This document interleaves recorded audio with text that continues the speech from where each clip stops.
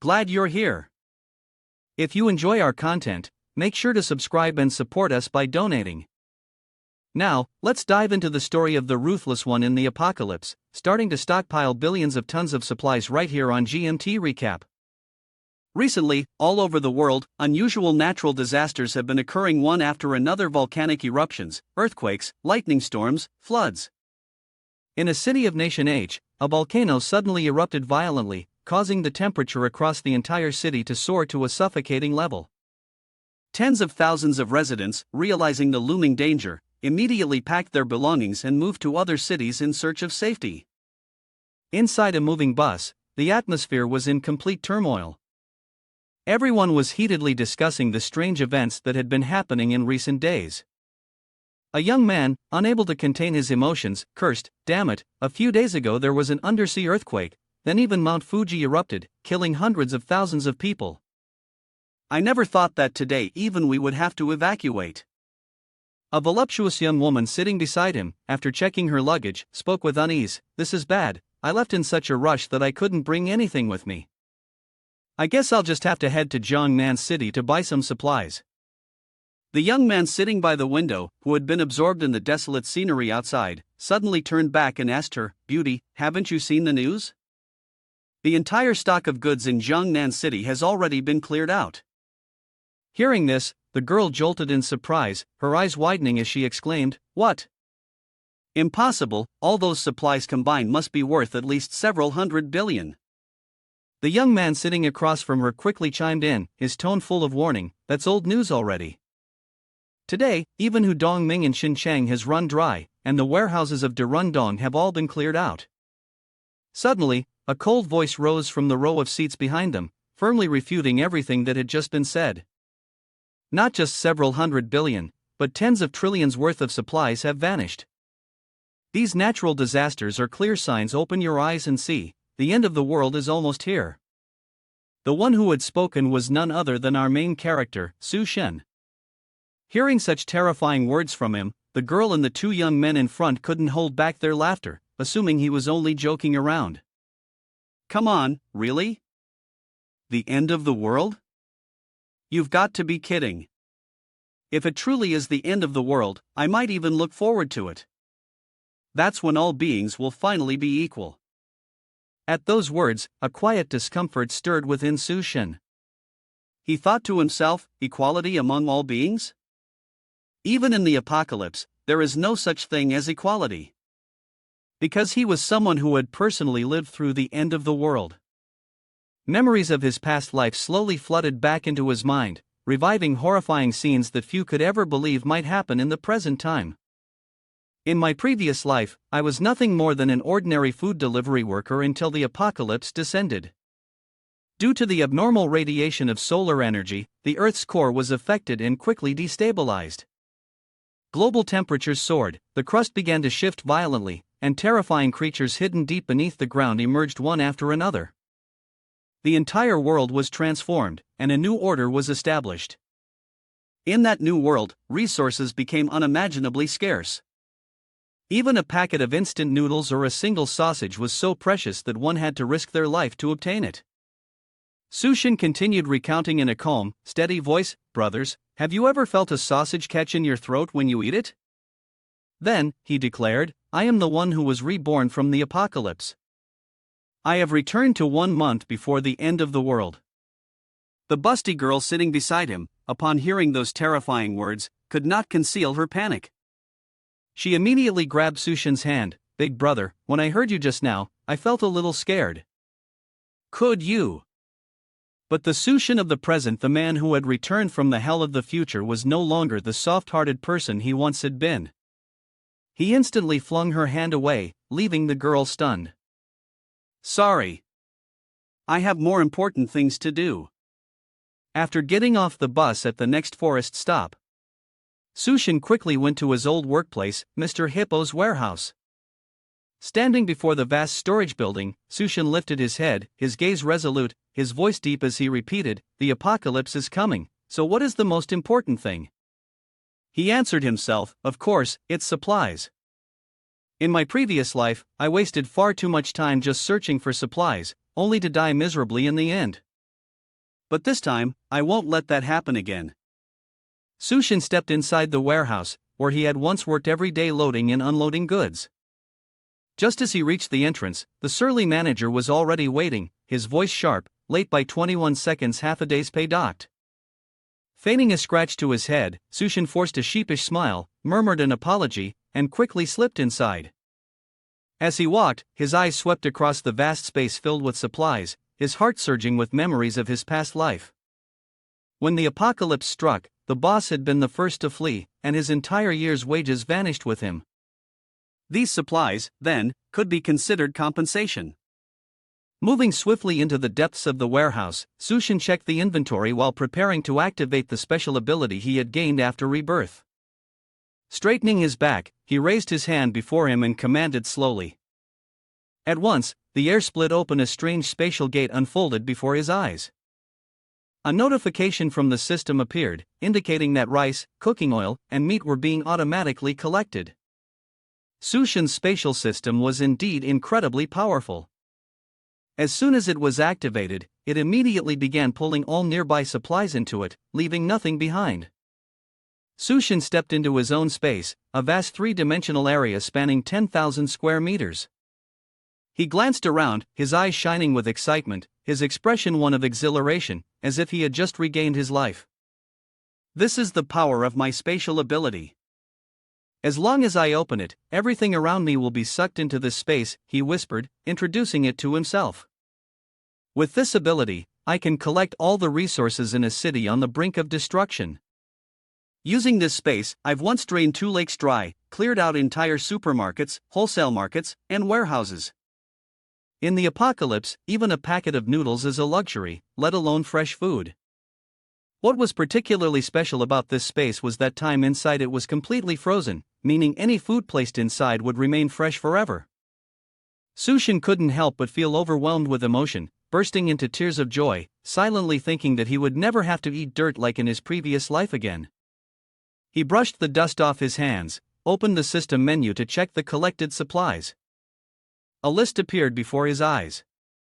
258 bags of rice, 152 bottles of cooking oil, 155 kg of vegetables, 220 bottles of mineral water, 375 cartons of instant food, 95 cartons of spices, and 186 bottles of alcohol. Looking at the list, Sushin couldn't help but silently sigh, "Great, finally I can feel a bit more at ease." At that moment, the sound of a metal door being forcefully pushed open came from outside. The manager and 2 workers carrying items stepped in, shouting as they walked, "Hey guys, come help me move the goods." But after just one step, all 3 of them froze, their eyes wide as they scanned the completely empty space before them. The warehouse, which had been piled high with goods just a moment ago, was now completely bare. The manager gaped in disbelief, stammering, I must be seeing things. Where did the goods go?" Then, his expression shifted to one of anger, as he pointed directly at Sushin, shouting furiously, "Where is everything? I'm asking you." Sushin remained calm, slowly raising his hand. A small spatial portal appeared behind him. He smiled and said, "The goods? I took everything with me." His nonchalant answer left the 3 people in front of him frozen, their expressions as if they had turned to stone. "What did you say?" Realizing something was wrong, the manager immediately shouted, "He's trying to escape, catch him for me." 2 burly staff members rushed forward to restrain Sushin, but at that very moment, he opened another spatial gate, quickly leapt backward, and vanished inside. Before leaving, he even turned his head, smiled, and waved, "Oh right, from now on I won't be late for work anymore." One of the staff lunged forward but only struck the air. Before he could even touch Sushin, the spatial gate slammed shut. All 3 of them, the manager and the 2 staff, stood staring blankly into the void, their eyes filled with confusion and bewilderment. "Where did you go? Have you really disappeared?" Outside the warehouse, another teleportation gate suddenly appeared. Sushin flipped out from within, landing gracefully and elegantly on the ground like a scene from an action movie. He immediately closed the spatial gate. With firm resolve, he declared, "This is my second ability, spatial leap. I can teleport within a range of 3 meters at any time. Sushin turned back to glance at the warehouse one last time. In the apocalypse, this power would become his trump card. With it, he could infiltrate ruined areas to scavenge supplies, then retreat safely even when facing the most dangerous mutated creatures. Sushin took off his uniform, tossed the shirt into the air, and whispered, "That's it, the no-money shopping campaign is over." As he was about to leave, his phone suddenly rang. It was a message from the government. Currently, global motion is occurring intensely, and localized natural disasters are expected. However, the overall situation is under control and will not affect the daily lives of the people. Please do not panic. Sushin read the message, clicked his tongue. The government, fearing panic, was still trying to reassure the public, even though the apocalypse was imminent. Just as he was about to turn off the phone and leave, an unexpected call appeared on the screen. The name of the caller made Sushin's expression immediately shift from calm to full of rage. Sushin looked at the name on the screen, Jiang Xiaotian, the girl he had once loved wholeheartedly, taken care of, and protected through every meal and sleep during the apocalypse. Now, she only made him feel cold to the bone. After a moment of silence, he took a deep breath and pressed the answer button. "Hello." On the other end of the line, Jiang Xiaotian's voice immediately came through, full of irritation and no politeness. "Sushin, are you really playing the vanishing act on me? Why did you even leave the house with the realtor? You're totally unreliable. Did you think that selling the house would make some girl want to stay with you?" While speaking, she was applying lipstick, complaining as if reproaching a familiar man. She continued with a tone full of resentment, "Although I don't care whether your house is big or small, I'm still a woman. If you don't give me a house, how can I feel safe being with you?" Sushin, hearing this, spoke coldly, his voice like ice. "Is that why you're calling?" Jiang Xiaotian immediately showed her displeasure, sensing the coldness on the other end of the line. "What's with that attitude? I'm giving you one more chance. Come back and move the house for me right now, or you can forget about marrying me." Without letting her say another word, Sushin coldly ended the call. He muttered, "I'm on my way back to Shangdu, I'll talk then." After hanging up, Sushin's expression gradually became stern and then shifted to anger. He remembered everything that had happened in the past from his previous life, full of blood and betrayal. "Jiang Xiaotian, in our past life, we survived the apocalypse together. It was me who went everywhere to find supplies to keep you alive. It was me who brought you into the safe zone. Without me, you would have died out there long ago." Sushin gripped his phone tightly, his eyes filled with hatred. In his mind, the cruel memories resurfaced once more. He, Wang Haoyu, accomplice of Jiang Xiaotian, had mercilessly strangled Sushin. In that suffocating moment, he could still see clearly the terrified, panic-stricken look on his own face as betrayal struck him. A question choked in his throat: why? The very instant he stopped breathing, Jiang Xiaotian approached Wang Haoyu, her eyes brimming with temptation. "The god is dead now, which means he's useless. It's our turn." She feigned the guise of a weak, innocent girl, only to seduce Wang Haoyu, who was already overflowing with desire. "Don't think I don't know what's on your mind. He's dead, so tonight you'd better prove yourself. No fear, no sorrow, only coldness, deceit, and cruelty." Right after that, the girl who had once meant everything to him spread her legs of her own accord, beckoning Wang Haoyu to come to her as if nothing had ever happened. "In my past life, I truly was a fool, to have placed all my trust in those two vile creatures." Sushin clenched his fists so tightly they trembled, then slowly released them with a faint sigh. "This time, Jiang Xiaotian, Wang Haoyu, you will pay the price not just with death, but with a death steeped in agony. The pain I once endured, I will make you suffer 100-fold. No sooner had he finished speaking than he opened his contacts and immediately called Director Liu, the real estate broker in charge of his house. As soon as the line connected, Sushin hurriedly said, "Hello, Director Liu, I'm willing to sell that house at half price. I just need cash, and I need it right now." The moment the call ended, Sushin immediately hailed a cab to Director Liu's real estate office. As soon as the car pulled up in front, the first thing he saw was Jiang Xiaotian and Wang Haoyu already waiting there. The instant she spotted him, Jiang Xiaotian curled her lips, her voice dripping with mockery. Do you have any idea how long I've been waiting for you? Sushin stepped out of the car, strode coldly past her, brushed aside every lingering feeling from the past, and uttered curtly, "Move." Both Jiang Xiaotian and Wang Haoyu were stunned by Sushin's uncharacteristic demeanor. Wang Haoyu instantly blocked his path, his face twisted with fury. Who gave you the right to sell the house? How dare you sell my uncle's property? Let me tell you something. Do you believe I can make sure you won't live to see tomorrow's sun?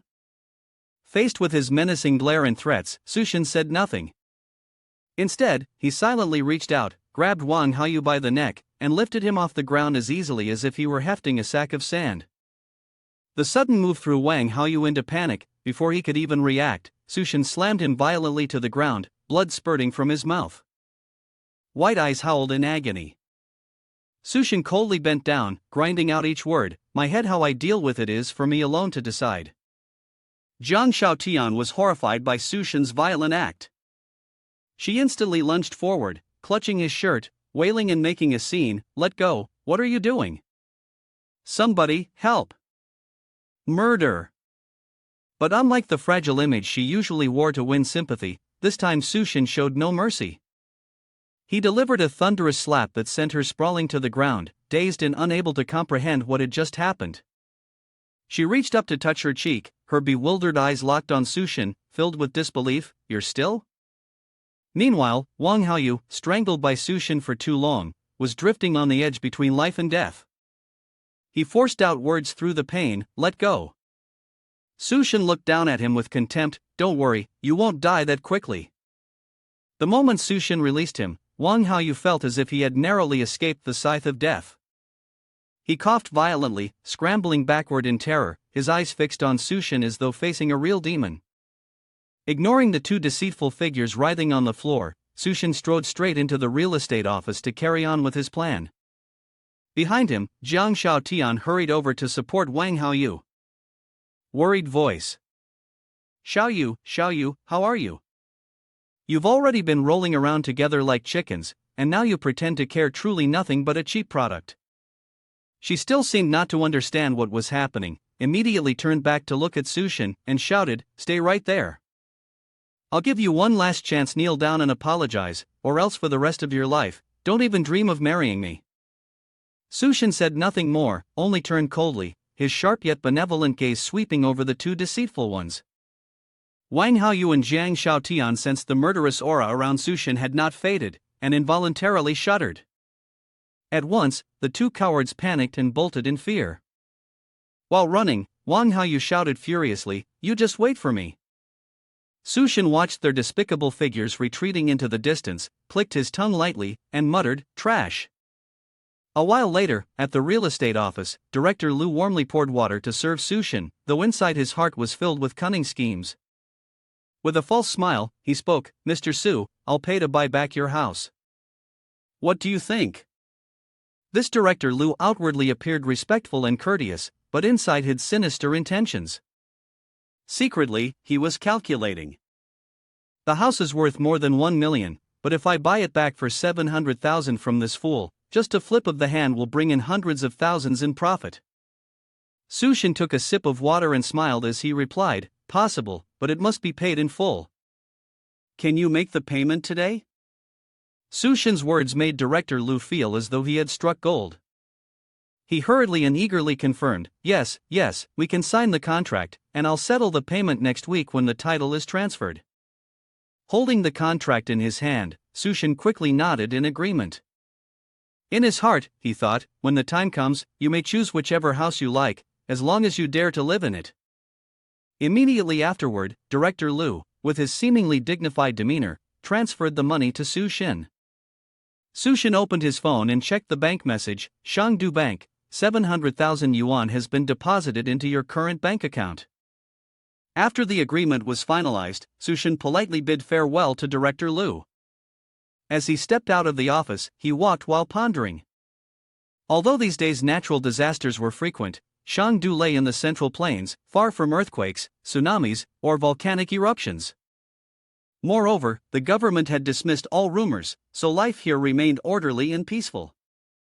Suddenly, Sushin walked past an electric pole plastered with flyers advertising quick loans. He curled his lips slightly, thinking to himself, what I need most right now is money. Whoever dares to lend, I'll dare to borrow it all. As for how you'll collect later, that depends on which package you choose to help me with. Ha ha. Catching sight of a flyer for a lending service, Sushin halted, silently pondering, could this be usury? In a flash, he realized an opportunity to get money had arrived. Without hesitation, Sushin pulled out his phone and dialed. Hello, may I ask, is this the lending company? I have a real estate certificate, can I use it as collateral? After making contact, Sushin quickly headed to the appointed location at the Han Hai International Building. At the office of Great Sea Lending Company Limited, the fat man Wang Dahai smoothly explained to Sushin, "Heartthrob, this house of yours isn't worth much." Hearing that, Sushin raised an eyebrow and asked, "Then how much can we borrow?" He glanced at the fat man before him, secretly feeling weary. So this was Wang Haoyu's boss. This fat Wang Dahai had died miserably in the jaws of a beast in his previous life. Puffing on a cigarette, Wang Dahai held Sushin's property certificate and replied, "At most, you can only borrow 500,000, but the deed must stay with me." Not wanting to entangle himself further with the man, Sushin immediately stood up, his hand resting on the deed, decisively locking in another 100,000. "I'll seal the deal right now." Sushin reassured the man across from him, confidently promising that as long as he was given 1 week, the lost money would be fully returned to Wang Haoyu. Hearing this firm declaration, Wang Haoyu felt secretly delighted, realizing that the other party was nothing more than a gambling addict. Once tangled in this vice, he would even dare sell his own parents just to win back what he had lost. "Idiot, watch me gamble you to death today." Wang Dahai, puffing on his cigarette, reminded him that as long as he brought the property deed to mortgage at his company, everything else could be easily settled. After finalizing the deal with Wang Dahai, Sushin immediately received 600,000 coins transferred straight into his account. Meanwhile, at the place where Jiang Xiaotian and Wang Haoyu were standing, Jiang Xiaotian raised a hand to his cheek, where a bruise still lingered, and muttered angrily, "I was only taking back what was mine, how is that wrong? And this guy actually dared to lay hands on me, he must pay the price." Wang Haoyu, just stepping down from a taxi, clutched his aching neck, gritting his teeth as he swore, "I'll make that bastard pay.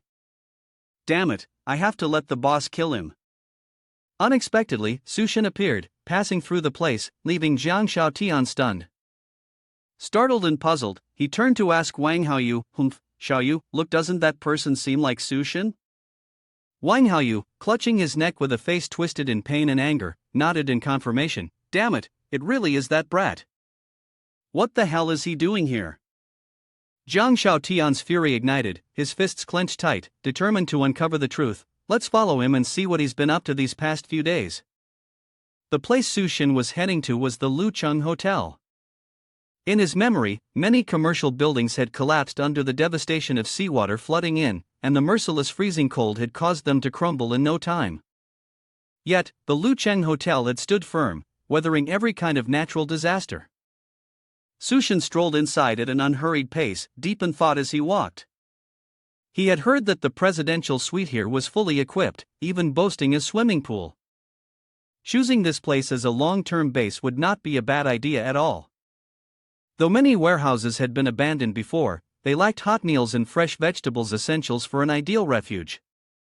Noticing a guest entering, the receptionist Lu Han Air, with her pretty appearance and professional demeanor, immediately greeted him, "Hello, I am the food and beverage manager of the Lucheng Hotel. How may I assist you, sir?" Sushin was immediately stunned by the request he had just heard. "Hello, I'd like to book 1,000 banquet tables, is that possible?" Lu Han Air could hardly believe her ears and asked in astonishment, 1,000 tables? After a brief moment of bewilderment, she quickly regained her composure, smiled, and replied, Of course. We have packages priced at 5,000 coins per table, 10,000 per table, and higher-end ones at 30,000 or even 50,000 per table."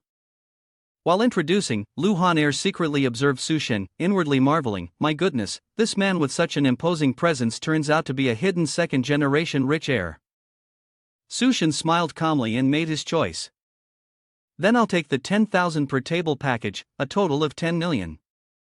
I'll place a deposit of 500,000, and the remaining balance will be settled in a week.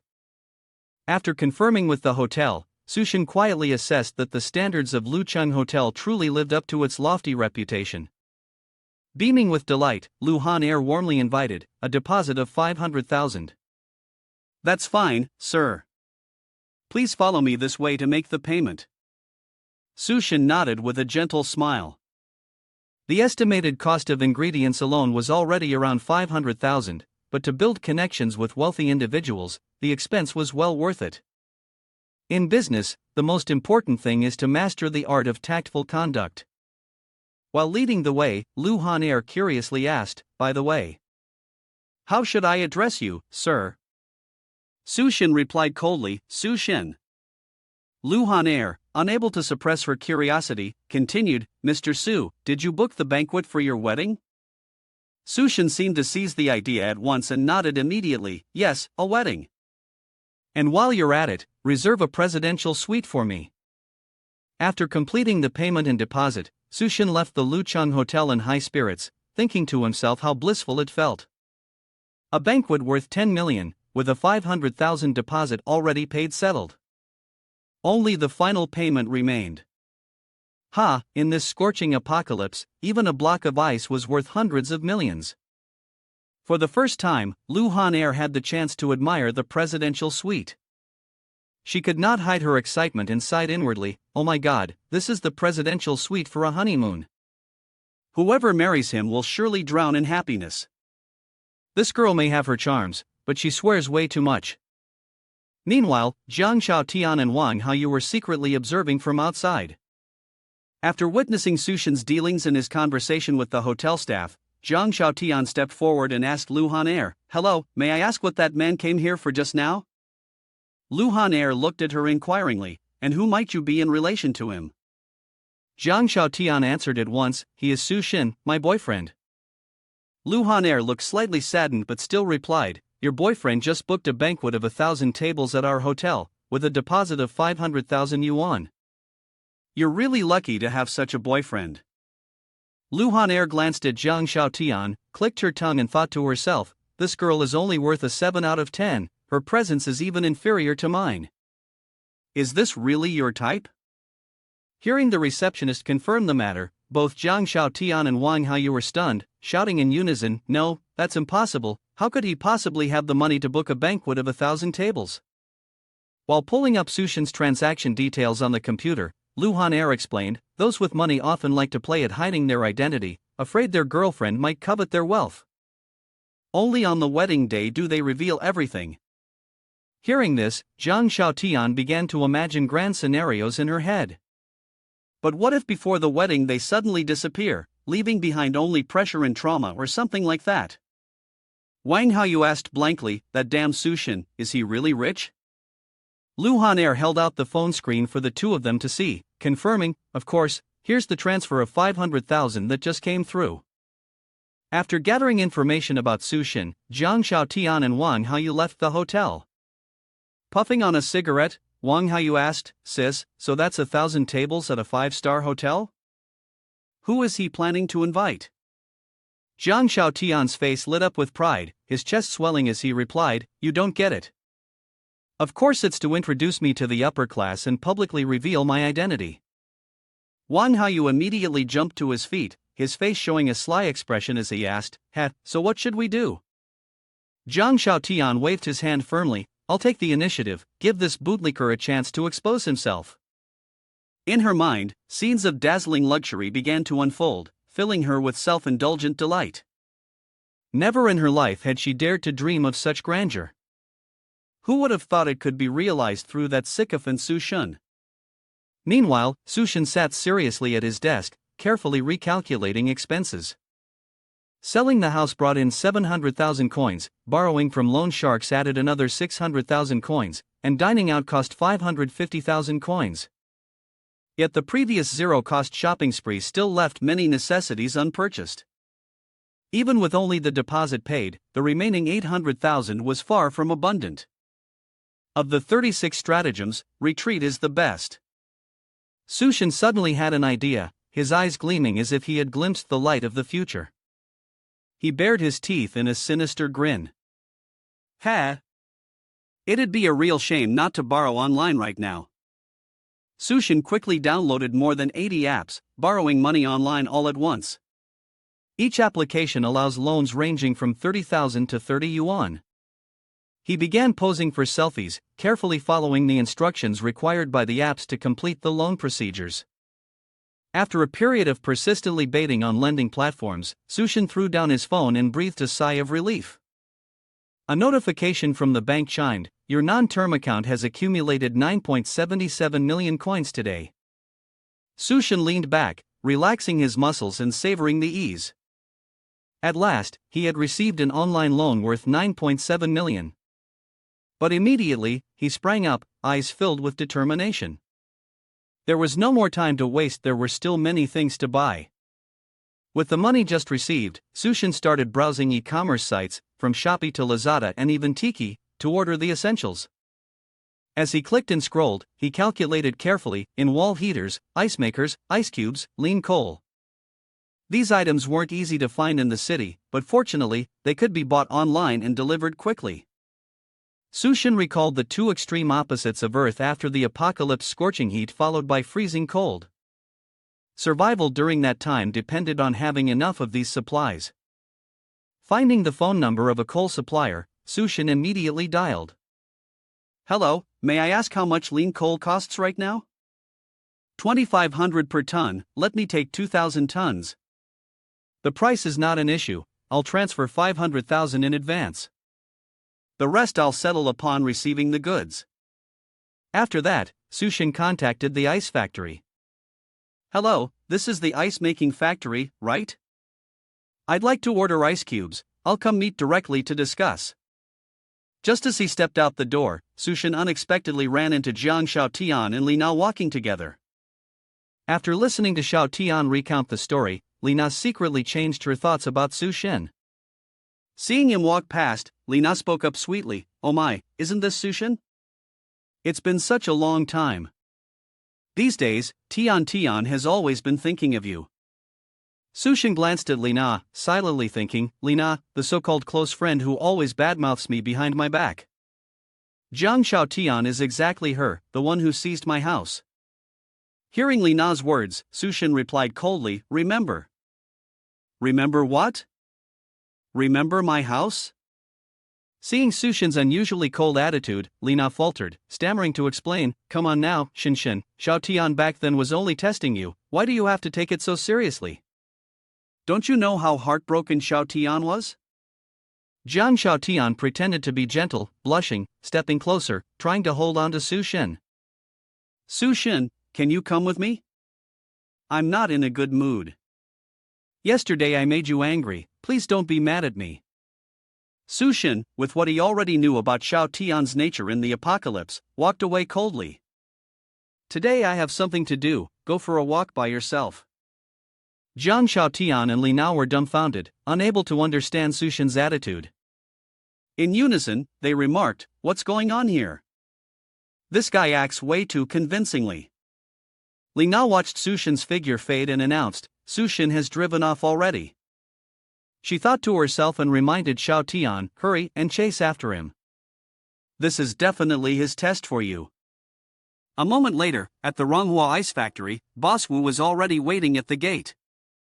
As soon as he saw Sushin step out of the car, Boss Wu eagerly ran over, shaking hands in greeting, "Are you Boss Su?" "Truly, young and accomplished." Sushin smiled in reply, "Boss Wu, as I mentioned on the phone just now, 2,000 tons of edible ice, how long will it take to finish?" Hearing Sushin's question, Boss Wu thumped his chest proudly, "Our ice factory, other things I won't say, but when it comes to efficiency, we're absolutely number one. 3 days, 2,000 tons of edible ice will only take 3 days. 400 yuan a ton, a total of 800,000. Deal closed." Sushin didn't haggle, he immediately pulled out his phone to make the transfer. "All right, I'll put down a deposit of 100,000 first. 3 days from now, deliver it to the address I give you." Boss Wu, overjoyed, raised the QR code with a big laugh. Good, Good, no problem at all. After Sushin completed the transfer, Boss Wu's face lit up, his eyes sparkling with the word money.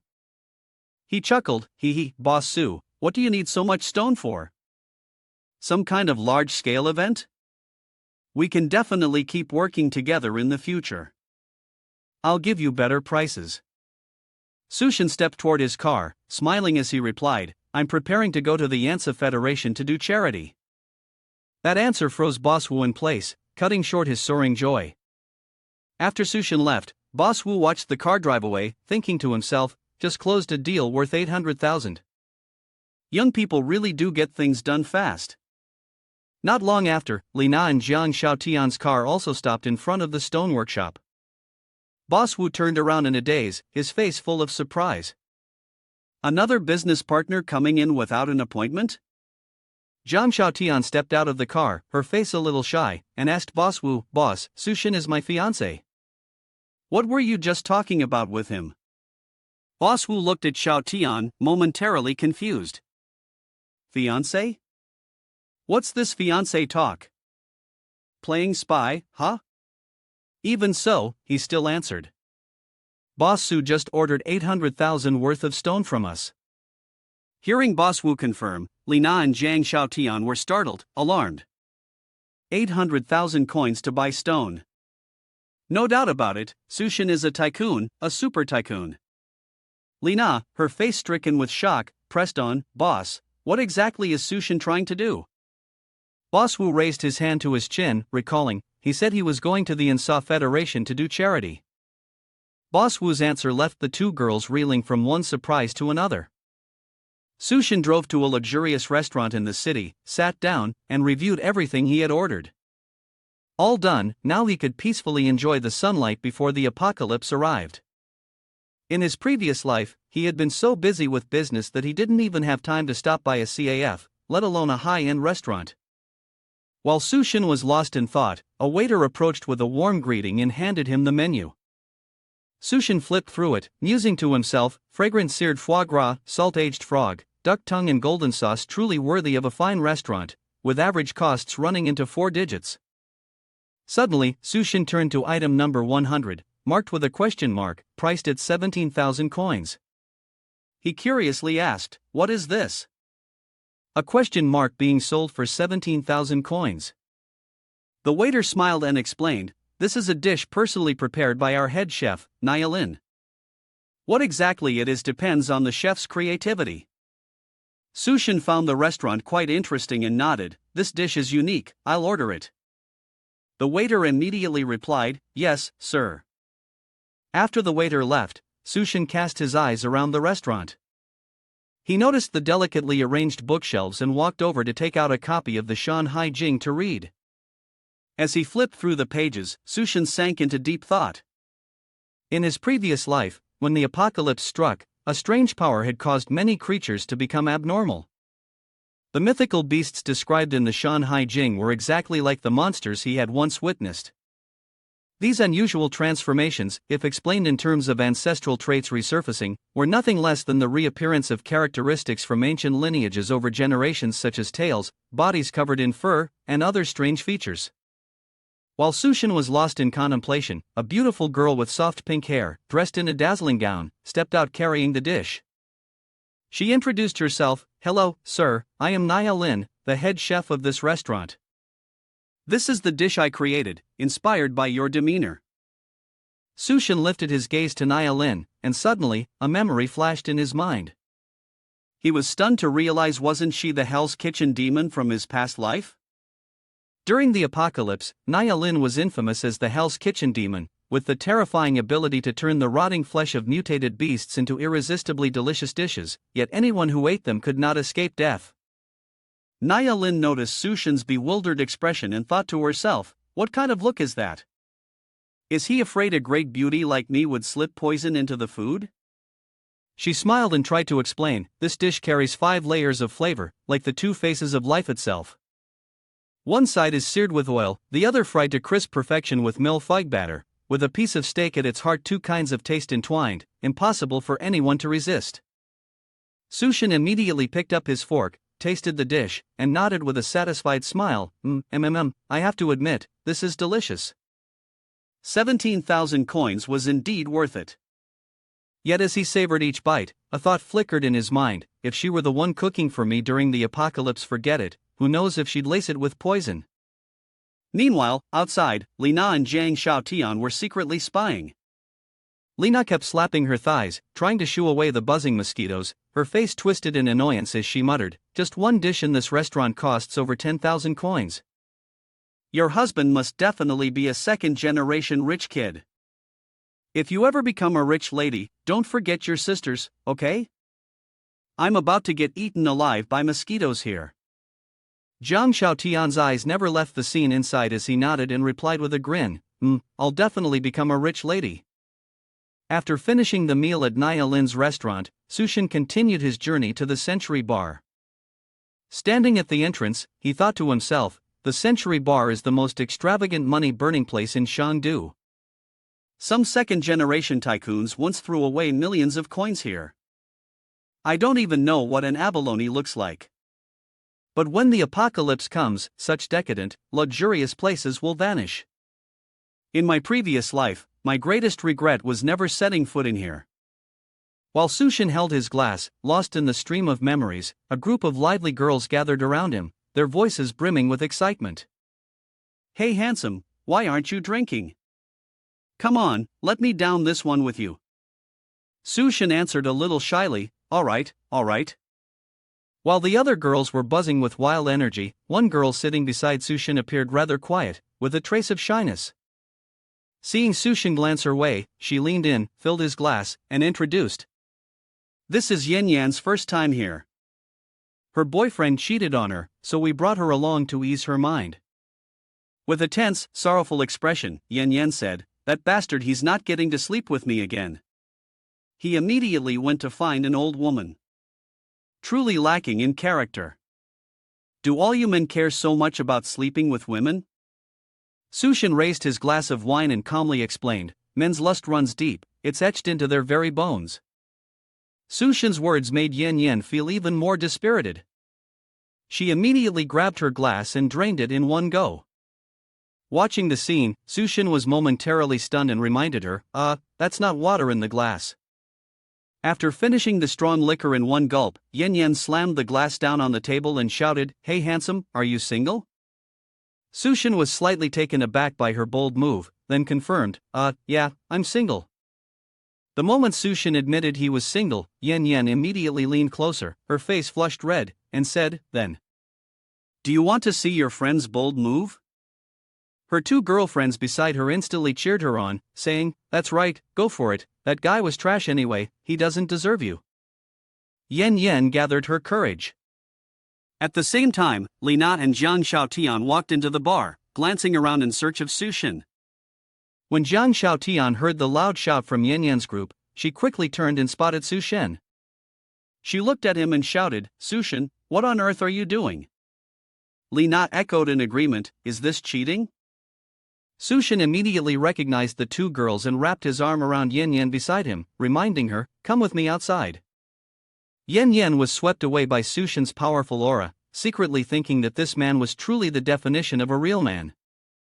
Sushin pulled Yan Yan up and quickly ran upstairs. "Let's go up."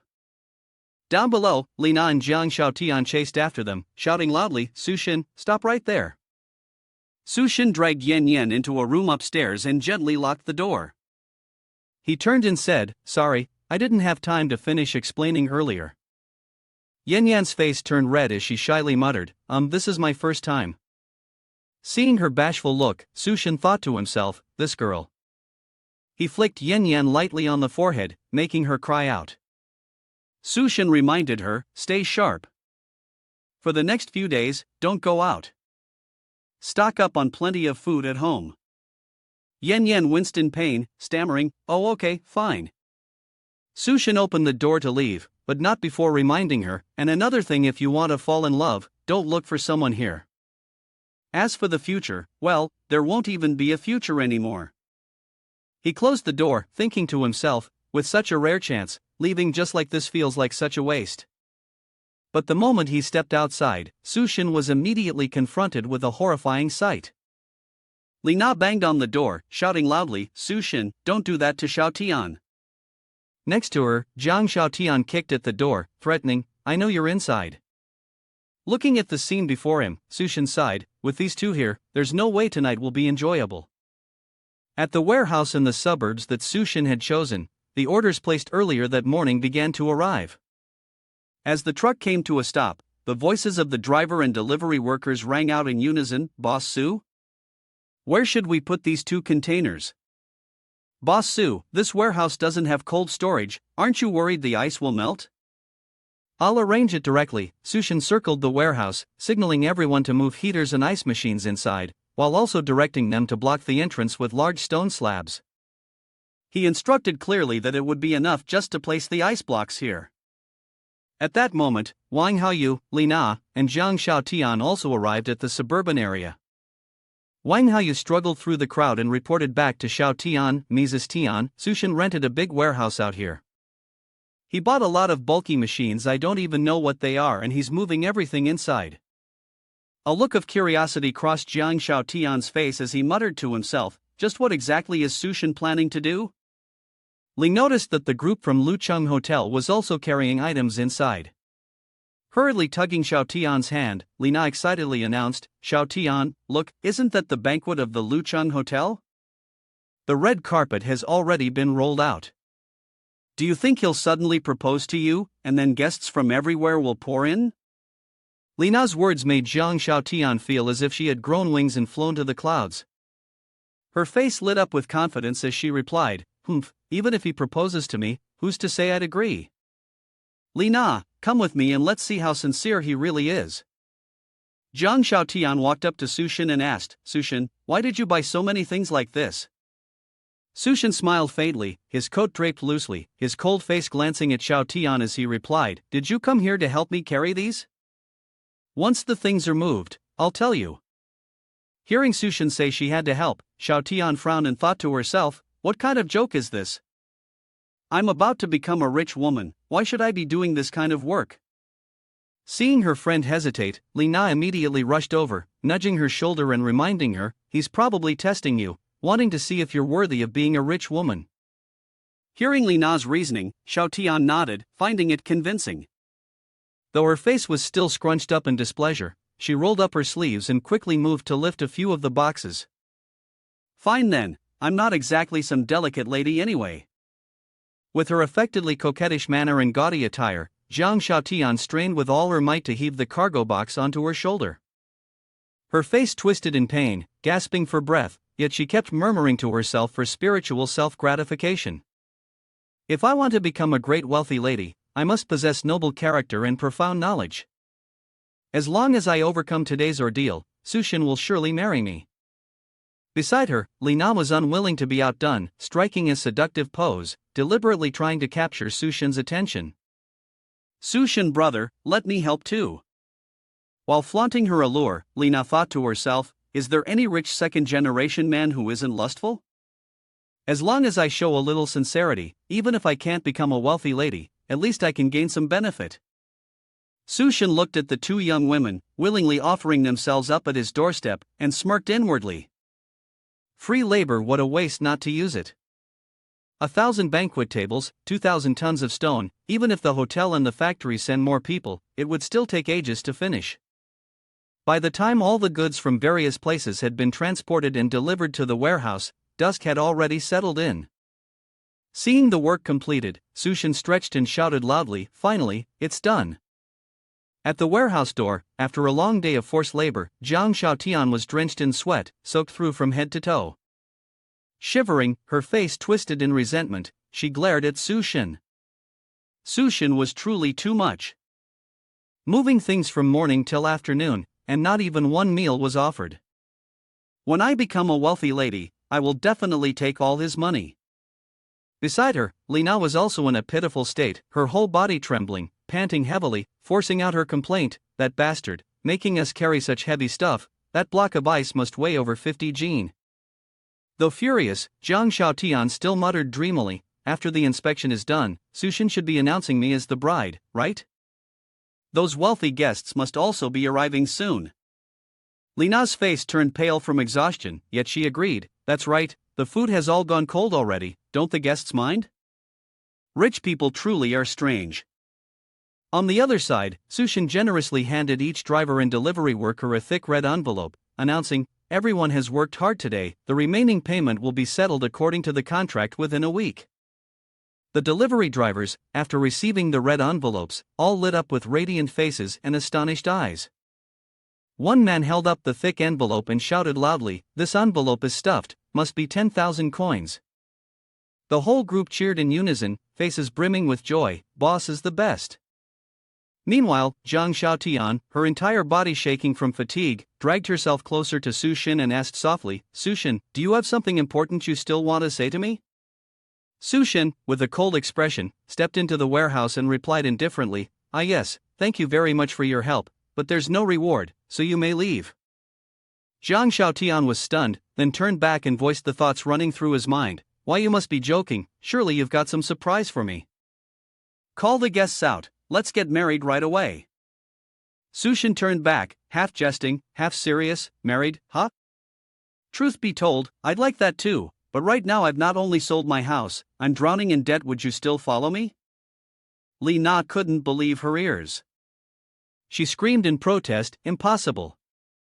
The banquet alone costs over 10 million, the restaurant fees are tens of thousands, how could you possibly have no money? Sushin placed his hand on the crates and calmly replied, oh, these things? A powerful benefactor wanted to do charity, to erase poverty, so I simply lent a hand. Zhang Xiaotian clenched his teeth, his face burning with fury as he lunged at Sushin, ready to settle things once and for all. In other words, that bastard dared to trick me. Seeing Xiaotian charge at him in a rage, Sushin swiftly dodged to the side and asked in return, what exactly did I deceive you about? Unable to grab hold of Sushin, Zhang Xiaotian fell flat on the ground, swallowing his anger as he cursed him over and over. Bastard, you're not some rich second-generation heir at all. I don't want to marry you. Sushin cast her a contemptuous glance, who would ever want a money-grubbing woman like her? His words struck at Xiaotian's pride, making her seethe with rage, her eyes burning with hatred as she glared at him. Then, Xiaotian and Li Na stormed off in fury, leaving the warehouse. Xiaotian shouted, bastard, just you wait, I'll make you regret this. Li Na pointed a warning finger, you're finished, you're absolutely finished.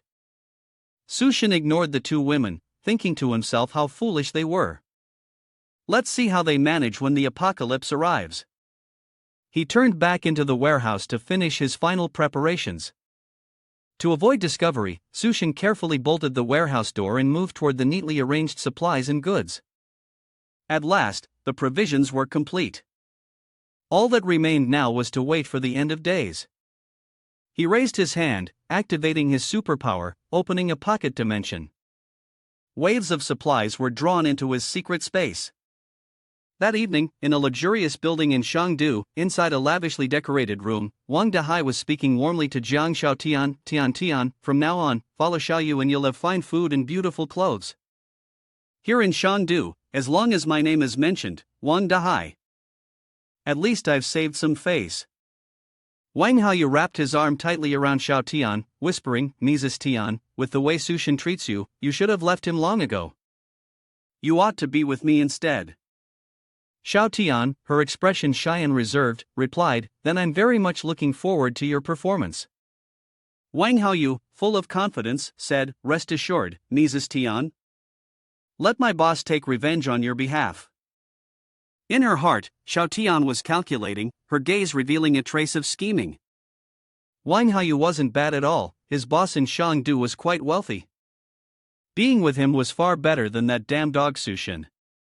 Just as she was lost in her plotting, an unexpected voice rang out from the dining table behind them, so this woman really doesn't have any standards, huh? Startled, Xiaotian turned around, stunned to see Sushin. Why is he here? Wang Haoyu, boiling with rage, veins bulging on his face, pointed at Sushin and shouted, boss, that's the bastard who laid hands on me before. Wang Dahai, his face fierce and threatening, glared at Sushin, you little bastard, I was just about to come looking for you. I didn't expect you'd dare lay a hand on my younger brother. You've got some guts. From behind, Wang Hao asked, boss, you know him? Wang Dahai replied, this kid once borrowed 600,000 coins from me. Mortgage with the house, the payment is probably due tomorrow. Wang Hao seemed enlightened, laughing, so that's how it is. Looks like we can settle both old and new grudges. Zhang Xiaotian crossed his arms, looking at Sushin with contempt, daring to owe Mr. High money, afraid you won't be able to pay it back for the rest of your life. Luckily, I already cut ties with him. Lina chimed in, he dares to borrow any kind of money, truly courting death. After finishing his meal, Sushin wiped his mouth and calmly said, can't even let someone finish a meal in peace. Wang Dahai stepped closer, threatening, kid, you'd better have the money ready tomorrow. Still want to drink wine in a hotel? You think you're looking down on me? Don't tell me you can make 600,000 coins in one night. Wang Hao and the lackeys behind him grew aggressive, only a robber could do that. Boss, no need to waste words on him. This useless trash dared to lay a hand on me, beat him to death. Seeing the tension rise, Lu Hanair quickly stepped forward, trying to mediate, gentlemen, what are you all trying to do? Whatever it is, let's talk it out slowly. Wang Dahai pointed at his younger brother, grinning as he spoke, fine then. Tell this brat to kneel down, kowtow, and apologize to me and my brother, and we'll let this matter go. Lu Hanair's face showed unease as she turned to ask Sushin, Mr. Su, what's going on? Sushin reassured her, it's nothing, just a few loafers. Sushin's words made Wang Dahai fly into a rage. He slammed the table and shouted, kid, then I won't hold back with you anymore. Today you're finished, not even Miss Lu can save you. Suddenly, a man stepped in from behind, barking loudly, what the hell are you doing? The man, his face filled with anger, advanced with a group of thuggish underlings and continued to question Wang Dahai, who gave you permission to stir up trouble here? Startled, Wang Dahai spun around, his face drained of color. Sushin lifted his head, quietly recognizing the man who had just arrived, Gao Changwang. The moment he saw Gao Chang approaching, Wang Dahai immediately tucked his tail between his legs, switching to a fawning attitude, grinning obsequiously. Ha, brother Chang, why have you come here? Gao Chang didn't even spare Wang Dahai a glance. He merely issued a cold threat, I've come today for something important. Whoever dares cause trouble had better not expect me to let it slide. Wang Dahai's face looked like a dog crawling under the stove, while in his heart he thought, this Gao Chang is a well-known businessman in Shangdu, with wide connections and plenty of men under his command. I cannot afford to offend him. Immediately after, Wang Dahai hurriedly tried to ease the tension, yes, Chang bro, please go ahead with your business. I'll come over later to drink with you. Sushin recalled his previous life, when after the apocalypse descended, Gao Chang had once been an immensely powerful force in Shangdu. Under his command was a figure known by the title Hell's Chef. That's right, he had heard before that the Lu Cheng Hotel was the very first place where mutations broke out after the apocalypse struck. Now it seemed that Gao Chang's rise to become the so-called Skull Crusher was thanks to the atavistic mutation that had emerged here early on. If that's the case then, my apologies. Gao Chang turned around, noticing Sushin's gaze fixed upon him. Sushin thought to himself, this chance now belongs to me. Gao Chang stared intently at Sushin, recognizing the upright aura and the expression that carried not the slightest trace of fear. This piqued his interest.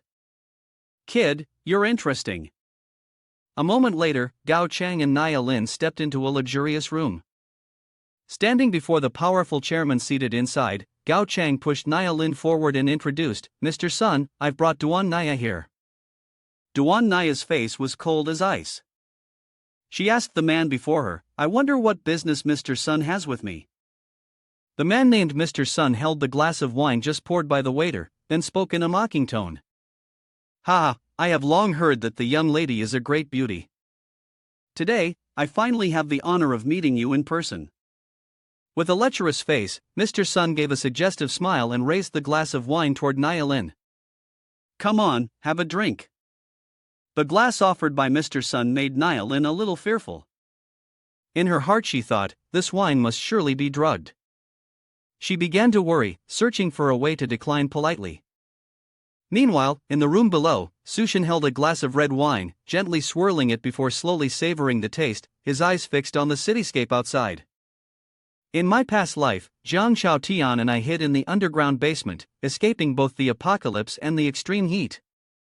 I never expected that after abandoning her this time, she would come here on her own. Sushin cast his gaze down toward the swimming pool where Wang Haoyu and his gang were gathered. His voice was cold as ice. How convenient. Old grudges and new enmities, let's settle them all at once. At that moment, the two brothers, Wang Haoyu and Wang Dahai, were playing around in the pool. Wang Dahai, with his bloated body, felt the stifling heat of the night all too clearly. He kept wiping away sweat, grimacing as he turned to his younger brother. Brother, don't you think tonight is even hotter than the daytime? Wang Haoyu was wearing a duck-shaped float around his waist, nodding in agreement. Exactly, that's why I invited you all to the pool to cool off. And while we're at it, the girls can change into their swimsuits too. He flashed a sly grin and leaned over to whisper to the boss. He. Just thinking about that, doesn't it get you excited, boss? The moment he heard this, Wang Dahai's eyes narrowed with amusement, and he chuckled, throwing an affectionate arm around his younger brother's shoulder. Ha, you little brat, you sure know how to seize the moment. Inside, Lina and Xiaotian had just changed into their sexy swimsuits, their alluring curves on full display. Lina raised her hand to shield herself from the harsh light above, feeling a little uncomfortable, and said, Tian, look at the moon tonight, why does it look so much like the sun? Xiaotian was also sweating, nodding in agreement. Yeah, it's way too bright. The moment the two girls stepped into the pool area, Wang Haoyu suddenly ran up, grabbed Xiaotian's hand, and shouted loudly, Tian, don't you see? My love for you is as beautiful as tonight's moonlight, this is proof of our love. Jiang Xiaotian was dumbfounded by Wang Haoyu's over-the-top display of affection and felt extremely uncomfortable, so she reminded him, it's burning hot out here, just get me to the pool already. Above, Sushin took a sip of wine while wearing a contemptuous smile. Haha, your so-called love is about to go up in smoke, all of you. He raised his glass, lightly tapping it against the pane of glass before him, as though in a toast. Welcome, once again, to the end of the world. Outside, the moon suddenly drew closer to Earth. The temperature spiked, the heat growing ever more unbearable. Wang Dahai's group stood stunned by the poolside, unable to comprehend what was happening. When the scorching air became intolerable, panic seized them and they rushed inside, screaming non-stop. Ah, why all of a sudden? Someone cried out. But why does the moonlight burn like this? It hurts so much, I'm on fire. Wang Haoyu hurriedly dragged Xiaotian along, shouting as he ran, there's no time to swim, hurry back to the hotel.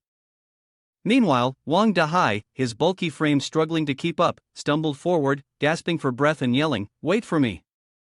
Inside, his underlings were gathered around a card game. One of them glanced outside, then frowned in puzzlement, why did it suddenly get so bright out there?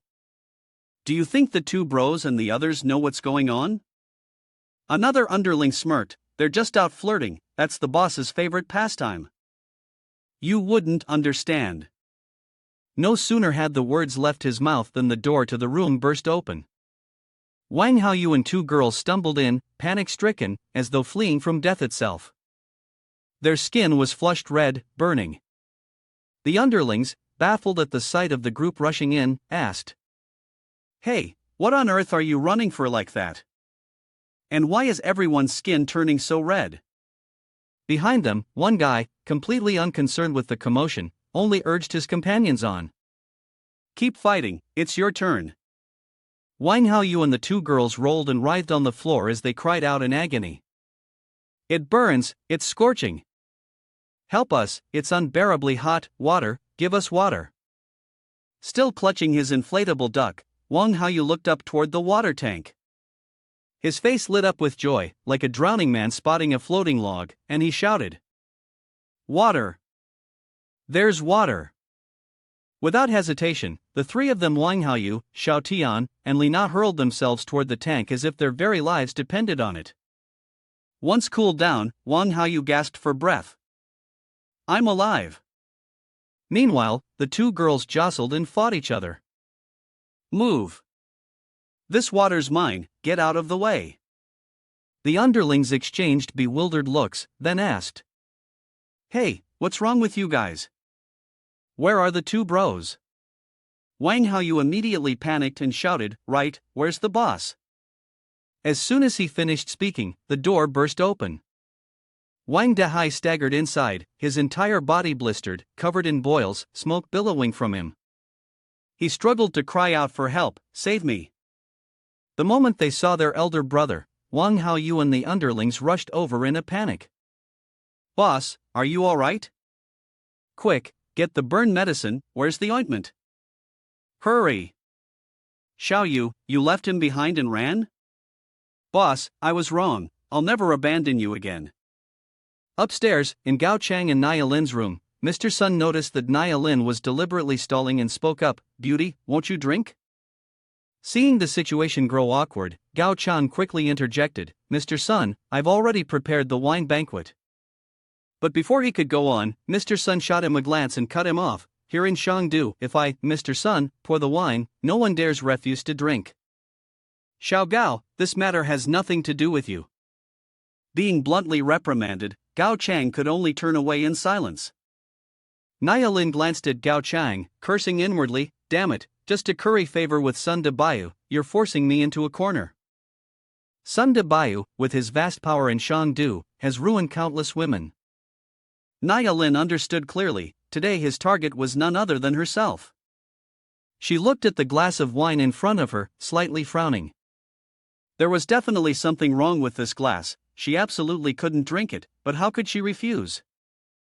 Suddenly, the light outside burst forth, so intense and glaring that it was unbearable to the naked eye. Both Gao Chang and Mr. Sun screamed out in shock. "What's happening?" "My eyes." Gao Chang immediately ordered, "Quick, pull the curtains." The heat spread throughout the room, and Gao Chang was left dazed, his face tense with worry. "Mr. Sun, something seems off about this."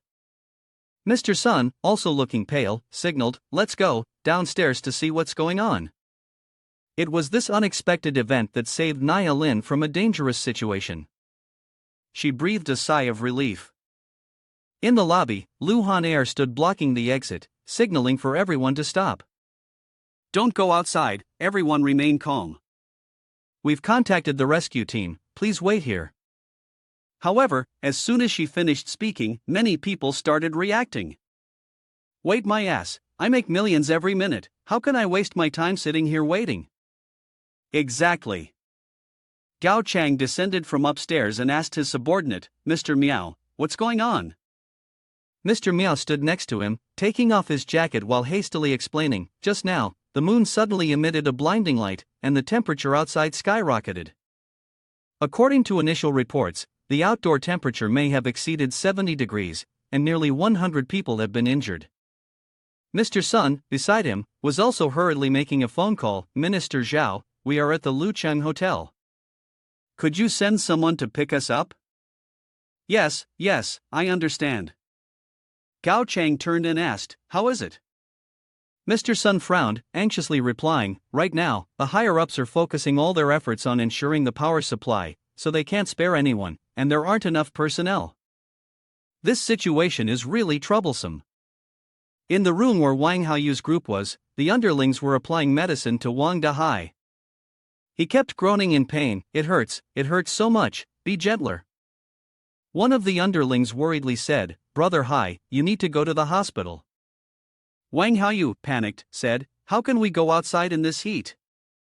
How can we even get to the hospital?" Wang Dahai grimaced, trying to calm him down, "Don't worry, I'll call Xiao Jiao to bring the car over." He immediately gestured for his underlings to contact Xiao Jiao. In the underground parking garage, Xiao Jiao answered the phone and said, "Brother Hai, I'm down in the parking garage, it's so hot here. It seems something's happened." Xiao Jiao hurriedly drove out. "Wait for me a bit, I'll be right there." After driving for a while, he looked up at the bright sky and muttered, "Why is the sky so bright?" Just as he seemed to finish his sentence, a series of popping sounds echoed, and all four tires burst from the intense heat. The car jerked to a stop. Xiao Jiao angrily got out and kicked the tire hard. "Are you kidding me? It's so hot the tires are popping. What kind of weather is this?" Without hesitation, Xiao Jiao's underling immediately turned the car around and rushed back to the hotel. While driving, he called Wang Dahai. "Hello, hi bro, all four tires burst. I can't make it there, I have to turn back. You all figure it out on your own." But as soon as he stepped outside, the area lit up by the moonlight, Xiao Jiao's thick sole immediately melted and stuck to the ground. Before he could react, the young man staggered and fell forward. Xiao Jiao hit the ground with a thud, and before he could even curse, he saw countless corpses scattered beside him, all burned black in a horrifying state. Terrified beyond measure, Xiao Jiao exclaimed, "OMG!"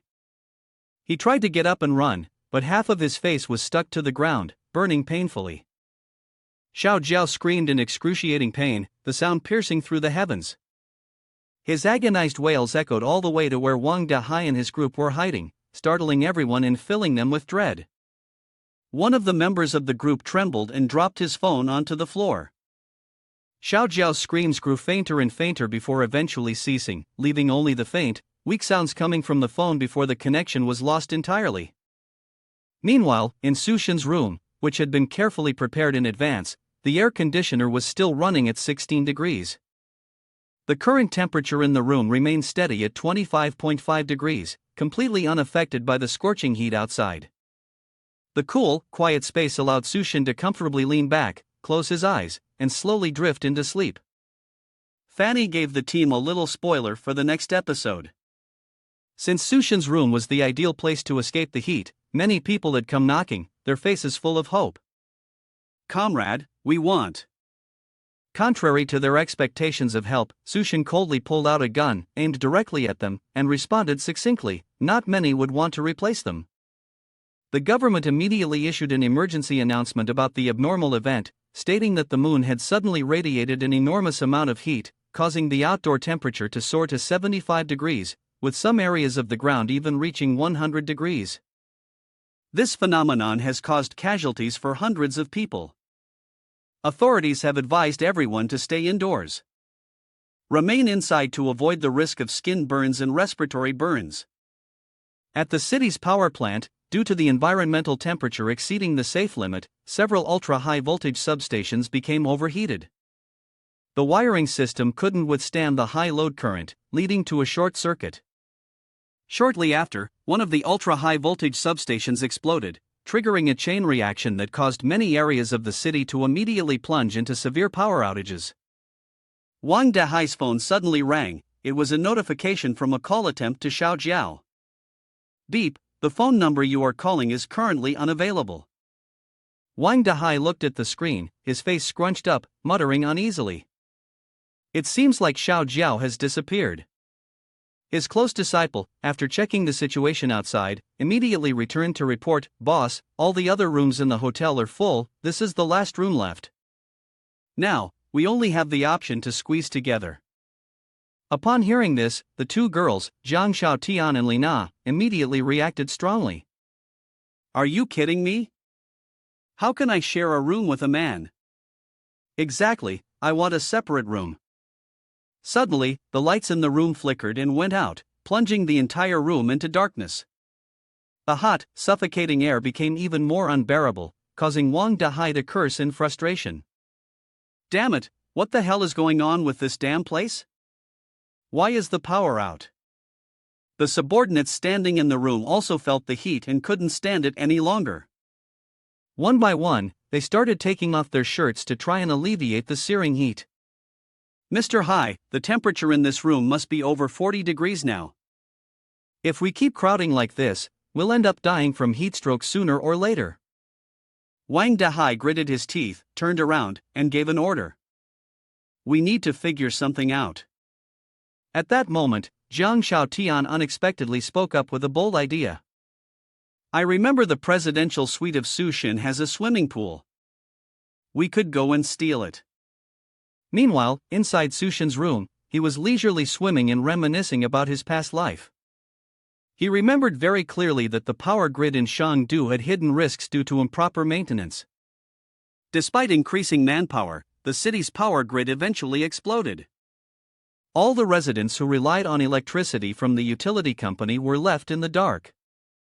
That's why, in this life, Sushin had specifically chosen a room with a private pool, prepared air conditioners, large capacity batteries to ensure a continuous power supply, and even had a large icebox ready to maintain the room's temperature. Sushin sipped his fine wine, reclining on the sofa. Enjoying the cool and relaxing space, it seemed that after several laps of swimming, he had burned quite a few calories. His stomach immediately growled, causing him to chuckle in surprise. Ah, I'm hungry. Without hesitation, Sushin opened a portal to another world and brought out a myriad of delicious foods: strawberries, flan, crab, steak, fried chicken, bao buns, steamed buns. Sushin happily split his chopsticks and laughed in delight. All set, my friend. The first day of the apocalypse, and all we need is a simple breakfast like this. He ate while quietly chuckling to himself. Come on, who gets to have such a light breakfast like this? No one? Ha ha. As Sushin chewed, he silently wondered when the chance encounter with Gao Chang would happen. It's true, even fate takes a break during meals. But before he could settle down for long, the door was knocked on forcefully. Sushin sighed. This was the second time. Outside, a familiar voice called out. Open the door, Sushin, I know you're in there. Without delay, Sushin walked over, opened the door, and a rush of cold air swept out of the room, leaving the group of people outside stunned. Wang Dahai's eyes widened as he stammered, amazing, this is cold air. Sushin stood right by the door, his voice cold as he asked, what's going on? Wang Haoyu glanced into the room, seeing everything from high-end food, air conditioning, to a clean swimming pool. He immediately lost his composure and shouted, Ice, boss, it's real ice. This room not only had a swimming pool, but also electricity, air conditioning, and luxurious food. Outside, the group consisting of Lina, Jiang Xiaotian, and Wang Haoyu was angrily shouting. Lina screamed, Sushin, we're about to die here, why are you the only one enjoying yourself in there? Jiang Xiaotian added, that's right, you're too selfish. Get out of that room now, leave on your own, don't make us take action. Without hesitation, Wang Dahai immediately pushed the door open and stormed inside, growling, kiddo, you have to pay for your old man's money. But Feng is letting you off easy, consider this the interest for the past few days. If not, I'll throw you out directly. But as soon as he stepped inside, Sushin showed no hesitation. His face was cold as he immediately drew his gun and fired a shot, sending a copper bullet straight into Wang Dahai's side. Wang Dahai bent down to look at the bloodstains spreading on his flank, his face turning pale, his eyes trembling. Sushin kept his gun aimed at the rest of the group, his tone icy as he warned, one more step, and you'll die. The sudden gunshot sent the group into a panic, each of them stunned, unable to believe their own eyes. He really has a gun. Wang Dahai gritted his teeth, holding his stomach, his voice stuttering, Sushin, how? How did you even get a gun? All right, you're good. I admit defeat. No sooner had he spoken than he attempted to take another step forward, when bang! Sushin fired again, this time shooting straight at Wang Dahai's leg. The sound of the gunshot echoed, further frightening the group behind him, while Wang Dahai screamed in pain, my leg. Sushin coldly raised his gun once more, his voice dripping with killing intent, leave if you're leaving, stop wasting words. Do you want to die? I'll count to 3, and if you're not gone by then, you'll regret it. 1. 2. Below the lobby, Gao Chang's angry voice echoed. What? Your hotel doesn't have any food? Lu Hanair lowered her head in apology and explained on behalf of the hotel, sorry, the day before yesterday, someone booked over 1,000 banquet tables, and the food has nearly been used up. According to the plan, the new delivery is supposed to arrive today. Mr. Sun, irritated, splashed a bottle of water on himself to cool off, gritting his teeth and ordering, then bring all the remaining food and water up here for me. As soon as he finished speaking, the people around him immediately voiced their angry objections. You've already taken all the bottled water, and now you want to take all the food too. Damn it!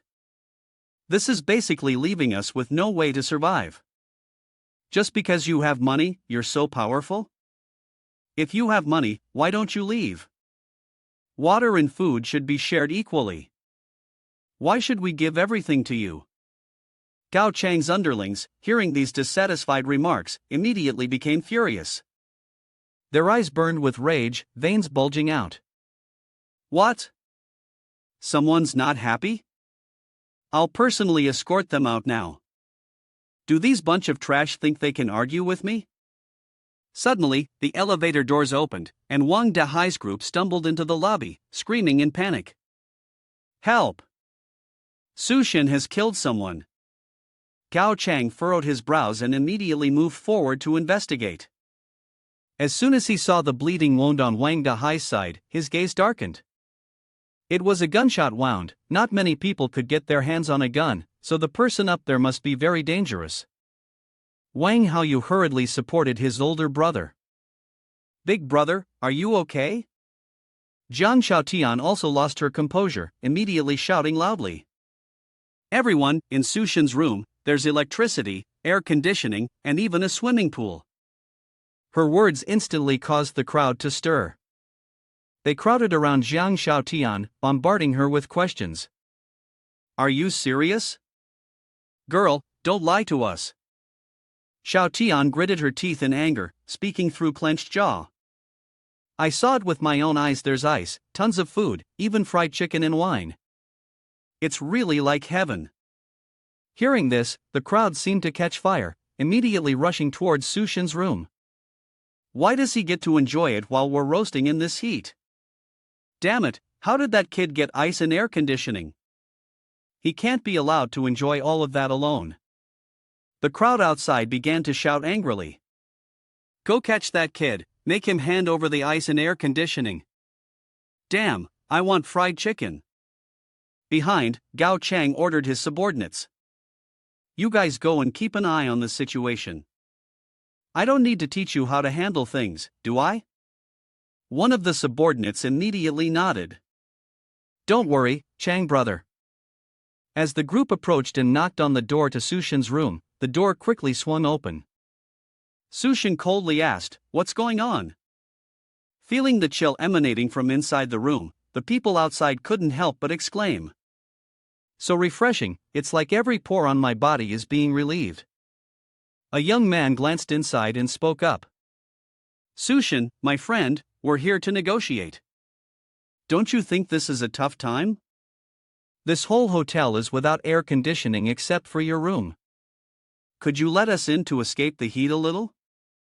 The young should learn to respect the elderly and cherish the young. Looking at you, I guess you're someone who likes to help others. Just then, a kid standing next to them pushed his head forward and asked, "Where's the fried chicken?"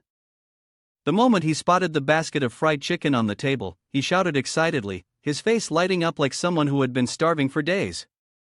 He immediately charged into the room like an arrow. Mom, fried chicken. I want fried chicken. As expected, the moment the kid stepped into the room, he was forcefully pushed back out. A red bump appeared on his stomach. When the boy's mother saw her son knocked out, she screamed, "My son!" Su Shen stood right in front of the door, his cold voice ringing out, "Take care of your own people, or I won't hesitate to step in and do it for you." Witnessing Su Shen's resolute actions, the people outside were enraged, their eyes filled with hatred. He's just a child, how can you treat him like that? Murderer, you're a killer. A few of them, furious, charged straight at Su Shen, shouting for justice. People like you don't belong here, get out. He was alone, but they all rushed toward him. Su Shen said nothing more and immediately fired. The bullet hit the forehead of one of the loudest, causing him to collapse on the spot in front of the stunned gaze of the two people next to him. He fell motionless, and the remaining two were so scared they wet themselves, their faces pale as they stared at Su Shen, who was pointing the gun at them. I'm alone, but each of you only has one life. Inside the Lucheng Hotel, When Wang Haoyu saw the body of Wang Dahai left outside, he screamed in pain, "Big brother, why did you leave my brother out there?" The underling struggled to hold Wang Haoyu back, preventing him from charging out. "Calm down, Highbrow is dead, his wounds have been necrotic for a long time. In this temperature, without medicine, he wouldn't have been able to hold on." Wang Haoyu's eyes turned blood red as he roared in hatred. "Sushin, it's all because of that bastard Sushin." Upstairs, in front of the presidential suite belonging to Sushin, the two girls Jiang Xiaotian and Li Na stood before the camera, pleading earnestly. "Brother Shin, I know you wouldn't have the heart to shoot us. You were only scaring Wang Dahai, right? Sushin, have you forgotten how deeply I love you? Just let us in, you can do whatever you want.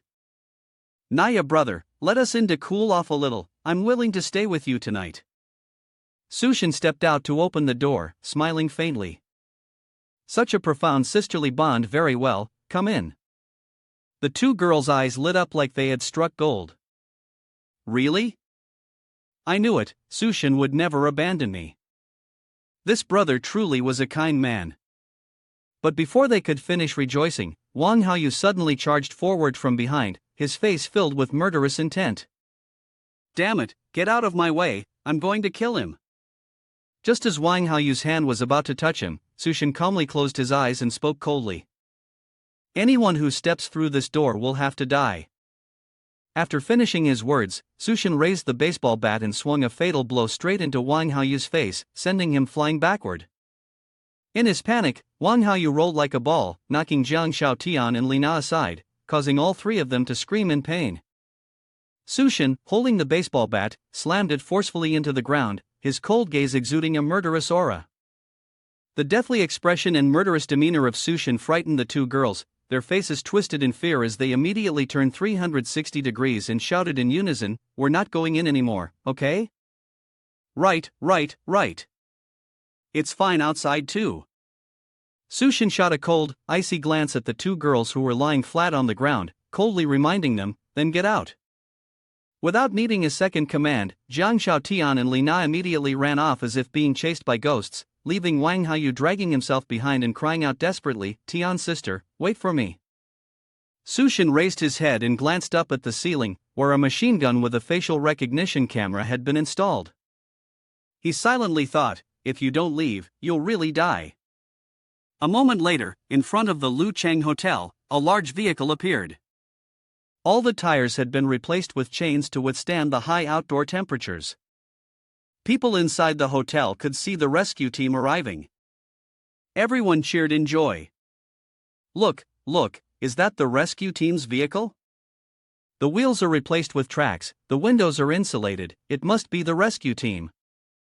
Great, we're saved." The vehicle stopped in front of the hotel, and the rescue team, dressed in insulated suits and armed, got out.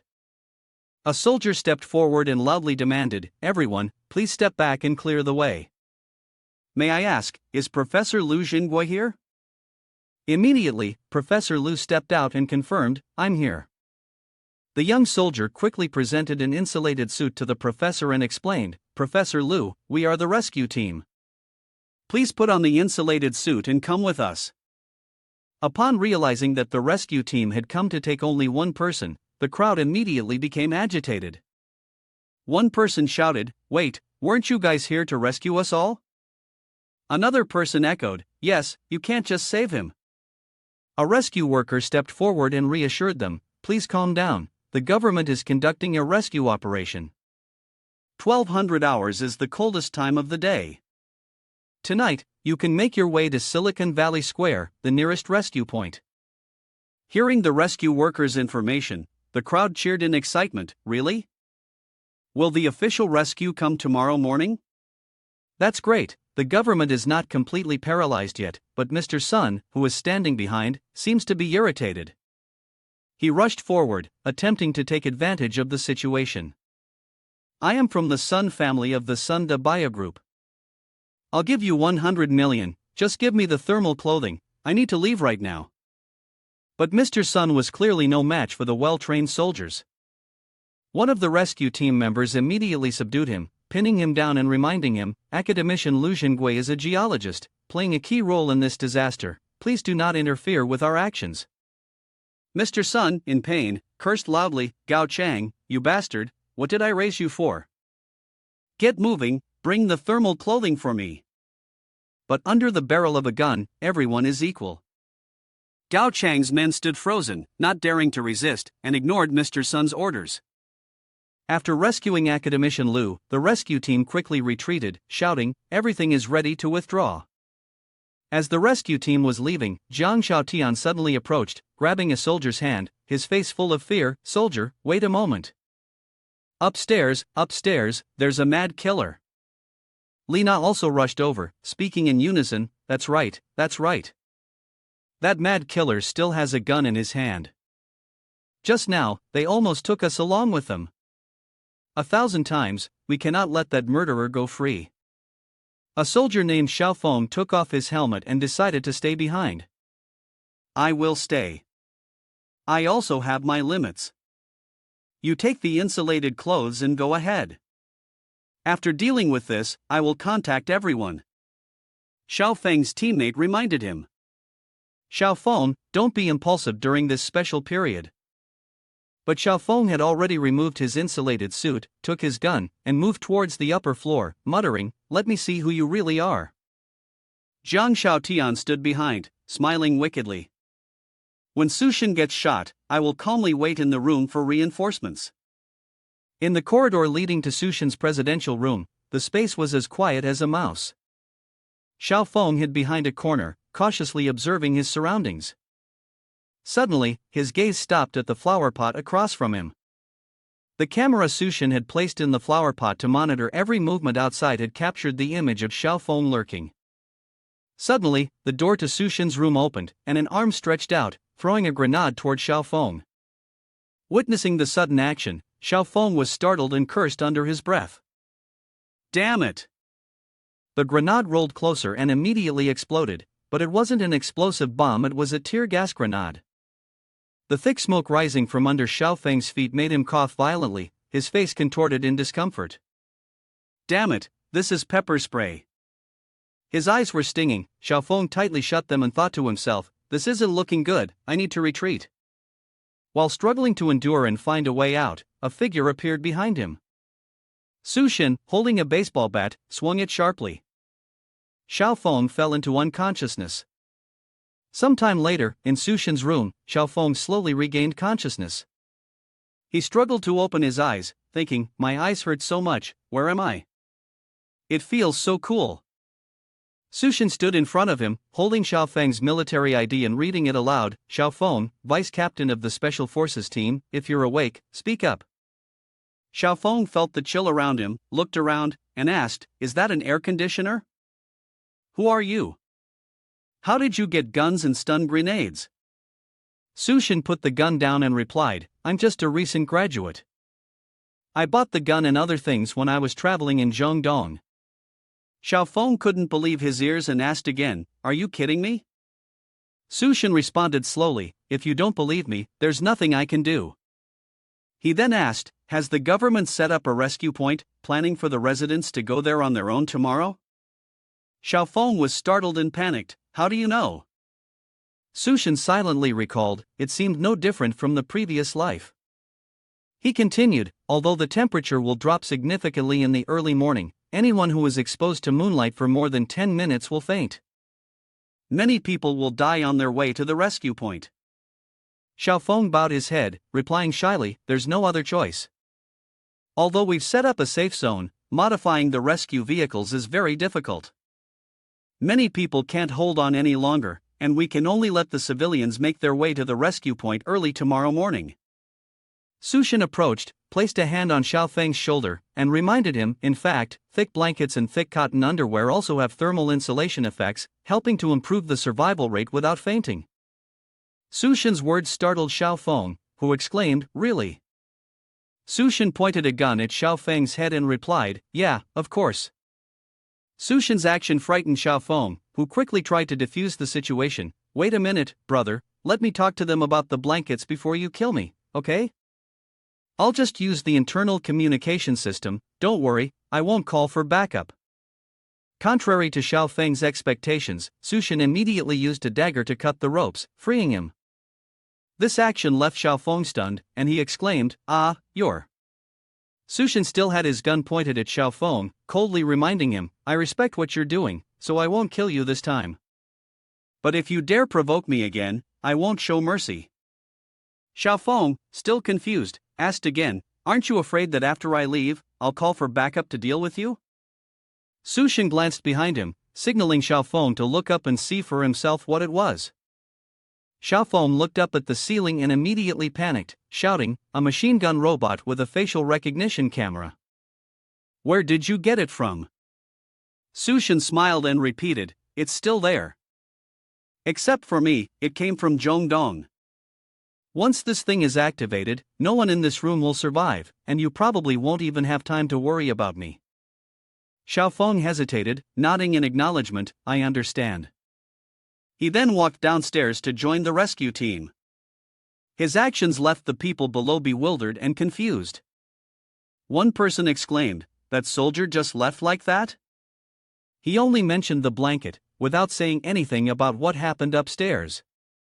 Another person chimed in, "Didn't you see? His gun was confiscated. He was so impressive before, but now even soldiers have a way to handle him." Mr. Sun watched the rescue team leave without doing anything, gritting his teeth in frustration. "Damn it."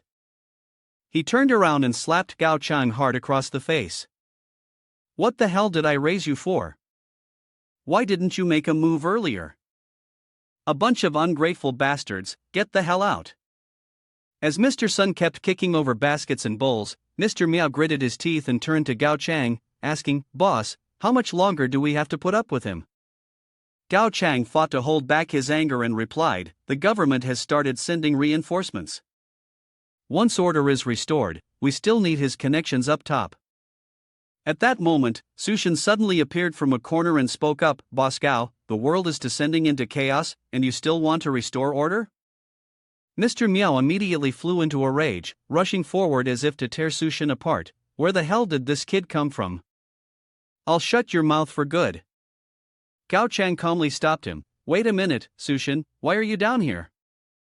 Sushin, holding a thermos of ice cubes, poured them out in front of Gao Chang and Mr. Miao. "I've come to make a deal with Boss Gao." The ice cubes rolled out, releasing a refreshing chill, making Gao Chang and Mr. Miao feel like bloodthirsty demons in the scorching heat. Mr. Miao looked at the pile of ice and, driven mad, charged forward, "Ice, ice. Boss. He's definitely got more good stuff in there, kill him. Everything will be ours." Sushin immediately coldly pointed the gun at Mr. Miao's throat, startling him. His hands shot up, and he swallowed nervously. Gao Chang, watching the scene, smiled in a calculating manner. "Huh, brother Sushin, don't be petty with him. Let's focus on the deal, shall we?"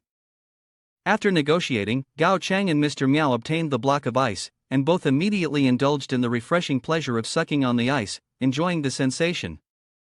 Mr. Miao, his face filled with contentment, muttered to himself, "I've been locked up here for 3 days, and this is the first time I've felt this good.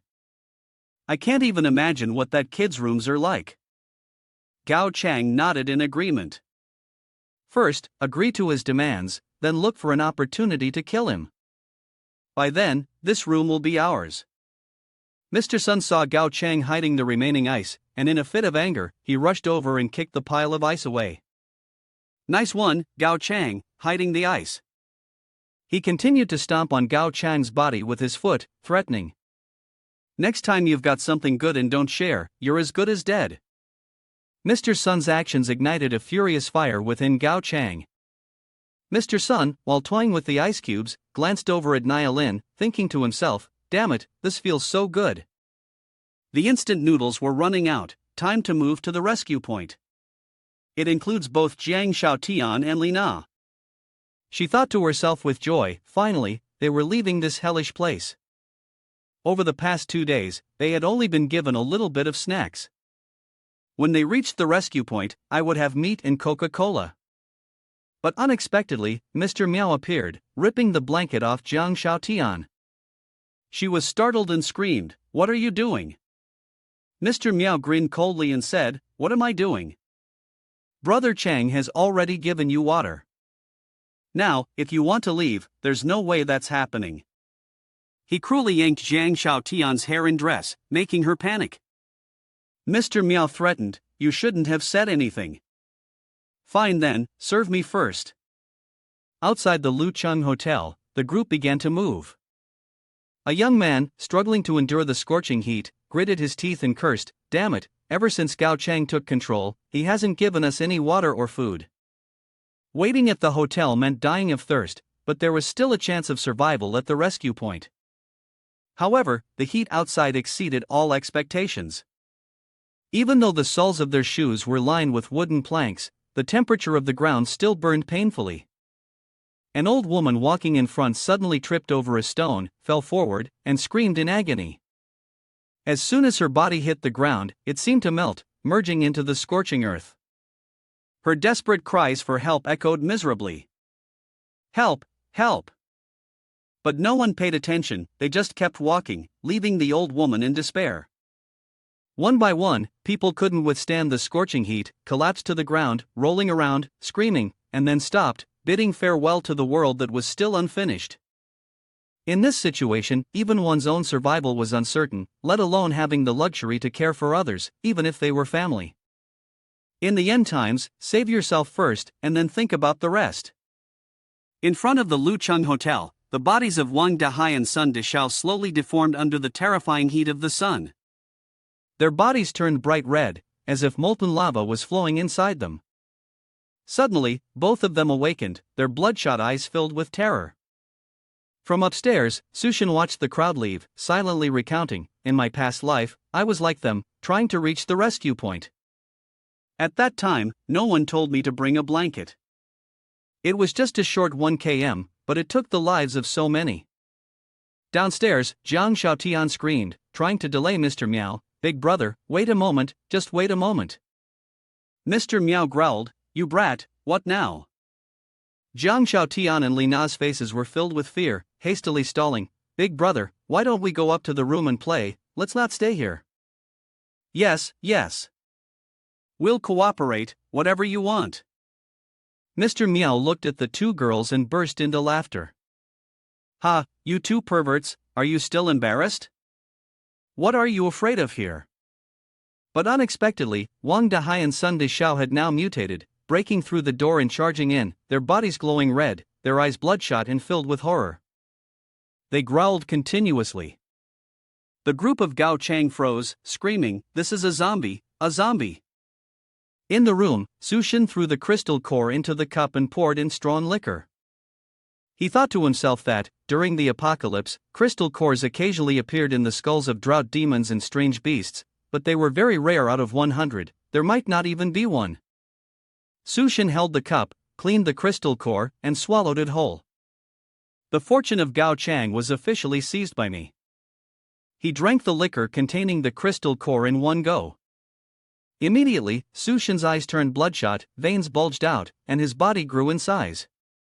His clothes ripped apart as fire and lava surged within him, causing Sushin to scream in agony, gradually losing consciousness and collapsing to the ground, naked, falling into a deep unconscious state. Downstairs, after the group of Gao Chang dealt with drought demon Wang Dahai, Wang Haoyu also collapsed unconscious next to him. Gao Chang, furious after having wasted so much water dealing with the zombie, kicked Wang Dahai's corpse repeatedly, cursing, "Damn it, move again, let's see." Mr. Meow and his subordinates looked at the water they had just used, feeling deeply regretful. This was the last of our water, and now it's gone. Li Na saw a chance to escape lightly. But Mr. Meow grabbed her arm and held her back, saying, "You little brat, want to run? Do you think I won't cut off your leg?" Li Na grimaced in pain, screaming, "Meow brother, without water, we will all die of thirst. I have a way to deal with Sushin, just let me go to the rescue point." Mr. Meow, furious, shook her violently and asked, "Spill it quickly. If you're lying, you're dead for sure." Li Na, desperate, saw this as her opportunity to survive and immediately revealed, "Zhang Xiaotian is Sushin's fiancée. If you humiliate her in front of Sushin's room, he will definitely open the door." That's when you can ambush him. Hearing Li Na's suggestion, Mr. Miao turned to look at Jiang Shaotian and laughed mockingly. Ha, so there's this little detail. That's actually a good idea. Jiang Shaotian stood there, stunned, unable to believe her ears, rendered speechless. Li Na, her stomach growling from hunger, gritted her teeth as she stared at Gao Chang's group, reminding them, I can cooperate with you, but I'm hungry. You have to feed me first. I want to eat meat. Mr. Miao turned around, confused. There's no power to cook meat, and the meat in the fridge has already gone bad. Damn it, I still want to eat meat. Gao Chang, hearing Jiang Shaotian demand meat, stepped forward with a tough expression, asking again, You want to eat meat? He held out a knife in front of Jiang Shaotian, glancing at Li Na, and coldly said, Then do it yourself. Jiang Shaotian's face turned pale with fear as she looked at Li Na, asking again, Are you talking about the meat on her body? Caught between friendship and survival, Jiang Shaotian didn't hesitate to choose survival. She turned sharply toward Li Na, her cold, sharp gaze making Li Na sweat and tremble. Jiang Shaotian looked at the knife in Gao Chang's hand, without any hesitation, lunged forward and grabbed it. She walked toward Li Na, who was being held tightly by two of Gao Chang's subordinates, her face cold as ice. Li Na's betrayal made her scream in panic, What do you want to do? What do you mean by this? Shaotian, we're sisters. You can't do this. Jiang Shaotian moved closer, her bloodthirsty expression reminding coldly, Stop lying to yourself. We're not sisters. And just now, you wanted them to humiliate me.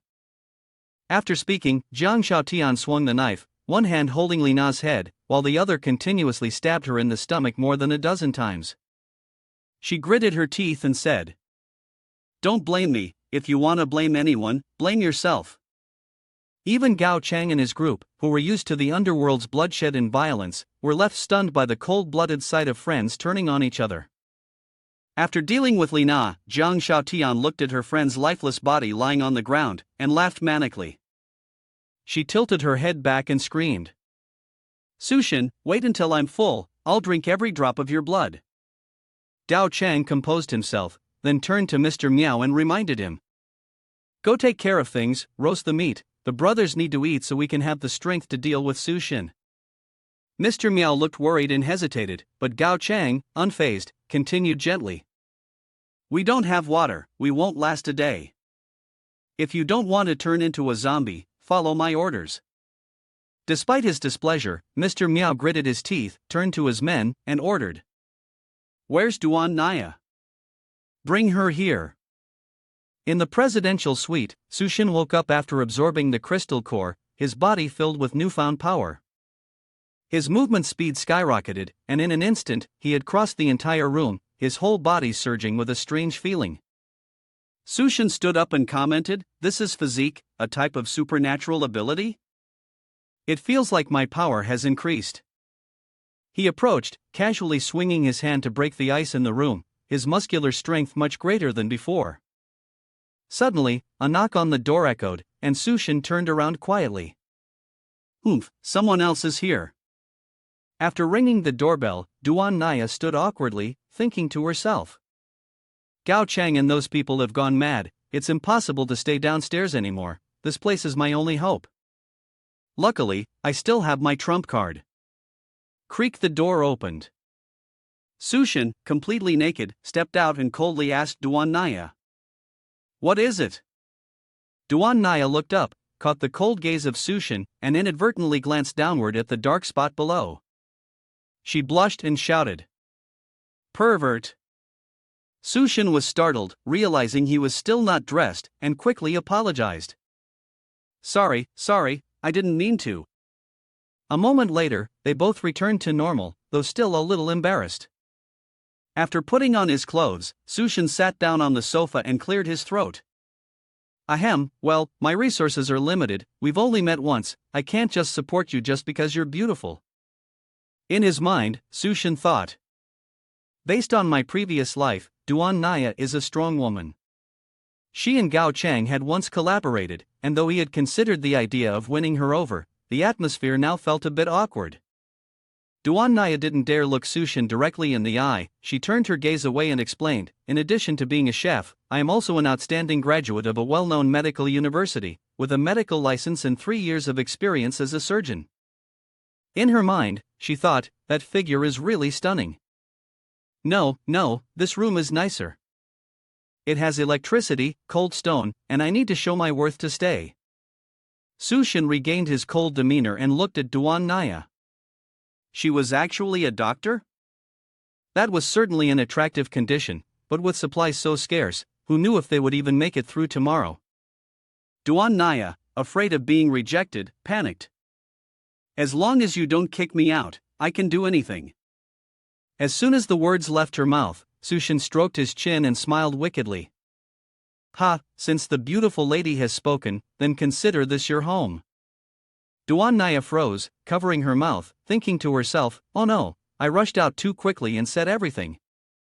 Although Sushin smiled outwardly, he immediately returned to his cold demeanor and warned, but I must make it clear, in front of me, you only have one choice. Be obedient. Don't have any schemes, or else. Duan Naya shyly looked down at the floor, hesitating before replying, I understand. I have never doubted your methods or your determination. Sushin smiled and reminded her, good, then go ahead and take your clothes off. As soon as the words left his mouth, Duan Naya panicked, her eyes widening as she stammered, are we starting right now? After receiving the command from Sushin, Naya Lin immediately entered the bathroom, starting the process of showering and drying the cage. In the dim, misty space, she stood under the cool stream of water from the showerhead, silently thinking to herself, there's water, electricity, both food and a bathroom. I really don't have to worry about the heat, or fear being raped, or worry about being eaten by someone. Naya Lin quietly let the droplets of water fall around her, her mood a mix of happiness and anxiety. For those struggling outside, this place was like heaven, an oasis in a chaotic desert. But deep inside, she felt that Sushin seemed to carry something not entirely upright, like a perfect painting that hid some ambiguous strokes. While showering, Naya Lin's mind wandered with endless thoughts. Suddenly, her imagination drifted to images meant for those over 18. She pictured herself kneeling at Sushin's feet, looking up at him. Sushin raised her chin with a knowing smile and said, next, I will let you experience a special dish. With her face flushed, breath coming in short gasps, and her body half covered and half exposed, Naya Lin gazed at Sushin in a daze, her mind slipping into a dreamy trance. Soon after, her mind began to conjure up bolder fantasies. She imagined Sushin secretly returning to watch her bath, though his intentions remained a mystery. Naya Lin shook her head, trying to calm herself, telling herself, forget about it. After all, she had accepted this when she came here, but her imagination wouldn't let her go. She pictured Sushin standing outside the door, flashing his seductive smile as he explained, I didn't come here to spy on you while you bathe, I'm just here to prevent you from doing anything wrong. After finishing her bath and drying off the cage, Naya Lin tiptoed out to face Sushin. When she mentioned that she had experience in the medical field, Sushin immediately prepared a nurse's uniform for her, as his little one was sick and needed care. Naya Lin put on the tight-fitting outfit, which accentuated every curve of her body like a finely sculpted statue. With a shy expression, she tried to cover the parts of her body that were half covered and half exposed, awkwardly asking, Sushin, isn't this outfit a bit too small? Sushin stared intently at her, his gaze unwavering, then rubbed his chin and replied smugly, not small, definitely not small at all. Simply put, perfect. Naya Lin turned around in confusion, unintentionally highlighting her shapely figure. She looked down at her outfit, muttering, really? Just as the atmosphere was growing more intense, an unexpected disruption struck like thunder on a clear day. Zhang Xiaojia, the uninvited troublemaker, slammed the door and screamed, help, someone save me. Sushin, open the door. As soon as Sushin opened the door, Zhang Xiaojia continued to cry for help, save me. Outside, Gao Chang, seeing Sushin's lack of response, immediately grabbed Zhang Xiaojia by the head, bared his teeth, and threatened, Sushin, if you don't come out, I'll break the door down myself. Sushin, wearing a regretful expression for the fun that had just begun, clicked his tongue and muttered, here we go again. He was about to stand up to open the door, but Naya Lin hastily stopped him. Don't open the door, we can't open the door. Right now, the people out there have already killed and eaten Lina. Before Nia Lin could finish speaking, Sushin had already grasped the situation. He turned back, coldly asking, "You mean they're eating people?" A flash of memories from his past life suddenly flickered in Sushin's mind. Without hesitation, he opened the door and stepped out, calmly warning the group of Gao Chang, "Don't even think about breaking down the door. If you do, you'll really be in big trouble." Meanwhile, Zhang Xiaojie, Gao Chang, Mr. Miao, and their accomplices were putting on a show of an innocent, helpless little sister being assaulted. Zhang Xiaojie stuck out her tongue, pleading, "Sushin, save me." Finally, Sushin appeared. Gao Chang and his group, with bloodshot eyes, veins bulging, and their bodies in a state of frenzied rage, grinned maliciously. "Finally, you show your face, huh?" Sushin stood by the door, his gaze as cold as ice as he looked outside. Gao Chang had arranged for one of his subordinates to hide nearby, holding a knife and planning to strike Sushin unexpectedly. Just as planned, when Sushin spoke, the subordinate swung the knife and shouted, "Die!" But what they hadn't anticipated was that Sushin had trained in Vietnam under his master Huang Junjie from the Electric Sect, mastering the essence of martial arts. He had prepared in advance, watching the cameras and understanding the situation clearly. With lightning-fast reflexes, Sushin grabbed the knife-wielding hand, and with a few simple moves, he broke the subordinate's wrist, leaving Gao Chang and his gang stunned. Zhang Xiaojie continued playing the victim, struggling free from the grasp of Gao Chang's group, and screamed, "Let me go!" She rushed towards Sushin, pleading for help. "Sushin, save me!" But contrary to her expectations, Sushin remained unmoved. Coldly, he tightened his grip around Zhang Xiaojie's neck, causing her to falter, struggling to breathe. Looking at her distorted face, Sushin commented, "Once you officially begin eating human flesh, your body will gradually change, and fangs will grow in your mouth. You are no longer human." The Gao Chang group behind them bared their teeth, growling ferociously. The world has turned into an apocalypse. As long as we can survive, what does it matter if we eat human flesh? Zhang Xiaojie's face grew more deformed, her fangs sharp, her tongue elongated, and her eyes glowing red. She smiled wickedly. "Ha, your flesh is so delicious. After devouring it, I feel so full of energy. So, Sushin, I can't wait to taste your flesh, so die." Zhang Xiaojie swung her hand to attack Sushin, but life is never as expected. With a precise kick to the face, Sushin sent her flying backward like a ball. The kick was so powerful that Zhang Xiaojie was launched through the window, but due to her mutated body, she quickly grabbed onto the wall, narrowly avoiding a swift death, gritting her teeth as the veins on her neck bulged. Zhang Xiaojie roared, "Sushin, I will never let you live so easily like this." But as her body hung in mid-air, exposed to the sun's radiation, she jolted and struggled in pain. "It's too hot." Inside, after dealing with Zhang Xiaojie, Gao Chang rushed forward, yelling to the others, "Brothers, charge! Don't give him a chance to draw his gun." Sushin remained calm and snorted, "Humph, do I really have to waste bullets on people like you?" One of Gao Chang's subordinates leaped forward, performing an eagle claw attack, threatening, "Kid, don't underestimate us." But Sushin coldly replied, "Didn't I tell you I love wasting things?" As soon as the words left his mouth, Sushin drew his gun and shot the eagle clawman between the eyes, causing him to drop instantly. Gao Chang's group, Mr. Miao, and the others panicked, scattering in every direction. Mr. Miao crawled on the ceiling, laughing loudly, not only our strength but even our reactions and speed have become much stronger." He swung his fist down, "And if we were ready, you wouldn't be able to defeat us. Go to hell." But before he could even touch the ground, Sushin used his blink skill, appearing suddenly above him. He grabbed Mr. Miao's head coldly, saying, "You think it's over just like this?" He slammed Mr. Miao's head onto the floor, causing his face to collide with the ground, making a loud thud. Sushin roared, "Go to hell!" Another subordinate swung a knife toward Sushin's neck, but he grabbed the man's wrist, snatched the knife, and swiftly dealt with two other men with a few clean slashes. Gao Chang watched as his subordinates fell one by one, and his anger flared up. He threw a punch and charged forward like a wild beast. But before he could reach Sushin, he was seized by the throat and shoved hard against the wall, causing Gao Chang to slowly lose consciousness. At that moment, Jiang Shaojie, fully transformed, reappeared. Her entire body was made of lava, with a long tail sprouting from her back, as she charged into the room like a monster. Sushin looked at her coldly. Jiang Shaojie, you've transformed into this state so quickly.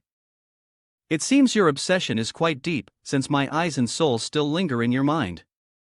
As soon as he finished speaking, Sushin twisted Gao Chang's neck, letting his lifeless body slump to the floor, radiating killing intent. He turned his gaze toward Jiang Shaojie. Then I'll just kill you directly again. Jiang Shaojie's hair stood on end, her eyes blazing with orange hatred as she screamed, my dinner. Nialin poked her head out from the room, her eyes wide with astonishment as she looked at Sushin, silently marveling at his strength. Sushin was truly formidable, single-handedly taking down the Gao Chang gang. However, upon witnessing Jiang Shaojie in her monstrous, grotesque form, a wave of unease washed over her. She couldn't help but think to herself, the monster in front of Sushin gives off a truly dangerous vibe. Dressed in a seductive nurse outfit, Nialin stood hidden behind the door, her heart heavy with a mix of worry and desire. She secretly wished she could stay by Sushin's side for as long as possible, like a little bird seeking shelter from the storm. By now, Sushin's meals must be far more self-sufficient, right? Nialin pondered quietly, I really need to figure out how to stay with him. I can't be a burden to him. Suddenly, her gaze flickered as she noticed something intriguing in the room, as if it were calling out to her. After stepping in to grab a weapon and readying herself, Nialin stepped back outside and called out, Sushin. At that moment, Sushin was in a battle stance, prepared to confront the monster Jiang Shaojie, but the sound of her voice caused him to turn in surprise. Nialin, in her tight nurse outfit that covered what needed to be covered and left what needed to be left exposed, holding the whip Sushin had prepared earlier for a night of emotional healing. She seriously reminded him, let me remind you, it won't be a small matter. With a half-covered, half-revealed appearance, holding a whip in her hand, Nialin walked firmly towards Sushin and said, let me help you deal with it. Despite trying to suppress the surge of excitement rising within him, Sushin coldly turned back and said, helping me without panicking and running away isn't bad, but you're only distracting me. Nialin froze, looking at her body from head to toe, holding the whip, and asked in confusion, huh? How could that happen? But it wasn't just Nialin who didn't understand. Sushin and the others watching all knew exactly why he was distracted. It was like a living painting that no one could tear their eyes away from. On the other side, the monster Jiang Shaojie seemed to still carry some traces of its human memories. Seeing Sushin and Nialin exchanging glances, jealousy ignited a fury within it. Jiang Shaojie bared its teeth, flicked its tongue, breathed heavily, its eyes bloodshot, and let out a savage roar. With every scream, it charged directly at Sushin, its face twisted in a grotesque, nightmarish expression. Sushin, still distracted by the scene, was suddenly startled by Jiang Shaojie's roar. He turned around, but was too late to dodge a brutal blow from the monster that struck directly into his chest. Nialin hid behind the door, witnessing the scene, and exclaimed in panic, oh my god, Sushin! Sushin! But contrary to her fears, his body was unharmed, not a scratch on him. Remembering the sudden blow, the killing intent within Sushin erupted, activating his berserker powers. The monster Jiang Shaojie, seeing that Sushin was unscathed, immediately jumped up, circling behind, baring its teeth and stretching its neck to bite his shoulder. However, Sushin's body was as hard as diamond. The monster's teeth only produced a dry, cracking sound, as if biting into steel. It tried to bite several more times, but it was futile. Sushin coldly looked down, his gaze sharp as a blade. Oh, you can't bite? I wonder, are all those fangs in your mouth just for decoration? The power surged through Sushin's body, and he concluded, it's time to end this. As soon as he finished speaking, Sushin grabbed both of Jiang Shaojie's arms, his movements so fast that it seemed as if he was reminiscing about old times. He jumped backwards, landing on the monster's back, pulling its arms behind it, fully controlling it. With his body burning hot, Jiang Shaojie was stunned, his eyes wide open. Sushin, like a war god, placed his foot on its head and coldly asked, are you ready? Without giving the monster a chance to react, Sushin performed the bone extraction technique, tearing off its 2 arms and kicking forcefully, sending Jiang Shaojie flying up to the ceiling, suffering a fatal blow. Blood gushed from its nose, its body trembling, and the monster howled in agony, while Sushin landed lightly, still holding its arms tightly, and threw them at the creature as if tossing a toy. He remained calm, saying, "I really wanted you to endure the utmost suffering during the apocalypse and savor the feeling of dying from torture. But given the situation now, I must kill you first." Thinking that the monster had collapsed, unexpectedly, Jiang Shaoji crawled towards the bodies of Gao Chang's group, wrapping its tail tightly around them, preparing to devour them to upgrade its body. It tilted its head, opened its mouth to reveal a horrifying set of teeth, and swallowed each corpse. After digesting, its 2 arms grew back. Jiang Shaojie let out a scream of joy, its body evolving into a more ferocious form, veins bulging all over its face. It growled, glaring at Sushin with a hateful gaze. Sushin was slightly surprised, thinking to himself, "So, your severed arms have grown back?" Nia Lin, witnessing the horrific scene, stammered in fear, "No, this can't be possible." But contrary to her concern, Sushin smirked, looking excited. "Very good, the ability to regenerate your body means you won't die so easily." He looked up, his gaze filled with murderous intent, a shiver running down his spine. "It also means that I can tear you into 1,000 pieces." While the monster was still posturing, Sushin darted forward with the speed of sound, placing his hand on its shoulder, controlling its body. Jiang Shaojie panicked. Sushin stood beside it, holding its fist, gently advising, "Let me see how many times you can regenerate your body." He pushed its shoulder down, coldly saying, "Let's start with your left arm." With a violent jerk, the left arm was torn off, causing the monster to scream in agony. Sushin moved to the right shoulder, tenderly saying, "Then, let's move to your right arm." Without hesitation, Sushin ripped off the right arm, continuing his brutal torture. "Next will be your tail and legs."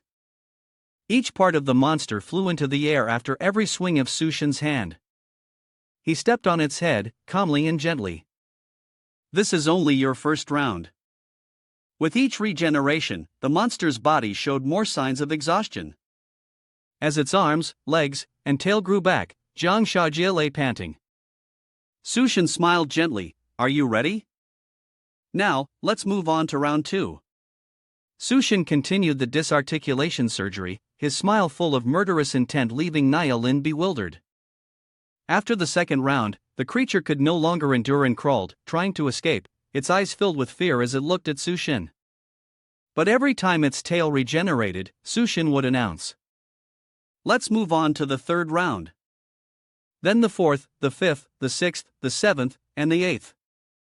As he tortured, Sushin emphasized, "It turns out it's not just the limbs, but also the eyes, nose, and tongue."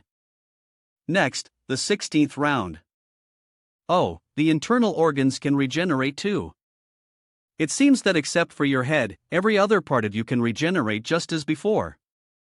Isn't 21 times enough for you?" Sushin paused, his cold gaze falling on Jiang Shaojie, who had lost all her ferocity, tears streaming down her face. She spoke. "Shin brother, now I know, I beg you, please spare me." Sushin replied indifferently, "I had originally intended to gouge out your eyes, but then I suddenly remembered something." "I'm not a demon." Jiang Shaojie whimpered. "Why are you doing this to me? I haven't done anything wrong. Why are you treating me like this?" But Sushin recalled what Jiang Shaojie and her underling, Wang Haoyu, had done to him in his previous life. "Lift your leg," aiming directly at the monster's face. Of course, this was for revenge. A powerful kick, and Jiang Shaojie's face was crushed. Nia Lin stood behind, her eyes filled with fear, anxiously asking, "Sushin, are you okay?" Sushin didn't answer, only turned around, his eyes glowing red. "Are you ready?" Nia Lin froze, confused. "What do you mean by ready?" Sushin stepped closer, one hand gently caressing her cheek, the other slipping lower, his gesture intimate. "I just showed great courage. Aren't you going to reward me for that?" Nia Lin tried to resist, but it was weak, her face turning bright red. She hesitated at the thought of a reward. But here, though? The scene shifted to the rescue team's area. A team member looked around, feeling the cooler air, and thought to himself, could this be a sign that the apocalypse is finally coming to an end? Lu Xiaofeng appeared behind, hesitating. Captain, there are many people over there, they seem to be moving closer to our area. The captain, a platinum-haired woman with sharp eyes and a seductive figure, held a gun and squinted as she observed the group approaching. Realizing something was off, she hesitated. Those people, that crowd. They are the mutated drought demons, moving from the Lucheng Hotel to the rescue point, staggering and howling horribly. Among them, a drought demon resembling Jiang Shaojie was kicked by Su Xin, sending it flying several dozen meters, dazed. The captain was sweating and stunned. Zombies, the horde of aggressive zombies is charging toward us. Quickly, evacuate the civilians at the rescue point immediately. I'll stop these zombies directly. Lu Xiaofeng, confused and worried, shouted, but Captain, she's firing non-stop, signaling this is an order. Lu Xiaofeng muttered, Captain, please don't die. While firing and cursing, the captain shouted, Lu Xiaofeng, shut that filthy mouth of yours and get the hell out of here. Back to the main scene, after taking down Gao Chang and Jiang Shaojie, Su Xin and Nialin entered the bedroom. His entire body was glowing, his hair tousled in a stylish way, and his cold gaze fixed on Nialin. Next, I want you to directly experience the limitless power of Berserker. Berserker, the nickname for the Berserk warriors, terrified their enemies with a brutal, beast-like fighting style in a frenzied state. As for Nialin, Su Xin's dinner, she was about to undergo countless positions of an immortal planting radishes, a farmer pushing a cart, or carrying a plow over mountains. Nialin, gazing at Su Xin with the look of a powerful man filled with desire, frantically clung to his legs and screamed, What? Again? How many times is this now? Su Xin, like a beast filled with primal instincts, threw Nialin down, his gaze filled with hunger. With a cold, icy look, Su Xin warned his prey. The brutal heat wave has passed. Of course, I'll have to go outside, but before that, I must leave you with some unforgettable memories. Nialin, in a position with her back turned to the enemy, was as alert as a wild cat ready to pounce. However, in this situation, her vigilance seemed almost insignificant. Upon hearing Su Xin's words, she hesitated and asked, Can't you take me with you? Su Xin disliked his dinner plans being questioned repeatedly, immediately dashing Nialin's hopes like a sewing machine running at full speed. His eyes flashed with a fierce gleam, resembling a demon manifesting itself. He coldly declared, Those who wish to stay by my side must meet two conditions. First, they must be of value to me. Second, they must absolutely obey my commands. In a daze, Nialin gripped the edge of the bed, her eyes narrowing with each stitch of Su Xin's movements, panting as she replied, I understand. A few hours later, around midnight, when Su Xin's power had struck down his prey, Nialin, with the fiercest of shots, fell victim. He paused the torture and checked the weather outside. Seeing that the air had cooled down, Su Xin prepared to carry out his plan. As he raised his hand to open the spatial rift, he muttered to himself, It seems Nialin has completely surrendered to me. He pulled out an off-road vehicle and urgently spoke, We must make the most of the time now and quickly return before the seawater floods the land. Su Xin recalled his past life when the many drought demons, haunted by the idea of a rescue point, had caused a zombie wave to attack fiercely. The incident led to the deaths of countless civilians and soldiers, while also scattering weapons and creating various armed forces of all sizes. As he passed through an area, Su Xin witnessed gang members engaging in a violent gunfight. One of them, while firing shots, grinned maliciously, thinking he would easily reach the target area. But suddenly, a few mosquitoes aimed guns at the front of Su Xin's vehicle, their faces twisted in a menacing manner, as if urging him to die sooner, and shouted, Stop the car in front, right now, for me. Su Xin sat in the car, his face expressionless like stone, and coldly replied, Am I sick? How dare you stop my car and rob me at a time like this? Without saying another word, he slammed the gas pedal, making the vehicle rush forward. The gangsters were stunned, their faces pale, sweat pouring down. The man standing in front froze in place. Two of his subordinates fled in panic, running as if their lives depended on it. The car driven by Sushin ran them over, leaving them no time to react, and they died instantly. After eliminating the gangsters who were unaware of their own insignificance, Sushin left them to rest in place, then continued his journey toward the target area. As he neared the subway station, he recalled that in his past life, this place had collapsed due to cracks in the ground and the devastating wave of zombies. Standing from above, Sushin murmured, the number of deaths underground must have reached at least tens of thousands. The zombies below were drawn to the sound of the engine, quickly gathering together. Sushin observed their glowing red eyes, silently thinking, those zombies must have been lured here by the noise of the engine. He clicked his tongue in regret. It's a pity that not all the drought demons have core crystals in their heads. If I had to crack open each of their heads, it would be such a waste of time. Sushin drove to the old university area, where the air was as still as a graveyard. He muttered, maybe I should first check the situation here. Now that I think about it, this is the first time I've returned to the technical university since graduation. Arriving in front of the building, Sushin parked the car, stored it in a spatial pocket, and quickly entered. As he stopped in front of the door, he came face to face with a drought demon, chained by the neck, its bloodshot eyes growling heavily. As he was about to take another step, a voice rang out. Behind the drought demon stood a man with long hair, a rogue-like appearance, and two muscular underlings. He sat with his legs crossed, arrogantly warning, boy, you must show respect when stepping into our territory. And the first thing you must do is hand over your backpack to me. Sushin played the role of the weakling, reaching into his backpack and pretending to tremble, but in reality, he pulled out a chicken leg dipped in fish sauce from a spatial pocket, stammering, can you help me? Please, let me go, I have a chicken leg with fish sauce here. In the apocalyptic age, when food and water were scarce, all three of the rogues stared at the chicken leg with wide, gleaming eyes in astonishment. The leader gaped, a chicken leg? What kind of time is it that you still have a chicken leg? Throw it over here, toss the chicken leg here, quick.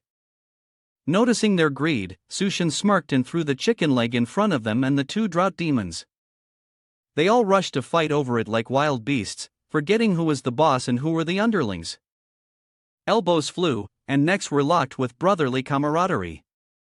This one's mine. Get out of the way. Just as the long-haired man was about to grab it, Sushin yanked the string tying the chicken leg and pulled it back. The group of thugs stood in silence, their faces like clowns who had been pranked. Sushin casually shook the chicken leg in his hand and sneered, my sincerest apologies, but you truly don't deserve to eat this chicken leg. Insulted, the thugs went wild, shouting, what the hell, how dare you trick us? Beat the crap out of him. One swung a club like Sun Wukong, another growled like a gorilla, and the third brandished an axe as if chopping wood. But before they could make a move, Sushin drew a gun from an alternate space, leaving them frozen, as if standing before the Grim Reaper's scythe. 3 gunshots rang out, sending all 3 to the afterlife. Sushin continued walking, muttering to himself, I really don't remember there being this many idiots in my past life. Could it be that my warning saved more people, and this really happened? He left behind 3 corpses with bullet holes in their foreheads, smoke still rising, before heading toward the biological research lab for snakes. Standing in front of the door, Sushin ripped apart the broken lock, noting that it seemed like no one had been here for a while. Entering, the pungent stench hit his nose. He observed the scene, many dead snakes, and the air was truly foul. Suddenly, his gaze stopped on a glass cage. He smiled, found you. Inside was a snake with 4 horns on its head. It was biting the head of another snake, its sharp gaze fixed on Sushin.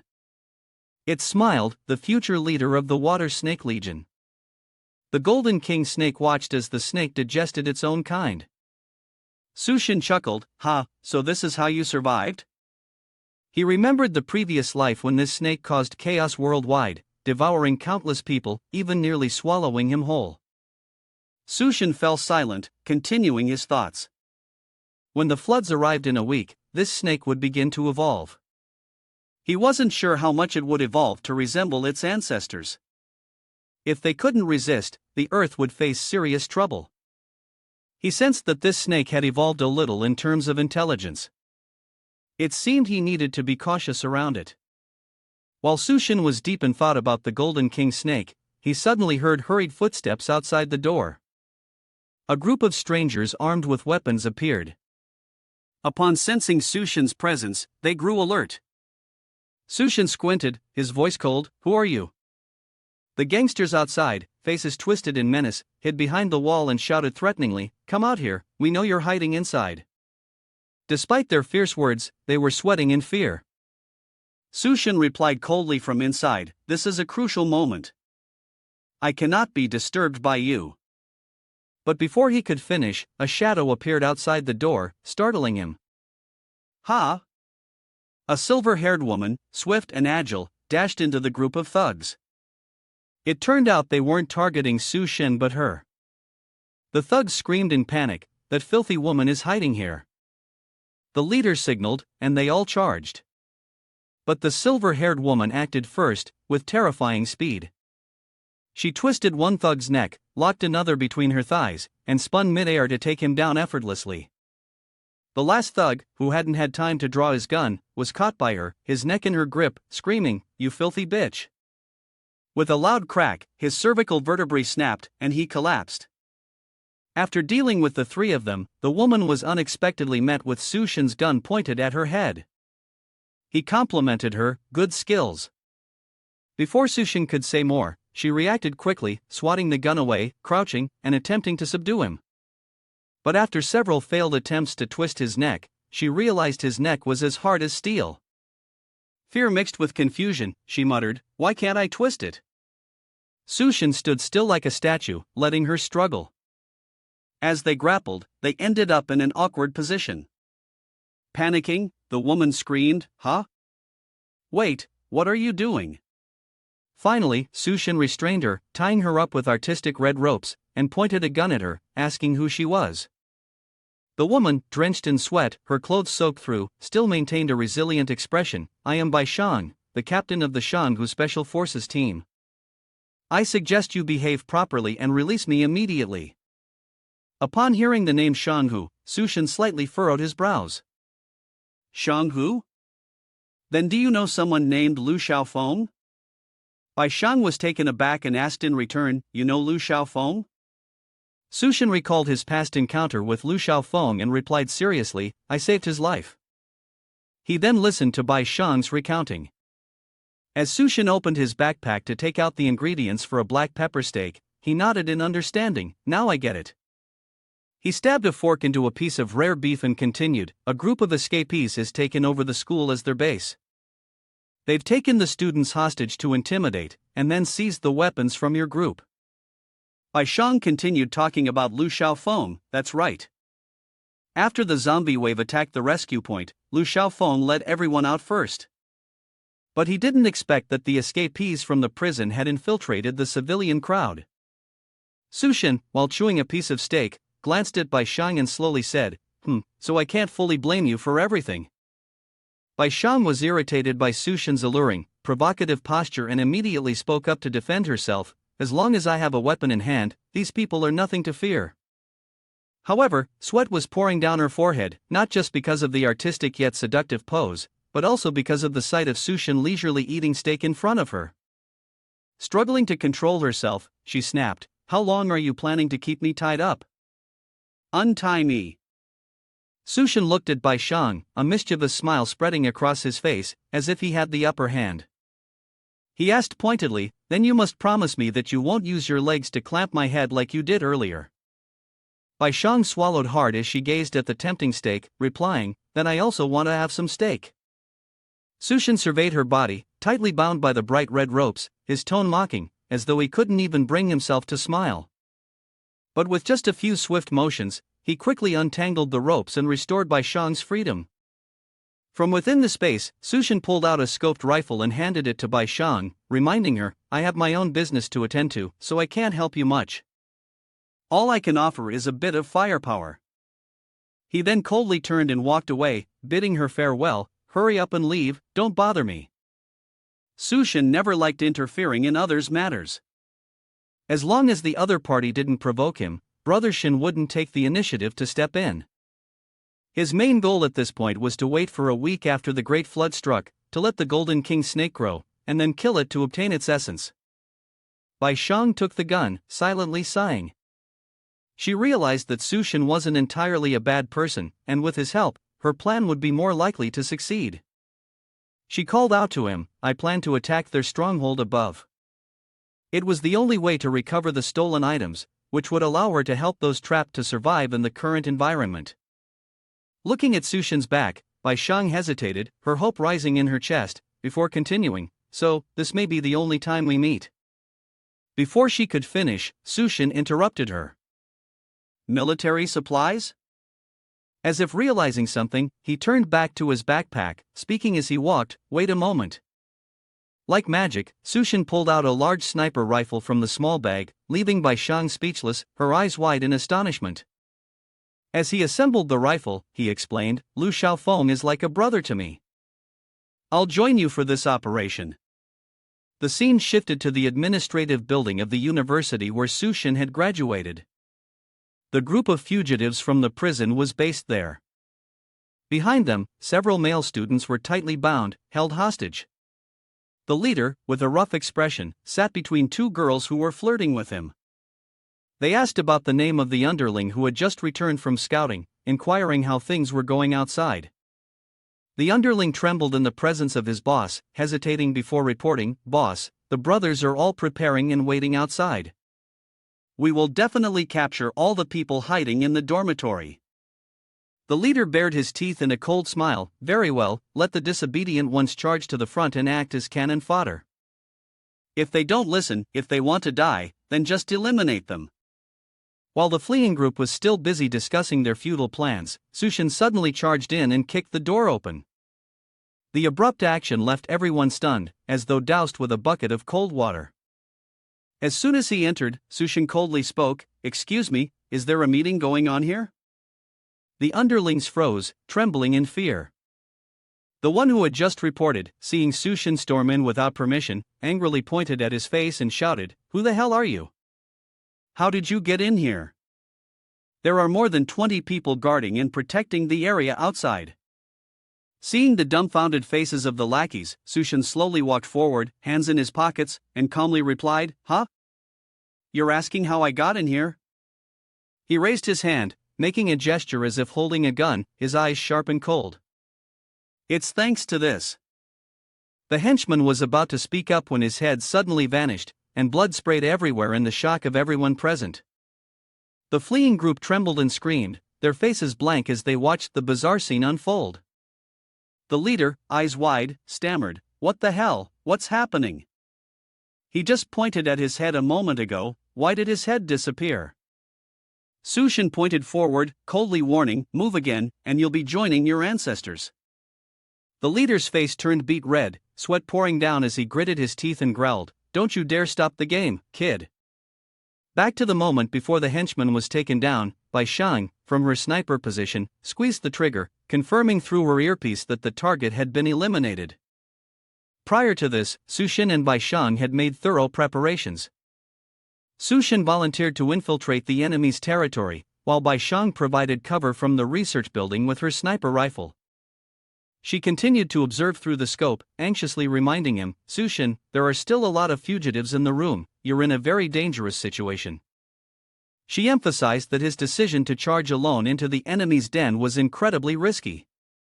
Bai Shang recalled when Su Shin first proposed the plan, only asking her for support.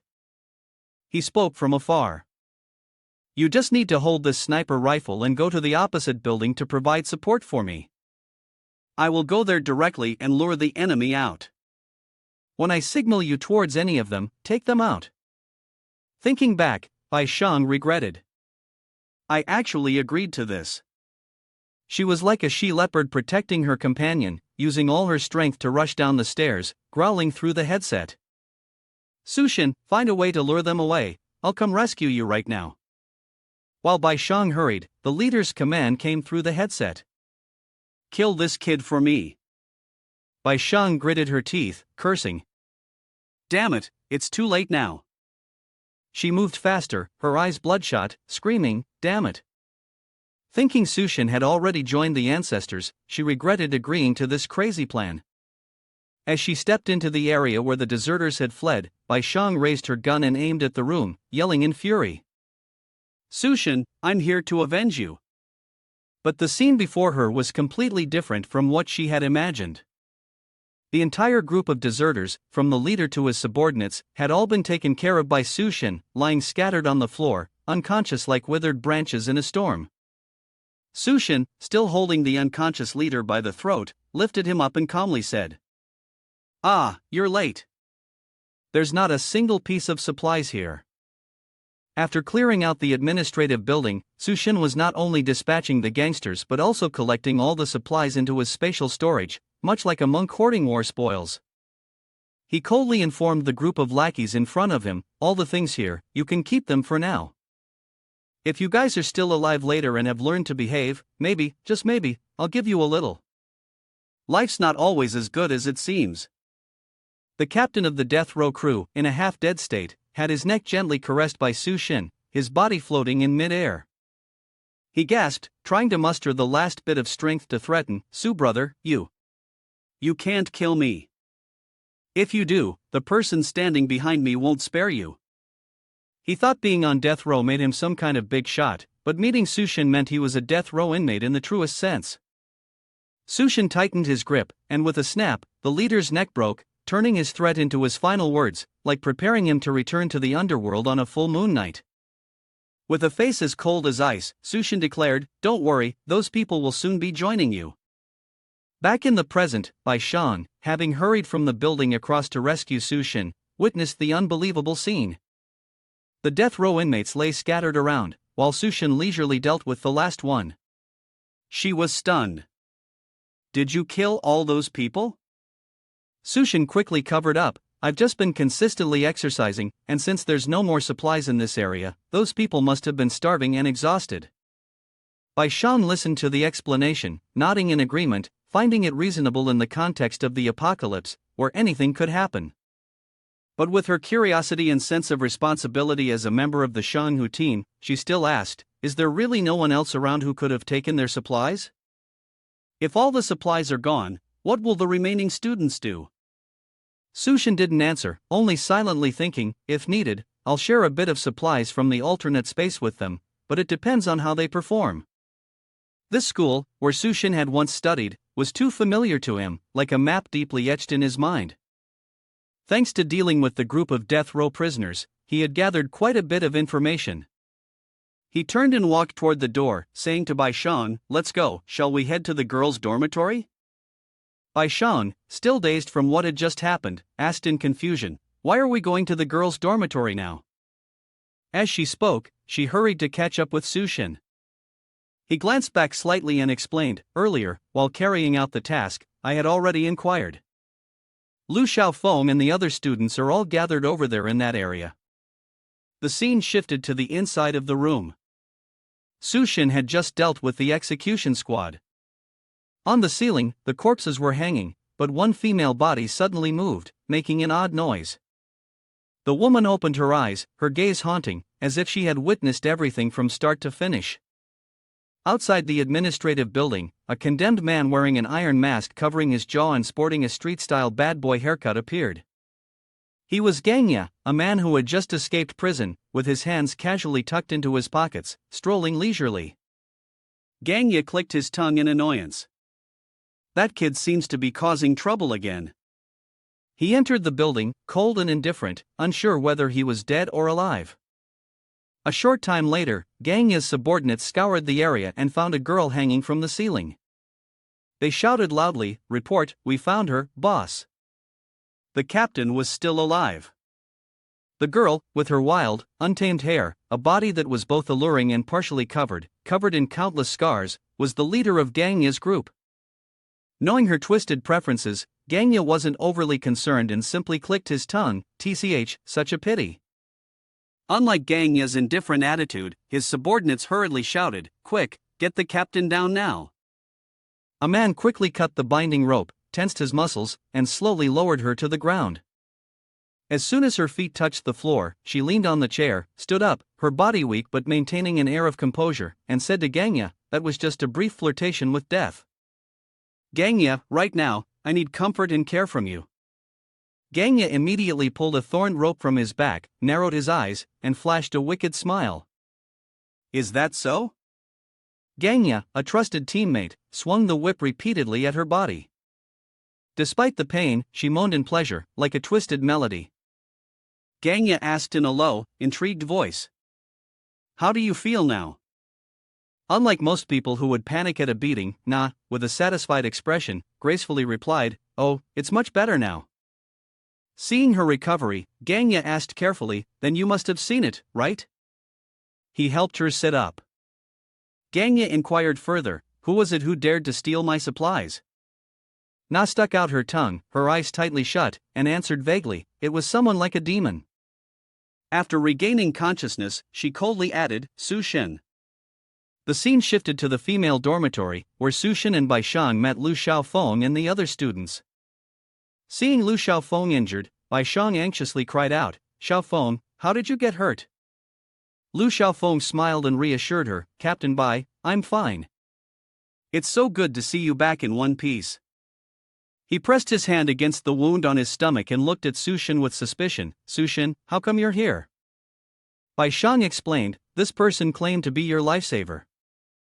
Su Shen paid no attention to her words and turned to Lu Xiaofeng. Xiaofeng, your injury seems quite serious. Let me take a look at it. Lu Xiaofeng removed the bandage and explained, Actually, it's just a regular scratch. At first, it didn't seem that serious, but for some reason, the wound has been getting worse and worse.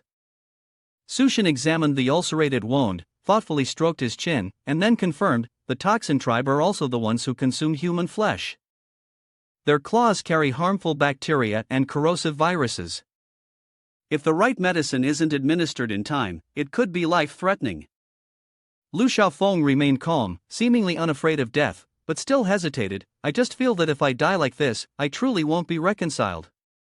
While Lu Xiaofeng was still hesitating, Su Shen reached into his mystical backpack and pulled out several boxes of medicine, shoving them in front of him. Take these, it should be enough. Lu Xiaofeng stood stunned, astonished. Bai Shang, witnessing Su Shen's generosity, also asked in surprise, Where did you get all these medicines from?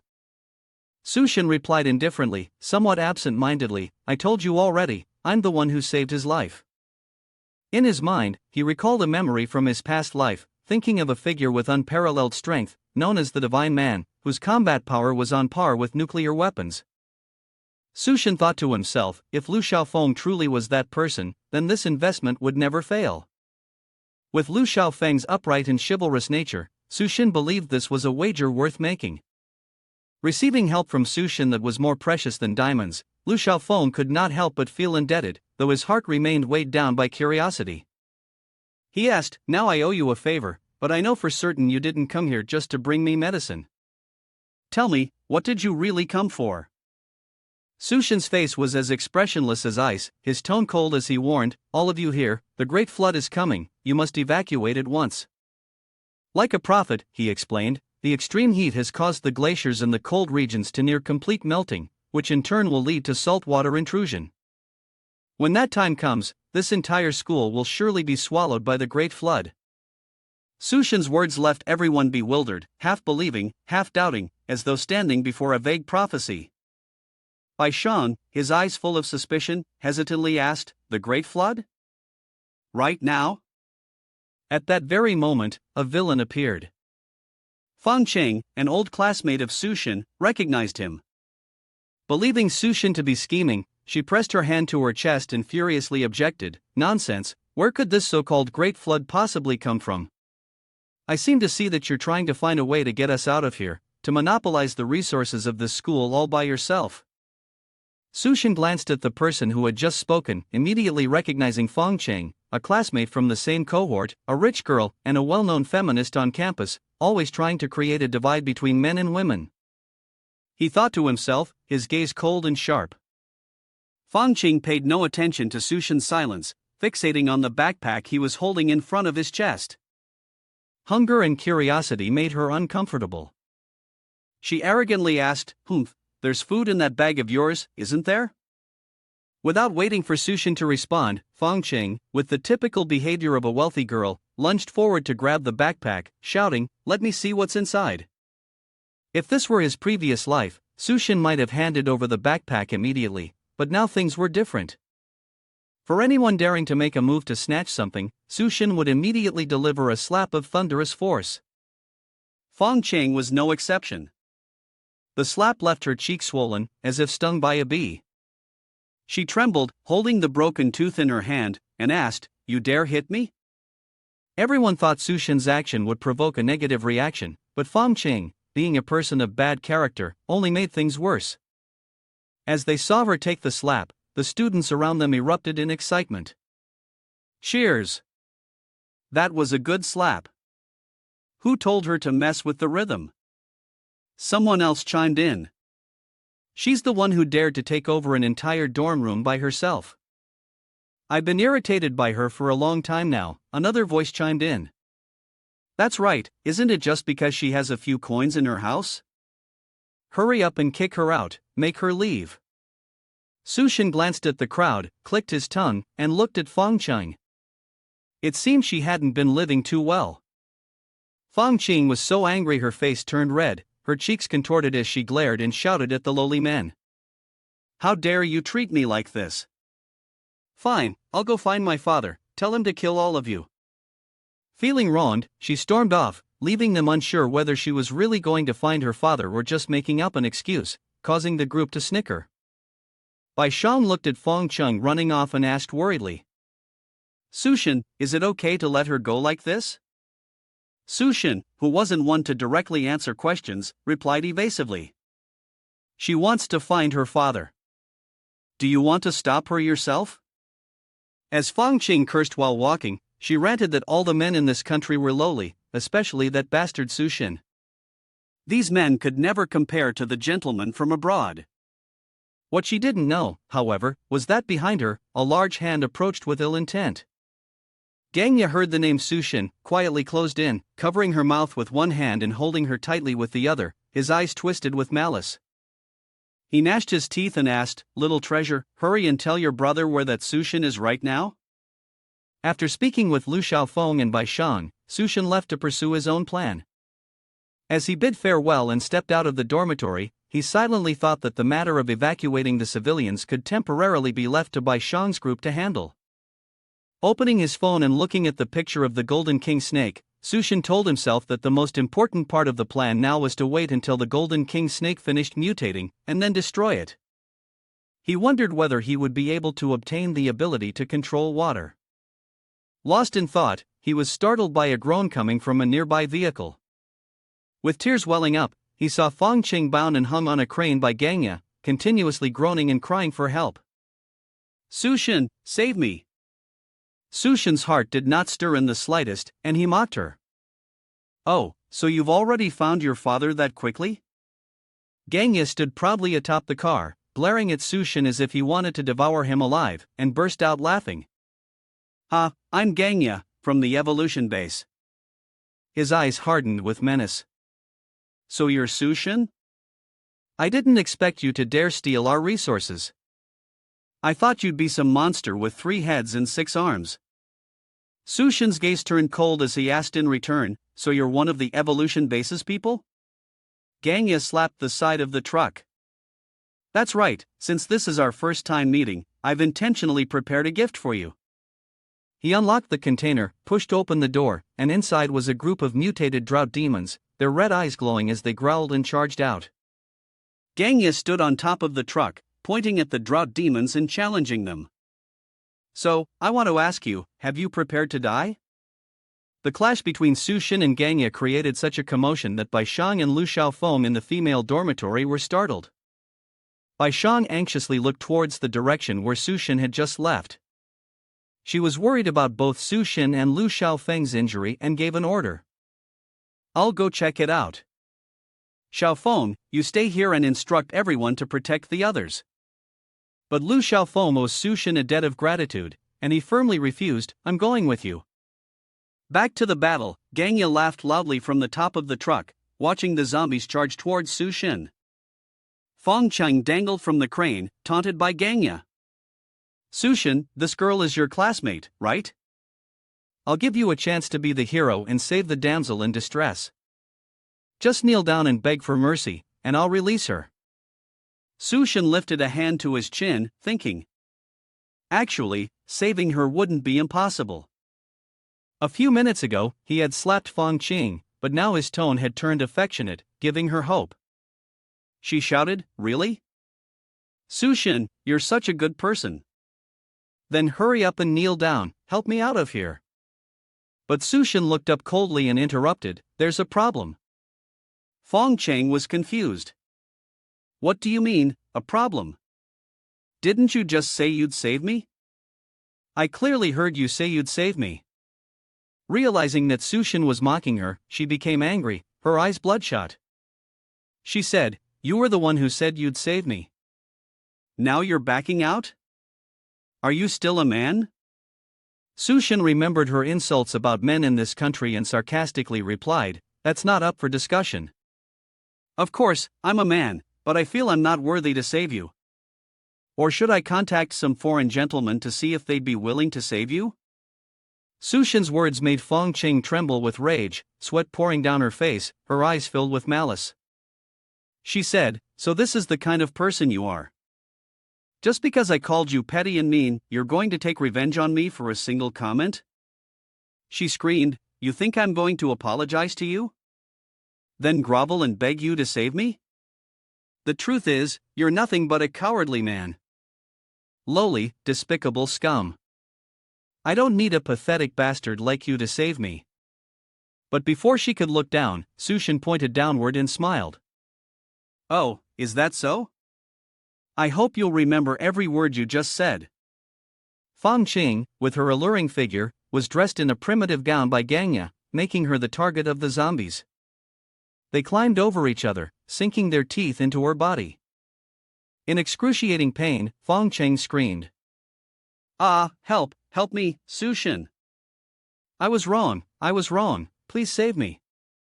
Please save me. Ganya laughed loudly, pointing at Sushin. Ha, you really are the type to watch someone die without lifting a finger, but that's fine. After all, in the end, you'll be going down with this woman.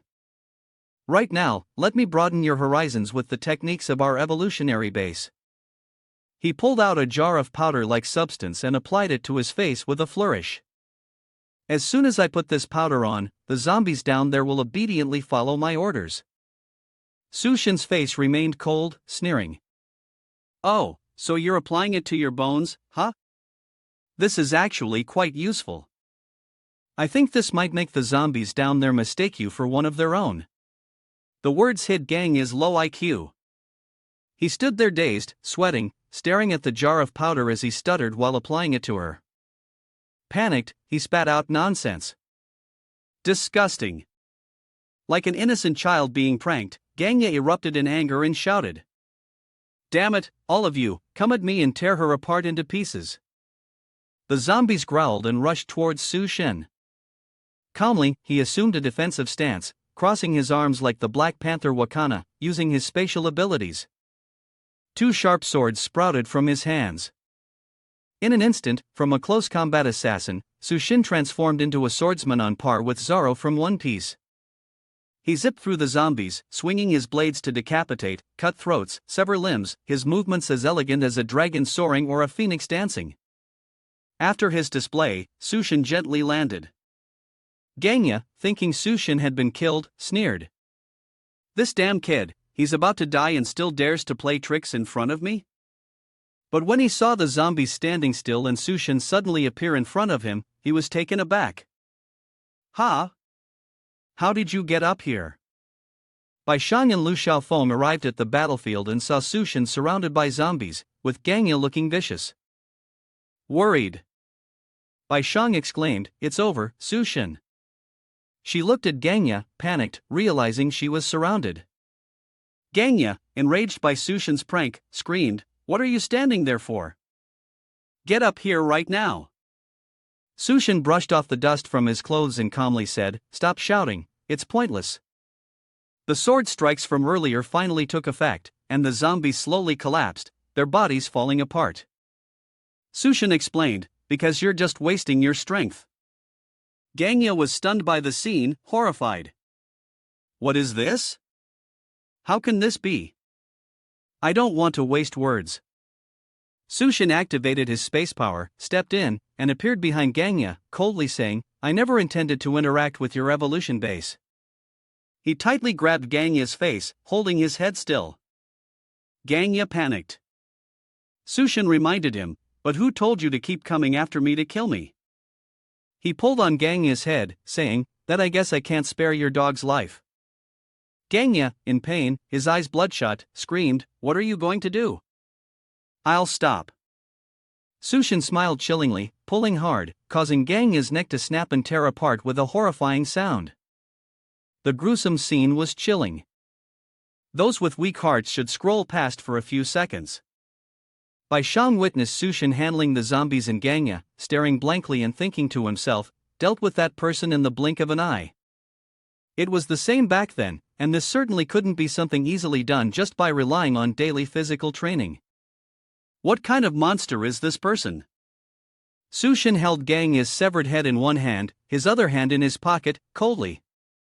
Dealing with small fry like this, maybe I should hold back a little. It would be better if I had a reliable assistant beside me. The scene shifted to the Lu Chung Hotel, where the temperature was cool and the breeze carried a hint of moisture. Inside the presidential suite, Nia Lin was still unable to shake off the feeling of being relentlessly worked over by Sushin the entire night. She curled up, her mouth slightly open as though still dreaming of being ravaged by Sushin's machines. Nia Lin gasped for breath, one hand placed below, moaning, Don't be surprised if you wake up suddenly. Her cheeks flushed, sweat dripping, she called out in a daze. Sushin jumped up, his face flushed, and she screamed, Don't leave me. Nia Lin, in a thin, tight-fitting nightgown that clung to her vibrant body, panted as if she had just escaped from a horrible nightmare. A nightmare? Oh, I'm sure you've imagined it yourself after the scenes just now, right? Ha ha. Tired eyes, she breathed heavily and muttered, dreaming of him again. Why hasn't he come back yet, even though it's been so long? Suddenly, a loud thud echoed outside, causing Nia Lin to startle and turn around in confusion. She recalled Sushin's words before he left, cold as if etched into her mind, If you're useless, then what right do you have to stand by my side? Those words cut through her like a knife, and Nia Lin snapped awake. Gritting her teeth, she told herself, Sushin, I will never be a burden to you. Not allowing herself to linger in the dream any longer, Nia Lin sprang to her feet, grabbing the pistol beside her. Determined, she thought to herself, I will become your right hand. The sound of knocking echoed from the room next door, breaking the silence. In her seductive nightgown, Nia Lin looked like the heroine of a police chase game that all the guys would surely love. Heh, she coldly pushed the door open, her eyes sharp like a hunting leopard. But as she stepped inside, she froze. Everything was normal. Nia Lin scanned the room, muttering in confusion, the sound definitely came from over here. Unexpectedly, another thud came from behind her, causing her to turn anxiously. For a moment, a flash of fear crossed her mind as she wondered when that thing had appeared behind her. In front of Nia Lin, a drought demon bared its teeth and growled, its red eyes making her freeze in place, sweat pouring down her face. She stood motionless, as if frozen in the void, silently thinking, It appeared behind me. If anyone were here, she would have screamed for help. But right now, Nia Lin could only feel her heart racing, panicking at the sudden appearance of the zombie-like creature. Still in her seductive nightgown, Nia Lin slowly backed away, her eyes never leaving the terrifying drought demon closing in on her. She thought to herself, when did it appear behind me? Desperately trying to find a way out, she took a step back, but unexpectedly, her hips bumped into the edge of a table. Glancing quickly, she realized that one side was blocked by the drought demon, another side by a chair, and behind her, a table. There was no escape. Sweat streamed down her face as she murmured to herself, This is bad, I'm trapped with the table and chair behind me. In her frantic search for a way to escape, Nia Lin suddenly looked down at her hand and realized she was holding a handgun. Relieved, she thought, right, the gun.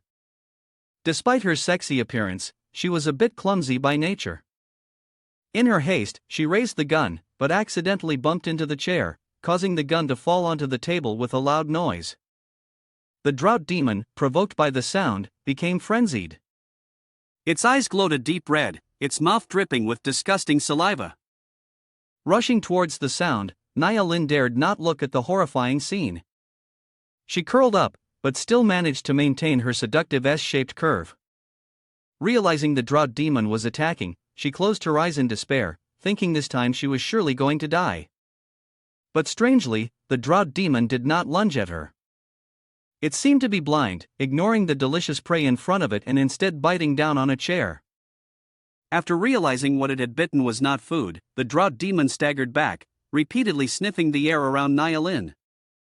Nia Lin slowly opened her eyes and realized she was still alive. Seeing the drought demon sniffing, she carefully inched back, pressing her hand against the table. But the position was somewhat awkward. "Bro?" she muttered, staring blankly into the demon's bloodshot eyes, silently commenting. "Why does this thing keep sniffing? Can't it see?" I swear, the eyes of this drought demon look so dazed, like a character from the movie The Lucky Blind Worker and the Sweet Landlady's Sister. It kept getting closer, inhaling the scent of Nia Lin's body. She tried to step back, but the curves of her body made it difficult to avoid, as though trapped in a cruel twist of fate. Nia Lin frowned, thinking she had narrowly escaped death, but now it was standing way too close. Just a tiny sound, and surely it's going to eat me. What should I do now? As the drought demon growled, continuously sniffing the scent on her body, Nia Lin suddenly remembered the gun she had just dropped. Gun? That's right, I just need to get the gun.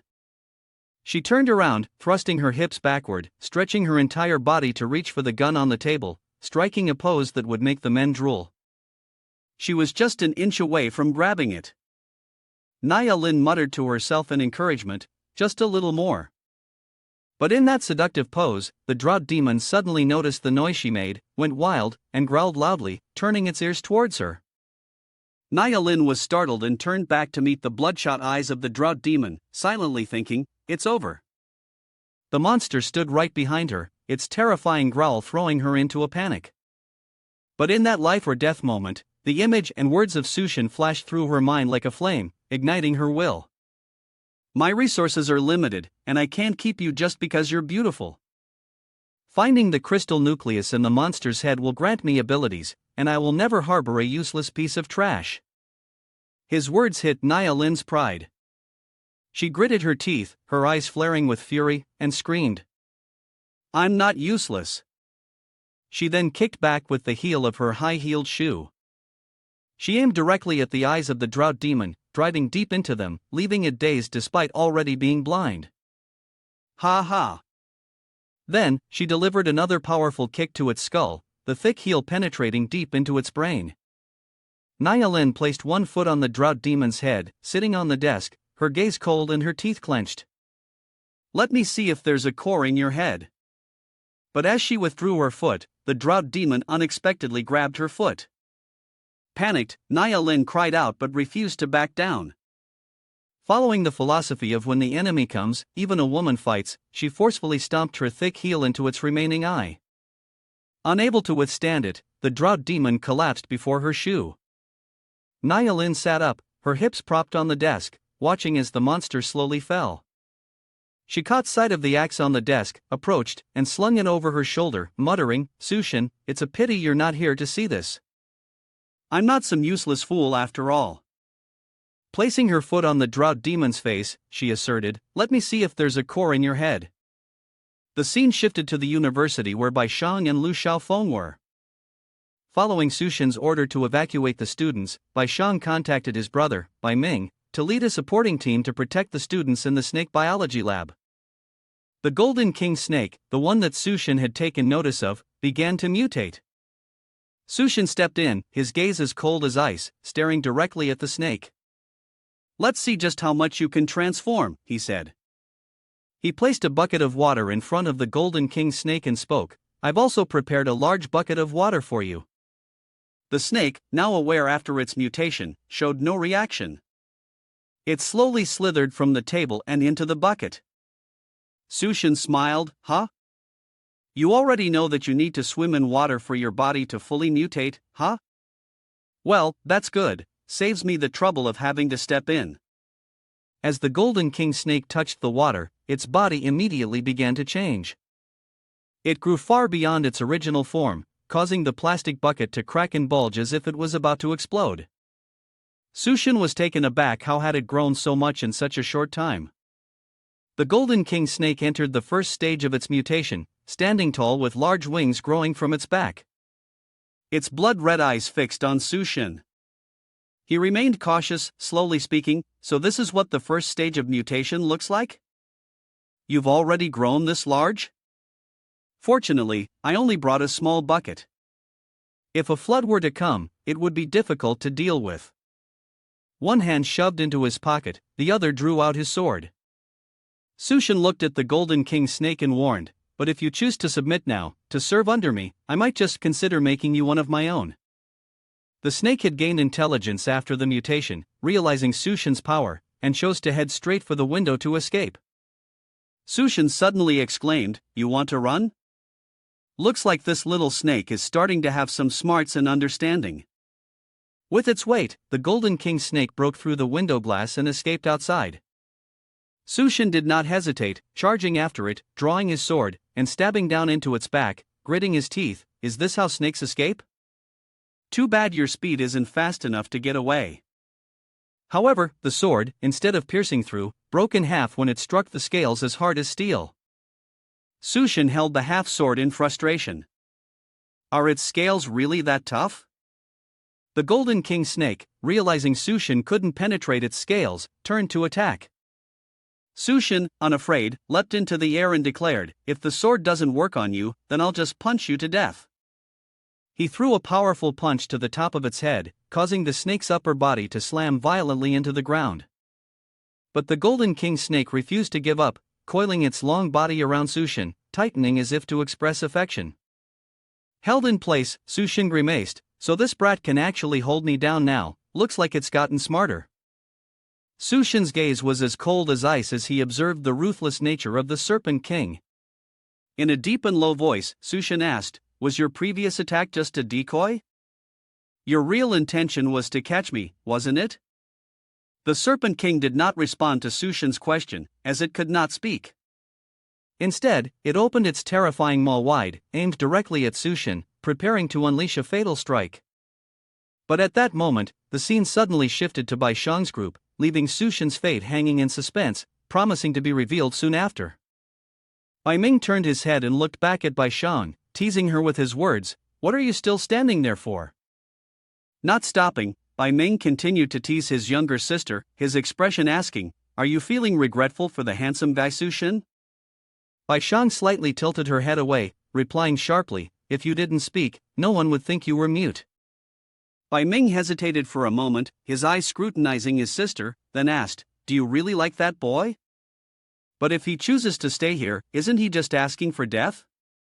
Bai Xiang immediately shook her head, her tone firm, "He won't die for sure." Bai Ming, curious, raised an eyebrow and asked, "Are you sure?" Bai Xiang's eyes briefly showed a mix of surprise and fear.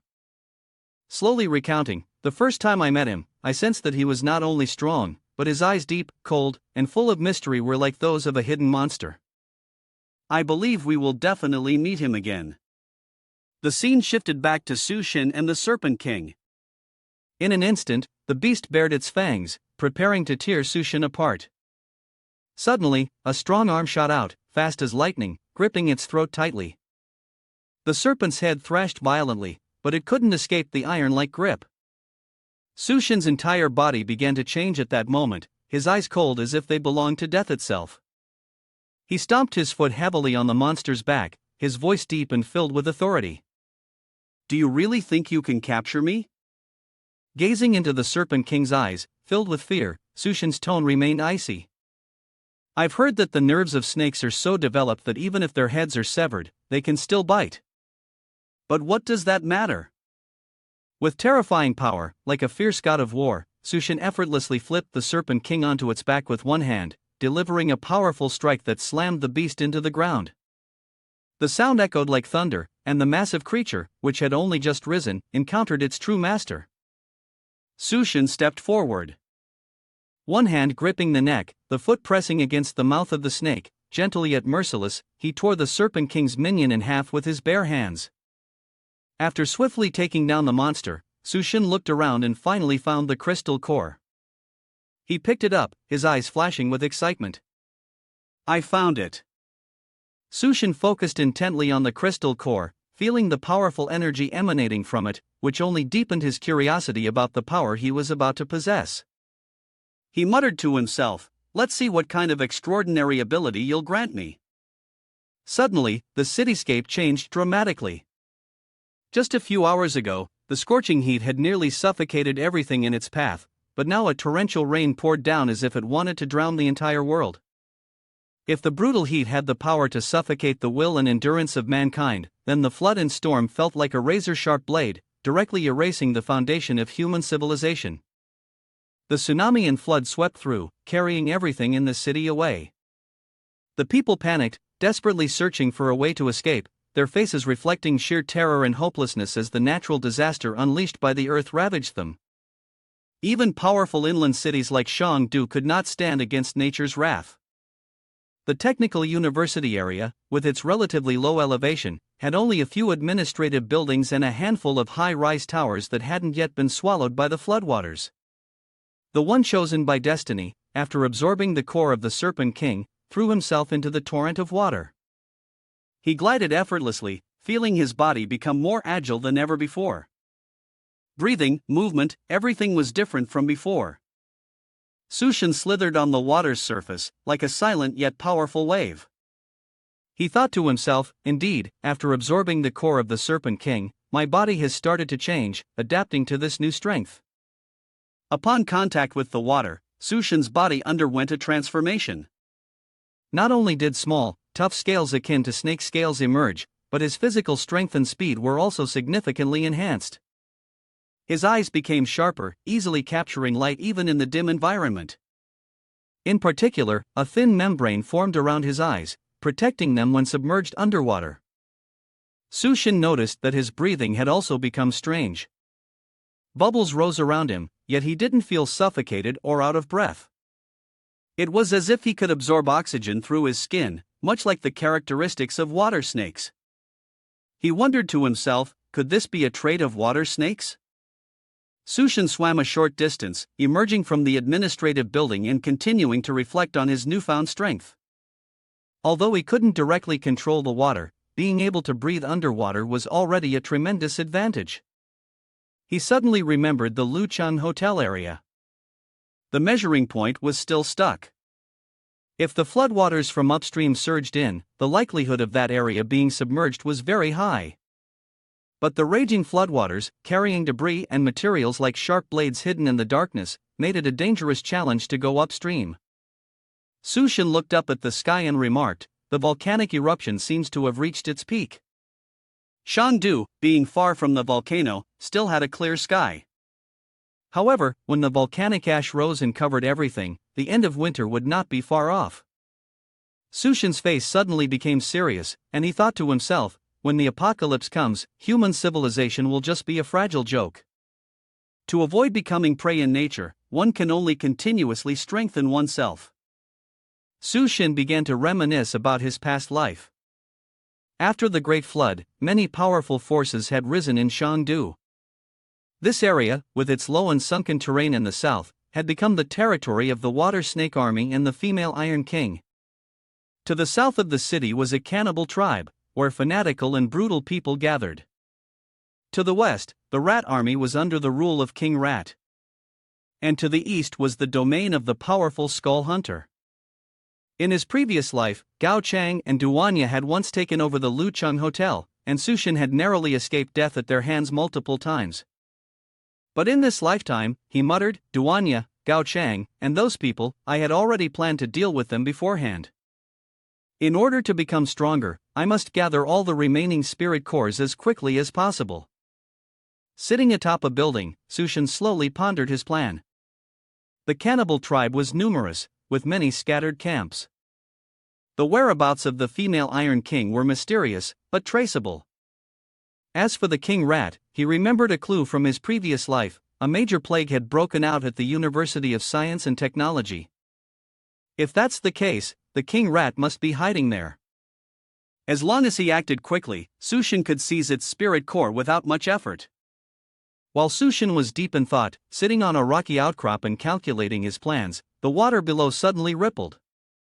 He looked down and noticed a growing mass of water demons gathering. Sushin furrowed his brow and muttered, seems like I've gotten a bit too idle. Watching the water demons steadily encircle the area, Sushin smiled challengingly. Looks like I've been surrounded by them after all. The scene shifted to a signal tower in Shui City. The floodwaters from the Great Flood still hadn't completely submerged the tower. At the top of the tower, two young men clung tightly, their faces filled with clear fear. Why is the flood happening now? The younger brother, while trying to climb higher, suddenly noticed something moving beneath the surface of the water.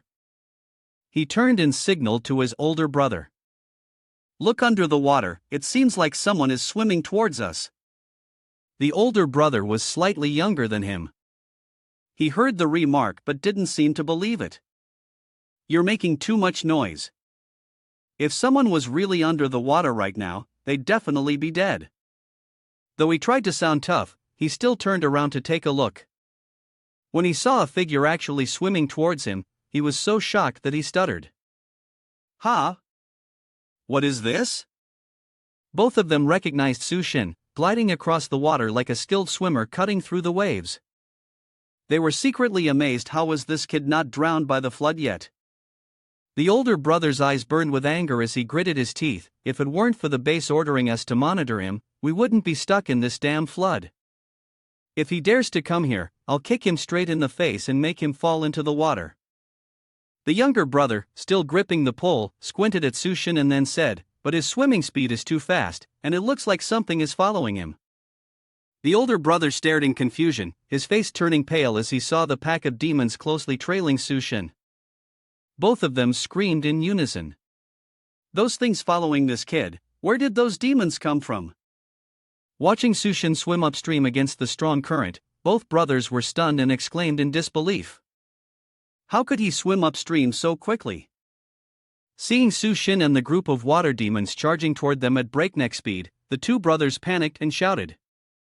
He's swimming straight toward us. The younger brother immediately shouted, threatening Sushin. Sushin, we come from the evolution base, and we warn you not to come any closer. Upon hearing the threat, Sushin slightly curled his lips into a cold smile. Ordinary people wouldn't say anything, but you dare to mention the evolution base? Well, looks like you found the right person. Sushin was gliding over the floodwaters when he heard the threat from the two brothers of the evolution base. His eyes suddenly turned cold, his voice low and powerful. Evolution base? Have your lackeys survived for too long, haven't they? He silently pondered, his eyes flashing with curiosity. Maybe I should investigate what they're scheming. In an instant, Sushin made his decision. With a powerful leap from the water's surface, he shot into the air, aiming straight at the two from the evolution base. The sudden move shocked the two brothers, freezing them in terror. Normally, a jump from the ground with such a powerful push would be unthinkable, let alone Sushin, who, like a mystical fish surfing the waves, performs this move on the churning surface of the water. The two brothers were continuously shocked, going from one astonishment to another. Sushin's foot seemed to land precisely, finding a solid point of support right on the face of his younger brother. The younger brother's face immediately contorted, resembling a demon manifesting, yet with the bewildered look of a child being robbed. The powerful kick from Sushin turned the younger brother into an unwilling footstool. Veins popped up from his face to his neck, and he gritted his teeth, enduring the terrifying force coming from Sushin's foot. But with that force, the younger brother immediately lost his balance, slipped off the pole, and fell freely into the rushing water. A panicked scream echoed, accompanied by a look towards the elder brother, as if to say, "Brother, I'm falling here." Isn't this a disaster? The elder brother, gripping the pole tightly, looked on in panic as his younger brother fell helplessly. Fortunately, in that life and death moment, he stretched out his hand just in time to grab his younger brother's hand, saving him from an obvious disaster, one hand holding the pole and the other clutching his brother, who was dangling. The elder brother gritted his teeth, his whole body swollen with veins, muscles tensed as though they were about to tear apart, fighting against the weight. He growled, "I got you," quickly, grabbed the pole. The younger brother hung below, and though she tried her best, the weight of her body kept him from pulling her closer to the pole. Panicked, he shouted, I can't reach the pole." The older brother felt the weight from his sibling's body, realizing that he couldn't hold on much longer. He gritted his teeth and tried to reassure her, "Don't be afraid, I will definitely pull you up." But the younger brother, fully aware of the perilous situation and the strong bond between them, made a painful decision. "Brother, I'm too heavy. Let go, if you keep holding on like this, we'll both die." The older brother immediately looked down, his gaze heavy as he yelled, "No, I will never let go of you. We live or die together." Sushin stood above, witnessing the emotionally charged brotherly moment, almost moved to tears by their bond. He coldly sat down on the edge of the pole, looking down at the two siblings before speaking. "Tell me, what do you know about the evolution base?" Despite being in such a life-threatening situation, the two siblings remained defiant. The older brother gritted his teeth and retorted, "Give up. I will never say a word to you. Even if you kill us, someone will avenge us." Sushin glanced down at the water demons writhing below, their grotesque arms reaching out, waiting for their prey to fall. He coldly complimented, "Very good, quite brave, but don't blame me." Before Sushin could act, a water demon with long arms suddenly grabbed the ankle of his brother, who was dangling. It yanked hard, pulling him straight into the torrent. Despite having accepted his sacrifice so that his brother could survive, the younger one couldn't help but panic, screaming, his face filled with terror as he was dragged away from his brother's arms. Sushin stood high above, looking down, and calmly explained to the older brother, "He was pulled down by the water demons, you can't blame me." But the older brother paid no attention to Sushin's words. Seeing his brother being swept away, he immediately released his grip on the pillar and dove into the water, shouting, "No, I'm coming to save you." The sibling bond was truly admirable as both of them sank into the cold water. When the older brother opened his eyes, he was horrified to find a water demon with sharp teeth and bloodshot eyes right beside him. Before he could even save his brother, he was at a loss for how to save himself. In a moment of despair, the younger brother could only mutter to himself, "Well, it's all over now." He looked up at the water demon as it raised its claws. The older brother, eyes closed, raised his hand, silently thinking, "Well, dying alongside you is better than fighting these water demons in the water." But just then, Sushin suddenly appeared, a cold, sharp sword slashing through the air, cutting the two water demons in front of the older brother in half. With a demonic appearance, Sushin glided across the surface of the water as if walking on solid ground, wielding his sword with lightning speed. One by one, the water demons fell before the astonished siblings. It was as if they had just escaped the scythe of death, panting heavily.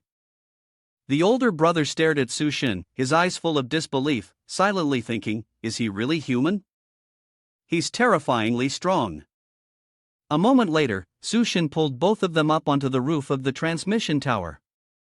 Grateful for the life-saving intervention, the older brother immediately spoke, "We owe you our lives. Now, I will tell you everything we know about the evolution base." After catching his breath from narrowly escaping death, the older brother continued, "We were sent by the evolution base to monitor you. The evolution base is actually located at the University of Science and Technology, led by Mr. Liu and the researchers in the laboratory. We're just pawns, doing menial tasks under the orders of our superiors." Upon hearing the mention of the University of Science and Technology, Sushin immediately recalled King Rat. He silently thought, the rat plague before also originated from there. It seems that King Rat is directly related to this evolutionary base. Sushin asked further, "Is there any mutated rat being studied in the laboratory?" The man shook his head and honestly replied, "Only the researchers know the details of the experiments. We really have no idea about this." Although only a little information was gathered, Sushin immediately made a decision. No matter what, we must take action first, understand the situation there, and be prepared before the rat plague breaks out. The scene shifted to the Lucheng Hotel, where the floodwaters had nearly submerged the entire area.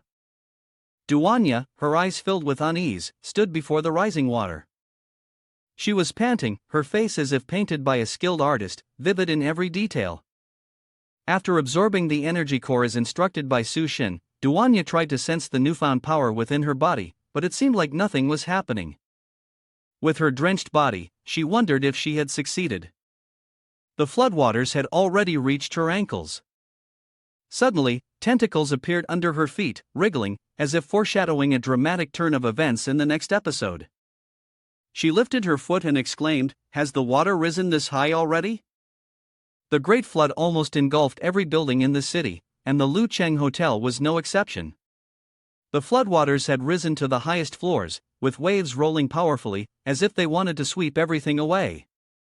Duanya stood in the building, not only hearing the deafening sound of waves crashing outside but also noticing strange rustling sounds around her. The noise made her uneasy, as if something was lurking nearby. Earlier, Ya had taken down a business partner, a man who had once brought lucrative business opportunities.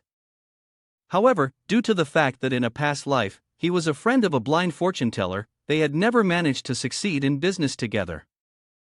Fortunately, she had obtained a spirit crystal from his brain. Following Sushin's advice, Duanya decided to absorb the crystal, as she didn't want to become useless, and this was the only way to remain by Sushin's side. But this action caused her body to fall into a strange mutation. Duanya's eyes turned bloodshot, as though they contained an immense energy that was about to explode. Her whole body burned unnaturally, and she continuously emitted painful groans, as if she had been drugged. Though her body, still alluring, now went through bizarre phenomena. Duanya's eyes widened, her tongue flicking out as if she were entering a state of sadomasochism. Her hands clutched herself tightly, trying to suppress the pain that spread throughout her body. In particular, there was a strange twitching sensation on her chest, as if she had been shocked with electricity. Eventually, the strange pain in Duanya's body began to subside, leaving her in astonishment and unanswered questions. Duanya widened her eyes, looking up at the ceiling, her face weary, her breath panting yet steady, like a rhythm full of vitality. However, deep within her eyes, there was still a gleam that was hard to describe, as though hiding a secret that could not be spoken. In a posture similar to the Super Saiyan in Dragon Ball Z, every drop of sweat rolled down her scorching body. Duanya wondered, "Have I succeeded?" The floodwater from the Great Flood had risen to the floor she was standing on. The cold water touched her heels, making Duanya suddenly realize that the water had reached this level. But what she didn't know was that beneath her feet, strange objects had begun to appear, scattered around in a gruesome, unsettling manner. She looked up, but just in that instant, Duanya suddenly felt a strange disturbance in her body. Startled, she barely had time to react when a water snake with a mouth full of sharp, jagged teeth lunged at her, its slimy body wrapping tightly around her. Duanya panicked and shouted, "What the hell is this thing?" The scene was like something out of a horror film, enough to send a chill down anyone's spine. The water snake tightened its grip, secreting a sticky slime that glistened, enveloping Duanya's body. The smaller parts of her still managed to endure, but the curvaceous, full-bodied, and lively curves on her body seemed to writhe, as though trying to escape the suffocating grip of the disgusting slime. Duanya shuddered in horror and screamed, "Slippery and sticky, so disgusting." While still bewildered by the slimy layer clinging to her body, the grotesque head of the water snake suddenly appeared right before her. Inside its mouth, its sharp, jagged teeth were like a nightmare to those who feared cavities. The snake swayed back and forth, staring at Duanya for a few seconds before suddenly lunging to attack. Everyone expected Duanya to freeze and accept her fate, but no. She was the prized possession of the main character, so how could she easily fall? Duanya tightly shut her eyes, turned her face to the right, and instinctively, her hands quickly grabbed the water snake's head. But the creature wouldn't let her resist so easily. It coiled its tail tightly around her arms, leaving Duanya with no choice but to exclaim, "It's over." A series of slippery, slimy tentacles wrapped around her body, putting her in a life or death situation where she couldn't move. The slimy tentacles tightened, pushing Duanya to the brink of despair, her entire body seemingly bound and restricted. While desperately trying to find a way out, several more water serpents suddenly appeared before her. They flaunted their sinewy bodies. The threatening atmosphere made Duanya sigh inwardly. Why are there so many of them suddenly? This is so annoying. She didn't even have time to adapt to her new ability. But in that moment of crisis, the memory of Sushin's teachings suddenly flooded her mind. His voice echoed in her ears, as long as you find a crystal core and consume it, you will gain the ability. But they're just regular monsters, so we have no way of obtaining a crystal core with special powers, Duanya said, her nurse uniform torn at the hem, her gaze hesitantly lingering on the apple taken from Sushin's spatial pocket. She asked in confusion, how can I use it when I don't even know what kind of power I have? Sushin looked at her with a serious expression, instilling confidence in her. Try to feel it, feel yourself, the environment around you, the changes in everything. Then, try to control the palm of your hand. Back in the present, with Sushin's teachings in mind, Duanya suddenly smiled, realizing she could sense it now. Successfully channeling her ability, she looked at the horrifying monsters before her. Suddenly, countless nerve fibers across their bodies became visible in her eyes. Duanya immediately understood what needed to be done. She shouted, "Is this the cerebellum of these monsters?" As soon as she finished speaking, Duanya's eyes turned a fiery red. The voice roared with authority, "Stop right now." As the words left her mouth, the grotesque tentacles immediately froze, standing still as if turned to stone by her command. The tentacles that had been wrapped around her body slowly loosened, no longer daring to tighten their grip. Duanya looked at her body, covered in sticky, slimy substance, and sighed, "How disgusting, I'm all slimy and sticky now." She reached for the axe beside her and hoisted it onto her shoulder. In her outfit, drenched in filth, Duanya's perfect body stood out even more, like a warrior stepping out of a legend. Looking at the monsters before her, her gaze flashed with a deadly intent. "I will make you all like leeks," she said. With that, Duanya swung the axe, cutting horizontally, vertically, and striking left and right. Within minutes, the room was filled with fresh blood, and the grotesque tentacles had been completely destroyed by her. Once done, Duanya lifted her skirt and walked away, muttering, "The people of the Ming are so filthy, I need to hurry back and take a proper bath." But just as she turned around, a foot silently appeared, and a voice full of malice rang out, causing Duanya to startle, "Can we bathe together?" Duanya, holding the axe, spun around, her eyes filled with fury as if to threaten the enemy. But standing before her was none other than Sushin. Her entire body was bare, radiating a strange blue light. Seeing her so strong, Sushin silently complimented her, "You're not bad at all, you even know how to use weapons to protect yourself." Sushin's appearance eased Duanya's fear, and her expression softened. She stared blankly, unable to believe that Sushin was really here. Looking at the person who once made her tremble like a sewing machine, Duanya couldn't contain her emotions. She jumped straight into Sushin's arms, pressing his face into her soft chest. Sushin could only exclaim, "This is really great, it's really Sushin, you've finally come back to me. I was so worried you'd die."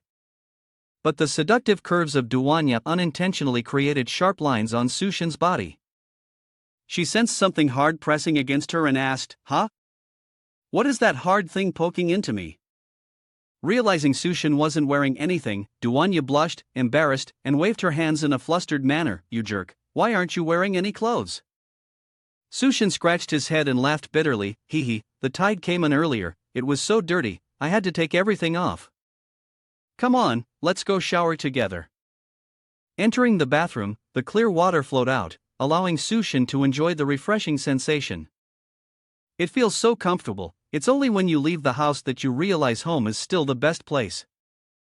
As Sushin leaned back in the bathtub, Duanya, sitting across from him, blushed as if she were about to lose control after meeting him again.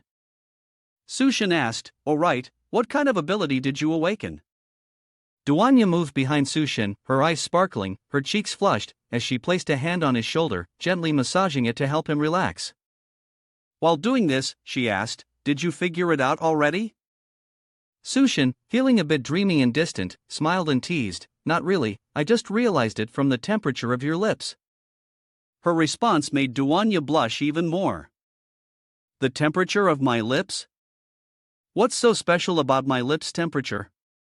The artist, perhaps worried that Sushin might not handle it, had cleverly made sure Duanya was wrapped in a towel, covering her sensitive areas. Sushin continued asking, "What's your special ability then?" Duanya, not hiding anything, replied frankly, "Maybe it's some sort of mental control ability."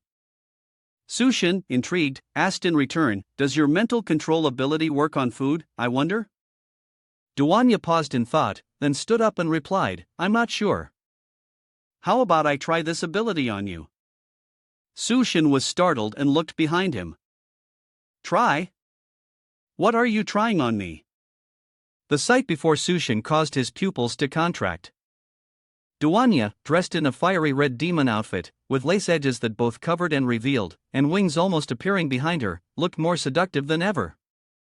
She spoke in a sweet, enchanting voice, "Master, what if I try it like this?" Under the influence of her mind control ability, Sushin was not only frozen in place but also emanated a deadly aura. Duanya observed the spiritual power surging around him and thought to herself, "Is this Sushin's spiritual power? If he hadn't given his consent, I would have likely been eliminated long ago when I tried to take control of his mind." Sushin's eyes reddened as he laughed loudly, "Huh, so this is how it is. This ability of yours really isn't bad at all." He shouted enthusiastically, "I want to train you until your legs are walking in two lines." Haha, heh. Meanwhile, outside the Lucheng Hotel, the Great Flood still surged fiercely. After Sushin finished training Duanya, the sky had already brightened the following day. The floodwaters had reached the hotel's peak station, and gunfire echoed from the building's rooftop, with each water snake being exterminated. Duanya, in her bunny outfit, was guided by Sushin, learning how to use a gun. He said in a stern tone, "Focus your mind, then use your willpower to hold the gun firmly and shoot." Duanya turned back and quietly asked, "But aren't you supposed to be heading to the University of Science and Technology? Why do you still have time to teach me how to shoot?" Sushin turned his back, explaining as he walked inside, "I want to spend half a day helping you master shooting skills." "You mentioned before that you studied medicine, right?" Duanya was puzzled. "Yes, that's right." "Is there a problem?" Sushin didn't answer, simply gesturing for her to follow. "Come with me, it's time we start utilizing your abilities." A little while later, Sushin took Duanya out of the Lucheng Hotel on a yacht he had just acquired. Duanya felt a bit self-conscious in the bunny outfit that Sushin had given her, and quietly said, "Sushin, if I wear this outside, won't it be a bit inappropriate?" Sushin looked her over, smiling lightly. "It's fine. Even if you weren't wearing anything, no one would dare to do anything to you." As Sushin reclined in his seat, sipping a glass of wine, he calmly admired Duanya's perfect figure. While steering the boat, she glanced back and asked, "Do you want to go to the University of Science and Technology now?"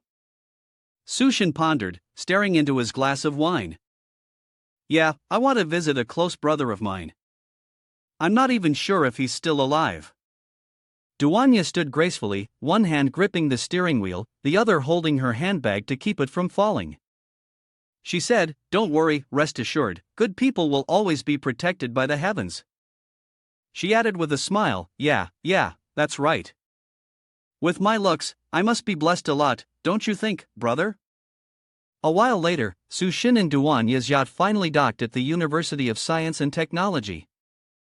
Duanya looked up at the surroundings and signaled to Sushin, "We're here, this is the University of Science and Technology." As she spoke, she observed the desolate scene, the walls blocking the entrance, strange watchtowers, and a faint smell of death creeping everywhere. Thanks to her instincts and supernatural abilities, Sushin sensed the lurking danger near the main gate. Suddenly, his eyes turned bright red. He quickly turned to the right, alert. A figure in one of the watchtowers immediately fired at the yacht. Bang! Bang! Luckily, Sushin moved with lightning speed, using his body to shield Duanya. The shooter seemed to either lack skill or was merely giving a warning shot, as the bullets only grazed by, hitting parts of the yacht. A loud, abrasive sound rang out, and a filthy, disheveled face appeared from the watchtower, its voice filled with suspicion. "Who are you? What brings you here?" Sushin glanced toward the source of the voice, silently thinking that this was the very place where the mutant Rat King had risen in his previous life at the University of Science and Technology. He calmly stepped to the front of the ship and replied slowly, "We've come here to join the evolution base. Could you open the door for us?" The scruffy-faced man, also known as the exam face, looked at Sushin, a man completely naked, with a look of disdain. But when his gaze shifted to Duanya, who was wearing a beautiful cheongsam that highlighted her curves, his expression immediately changed. He licked his lips with hunger. "To think there's such a delicious little bunny here.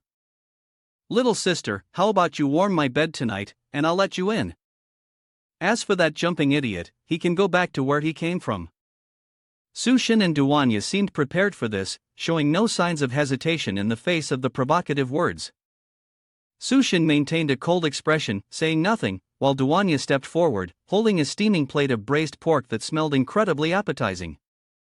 She smiled sweetly and said in a soft, honeyed voice, "Handsome, please open the door for us, just for the sake of this dish of braised pork."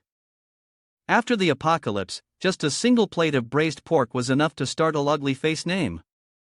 He exclaimed, "What? Braised pork?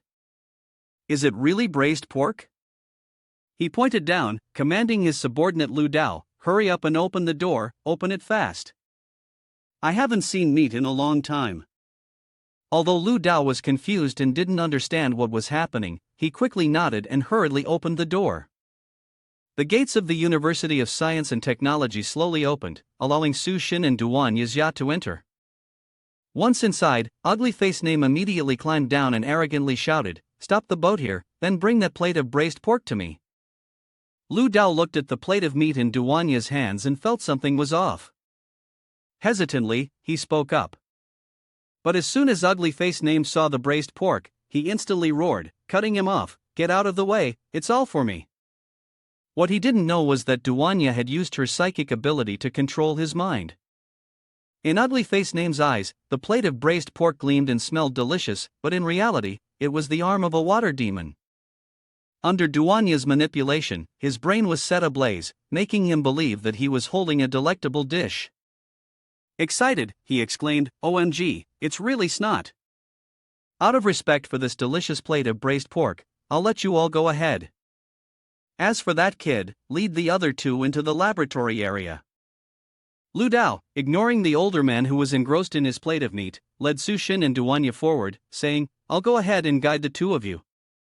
If we're all going to stay in the base from now on, it's only right that we help each other. The bottom floor is for the elderly, children, and some people without much status. I'll take you both upstairs to find a cleaner room." As soon as he finished speaking, Lu Dao suddenly bumped into a child who was sluggishly walking towards him. Furious at being blocked, he shouted, "Hey, kid, what's wrong with you? Are your eyes on the back of your head? Can't you walk properly?" The child fell to the ground, trembling as he tried to explain, "I'm sorry, I feel a bit dizzy." Duanya, with her instinct for medicine from her training and a kind heart, immediately approached, scooping the child up and asking with concern, "It seems this little one is really starving to the point of exhaustion. Little one, where are your parents?" The child clutched her stomach, trying to suppress the hunger, gritting her teeth as she answered shakily, "They went to find food, but they haven't come back yet." Duanya, like a fairy coming to the rescue, pulled out a bag of bread from her clothes and handed it to the child. "I have a bread here. Would you like to eat it to ease your hunger?" The child hesitated, fearing that if she accepted the bread, Duanya would go hungry herself. She trembled as she spoke, "But if you give me the bread, Sister Rabbit will also be hungry." Sister Rabbit? Duanya blushed when she was called Sister Rabbit. Seeing the poor little girl, Sushin could no longer maintain his cold demeanor. He stepped forward and explained, "Don't worry, Sister Rabbit won't get hungry." The little girl still clutched her stomach, gritting her teeth in disbelief. "You're lying to me. How could anyone not be hungry right now?" Sushin gave a wry smile. Seeing that she didn't believe him, he decided to show off his skills. From another dimension, he pulled out an enormous pot of spicy and sour rib hot pot, which caused Lu Dao, who was behind, to exclaim in panic, "Where did this hot pot come from so easily?" The little girl, still shaking from hunger, widened her eyes in astonishment at Sushin's magic trick and stammered, "Ugh, is this really hot pot? Brother, I also want to be your woman." The innocent words from the little girl left Duanya speechless.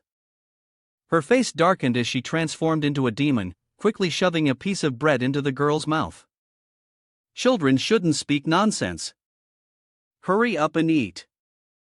As Sushin and Duanya were doing their good deed, hurried footsteps sounded from behind. A haughty voice rang out, causing Sushin to turn around. "Ah, how despicable, someone's still cooking food here." Three henchmen with arrogant expressions, looking as cool as a toilet bowl, stepped forward, kicked the basket and shouted, "Get out of the way, you filthy commoners! Don't you know it's against the rules to keep food for yourselves? All supplies must be handed over and exchanged for contribution points."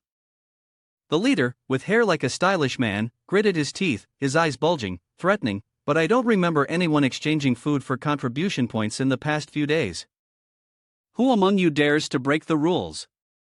The girl next to Duanya saw these people trembling, huddling close to her, and called out in fear, "Sister Rabbit." Duanya patted her comfortingly, "Don't be scared, I'll make sure they talk to us properly." She turned to Sushin, her eyes full of meaning. Sushin understood and nodded in agreement. Duanya immediately used her mental manipulation ability, creating an illusion of a lavish feast in front of the three henchmen. She smiled and said, "It's exhausting talking all day. Isn't what you all want just some good food? These are specially prepared for you. Here, take your time and enjoy." Duanya's eyes flashed a fiery red, and her mental manipulation power began to take effect. For now, the three lackeys were presented with roasted chicken, Kobe beef, sauced fish, and premium ham hocks. All three of them stared wide-eyed, cheering with excitement. "Look at all this meat, there's so much.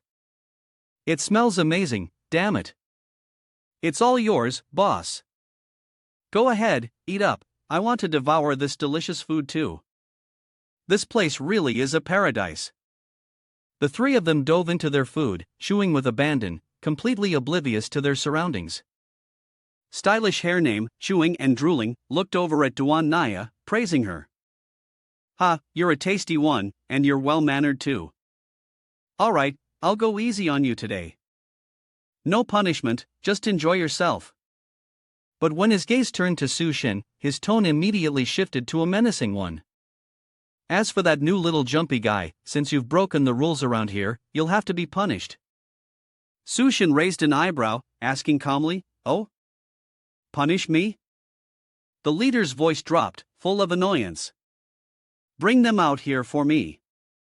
At the command, a few lackeys dragged out two people, both chained by their necks.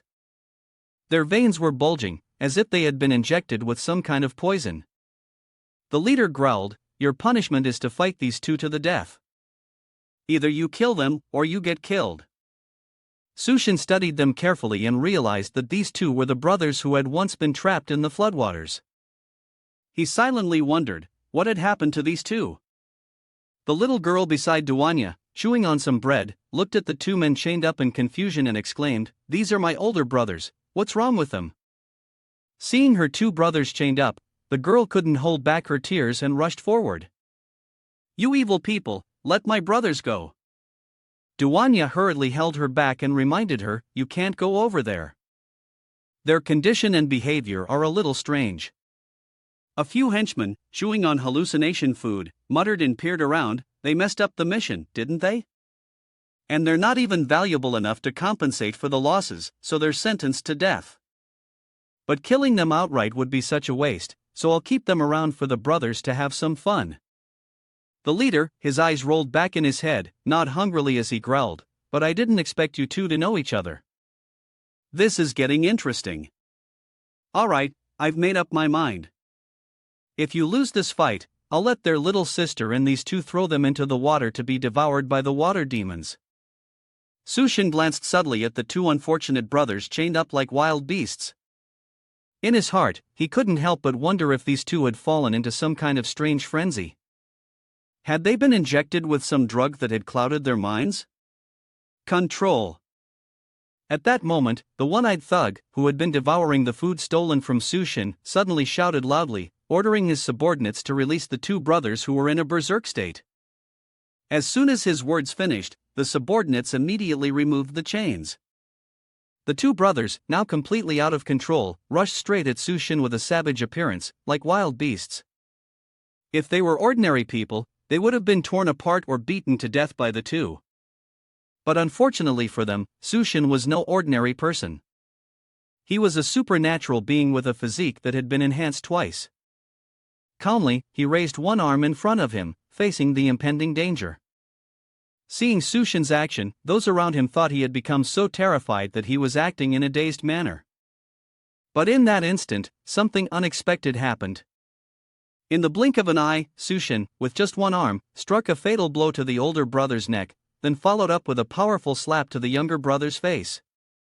In a split second, both brothers collapsed to the ground, unconscious and completely unaware. At this moment, the little girl, believed to be the younger sister of the two brothers, witnessed the entire scene. Seeing her two brothers knocked down, she screamed in distress. "Big brother!" she cried out, struggling to break free from Duan Naya's hold. Seeing the little girl so anxious to the point of desperation, Duan Naya could only try to hold her tightly, while gently reassuring her that her two brothers would be fine and that they were only temporarily unconscious. The one-eyed thug, who had witnessed the entire scene, was momentarily shocked and angry. He turned to the two brothers who had just been knocked out by Sushin and cursed, "What a bunch of useless idiots. You got knocked out this easily?" But in an instant, he shifted his focus to Sushin. With a venomous look in his eyes, like that of a poisonous snake, he stared at Sushin and spoke, "I'm in a good mood today. If you hand over all the supplies, I'll pretend like nothing happened." Sushin, his face as cold as ice, responded with disdain, "Why should I hand over the supplies to you?" One of the thugs under the one-eyed man immediately growled, threatening, "Damn it, you little punk. At the University of Science and Technology, everyone has to follow the rules of Boss Liu.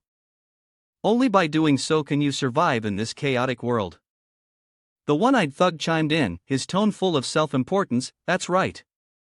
We don't keep useless people here. If you want to stay, you need to earn contribution points by searching for resources or supplies.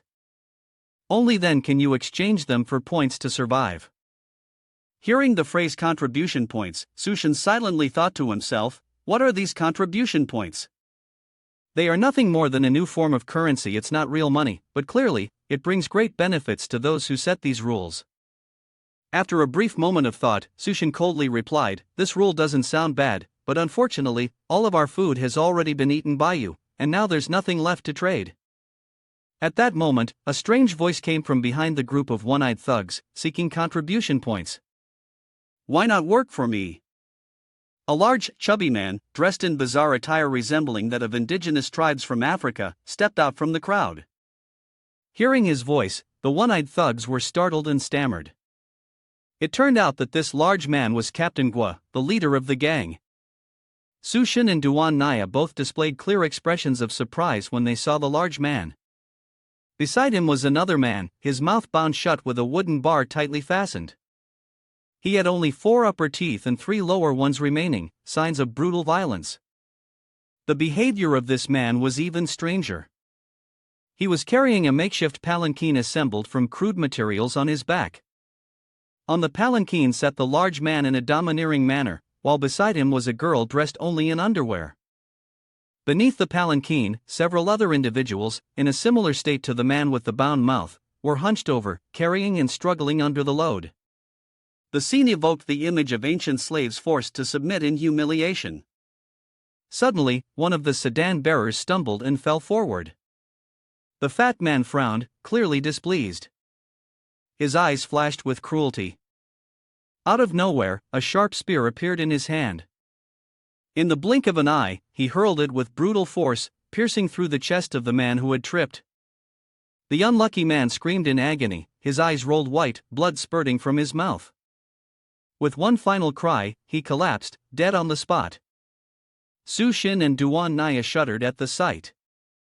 Normally, they only killed in self-defense, but these people were different, ready to snatch away a life for the smallest mistake. After his strike, the fat man rested his chin on his hand and looked toward Su-shin's group with disgust, as if gazing at weak prey. He spoke, "You see, I'm short on men. That brat over there step up and take the place of the one who just died. And the little rabbit girl?" He pointed at Duan Naya. "Each day I'll give you a box of fresh meat or instant noodles to serve me. You'd better know that in this apocalypse, production has long since stopped. Don't think I haven't spent a lot of effort on you." The captain, surnamed Gua, suddenly grabbed the head of the girl beside him and pressed it tightly against his body, a twisted smile appearing on his face, his eyes gleaming with an almost taunting gleam.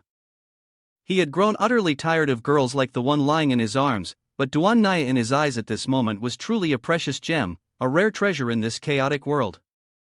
When the fat man spoke, the squinty-eyed thug immediately chimed in, turning to yell at Su-shin and his group, "Our captain has kindly extended an invitation, advising you not to be stupid and fail to appreciate this opportunity." One of the captain's lackeys also joined in, his tone full of excitement. "This time is great. The captain has a new woman, and we'll get a share of the old one. Can't describe how awesome this is." Before the thugs could even fully relish their moment, a cold question from Captain Gua made them all jump in surprise. "Wait, what is that smell? What did you guys just eat?" Upon hearing this question, the thugs felt as though they had been struck by lightning, their hearts screaming. Oh no, in their greed, they had secretly eaten the meat without informing the captain, an offense that could cost them their lives. The group hurriedly bent over, kowtowing repeatedly, their mouths incessantly pleading, "I apologize, Captain. Captain, we won't dare repeat this again. Please, give us a chance. From now on, no matter the food, big or small, we will definitely offer it to you first." Upon hearing their pleas, Captain Gua displayed an indescribable expression, as if he were weighing his options. He had clearly figured out that his subordinates had just stolen something, but for the moment, he didn't want to pursue the matter. Instead, he growled, "Damn, shut up. I'm not here to show mercy to fools.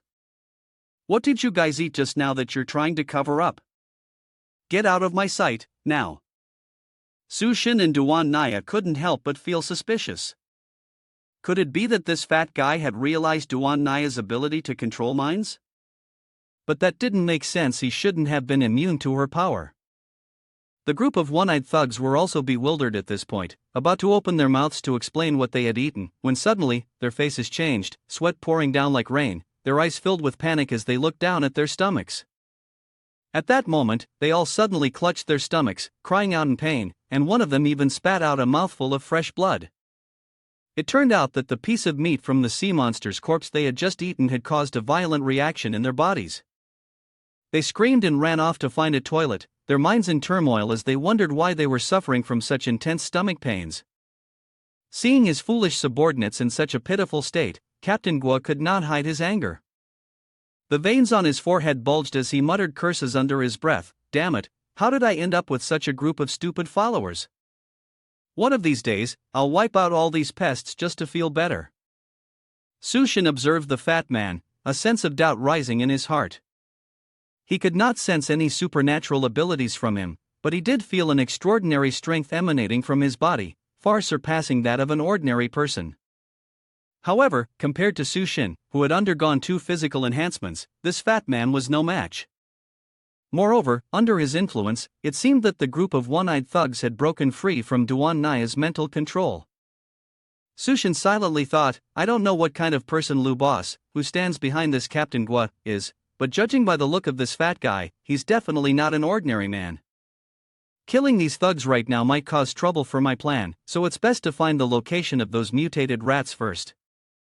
Seeing that Su-shin didn't respond, Captain Gua spoke up to remind him, "Hey kid, what do you think about my proposal?"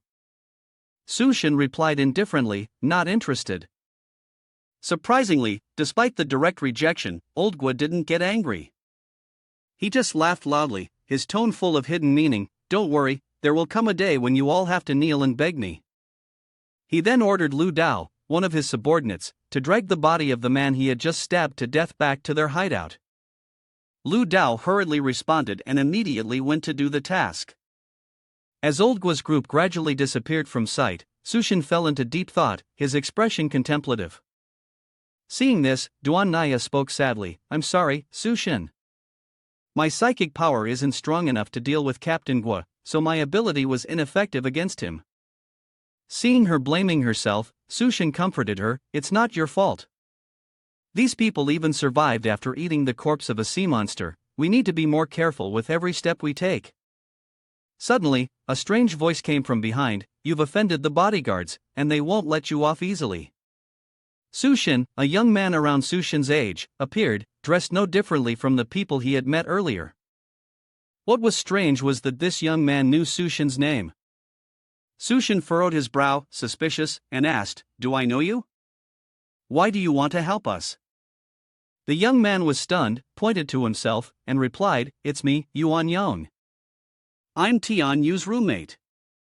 We last met when you came to school." The scene shifted to a dilapidated building not far away. The terrifying-faced Captain Gua turned to Lu Dao and ordered, "Lu Dao, keep an eye on that girl. Don't let them slip away."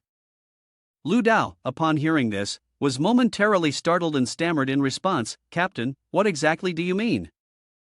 Before he could finish, Old Gua switched to a sinister expression, licking his lips with a malicious smile. In his mind, the image of Duan Naya in a seductive bunny outfit appeared. He thought to himself, a woman as beautiful as her was truly rare to find in the apocalypse.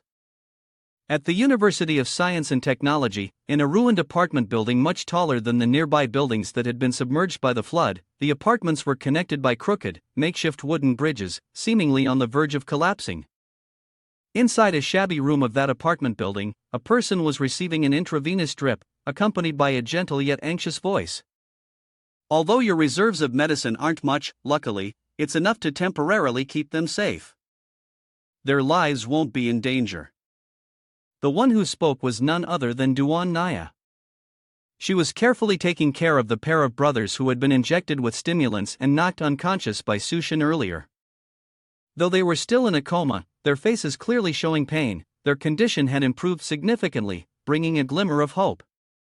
The younger sister of the two men, standing beside them, seeing their condition improve, couldn't help but speak up, "Thank you, Big Sister Rabbit, you're really amazing." At that moment, Sushin was talking to a friend with a peculiar name, Yuan Yong. He turned to ask, "I just remembered, all the students are gathering here now, right?" Yuan Yong nodded in response, "That's right, anyone, male or female, as long as they're still alive, has come here for shelter. Tian Yu often helps everyone, so this area is considered the territory of our external division." External division? What's that? Sushin asked, confused. Before Yuan Yong could answer, a figure appeared from behind and spoke in his stead. "That's right, our external division is very powerful. Even when facing the Tao clan, we'll eliminate each one. Student, are you interested in joining?" Yuan Yong looked towards the person who had just spoken, exclaiming, "Brother Tianyu." It turned out that the young man who had appeared was Tianyu, the friend that Sushin had been searching for. Tianyu wore a tattered outfit but had added several unique accessories, giving him a rugged yet cool appearance. In particular, the swimming goggles slung askew on his head and the hunting rifle slung over his shoulder made him look like a wandering warrior in an apocalyptic world. Yuan Yong pulled Sushin forward, proudly announcing, "Brother Tianyu, look who I've brought here." Tianyu took off his swimming goggles, looked closely, and immediately recognized his close friend. He burst out laughing, swearing with excitement, "Suzy, you're really something, damn it. I thought you were dead, never imagined you'd still be alive. This is great, brother." The two embraced tightly, full of affection. Sushin responded enthusiastically, "Tian brother, it's been a long time." Tianyu eagerly continued, "Let's go, it's been so hard to finally meet up, we need to have a drink. Fortunately, I just went to gather some supplies, so we can enjoy a few days together." Suddenly, Tianyu's gaze stopped at a certain spot, his expression frozen in shock. Looking closely, you recognize the girl in front of you. I've met you before. You're the legendary beauty of the school, the cold goddess Duan Naya. Duan Naya, embarrassed to be recognized while wearing a bunny cosplay outfit, blushed and shyly replied, "That was all in the past. Everything is different now." Tianyu, still excited, turned to ask Yuan Yong, "Xiao Miao, why is the legendary goddess here? And why is she wearing a bunny costume like this?" Yuan Yong, his ears ringing from Tianyu's loud voice, covered his ears with his hands and slowly asked, "Hey, is she Senior Duan Naya from the medical academy?" Duan Naya, feeling shy, approached Sushin and whispered, "Sushin, I want to change my clothes. It's so embarrassing to wear this outfit in front of the juniors. And look at them." Sushin wrapped his arm around Duan Naya's waist and nodded as he listened to her, agreeing, "You should go change. Who could stand to see you in such a sexy bunny cosplay outfit?" Yuan Yong and Tianyu, witnessing this scene, were fuming with jealousy, unable to hold back as they both had nosebleeds. Yuan Yong, envious, spoke up, "How can he hug the goddess like that?" Tianyu nodded in agreement, "It's really annoying." Seeing Duan Naya was about to change, Tianyu quickly introduced, "Sorry, it's a bit messy here, but please make yourselves comfortable. You can use this room to change." Duan Naya gave thanks and then stepped into the room. Sushin, seeing that Tianyu had his own room, teased, "Tianyu, you're pretty impressive, having a private room and all. Quite luxurious." Standing beside them, Yuan Yang explained, "I admire him too, but that's because he exchanged contribution points for it." Tianyu turned to Sushin, asking doubtfully, "But why don't you guys carry any bags? Where do you get clothes to change into?" Instead of answering directly, Sushin asked back, "Brother Tian, when you usually take on missions, aren't they dangerous?" Tianyu adjusted the swimming goggles that were about to slip off and laughed loudly, "Dangerous, what? We've got great luck, our supplies are always spotless. Just look at me, do I look like someone struggling to survive the apocalypse? You're already here, so don't go anywhere else. Join my team, I can even cover for the both of you. Besides, Duan Naya is a skilled doctor. As long as she tends to the wounded, there's no need to go scavenging for food. But I need to remind you of one thing first." Hearing the seriousness in Tianyu's tone, Sushin asked, "What is it?" Tianyu continued, "From now on, can you stop causing chaos? And letting that goddess run around outside in a bunny cosplay outfit? This is the apocalypse, what on earth are you trying to do?" Sushin noticed his friend's worry and, not wanting to explain much, simply smiled. "Tian brother, don't worry, I'll protect her well." As soon as he finished speaking, Sushin was tapped on the head by Tianyu, who said, "Just like that, huh? Have you forgotten who used to get bullied back in high school and didn't dare fight back? And now you won't even let me get revenge on those guys?"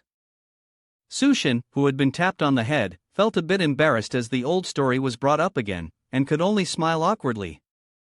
Tianyu continued to remind him, "Be careful with that bodyguard captain. He's not a good guy. Every girl he's interested in ends up in a bad situation. Duan Naya is way too beautiful, and he won't let her go easily." At this moment, in the changing room, a shadow quietly appeared behind Duan Naya. The red eyes of the person stared intently at her as she was changing her clothes.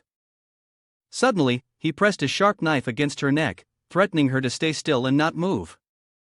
Duan Naya was startled but tried to stay calm and asked, "Who are you? What do you want?" It turned out the attacker was the bald-headed girl who had appeared earlier, a subordinate of Captain Gua. She leaned close to Duan Naya's ear and whispered, "Captain Gua asked me to take you to find a place to rest." The bald-headed girl continued, her voice full of implication, "You're a girl, how could you sleep with a bunch of men?" Duan Naya coldly replied, "I'm fine here, there's no need for you to worry." Seeing Duan Naya's refusal, the bald girl lowered her hand to her lower abdomen, as if to tease her, and said, "That's not good. The captain specifically invited you over." Duan Naya realized that lingering with this crazy girl was not a good idea, so she immediately activated her hypnotic ability, using her mental strength to mesmerize the opponent, while saying, "I already told you, I don't need it. In the blink of an eye, the bald girl was controlled, her eyes went blank, and her body stiffened, unable to speak or move. Seeing her opponent fall into the trap, Duan Naya coldly asked, "Can I let go now?" The bald girl immediately stepped back, dropped the knife, and stopped her threatening actions. Looking at the person who had just attacked her, Duan Naya showed a tired expression. Using mental power to forcefully control someone was very difficult, but dealing with this bald girl in a short amount of time was still within her capability. As for the rest, she decided to leave it for Sushin to handle. As soon as she finished speaking, Duan Naya walked toward the door, intending to leave the room. Suddenly, a terrifying event occurred. The bald girl, with a wild look in her eyes, plunged the knife into her own hand. Blood poured out, but she seemed indifferent to the pain. This reckless act was meant to stimulate her nerves and help her break free from Duan Naya's mental control. Noticing something unusual, Duan Naya turned back, her heart skipping a beat as she saw the crazy girl using the pain to force herself awake. Breaking free from the trance-like state, she disregarded her injury, tightly gripped the knife, and charged toward Duan Naya like a wild, uncontrollable beast. One hand held the knife, while the other pressed Duan Naya's throat against the door, her leg pressing down heavily to restrict all movement, her eyes filled with murderous intent. She growled, "You almost fell into my trap. You tricky little thing." Outside, people began to realize that something was wrong. The commotion coming from the room raised their concerns. Yuan Yong called out loudly, "Duan Naya, what's going on in there? You're changing clothes, why is it so noisy? Senior schoolmate, say something." Although the bald girl had covered Duan Naya's mouth to stop her from speaking, the prolonged silence only made everyone more suspicious. Sushin can't wait any longer. She shouted, "Duan Naya, I'm coming in." In the blink of an eye, he broke through the door and rushed into the room. Seeing Sushin, the bald girl immediately screamed and threatened, looking for death. Before he could even react, she lunged at him like a hunting leopard. The sharp knife in her hand aimed directly at Sushin. Tianyu saw the urgent situation and rushed forward to shield in front, shouting loudly, "Sushin, be careful." But the moment the bald girl heard the name Sushin and clearly saw his face, her pupils shrank, cold sweat poured down like rain, and her face turned into one of panic, as if she were facing the most terrifying nightmare. Sushin, with a gaze as sharp as a blade, carefully observed the deranged girl. In her mind, horrific memories surged like a slow-motion film. Back at the technical university, Sushin had been a demon in her eyes.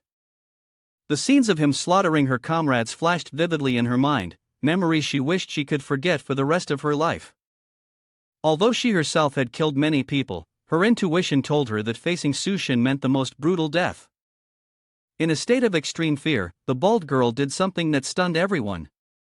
Instead of continuing her attack, she rushed toward Sushin, knelt down on the ground, raised her head with a dazed look in her eyes, and in a trembling voice said, "Master, please punish me." Tianyu stood frozen, muttering, "Master? What the hell is going on?" Sushin radiated a murderous aura, his gaze cold as ice. He slowly asked, "Who is your master?" The girl with a shaved head, her gaze filled with allure, responded, "Master, do you not think my sincerity is enough?"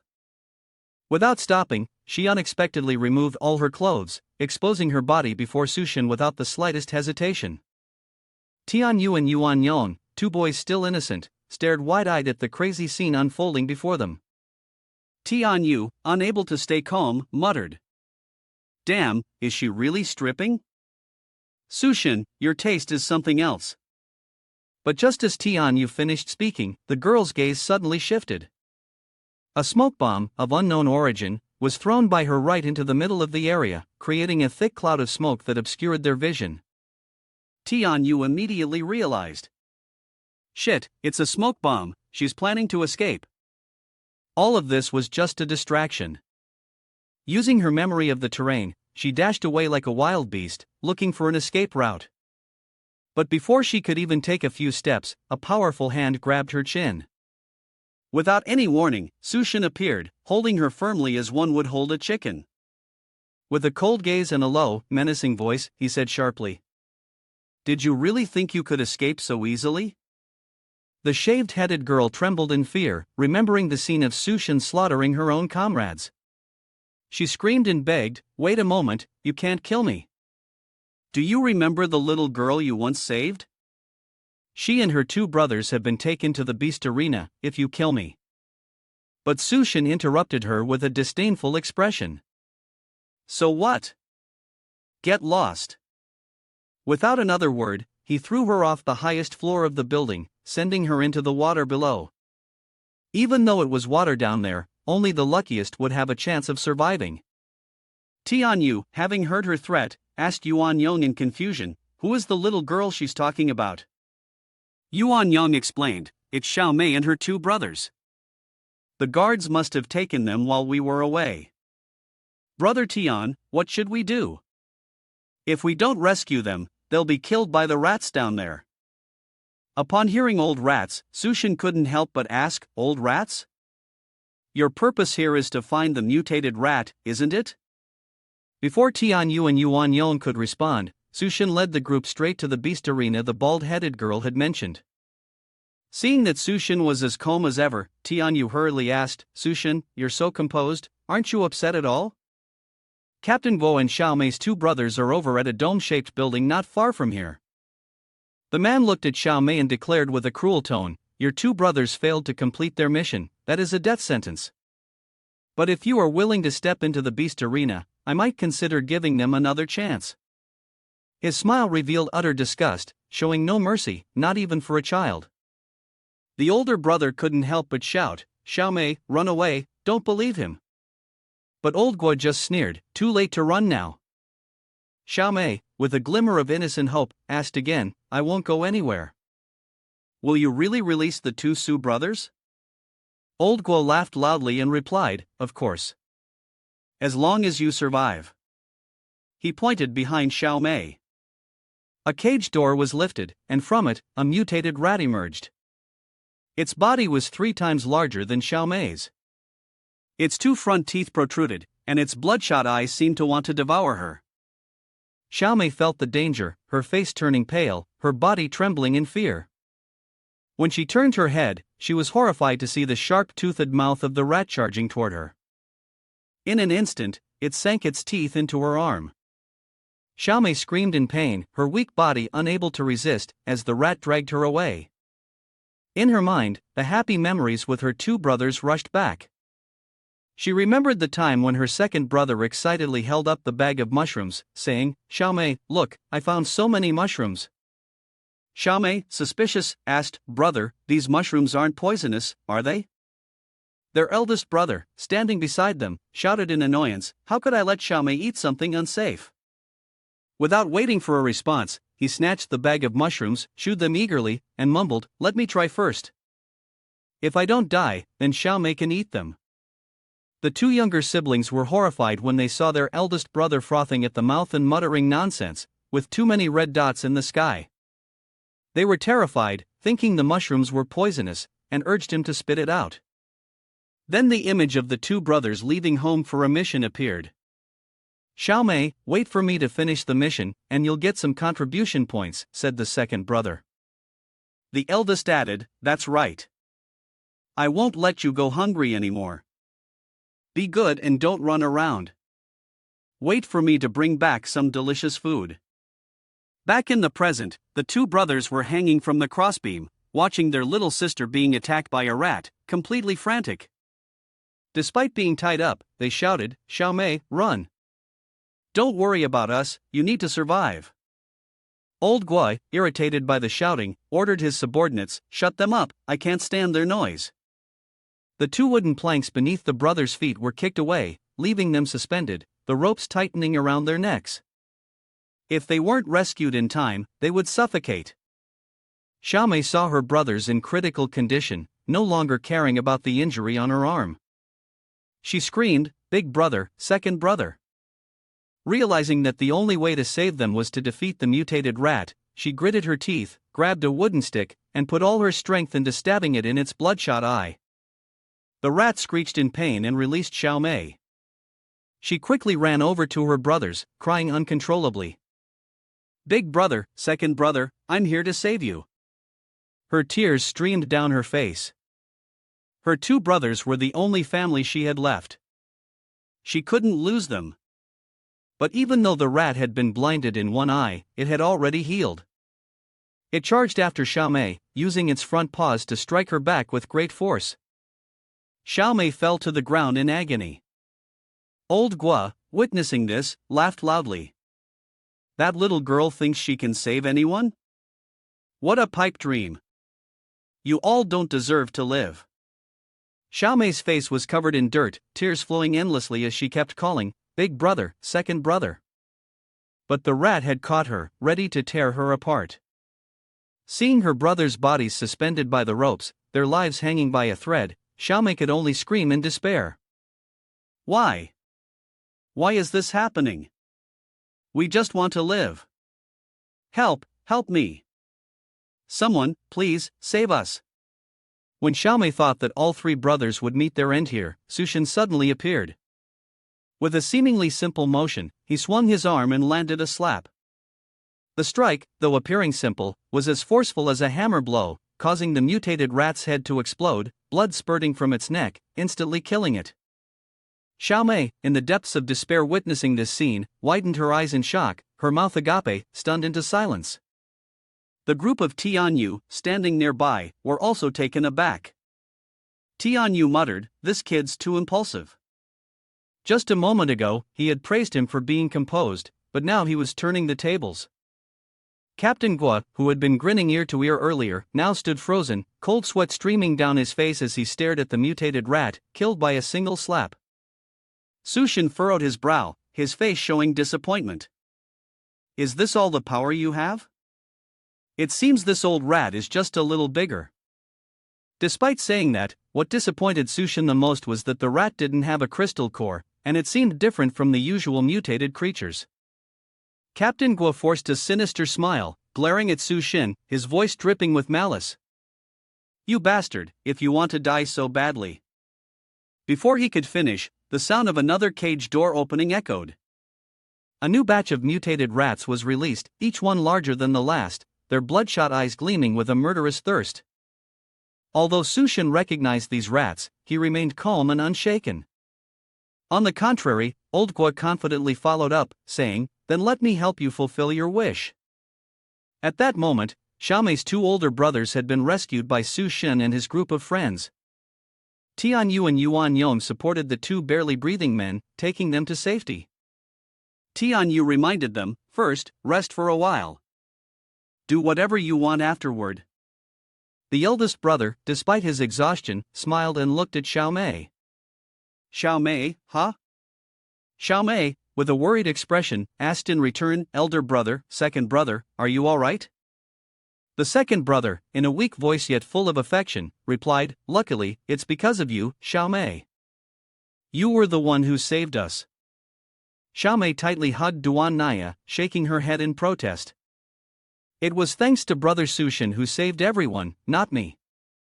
Although I'm young, I'm sensible enough to know who saved all three of us." At that moment, the sound of wet footsteps echoed, leaving long trails of water on the floor. It was none other than the bald-headed girl whom Sushin had thrown into the water.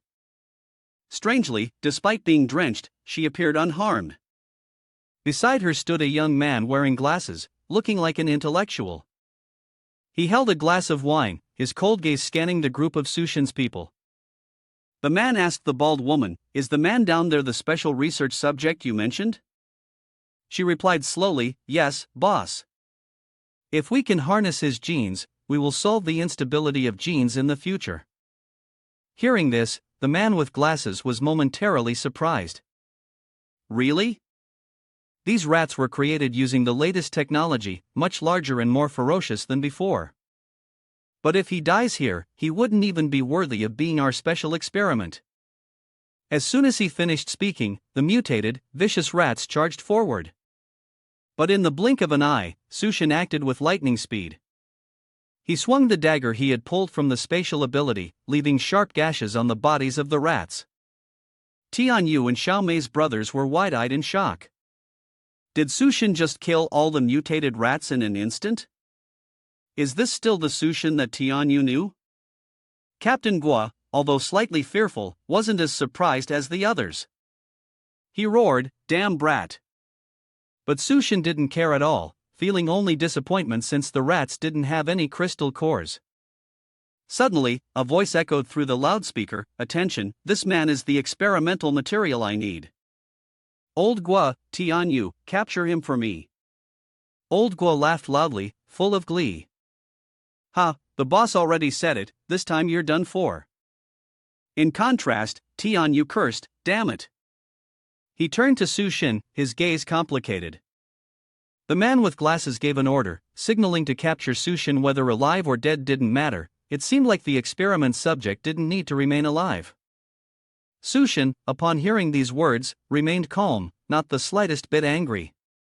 Yuan Yong anxiously urged Duan Naya, "Senior, hurry and run, this situation is not good." But Duan Naya was resolute, "I won't leave. As long as Sushin is here, I won't go anywhere." Her absolute trust in Sushin moved everyone around her. Old Gua, with an excited expression, mocked Tianyu, "Tianyu, I heard you two are brothers, right? But our existence depends on the boss. So, what's your choice?" Sushin looked at Tianyu with confusion. "Tian brother, what exactly is going on?" Tianyu sighed, then explained, "The person on the upper floor is Lu Xiaoyun. Since the start of the apocalypse, he developed a strength-enhancing drug that allowed him to take control of the entire school. But this drug drains vitality, making users dependent on it. Without it, we'd be weaker than anyone else." After hearing this, Sushin nodded and looked at Tianyu. "If I said I have a way, would you come with me?" Tianyu was feeling down. "Sorry, Sushin, I have no choice." Old Guo laughed maniacally. "Haha, how interesting. Are we brothers turning against each other?" He swung his twin daggers towards Sushin. The force from his body erupted, creating a gust of wind that blew Sushin's hair back. But at that moment, Tianyu suddenly shouted, "Today, I won't choose anything." He rushed forward, delivering a powerful kick to Old Guo's face. The fat man was caught off guard, sliding across the floor, stunned as he looked at Tianyu. "Tianyu, you!" After a few seconds, he screamed, "You dare to betray the boss?" Tianyu sneered and replied, "Boss my ass, he just wants to use drugs to control me. Worst case, I die, what's the big deal? But anyone who dares to touch my brother, I'll fight to the death with them." Upon hearing this, Sushin smiled and thought to himself, "Tian brother, you're still the same as before." As soon as he finished speaking, Tianyu charged at Old Fat Guo like a whirlwind. Old Guo wasn't afraid in the slightest and sneered. He had been caught off guard earlier, but now he was ready, determined not to give Tianyu the chance to do it again. He roared, his voice filled with rage, "You really want to die? Today, I'll smash all of you to pieces." He mocked Tianyu, "Just you? Dream on." Tianyu leaped forward, both hands clenched tightly, channeling all his strength into his fists. In an instant, he unleashed a flurry of punches, as fast as lightning, aimed straight at Old Gua. But the thick layer of fat on the man's body acted like a steel wall, causing Tianyu's powerful punches to dissipate as if they were stones sinking into the sea. Even though Old Gua was hit, he still arrogantly laughed out loud. "Huh, the boss knew you'd betray him, so he only gave you a level 1 potion, but me, I use a level 2 one." Upon hearing about the level 2 potion, Tianyu's face turned pale. He clearly understood the enormous gap between the two types of potions. Old Gua, feeling smug, continued his psychological assault. "My fat is the strongest armor, no one can harm me." As he spoke, his hand swung the flowing star's strike towards Tianyu with terrifying speed. Tianyu realized he had been distracted by the psychological tactics and hastily raised his arms to block. However, the force behind the strike was too powerful, far exceeding his ability to withstand. A mouthful of blood spurted out, and Tianyu staggered, nearly collapsing. Seeing Tianyu in such a miserable state, Old Guo laughed gleefully. But soon after, his eyes turned cold, as if he were looking at a dying man. He gritted his teeth and said, "Die." With those words, he pressed a button on the handle of the flowing star's strike, and a surge of electricity crackled, flashing brightly near Tianyu's ear. Tian Yu's expression changed as he realized the danger from the electric current, but it was too late to escape. Just then, Sushin appeared beside him, like a shadow. He leaped up, kicking fiercely at the flowing star's strike of Old Gua. Although the electricity was still surging, Sushin remained unfazed. The powerful kick caused Old Gua to lose his grip, and the mace flew out with inertia. Sushin, with a mocking tone, repeated Old Gua's words, "I heard no one can hurt you, huh?" Tian Yu, Duan Naya, and Yuan Yong, who were witnessing this, stared in shock. Even Duan Naya, who was familiar with Sushin, couldn't help but be stunned. Yuan Yong reacted more violently, his mouth agape. From the upper floor, Xia Yun observed everything from start to finish, his eyes revealing concern despite his attempt to remain calm. Clearly, he had misjudged Sushin's strength. At that moment, the two flowing stars' strikes turned back and slammed into Old Gua. One impaled his left eye, while the other pierced his chest. The electric current from the mace continued to spread through his body, causing him to collapse, devoid of any combat ability. Xia Yun, from the upper floor, showed no fear. On the contrary, he gave a faint smile, as if the entire situation only intrigued him more. To him, Sushin was an ideal specimen for research, a step forward in his ambition to create the perfect human. He raised his voice, "Sushin, I'm giving you a chance. Join my experiment, and I will help you evolve into the most perfect human being." Sushin responded with a look full of disdain, "The perfect human you speak of is nothing but a rat, isn't it?" Xia Yun adjusted his glasses, slightly surprised. "Oh, did you guess the direction of my research?" "Exactly. The rat's genes are the closest to humans. I'll use rat genes to create an army of rats, conquer the world, build a paradise." Tempting, right? Sushin, irritated by his delusions, scratched her ear and mocked, "Yes, that's the kind of foolishness I'm talking about." Humiliated, Xia Yun clenched his fists, trying to suppress his anger. He ordered the bald woman to shoot. She immediately raised her gun, aiming through the window, but what shot out was not a bullet, it was a dose of drug aimed directly at Old Gua, who was barely breathing. As soon as the drug took effect, Old Gua's body twisted in horror. His sharp teeth, the pair of flowing star strikes, became part of his body, and his left eye, punctured, regenerated on his left chest. He now resembled nothing more than a monster. Tian Yu, Xiaomei Duan Naya, and Yuan Yong stared in shock. Duan Naya muttered, "What are they researching? How can they turn a human into something so disgusting?"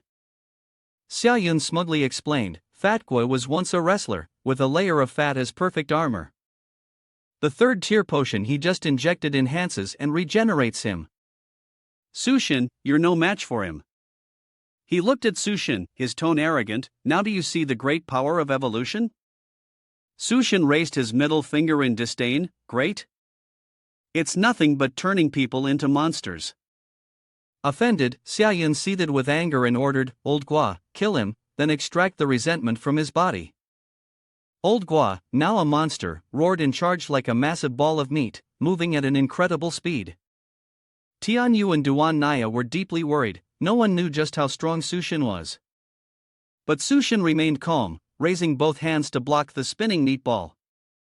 The electricity from flowing stars' strike shot into his body, though it didn't cause harm, it still left an uncomfortable sensation, like being bitten by ants. Sushin frowned, his eyes flashing with anger. "If I've been bitten by ants, I should kill the ants, right?" He muttered to himself, preparing to counterattack. With a mocking tone, Sushin looked at old Fat Gua, "Do you really think slapping 2 batteries into a weapon will electrocute someone?" After saying this, he stopped the spinning meatball, his hands lightning fast as they reached into the flowing star strike, crushed it, and pulled out a battery. "Then let me show you what it feels like to get electrocuted." Sushin shoved the battery straight into Old Gua's mouth. Old Fat Gua couldn't hold back and gritted his teeth, crushing the battery.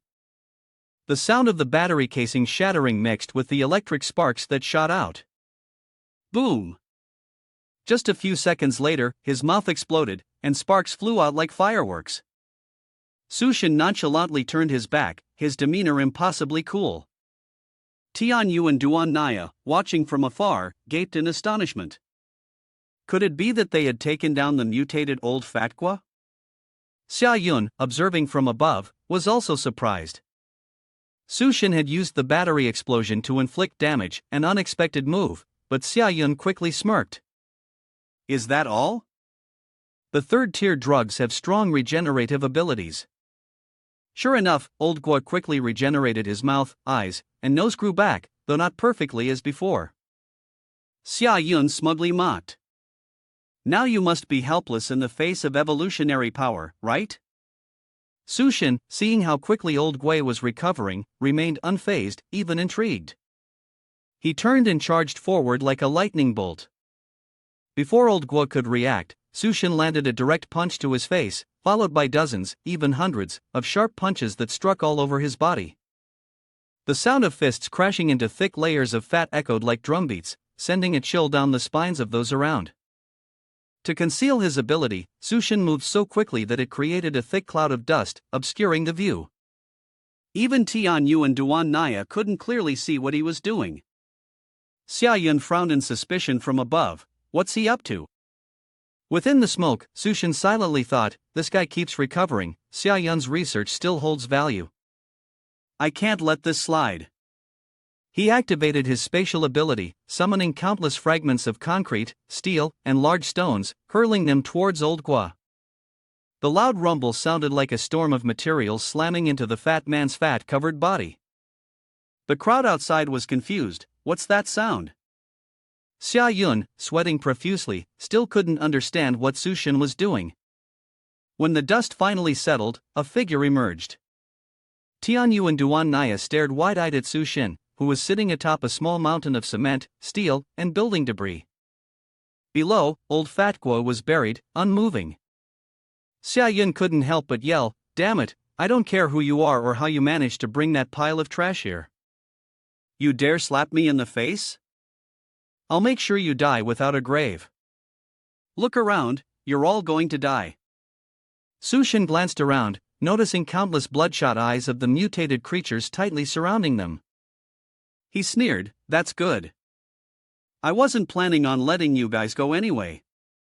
He made a fist, as if challenging them, "Whatever you've got, bring it on. I'll deal with everything in one go." The group of Duan Naya was taken aback. They were surrounded by mutated rats and former lab subjects, now transformed into human-like monsters.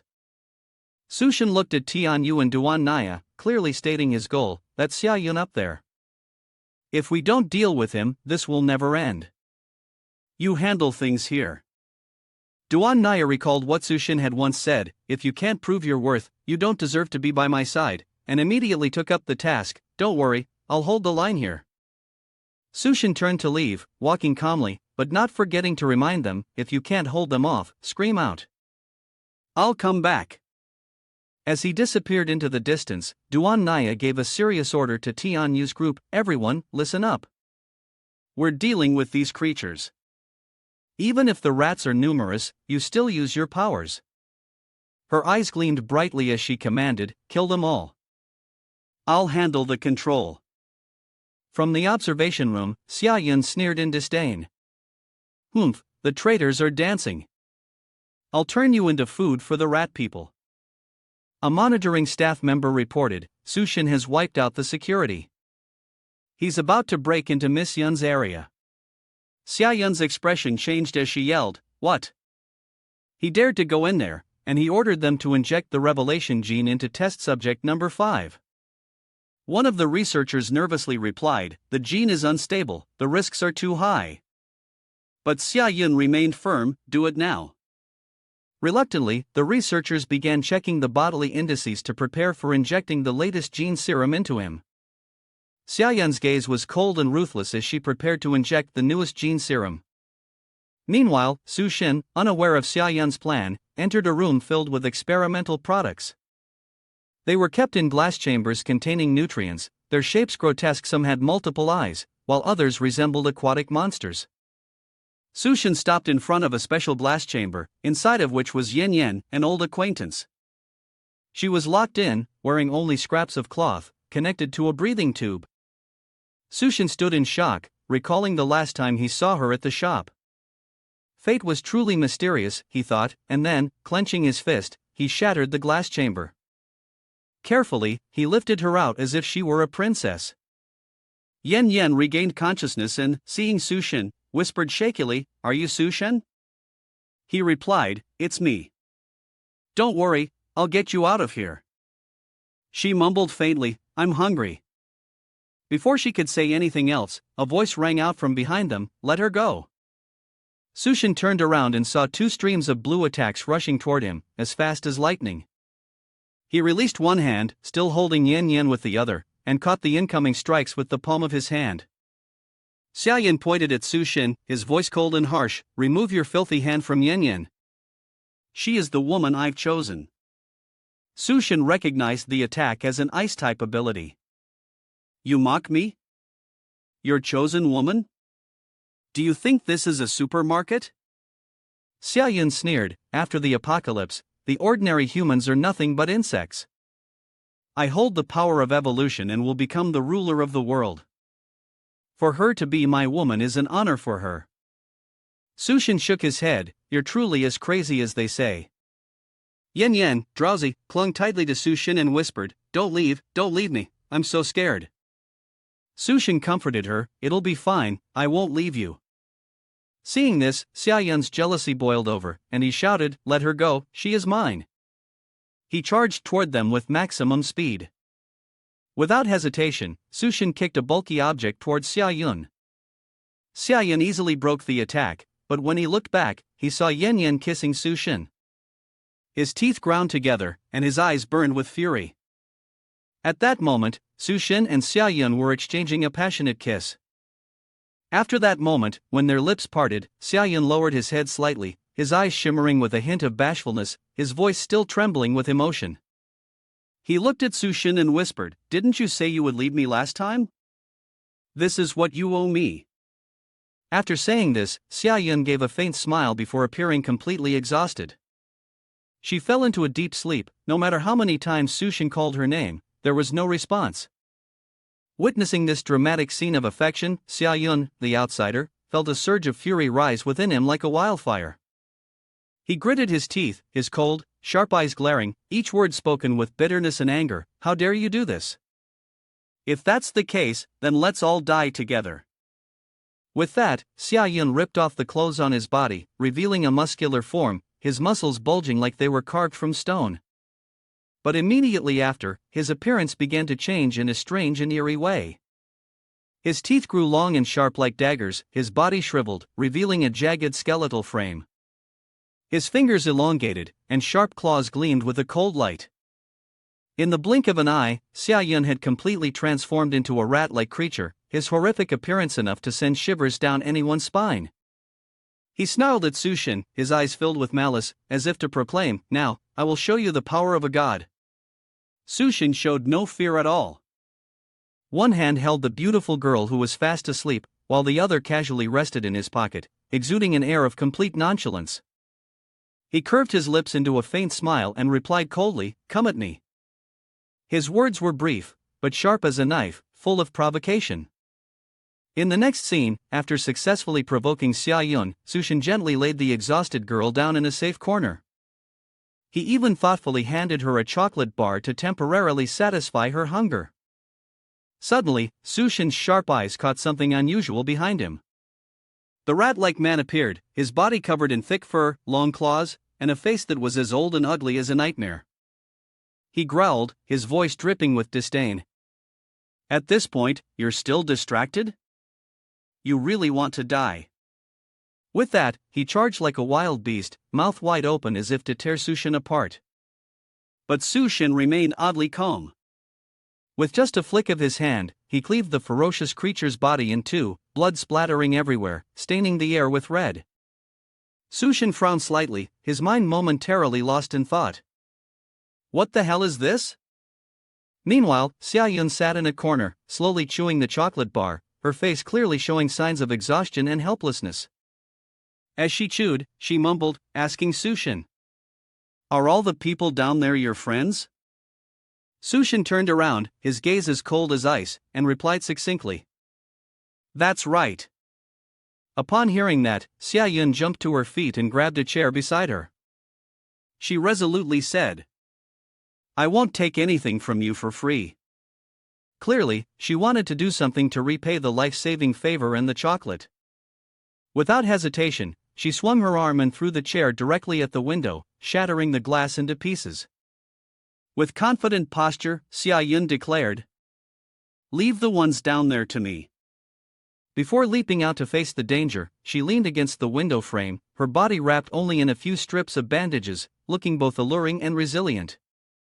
She turned back, her sharp eyes reminding Sushin, "I, Xia Yun, am not so easy to kill, so be careful." Without any hesitation or fear, she jumped straight out of the building. Her arms and legs spread wide, her body falling freely like a mighty bird. As she got closer to the ground, Xia Yun's body suddenly expanded, becoming enormous, her physical strength surging to an extraordinary level. Finally, she landed with a powerful fall, using her massive buttocks to create a terrifying shockwave that shook the earth, crushing the wooden fence and everything around her. A girl with an alluring figure, wrapped in only a few strips of bandages, suddenly appeared from the sky with a gigantic size, leaving everyone around her stunned. Xia Yun's eyes widened in astonishment at the strange sight before her, and she let out a soft exclamation, "My butt hurts so much." Perhaps the fall from such a great height had left her a little dizzy. The people around her were still in shock, wondering if they were seeing things. One witness questioned if they had mistaken what they saw. It took a few seconds for Xia Yun to regain her composure after hitting the ground.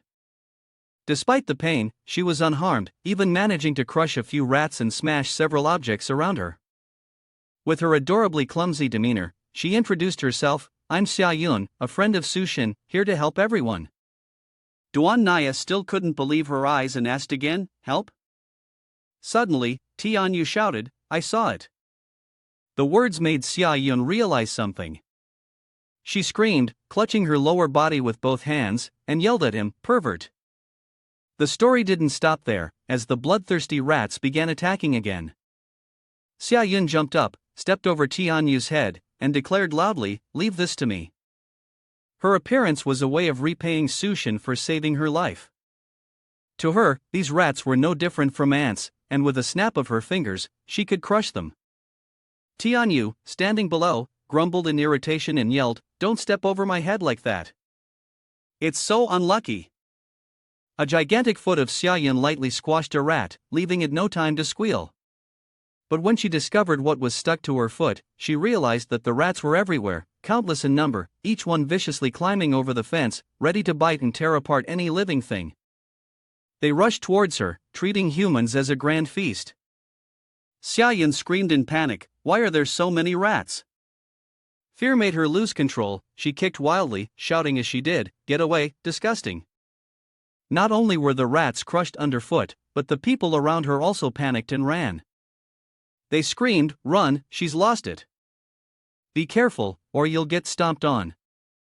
Tianyu continued to grumble about how Xia Yun had stepped over his head, muttering, "I told you this was bad luck."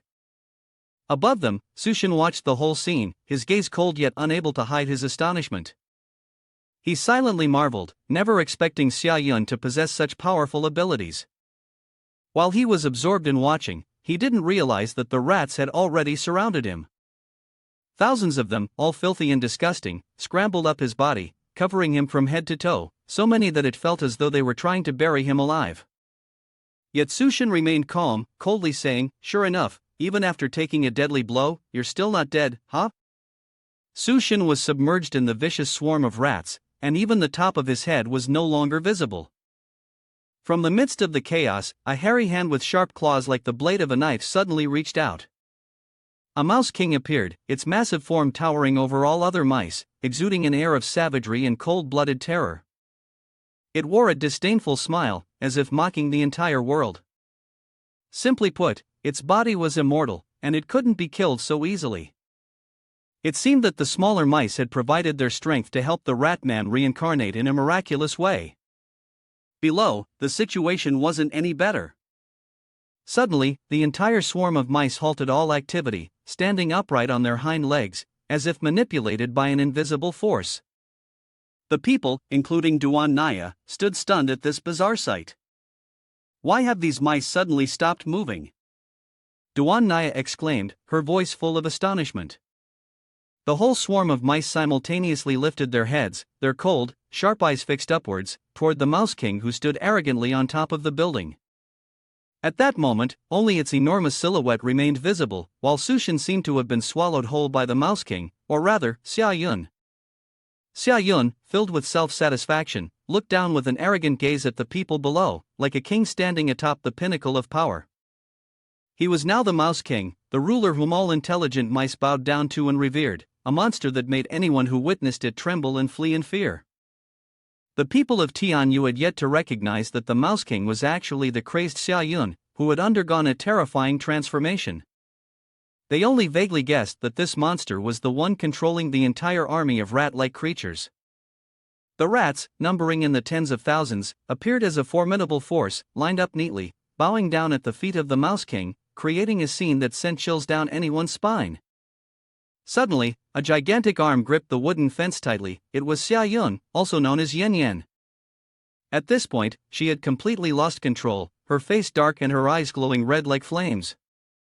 She tore at the fence, furiously smashing it toward the grotesque rats, shouting, "Get the hell out of here!" With her enormous form, towering over the building where the rats stood, Yen Yen exuded an aura of deadly intent. She turned to face the Mouse King, growling, "Hey, you rotten rat, where's Sushin?" Xia Yun, in the form of the Mouse King, calmly replied, "Sushin no longer exists." Then, he declared that he would deal with Yen Yen for daring to speak so rudely to him, saying she was clearly seeking her death. Yen Yen, unfazed by the threat, felt her murderous aura intensify, her gaze icy as she looked at the rats swarming around her arm, biting and tearing as if they wanted to devour her whole.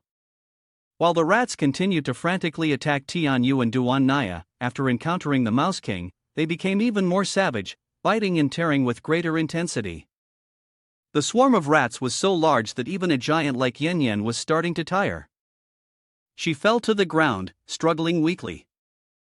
Mouse King Lu Xiaoyun laughed triumphantly, declaring, "With this rat army, I will conquer humanity and turn the world into my own kingdom of rats." Suddenly, a hand pierced through Lu Xiaoyun's chest, followed by a calm voice, "Sorry, I had to find the core, so it took a bit longer." Another hand appeared, forcefully tearing apart the Mouse King's chest to break free. This action caused Xia Yun to panic, his eyes filled with terror. He thought to himself, "What is going on here? Didn't I completely devour the protagonist?" It turned out that the scene of Sushin being devoured was just an illusion created by Xia Yun's imagination. In just a few seconds, Sushin calmly stepped out from the Mouse King's body, tearing it apart in two. At that moment, he resembled a reborn warrior, exuding an imposing aura that was unstoppable. Xia Yun, in the form of the Mouse King, trembled, unable to believe his eyes. Sushin coldly gazed at the shimmering purple stone in his hand and declared, "Now your core belongs to me. You are as sharp as a sword, ready to eliminate any enemy that stands in your way." The rats seemed to be stirred, beginning to attack wildly. They gnawed and clawed at anything in sight, even sticking their heads through gaps in the metal bars, their sharp teeth resembling tiger claws, a sight so grotesque it made one shudder. They didn't just crawl through the gaps in the bars, they emerged from sewers, alleys, and any crevice they could find. It seemed as though they were hunting for something. After a period of frenzied searching, they gathered around Tianyu and his group, the closest prey. Some of the rats carried skulls in their mouths, others clutched severed human arms. The brutal and horrifying scene left Tianyu pale with fear. The confidence he once had vanished, replaced by panic. He ran while shouting warnings to his teammates, "These rats are coming through the gaps. Watch out for the sewer pipes below, they could pop up anywhere." No sooner had Tianyu finished speaking than, near where Little May's older brother was standing, a rat suddenly popped its head up from the sewer. The older brother, with his thick beard, noticed the danger and tried to flee, but a furry hand with sharp claws suddenly grabbed his ankle. In an instant, it yanked him into the sewer. He barely had time to curse before the rats swarmed him, tearing and biting him mercilessly. In the midst of despair, he used every ounce of his strength to cling to the ground, but all efforts were in vain. His 10 fingers slid helplessly across the earth, unable to grasp even the faintest hope of survival. The younger brother and little May watched in horror as their elder brother was dragged away by the swarm of mutated rats, only able to stand frozen and scream in anguish. Little May's face was ashen, tears streaming down her cheeks. The two of them were surrounded by another group of rats, unable to rush to their brother's aid. In his final moments, the elder brother still tried to give instructions: "Take care of each other, don't worry about me." But before he could finish his words, he was pulled down into the sewer by the monstrous rats, disappearing completely. The ground became eerily silent, as if nothing had ever happened. The younger brother clung tightly to little May's back, calling out desperately, "Big brother." Little May cried out in despair, her face drenched in tears, but unable to do anything against the horrifying creatures. At this moment, Tianyu's face was covered in sweat, his exhaustion and helplessness evident. He thought to himself, "There are too many of them. With just a few of us, how long can we hold out?" Despite this, he continued to fight back with every last bit of strength, shouting, "Come at me!" From all sides, the rats charged like arrows. Tianyu, exhausted, gasped for breath, his body covered in scratches and gashes, his hands nearly too numb to move. On Yin Yan's side, the situation was no better. The rats clung tightly to her, gnawing and tearing at her body. In the midst of this peril, hunger suddenly struck, causing her massive body to shrink little by little. Duan Naya witnessed this and silently thought that stopping the monsters was impossible. Tianyu was nearly drained of strength, panting heavily, filled with despair. He thought to himself, "With just the few of us, it's only a matter of time before these inhuman rats devour us. Only fortune could save us now." Suddenly, a massive figure loomed on the rooftop. Tianyu's expression changed, his pupils contracted, and his whole body broke into a cold sweat. The figure suddenly leapt up, landing heavily on the ground, sending a wave of dark purple energy swirling around. Its body was distorted, no longer recognizable, resembling a demon lord rising from hell. Tianyu stammered in shock, unable to utter a word, trembling before the terrifying sight. Sushin seemed to have recognized the horrifying nature of the creature before them. It was the Mouse King, but not the same Mouse King they had faced before. Now, it had turned dark, transformed into a nightmarish entity of shadows. Its entire form resembled a swirling black cloud, exuding an evil aura that made one shiver. Its power was so overwhelming that even the vicious rats dared not utter a sound, only shivering and lowering their heads in submission. The footsteps of the monster seemed to rise from the depths of hell, each step so heavy it shook the very earth and sky. No matter how fierce the other rats were, they dared not approach, only standing from a distance, their eyes fixed on it with utter fear. Duan Naya witnessed this scene, her eyes wide open, unable to believe what was happening. She whispered to herself, "Could it be that Sushin has been swallowed up by this monster?"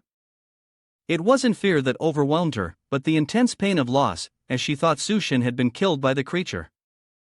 The monster slowly advanced. The creature, or rather, Sushin, raised his enormous hand to examine himself. It seemed as though this form was not something he had willingly transformed into, but rather one that was being manipulated by the remaining consciousness of the core. The dark layer covering his face gradually faded, revealing part of his normal features. Sushin hadn't expected the core to still have such a strong consciousness, desperately trying to consume him. Slowly, the dark layer on Sushin's face continued to fade, spreading down his neck and shoulders. Half of his body had returned to its normal state, like light dispelling the darkness. He was filled with confidence. Even though the core sought to devour him, it could not overcome his unyielding will. "Sushin, it really is Sushin!"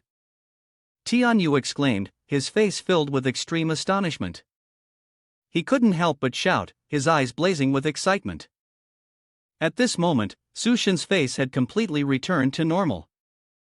He turned to Tianyu with an expression as cold as ice and said, "Tian brother, you've worked hard." As soon as the words left his mouth, the rats, seemingly waiting for the right moment, stood up in unison and charged toward Sushin like arrows. Tianyu panicked and shouted with all his might, "Be careful!" But Sushin remained calm, his eyes burning red like flames. He uttered only a single word, "Scram." The rats froze as though struck by a spell, their eyes wide, mouths agape, expressions filled with terror. They immediately turned and fled in a frantic panic, as if they would be annihilated if they didn't run fast enough.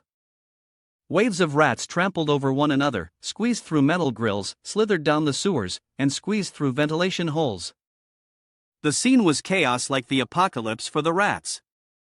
The people around were stunned, not understanding why the rats were so frightened.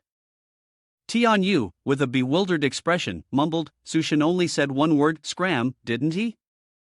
And yet, they ran in such a panic?" From the scene, once filled with a frenzy of mutated rats, the courtyard was now empty, not a single rat in sight, whether large or small.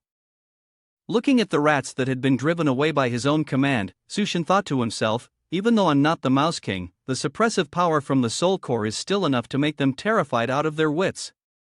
Suddenly, Tianyu coughed violently as if his lungs were about to burst out. Sushin rushed over to ask what happened, but Tianyu was too exhausted, with no breath left to answer. From behind, a voice rang out, the drug that was injected into Tianyu was actually a kind of poison. The speaker was Yan Yan. She explained that this drug initially gave a person infinite strength, but the more the ability was used, the deeper the poison seeped in, gradually corroding the body. Sushin looked up at Yan Yan, his voice low, "So what should I do to save Tianyu?" Without hesitation, Yan Yan responded, "In Lu Xiaoyun's laboratory, there is a corpse. As long as you use its blood to make the serum, Tianyu will be saved." Following Yan Yan's instructions, Sushin immediately set off to find Lu Xiaoyun's laboratory. Standing in front of the room, he frowned slightly, sensing a strong, oppressive aura, as if an invisible storm was waiting to strike. He wondered if this was really the place Yan Yan had mentioned. Without further delay, he pushed the door open and entered. The room was dark and cold, like a deep, mysterious cave. As he moved forward, a translucent white screen appeared. Sushin walked through it, a strange feeling rising in his mind. He checked his body but found nothing unusual, concluding that this screen was created by mental force. Looking up ahead, Sushin couldn't help but be astonished as he thought to himself, wasn't there only one corpse in this laboratory? But before him was the slender figure of a young girl sitting in front of a computer screen. Though she did not turn around, she seemed to have sensed his presence. A calm voice echoed, "Have you arrived?" The girl slowly turned around, her delicate face illuminated by the dim light. Before Sushin could react, she continued asking, "You're Lu, right?" The question left Sushin dumbfounded, silently wondering, which Lu are you talking about? But as his gaze casually swept past the glass cabinet next to him, he froze. In the reflection on the glass, Lu Xiaoyun's face appeared, but it was his own face.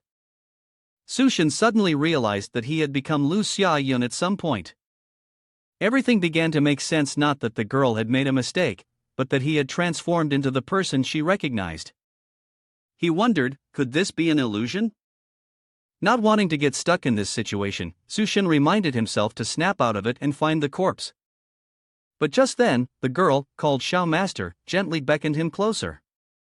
Before Sushin could respond, his body automatically moved, agreeing to approach her. He realized he had been drawn into an illusion. Recreating the memories of Lu Xiaoyun, he is merely a character in this story, unable to act according to his own will.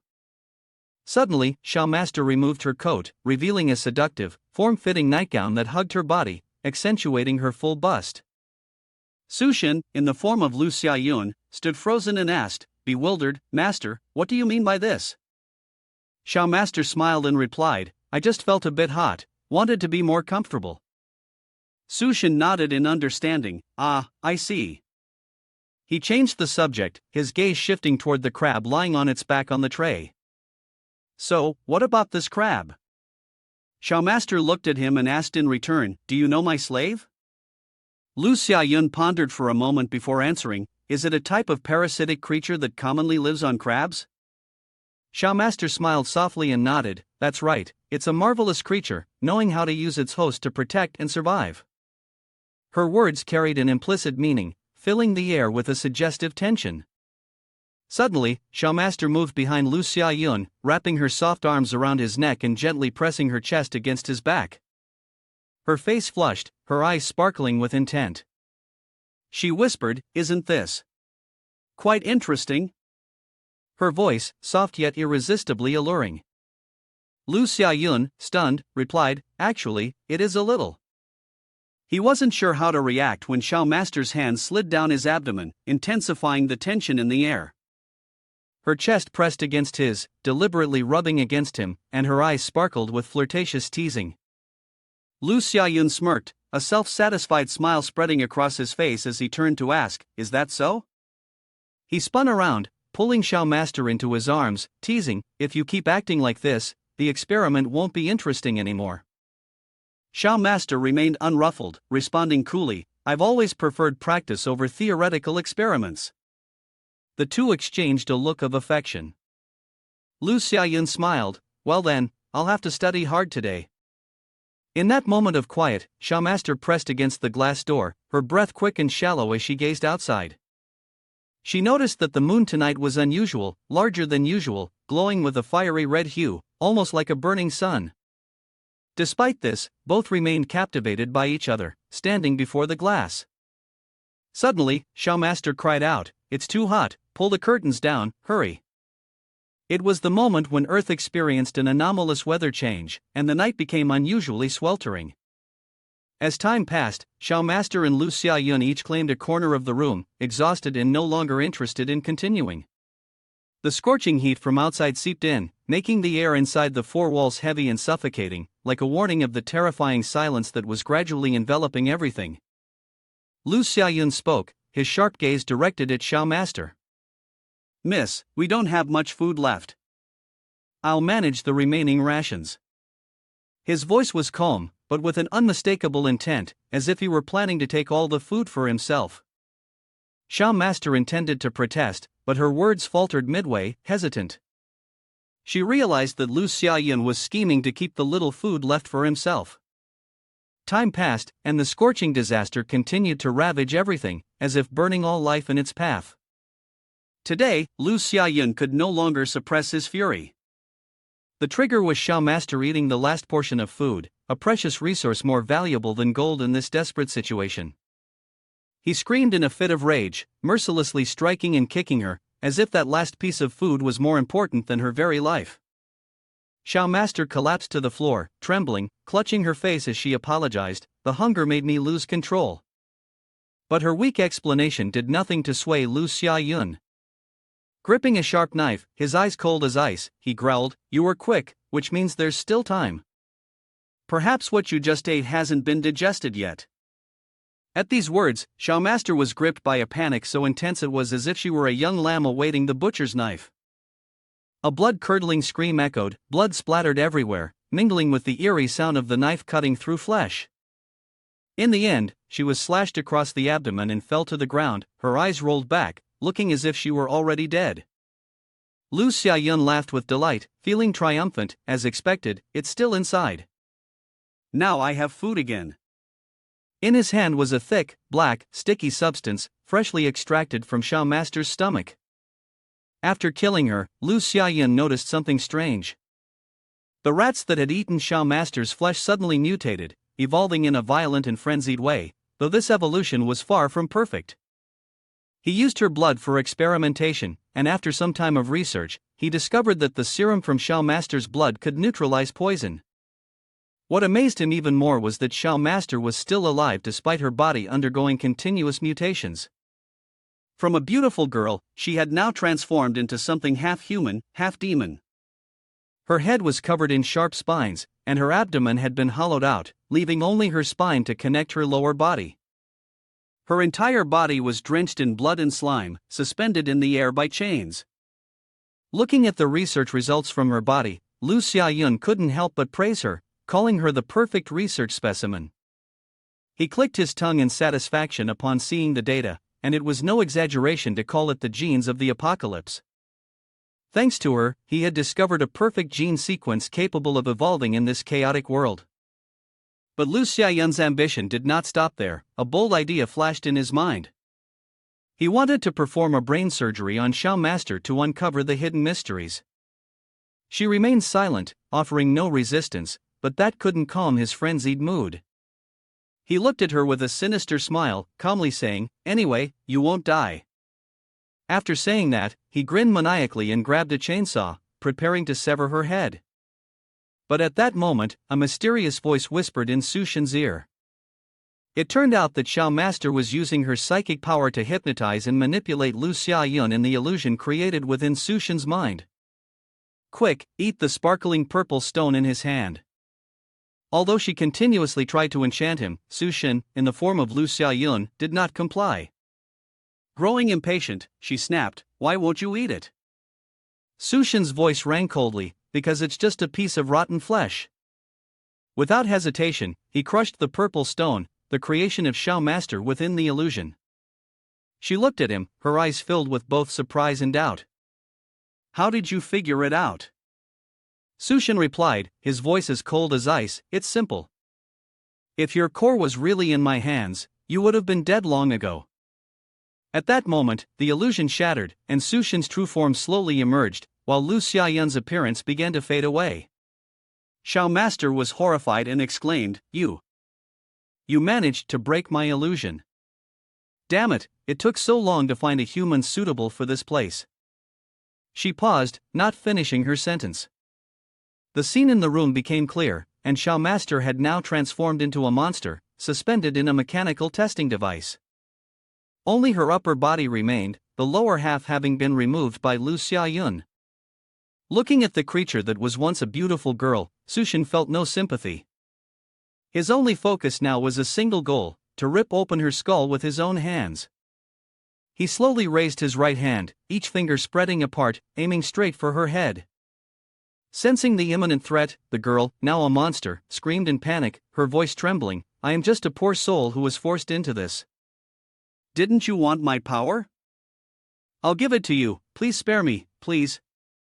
But Sushin's gaze remained cold, unmoved by her desperate pleas. He slowly said, "When the slave parasite enters the body, it will take over the host's consciousness." Before he could finish his sentence, Sushin placed his cold hand on the creature's head. Without hesitation, he prepared to tear her skull apart.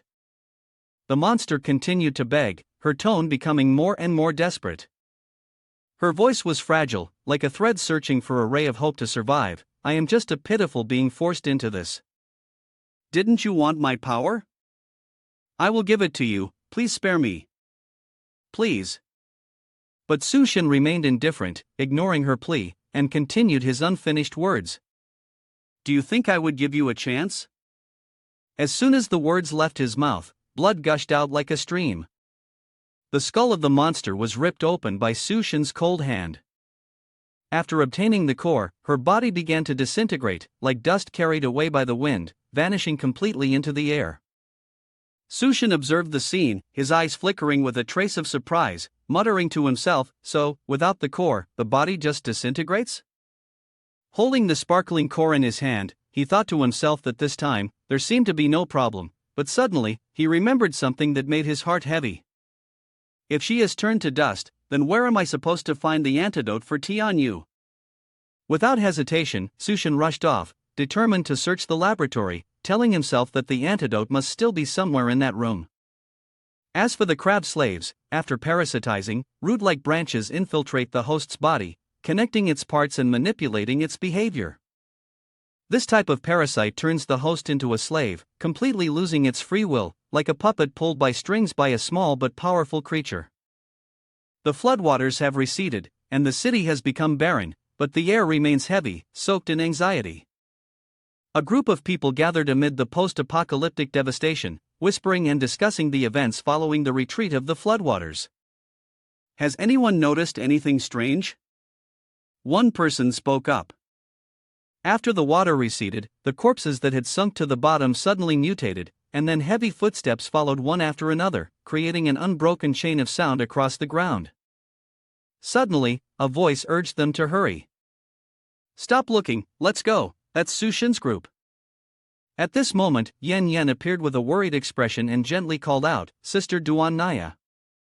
Duan Naya turned around, her gaze settling on Yen Yen's confused face. The girl had just joined the team. Yen Yen asked, her voice filled with curiosity, "Where is Sushin leading those medical students?" Duan Naya sighed and replied, because the rats are trying to escape, they're hiding near the University of Science and Technology, a place no longer suitable for human survival. The surviving medical students are precious talents for the future, so Sushin plans to take them to a safer resettlement area. Hearing this, Yen Yen felt a restless unease stir within her. She exclaimed, "Doesn't that mean the road ahead will be a long one? But I'm already starting to feel hungry. This is not good at all." She was determined to run off and find Sushin immediately, but Duan Naya spoke up with a firm voice, saying she was not allowed to go. At the same time, she grabbed Yen Yan's wrist tightly, stopping her.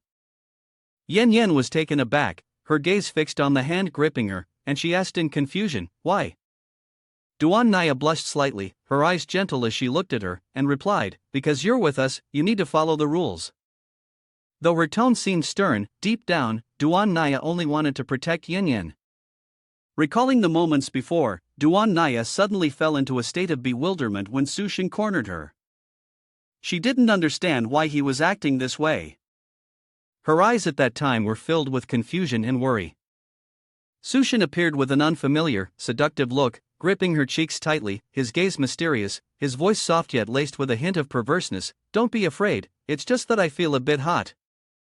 Then, unexpectedly, he kissed her forcefully, and Duan Naya's face reflected shock and confusion. Even though they had shared countless passionate nights before, his actions this time left her stunned.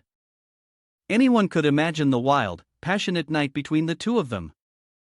Thinking back, Duan Naya still felt a pang of grievance, wondering, did Sushin suddenly become so wild because of the side effects of the crystal core? Meanwhile, Sushin was preoccupied with his calculations. After the floodwaters receded, bacteria, viruses, and even plants had undergone massive mutations. Many resettlement areas had collapsed due to the lack of doctors, and resources were the scarcest thing now. If used wisely, he could establish his own settlement. Sushin carefully devised a plan, step by step, with both advances and retreats mapped out, confident that no matter how many new forces emerged, he was still strong enough to face them head-on. This harvest had been quite successful. He had figured out a way to create serum and recovery medicine for Tianyu and the others. All the equipment and research materials in the laboratory were stored in his personal space. Moreover, the crystal core of the Mouse King not only enhanced Sushin's berserk ability but also boosted his physical strength, even granting him ice-type powers. Although he had only condensed a small amount so far, he was confident he could upgrade it in the future. The crystal core of the mutated woman in the laboratory also granted him mental abilities. However, it was a pity that he didn't gain illusionary powers. Suddenly, Tianyu's voice broke Sushin's train of thought. "What's that sound over there?" Sushin immediately activated the newly acquired mental ability, a power that allowed him to sense the heat signature of the blood in living creatures within a 30-meter radius, much like a temperature sensor. Through this, he discovered that the manipulator tribe had set up an ambush around them. Just then, a scream echoed from Yuan Yong, "Look up there." The scene before them left everyone stunned, as a person was suspended in midair in a strange manner. Who is that? They wondered, their hearts filled with suspicion. In an instant, a short-haired girl screamed in panic upon recognizing the figure. "That is Rue, my roommate. There's no more time, we have to save her immediately." Her voice was full of urgency. Another person volunteered to step forward. "I'll go right away." But Sushin coldly interrupted, "Don't interfere, we should continue on our journey." His words immediately met with waves of anger from those around him. They criticized him for being cruel, heartless, and for not being able to accept his indifference toward a life.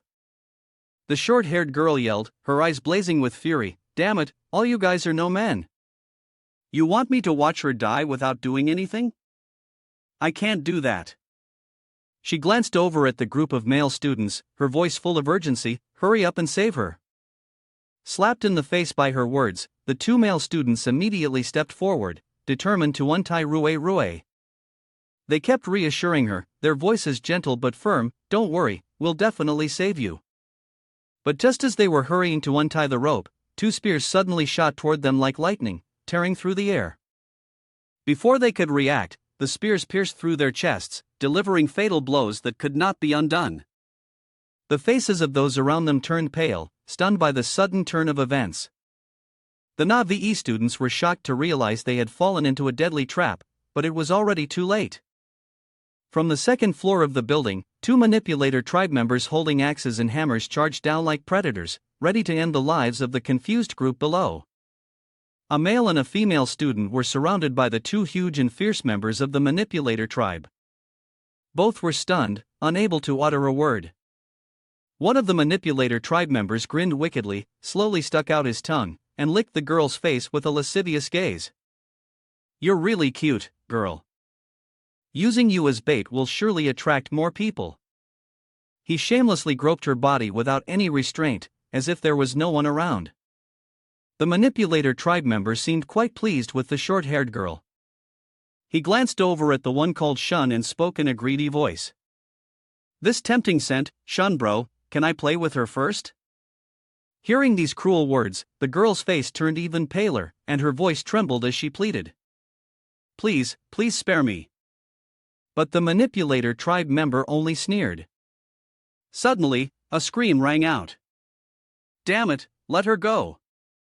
The remaining male student charged toward the girl without hesitation to save her, but the manipulator tribe member in front simply curled his lips, swung the gleaming axe through the air, and struck straight at him.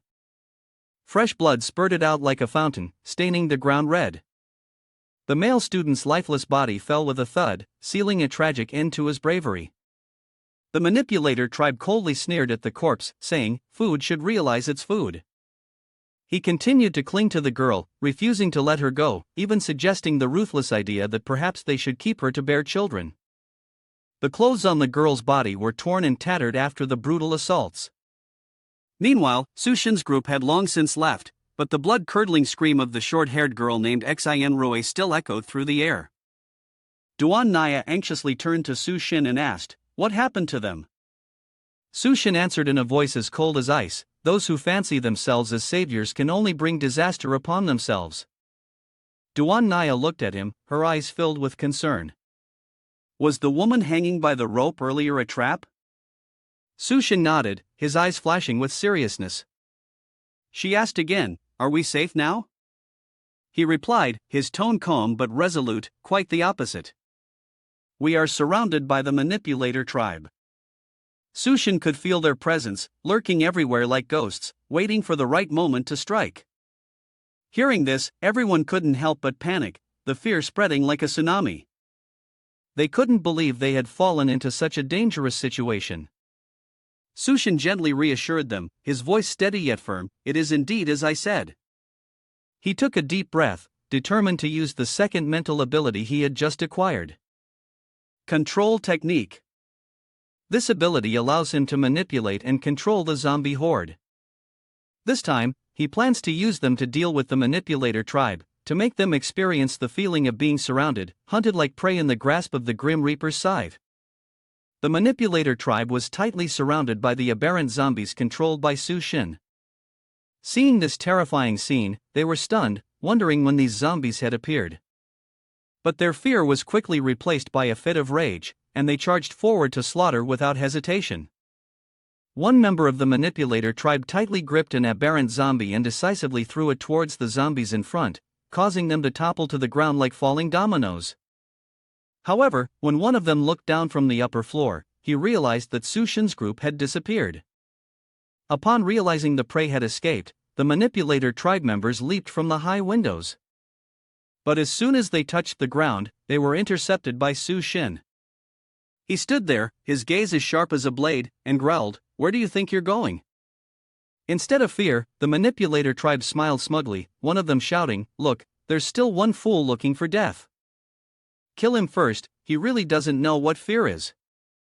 Hearing that the manipulator tribe was about to make a move, Sushin remained unperturbed.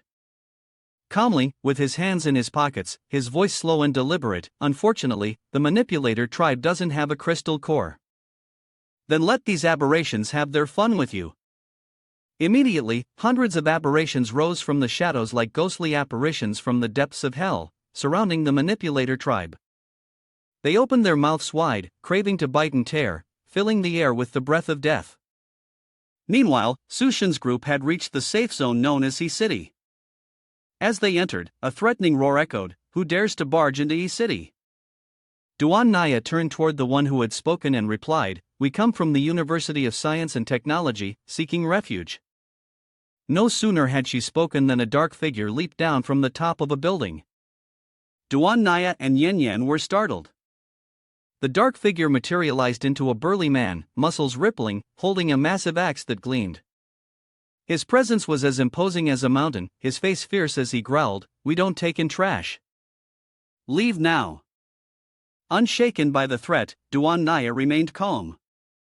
She activated her hypnosis ability, her eyes glowing a mysterious pink, her voice as enchanting as the song of a siren. "Isn't this supposed to be a sanctuary?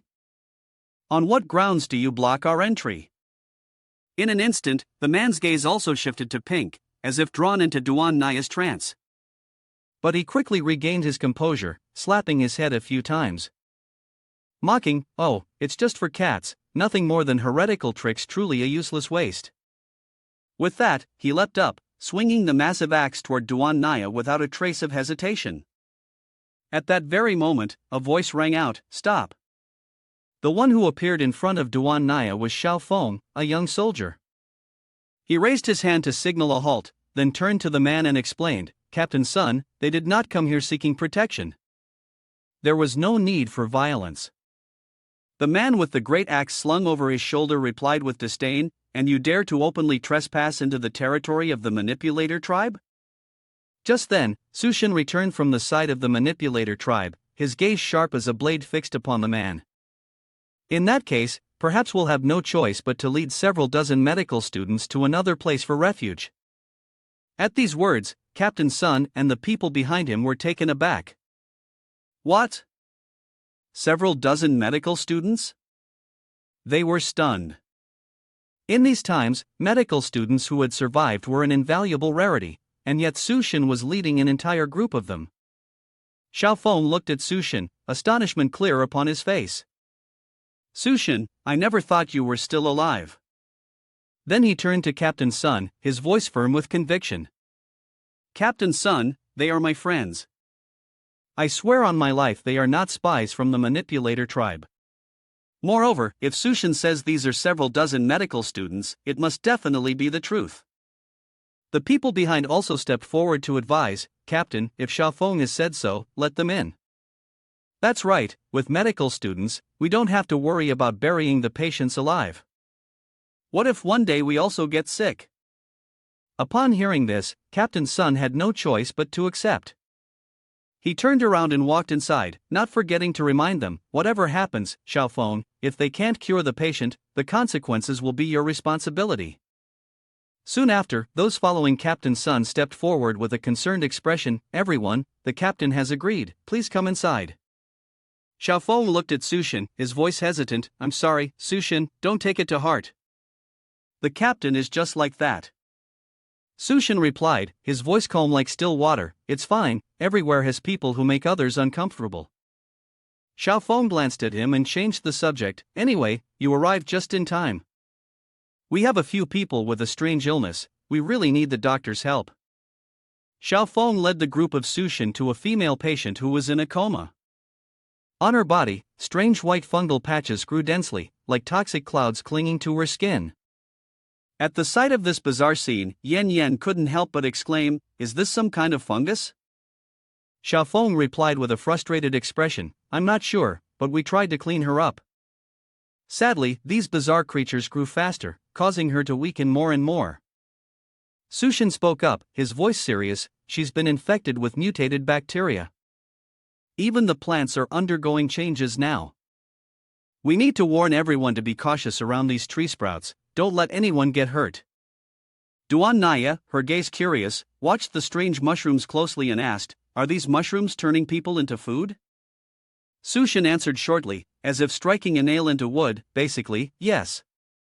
At the same time, Yen Yen swiftly ran off to find a doctor, hoping they could formulate the necessary medicine. Looking at the girl before him, Sushin suddenly recalled the mutated plants he had witnessed in his past life. This was only the beginning. If not dealt with immediately, they would grow rapidly like weeds, attacking humans. At that point, the manipulator tribe would seize the opportunity to invade the refugee area, turning humans into livestock, sinking them into a life of subjugation.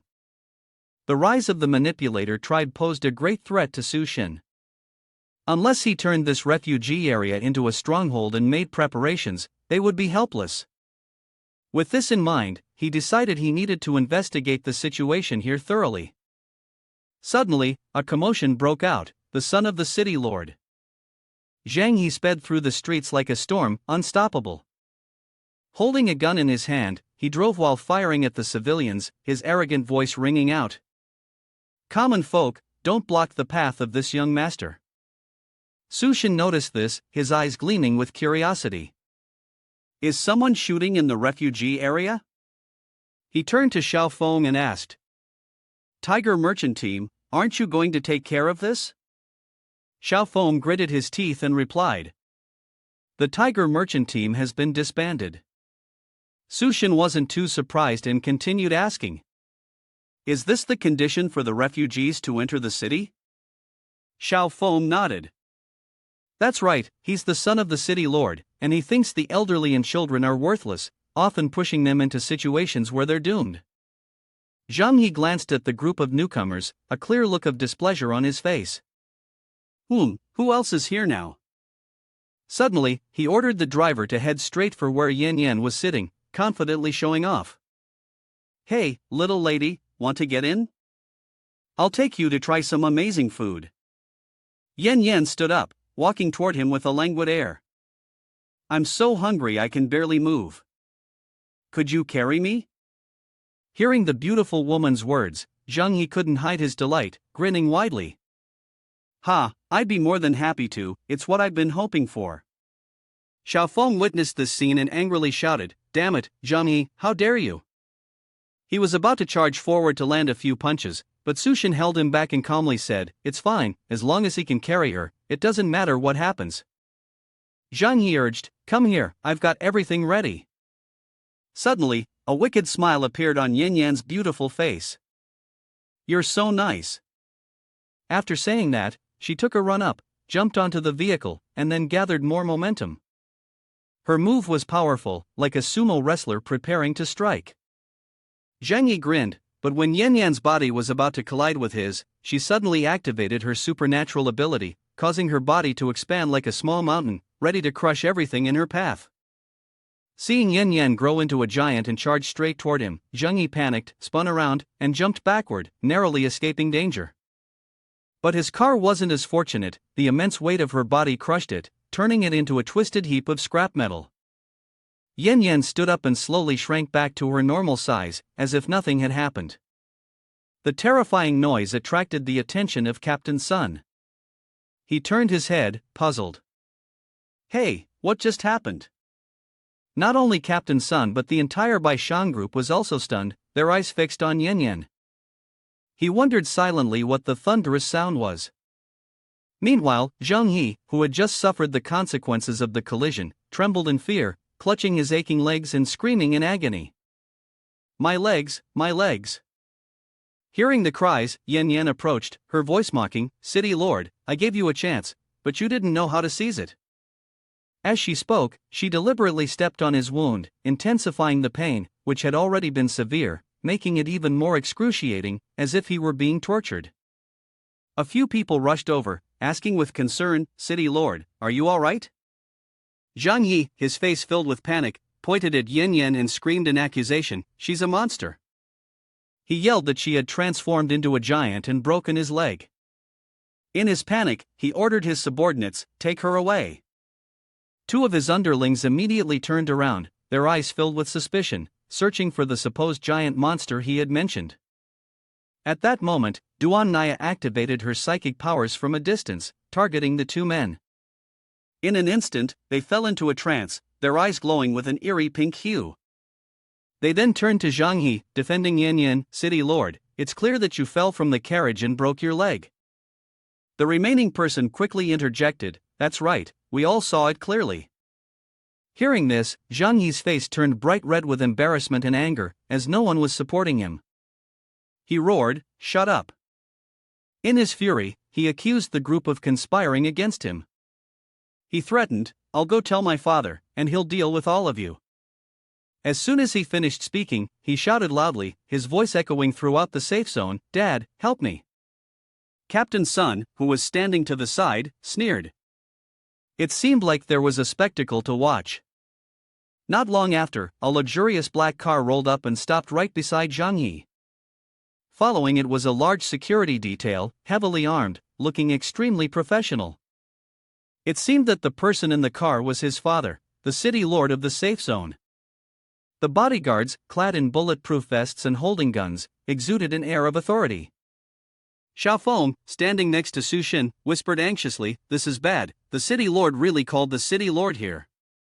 Yan Yan, hands on her hips, mocked, "Yeah, the city lord sure is something, huh?" From the car, a pair of feet in shoes stepped down, calm and authoritative.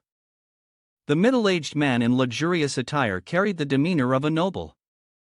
This was the city lord. Two tall figures, looking like street thugs, followed him closely.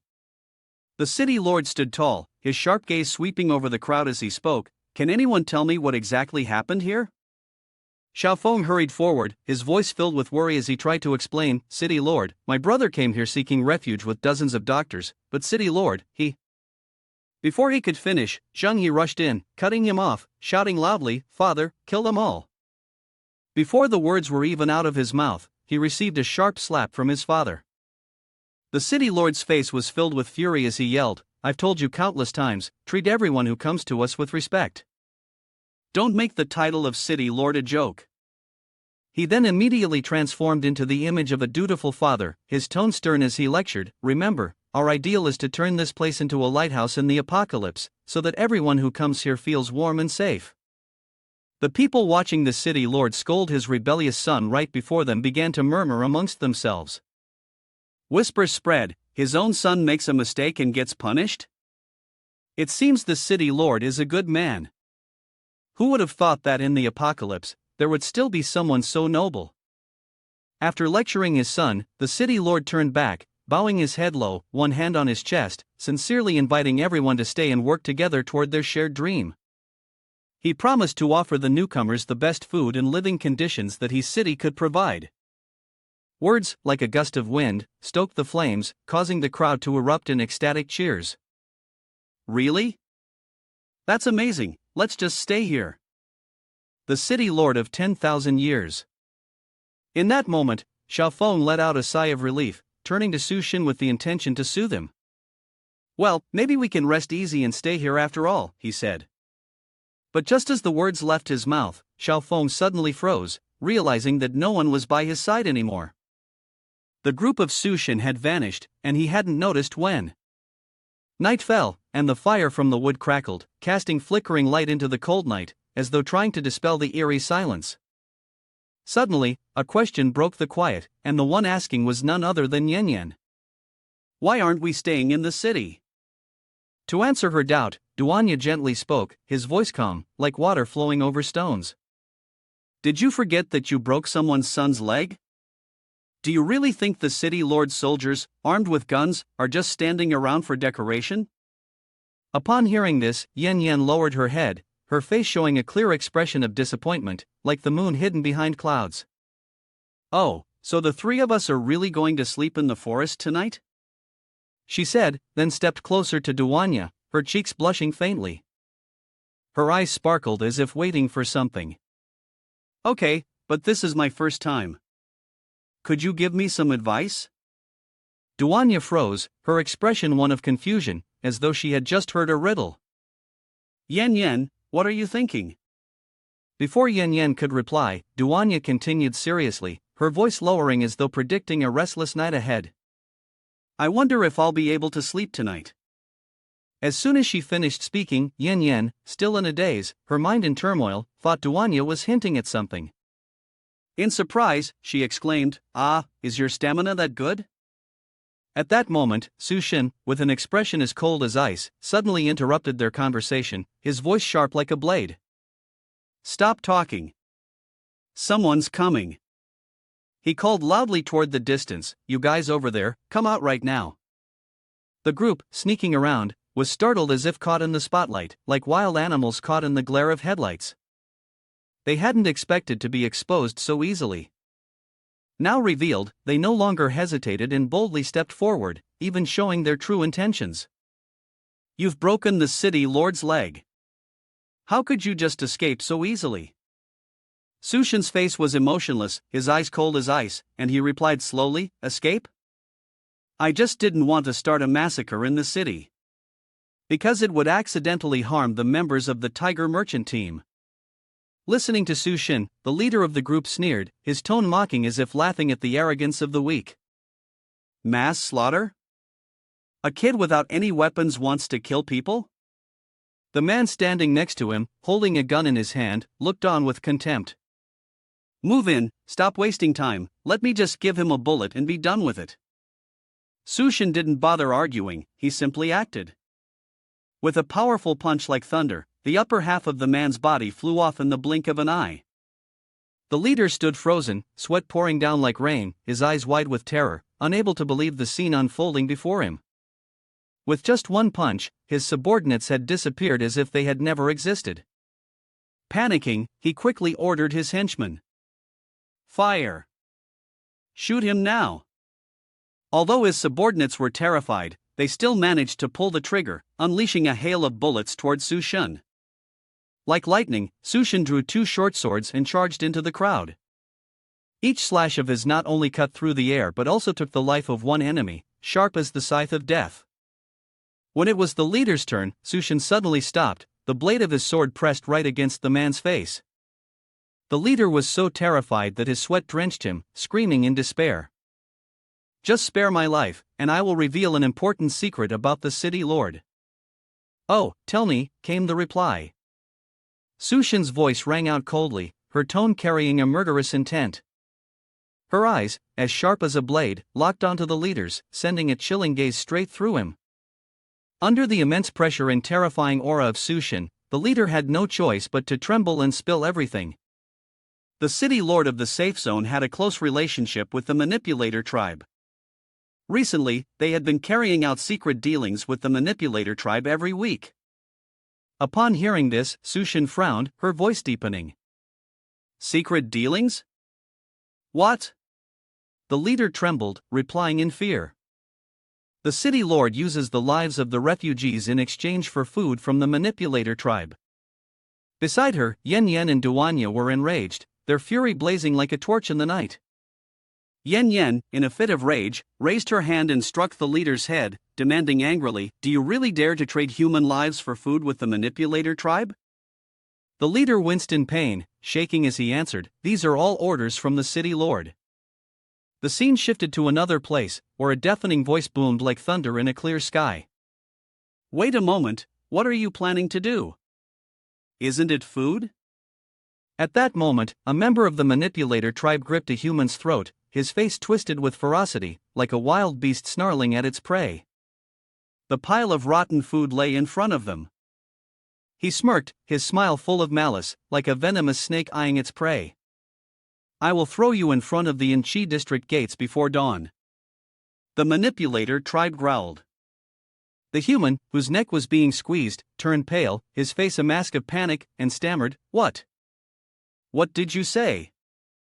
The manipulator tribe member didn't bother answering. He coldly continued, "As for you, of course, it's the same as before." Finishing his words, he opened his mouth wide, revealing sharp teeth like daggers, and sank them into the human's neck. A dry crack echoed, and in the blink of an eye, the manipulator tribe member had severed the human's neck, pulling out his spinal cord as if extracting a rotten piece of wood. Those responsible for protecting the city, who were also temporary victims, would never be given a chance to survive by the city lord.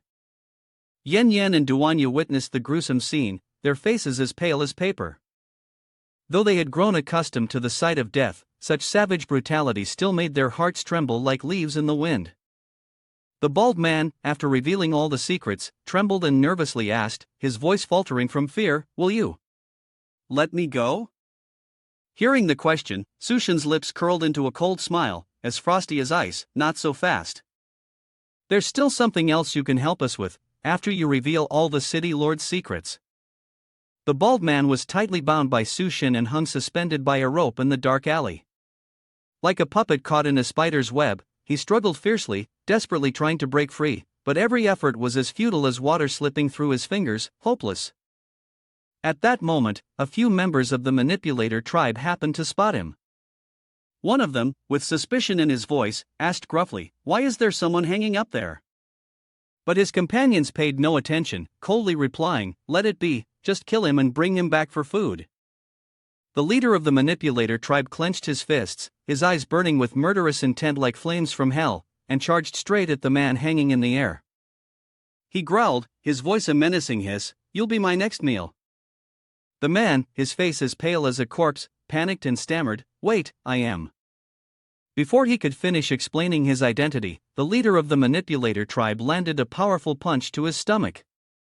Blood poured from his mouth, and the pain spread throughout his body like a tidal wave, causing him to collapse instantly. Suddenly, from behind, a colossal figure appeared, followed by a deep voice that rumbled like thunder, "Huh? Did you damage my new toy?" The manipulator tribe member froze, horrified by the enormous shadow. It was none other than Yen Yen. Now in his colossal form, holding the rope that suspended the bald man as though it were a mere toy. The manipulator tribe recognized that the person in front of them was a superpowered individual. The leader quickly reminded his comrades to be cautious, as he was a superpowered person. Yen Yen gently extended his enormous hand, pointing directly at the manipulator tribe member who had just knocked the man down, his voice oscillating between deep and light as if teasing, "Will you become my interesting toy?" Suddenly, one of the manipulator tribe members spotted someone hiding on the upper floor of a nearby building, a figure armed with a sniper rifle, ready to ambush. It was Duanya, holding the rifle with a sharp, cold gaze. The reminder from Sushin echoed in her mind, these manipulator tribe members have mutated further. Their skulls might be so thick that even bullets can't penetrate them. Looking through the scope at the manipulator tribe below, Duanya thought to herself, "Then let me test it." Without another word, she pulled the trigger. 3 shots rang out in quick succession, each bullet hitting precisely the heads of 3 manipulator tribe members, like arrows of fate, leaving them no chance to resist. The manipulator tribe member in Yen Yan's grip watched this unfold, his face frozen in terror, as if seeing death itself. 3 shots, all to the head, and as he was still in shock, another bullet unexpectedly flew towards him. With a reflex as quick as lightning, he dodged it, a smug expression appearing on his face as he roared, trying to break free from Yen Yan's grasp, "Do you really think you can capture me?"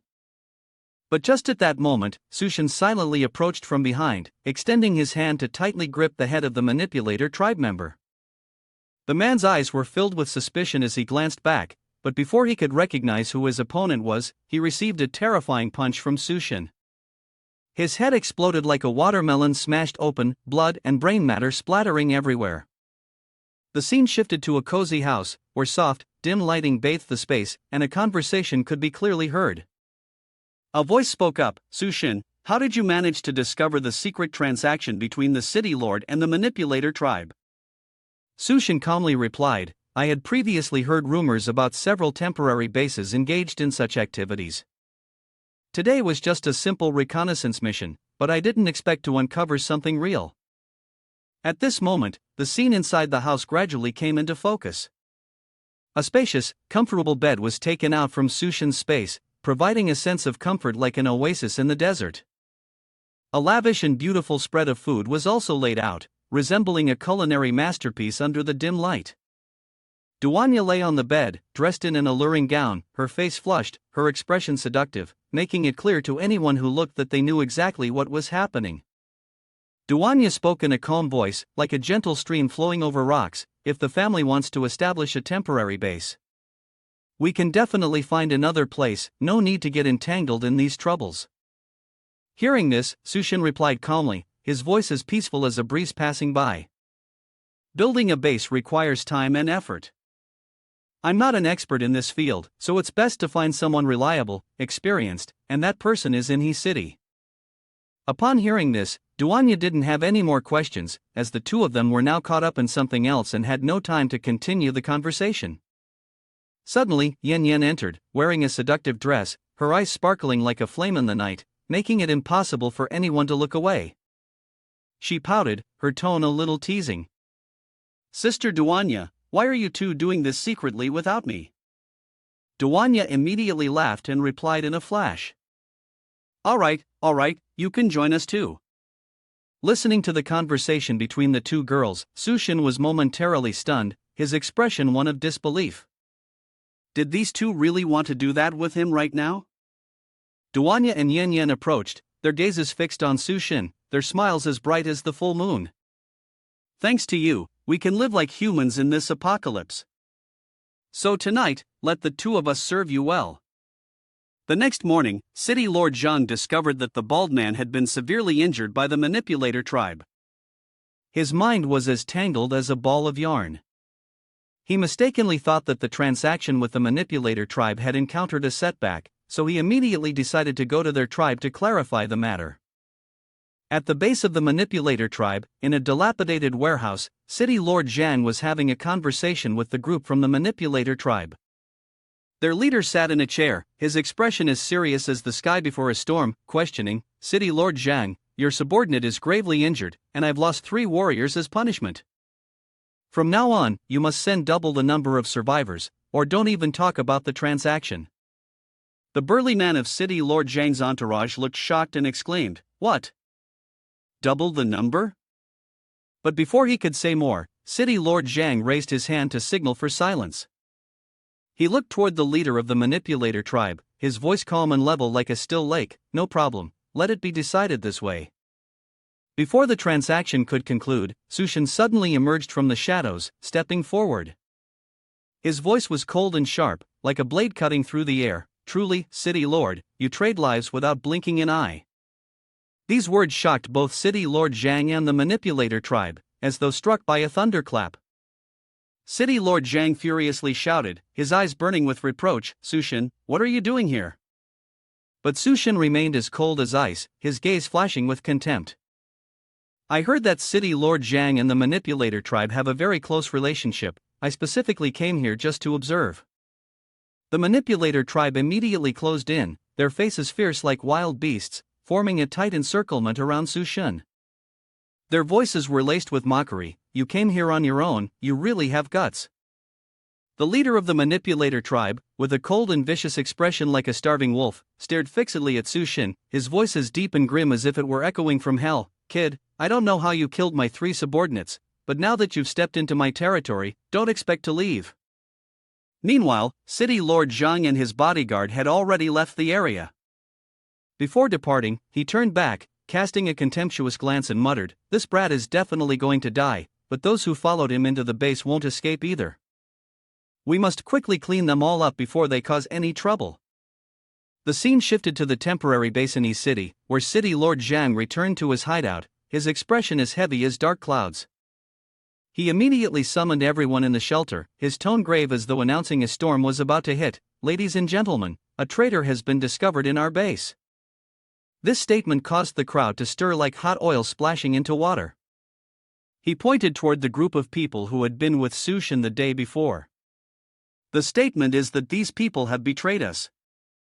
City Lord Zhang began weaving fabricated stories, his tone smooth like a deceitful merchant. They pretended to be doctors to infiltrate the base, then secretly kidnapped the refugees here to trade them for food with the manipulator tribe. In his mind, a malicious thought flashed like a sharp blade. If they've ruined my plans, don't blame me for being ruthless. His words were like a spark, igniting the fury within everyone. A surge of intense emotion spread, causing them to shout in outrage. These bastards, kill them! Suddenly, amidst the commotion, a loud shout rang out. Wait! From the crowd, a man with a goatee stepped forward, his appearance radiating the wisdom of years. He spoke in defense of Sushin's group. As far as I know, Sushin is a very trustworthy person. These people were brought here by him, so there is definitely no issue. As his words echoed, everyone's gaze immediately shifted toward him. The crowd around them gasped in shock, collectively exclaiming, "Oh, that's General Gao. Who is Sushin that even the general speaks well of him?" At this moment, City Lord Zhang could no longer contain his anger and retorted loudly, "Gao Wei, are you intending to protect them?" But with mere words and no evidence, how can he prove that they are not traitors? As soon as the words were spoken, a firm voice rang out from the top of the building, "I can prove it." City Lord Zhang immediately looked up upon hearing this, his face momentarily showing surprise, but quickly turning into panic. He muttered to himself, "Is it him? Why? How is he still alive?" Upon hearing Su Shen's name, General Gao's lips curled into a faint, secretive smile. So it was Su Shen. He stepped forward, holding a member of the manipulator tribe, none other than their leader. Su Shen lifted the manipulator tribe leader, smiling at City Lord Zhang and said, "City Lord Zhang, why not let him explain everything that's going on?" The manipulator tribe leader, beaten and with his face swollen, missing a few teeth, kept begging, "Su Shen, please spare him." Seeing the scene before them, both City Lord Zhang and General Gao were in disbelief. A small person like Su Shen could actually overpower the leader of the manipulator tribe? This was beyond their imagination. With a simple command, Su Shen raised his voice, "I want everyone to hear this clearly." Su Shen made the tribe leader flinch and tremble in fear. Under the authority of Su Shen, the leader had no choice but to scream out the truth: City Lord Zhang had betrayed everyone. The testimony of the manipulator tribe leader was like throwing fuel on the fire, igniting the fury of all the residents in the shelter. City Lord Zhang remained stubborn, loudly denying the accusations. The accusations from the manipulator tribe are nothing but baseless fabrications. He even shamelessly turned the blame back on Su Shen, accusing him, "You are the one who colluded with the manipulator tribe." But General Gao no longer believed him. With a cold, sharp gaze, he threw a powerful punch at City Lord Zhang, causing him to stagger. At that moment, the true face of City Lord Zhang was exposed. He grinned wickedly and calmly confessed, yes, it was all my doing. But now it's the end of the world, and the places with supplies have already been seized by the manipulator tribe. They're just waiting for us to fall into their trap. He stared directly at General Gao, his voice filled with confidence. "Now, just killing a few lowly ones can save so many lives. Clearly, I'm doing the right thing. You should be grateful to me." Not stopping there, he continued to mock Gao Yiwei, "You're truly exceptional, noble even, but you've still eaten the food I brought back. What right do you have to criticize me?"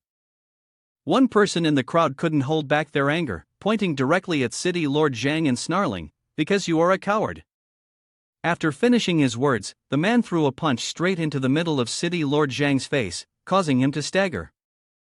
The one who struck was none other than Su Shen. He looked at City Lord Zhang with cold, contemptuous eyes. "You sold out your humanity just for a little food, trading your life for the sacrifice of others. In an era where the strong rule, that may seem like a reasonable choice.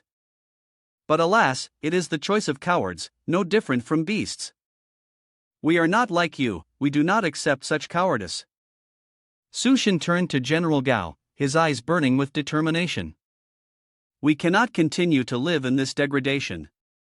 Join me in building a new base, a place that truly belongs to human civilization." He extended his hand towards General Gao, his proposal filled with boldness. Su Shen recalled his previous life when he had wandered through piles of broken debris searching for a place to rely on, a base like a utopian society, free from the chains of class and the cries of hunger. Everyone was well fed, their souls had a place to rest, all of it stemming from its founder, Gao Yiwei. But now, he was only the deputy city lord here and had yet to establish his own base. Su Shen was only accelerating the process. Bai Shang spoke up, but establishing a base was a difficult and messy task. The man beside him continued, "We want to do our work. It's impossible to rely on others forever, establishing a new base is truly the best way." Unexpectedly, City Lord Zhang burst into laughter, his tone full of mockery. "Haha, do you all think you are saviors? You want to establish a new base? The wild beasts are rampaging in the outskirts, zombies are everywhere, and even essential food and safety are in short supply. Are you asking others to go and sacrifice their lives for you?" Zhang Yi, sitting in a wheelchair, added on to his father's words, "Father, if they want to go, let them go.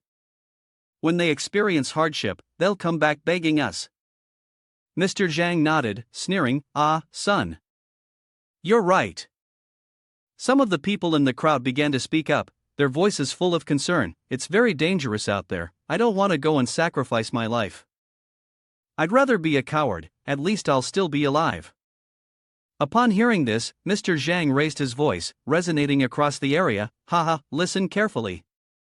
If anyone believes in their foolish dreams, I, your lord, will generously let you leave. But let me make it clear, once you leave here, even if you starve to death, I won't care. Sushin, sitting proudly to one side, spoke calmly. It's just food, isn't it? Is this really such a difficult problem? Upon hearing this, a few people in the crowd began to murmur. What did he say? It sounds so easy when he says it. Another person interjected, that's not right, he could bring the leader of the manipulator tribe here, even turn him into a chair. Surely he can bring food too. A different voice added, I heard he's a mutant, and extremely strong at that. Zhang He angrily shouted, Sushin, do you think you're the savior or something? Stop fooling everyone here. Do you even know how much supplies a base needs? Sushin calmly replied, my supplies aren't much, just enough to sustain 2,000 people for about a month. Hearing this, Mr. Zhang was shocked and thought to himself, isn't that about the same amount of supplies I have in my warehouse? Damn it, where did he get all that from? Meanwhile, over by the gate, the guards were standing around when suddenly Yin Yin rushed in from somewhere, grabbed one of them by the neck, and spoke in a sharp tone, why do you think Sushin is suddenly so generous? The soldier stared blankly, focusing solely on Yin Yan's chest, forgetting to respond. This annoyed her, and she slammed him down hard, making him spit blood. Before he passed out, he muttered, oh, I see. Yin Yan immediately ran over to Duanya and playfully said, oh, Duanya, I'm so hungry, do you have anything to eat?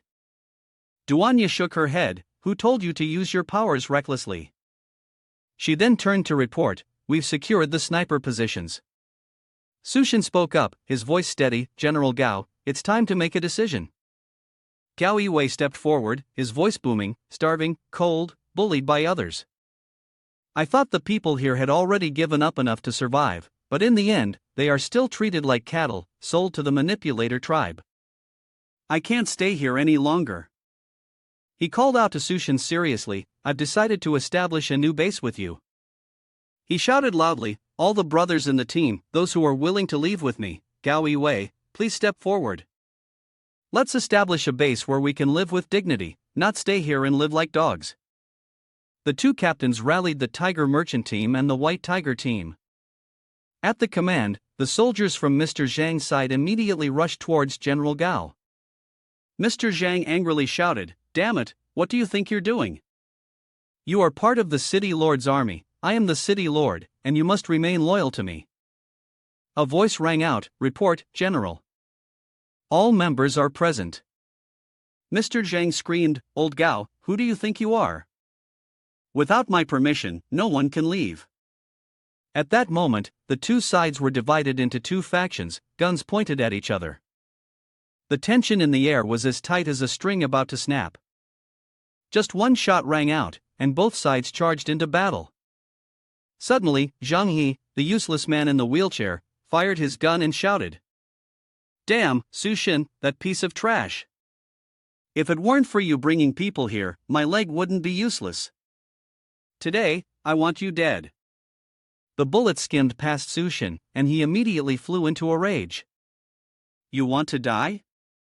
Sushin teleported in an instant, grabbing Zhang He by the neck and lifting him up, squeezing tightly.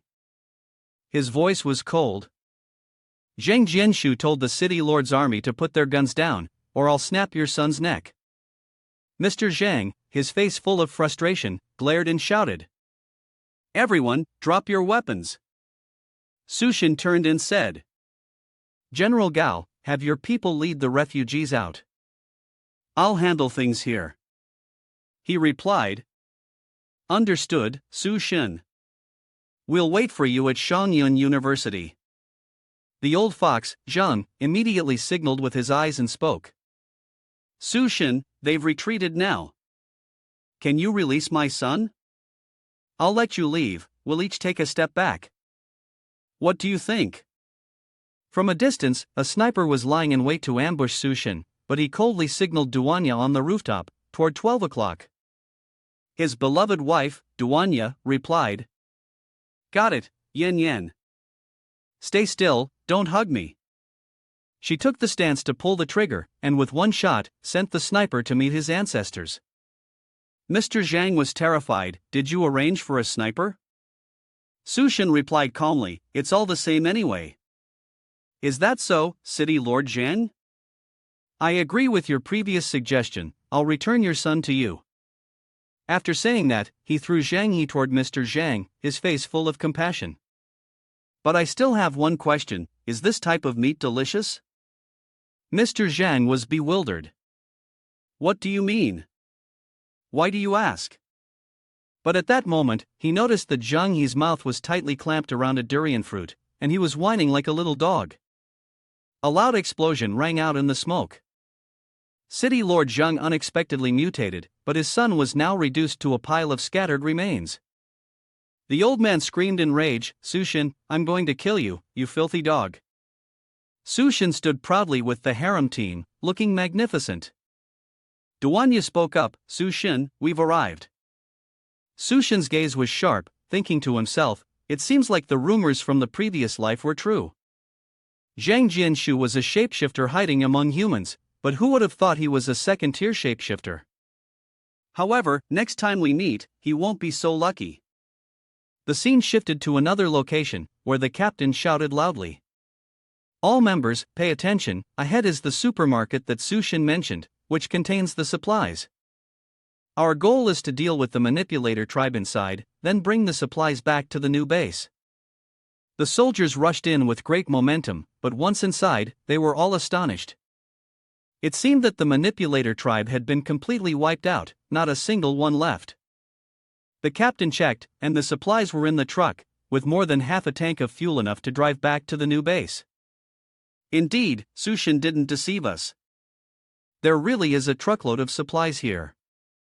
Old Sun snorted, I thought we'd have to fight a fierce battle, but who would have thought the mission would be this easy?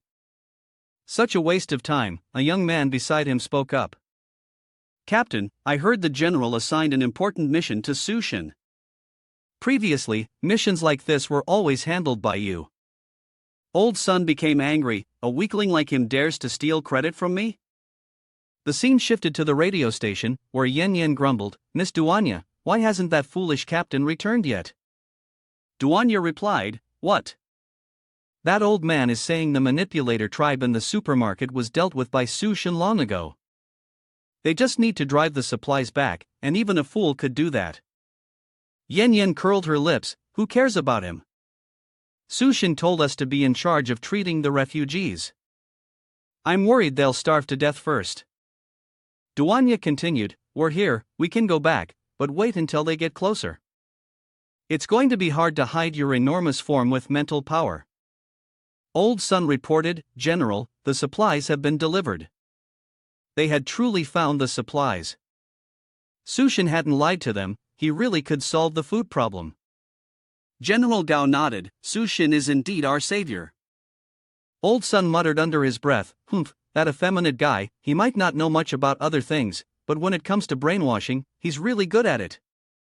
Another person chimed in, General, at the hospital not far from here, there are signs of activity from the manipulator tribe. It's probably a tribe of about a dozen people. General Gao was shocked. The manipulator tribe? Old Sun thought to himself, Sushin, I'll show you who's the true protector of everyone. Bai Shang's voice rang out, what? You want to move the weapons cache? There's a military base nearby, but the entrance has been submerged by floodwaters. That place is definitely a death trap, a pile of corpses stacked together. Xiaofeng added, even if the three of us manage to get in, how much can we really take? Sushin replied, you two don't need to worry about it. Just take me to the weapons cache. Bai Shang nodded, all right. I've been there before. I'll go with you. But we need to take 2 vehicles, the armory is far away. Sushin interrupted, the vehicles are simple. He took a pickup truck out of the spatial pocket. The 2 of them were stunned. Is this magic? Is this your special ability? Sushin got in the truck and curtly said, stop talking, If you're not picky about my lack of wealth, get in, I'll take you. Thus, the three of them set off towards the military zone. On the other side, a group of people were swearing. Damn, why isn't the water pump finished yet? God! I can't believe this, picking useless people, throwing them down as bait for those water demons. Supplies in the city were disappearing for no reason, and if they couldn't find anything to bring back, they were surely dead. Don't blame me, a bunch of unlucky people were thrown down as bait. The old man shouted, the water demons are attracted by the bait now. Right now, anyone who goes down there to pry open the door and come back will get a sweet young lady as a reward from the city lord. One guy spoke up, before the apocalypse, I had no money, and no women. Now that it's the apocalypse, I'll take a risk. On Sushin's side, Xiaofeng recognized that they were from the city lord army. It seemed they had also noticed this place. Bai Shang replied, I know there's a way in the back, we can fight the city lord army, but we'll have to dive to get in. Sushin nodded. Do it your way. The three of them dived into the water. Bai Shang suddenly noticed dozens of bright, glaring eyes at the bottom, and panicked, thinking, water demon. We're finished. Sushin appeared, reassuring her, don't be afraid. Bai Shang was surprised, thinking, can Sushin still talk underwater? He quickly pressed his lips to hers, expertly giving her oxygen. Bai Shang thought he was just providing oxygen for her, but they were surrounded by water demons. The arms of the water demons reached out, ready to grab Bai Shang. Fearfully, she clung tightly to Sushin, thinking that at most, she would sacrifice herself alongside him. But after a while, nothing happened. She wondered, has the water demon stopped? Looking at Sushin, she realized his eyes were dark red, as though he had activated some kind of mysterious switch. Bai Shang was startled. Could he be controlling these water demons? Sushin smiled, one hand holding her as he spoke, right now, we're going hunting. Suddenly, a few of the water demons broke free from Sushin's mental control and charged, attacking in a swarm.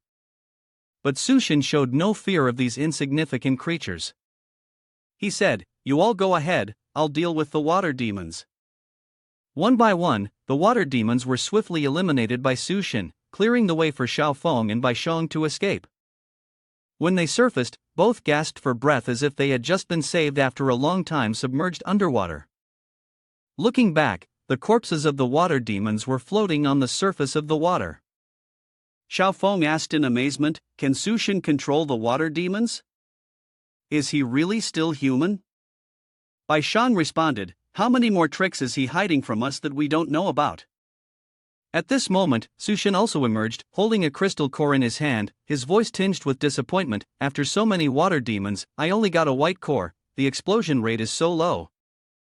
Hearing this, the two of them looked at each other in surprise, and Bai Shang exclaimed, you've already got a white core and you're complaining it's too little? Xiaofeng added, although a white core doesn't grant abilities, it can still enhance the strength of one's powers.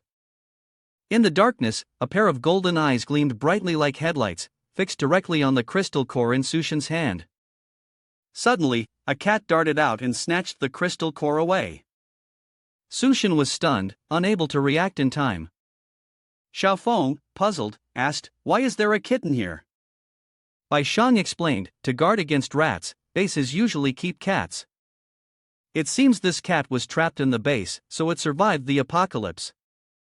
But this cat is really bold, it actually stole the crystal core from Sushin. Sushin frowned, annoyed. He had never been afraid of anyone, not even the father and son of that family, yet he had his food snatched away by a cat. He took out a bag of food to tempt it. Hey, little one, you can't eat that. How about I trade you this instead? But the cat, quick as lightning, darted over, snatched the bag from Sushin's hand, and ran off. Furious, Sushin clenched his fists, his voice tinged with frustration, I got my stuff stolen by a cat. Twice? Indeed, anything that survived in the apocalypse was never simple. A while later, Sushin's group restored the power at the base, and the lights flickered back on. Bai Shang let out a relieved sigh, that was close. The power system is still working. Let's go, the weapon cache is just ahead. Leading the way, Bai Shang continued. Before the flood came, the survivors hurriedly evacuated, but the supplies here definitely haven't been taken. We've arrived at the right place. These weapons and ammo are enough to equip a 500-person team. Before them stood a vast military warehouse, full of guns and supplies. Xiaofeng was astonished. If we find a tank, equipping 1,000 people wouldn't be a problem. Bai Shang cautioned, "Hey, I'm telling you to be careful." Su Shen responded, "Don't worry, Captain." Bai Shang looked worried. The problem is how to bring everything back here. The people from the city lord's army can enter at any time, and combat could break out easily. It's too late to call for reinforcements now. Suddenly, a loud noise shook the entire area. The two were startled, and before they could understand what was happening, Xiaofeng had already launched the tank and shouted loudly, "Su Shen, Captain Bai, I found the tank, but there's a monster chasing me." Xiaofeng's face turned pale as she screamed, "Help me!" Bai Shang was stunned by the scene. The mutated monster unleashed a barrage of fire, but it missed, allowing Xiaofeng to narrowly escape death. He yelled, "Oh no, think of something. If it blows up the weapon depot, we'll all be logged out."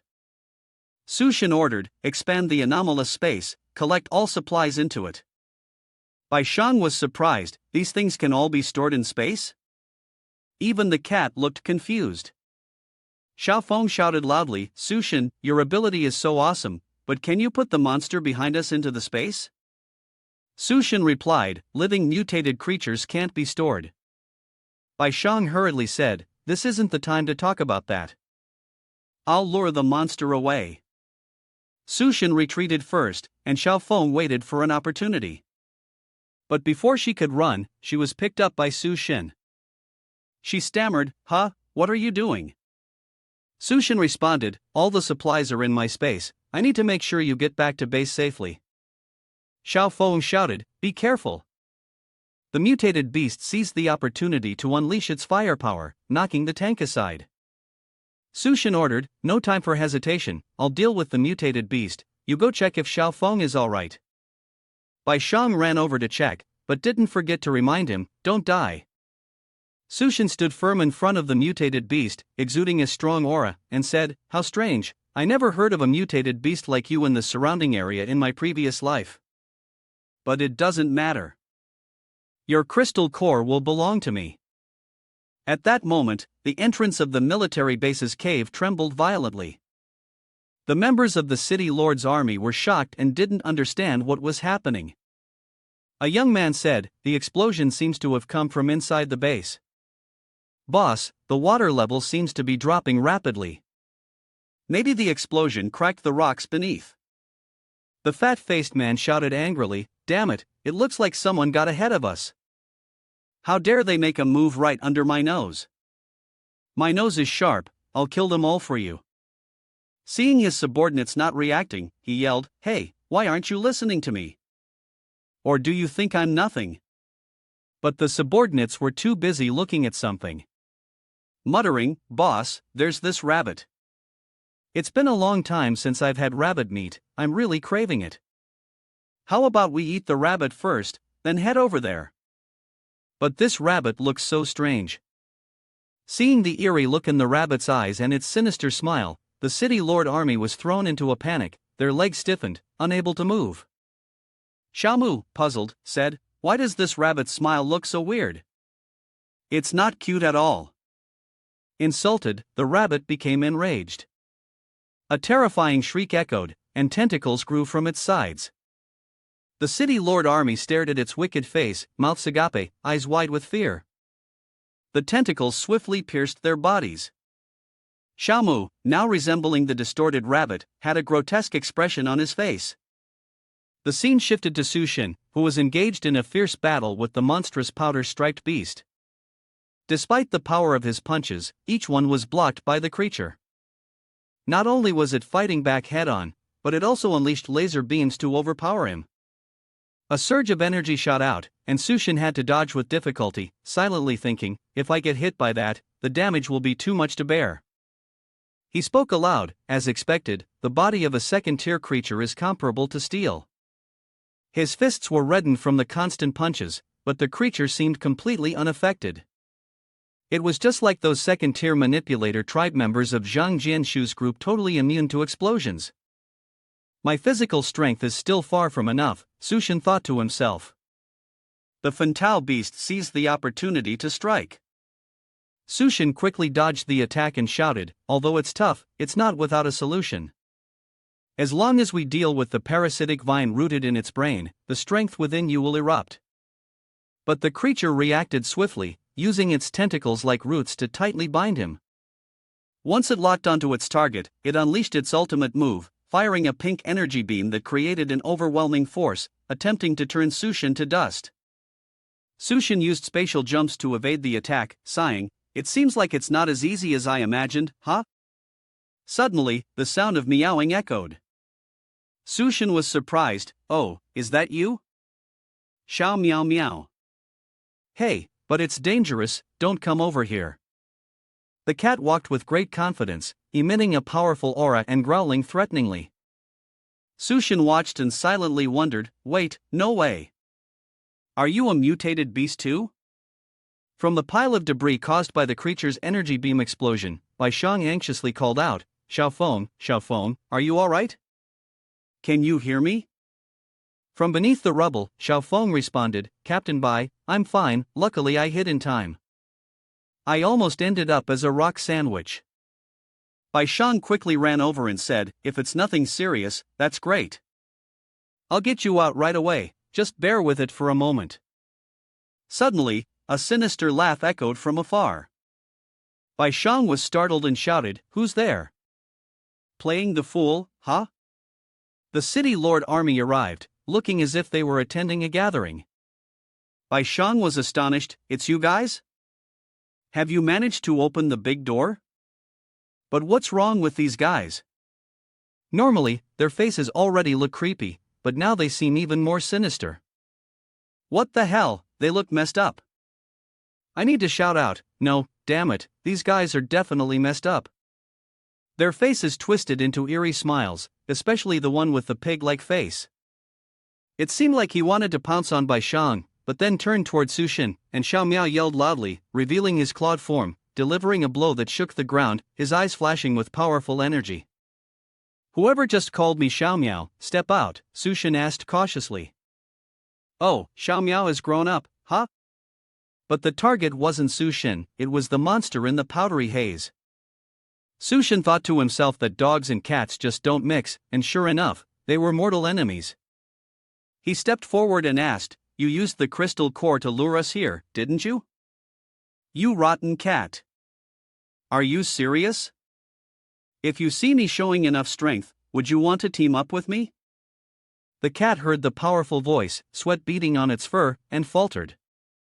Seizing the moment of its confusion, Sushin jumped onto its back and said, "Then as you wish, let's join forces." Suddenly, he had a new pet to ride. Xiao Miao was angry but helpless. Sushin and Xiao Miao coordinated, their tension as high as if they were preparing for a major battle. He shouted, "Let's go together, then." Xiao Hei Miao was fat. But Sushin's teasing had gone too far, causing Xiao Hei to bristle with irritation. The monster Fantao lunged to attack, and Xiao Hei responded with its sharp fangs. Sushin observed and noted that the scratches only caused minor bleeding. He muttered, "At this rate, we won't be able to deal damage. We need to work together." He patted Xiao Hei's head. "Xiao Hei, use your speed to dodge to the side and draw the vines away, the rest I'll handle." Though reluctant, Xiao Hei followed. When Fantao attacked, the two of them jumped to avoid the shockwaves, causing a part of the wall to cave in, water pouring through. Xiao Hei used speed and agility to easily deal with the vines. Sushin, satisfied, jumped off the cat's back, gathering all his strength into a punch and delivering it straight to the monster's muzzle. The punch sent the creature flying, and seeing the effect, he shouted, "This is how it's done. With our teamwork, we can press on. Beat it to a pulp." Fantao went mad, firing wildly, but Xiao Hei was too fast. In just a few seconds, the beast's body was covered in wounds, from small scratches to large holes. Before long, it was torn to pieces, and the crystal core fell out. Seeing the crystal core, Xiaohei grinned with delight and rushed over, but Sushin quickly grabbed it and said, "This crystal core belongs to me, don't even think about it." He swallowed the crystal core. Xiaohei was dissatisfied, meowing and growling as if it wanted to scratch Sushin, but he didn't understand cat language. Water was flooding in from outside, more and more by the minute. Sushin spoke up, noticing that the armory was also submerged now. The wall had collapsed, and this area would soon be drowned. Suddenly, he saw Xiaohei crying for help, struggling in the water. The once majestic young beast now looked pitiful. Sushin picked it up and teased, "Ha, so you're scared of water? Or do you want to roll with me? I'll take you out." Xiaohei struggled, clearly refusing. Sushin grabbed it by the neck and tossed it back to its original spot. "Fine then, I don't care, survive or die on your own." Xiaohei, terrified, quickly clung to Sushin and meowed, "Meow meow." Sushin laughed, "Oh, regretting it already?" The cat nodded repeatedly. Sushin said, "This is your choice, I'm not forcing you." Turning back towards Bai Shang, she cursed in panic, "Damn it! These bastards are clearly dead, how can they still be here like this?" She kept retreating, surrounded by the evil city lord army. From behind the pile of rocks, Xiaofeng called out, "Captain Bai, the tank won't start, don't mind me, just run." She replied, "Run? Where the hell should I run to? We need to deal with this lot first." Suddenly, she was stunned. "Oh, is that a rabbit? But this rabbit's biting people, it's transformed, using tree roots to control and drain the life force of the city lord army, taking control of them." Bai Shang wondered, is it absorbing energy from the corpses? Before she could move, roots from behind bound her tightly, tearing her clothes, leaving only a few scraps to cover the necessary parts. The rabbit revealed its horrifying face, opening its mouth to bite. Bai Shang struggled, cursing, "Damn it, I was too careless." Thinking she was done for, Xiaofeng's tank suddenly roared to life and charged at the rabbit, saving her. Xiaofeng yelled furiously, "You monster, die already, how dare you touch Captain Bai!" The cannon fired like fireworks, aimed straight at the rabbit's mouth, raining down bombs. In just moments, the mutated rabbit shattered into pieces. Bai Shang was astonished, "I can't believe my eyes." Xiaofeng gasped, finally having finished what he was doing, but he hadn't noticed the crystal core falling into his mouth. The crystal core slid down his throat, and he was surprised. This was the crystal core that everyone had been searching for. His eyes lit up as he absorbed the power from the crystal core. Bai Shang asked with concern, "Xiaofeng, are you all right?" Xiaofeng held his stomach and replied, "I'm fine, it's just that I accidentally swallowed the crystal core, and now my body feels uncomfortable." From a distance, the sound of meowing echoed. Sushin stepped forward and said, "So you've eaten the crystal core?" Bai Shang was shocked. Xiaofeng asked, "Why can't I feel any special ability?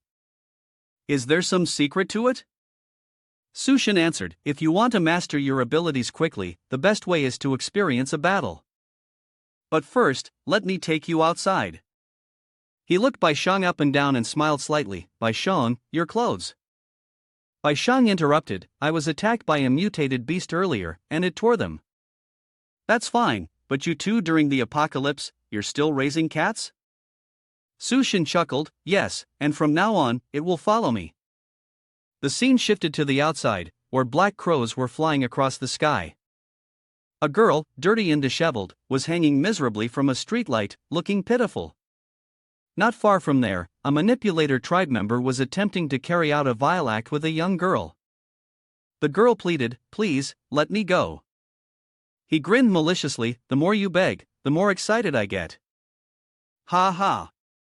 It wasn't just one man, several others approached, mocking her. The sound was strangely pleasant, wasn't it? "Don't rush, wait until she screams louder, more pitifully." They dragged the girl into a dark corner, where she cried and begged, "Please, don't kill me. Please, spare me." The leader moved in closer, laughing in delight, "Hee hee, you serve your master so well. I'll keep you as my slave, but if I'm not satisfied, I'll hang you up there, just like her, and dry you out into smoked meat." The girl, terrified, reluctantly complied, lying down and gritting her teeth. I don't want to become smoked meat. I'll do my best to serve you, masters. The manipulator tribe member took a position of enjoyment. Good, very good. The screams echoed throughout the city. At that moment, Sushin's car arrived in the area, and the manipulator tribe members, annoyed at the interruption, paused their activities. Oh, someone's coming? Let's get the main business done first, we'll play later. Xiaofeng stepped out of the car and moved forward. The manipulator tribe angrily shouted, Damn, where did this brat come from? He's ruining the fun, ask him to make us dinner instead. Bai Shang anxiously asked, Sushin, is it alright to bring Xiaofeng here to deal with the 3 manipulator tribe members? Sushin, who was playing with a fat cat, calmly replied, Don't worry, isn't it that I'm the insurance here? If he was the high-ranking god known as the human-shaped nuclear bomb in his past life, there's no reason he can't do it. Keep going, and besides, mastering abilities in fighting in real life is the best teacher. Seeing Xiaofeng stand still, the manipulator tribe members felt disrespected and rushed to surround him, shouting, Still dare to act tough in front of us? You're asking for death. Today's the day you get knocked out by my punch. They launched a series of attacks at Xiaofeng, from top to bottom, leaving no gaps. Bai Shang was horrified. It was clear now, if things continued like this, Xiaofeng would be beaten to death. Sushin replied, No, he has figured out how to use his ability now. The manipulator tribe member, furious, said, But how is this kid not injured at all? Xiaofeng's body radiated with a bright glow as he spoke, because most of the energy in your punches has been absorbed by me. They don't believe it and keep shouting, What are you joking about? Make him into a salad. Sushin glared. Instead of saying absorb, it would be more accurate to say, seize. Xiaofeng roared, activating his ability like a surge of brilliant green energy, starting to steal the energy around him.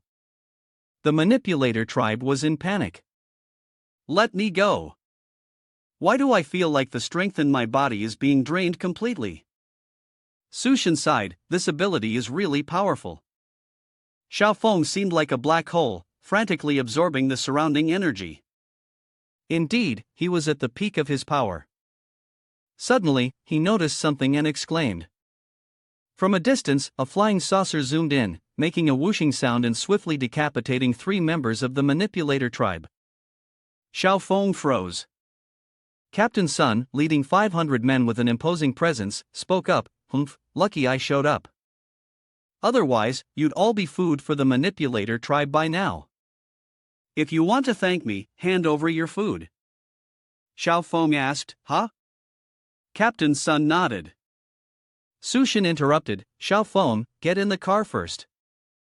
I'll go get some food for Captain Sun.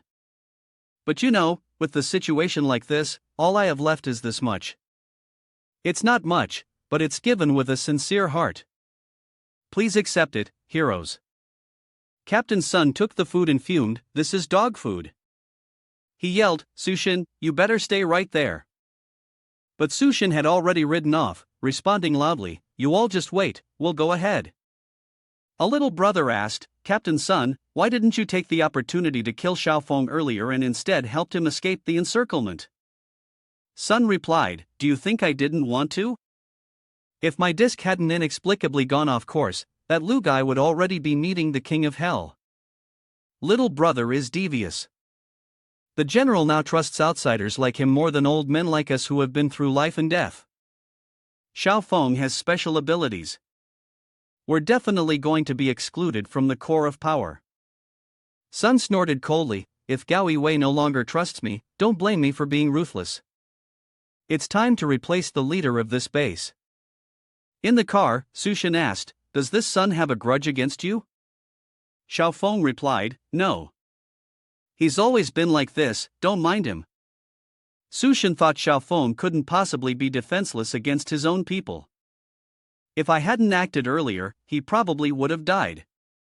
If there's no personal grudge, then that person must have an agenda.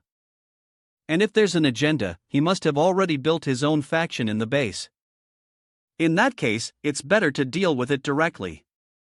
The scene shifted to the construction site of the base's wall, where Yan Yan was praised by the workers. Yen Yen, you're really great.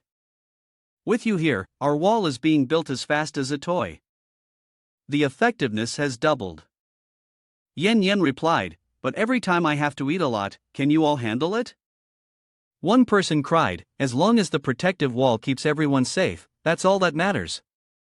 Yen Yen paused, exclaiming when she saw Sushin's car returning from a distance. Sushin's car entered the base area, passing through streets being repaired by workers.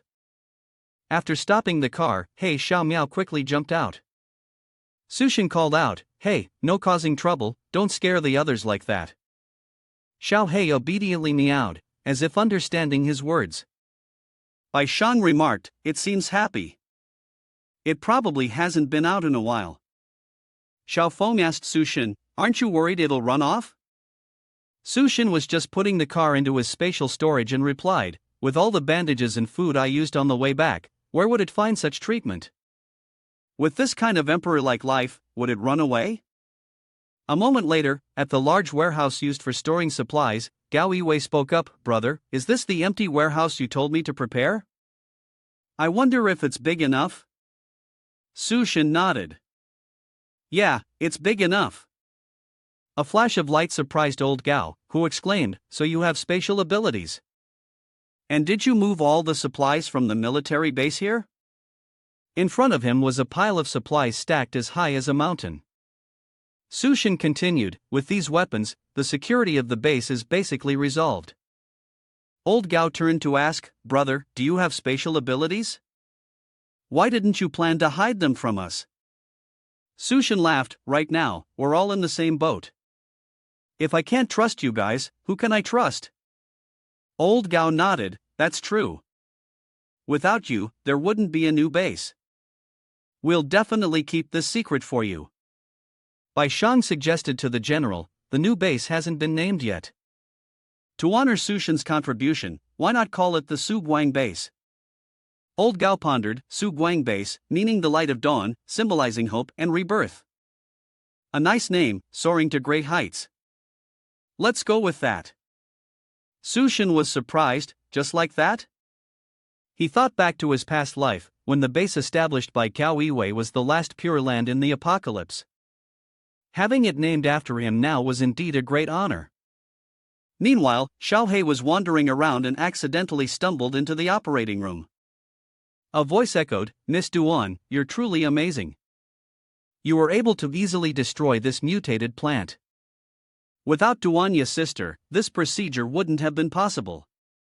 Duanya replied, unfortunately, the environment here is poor, and many critically ill patients can't be saved.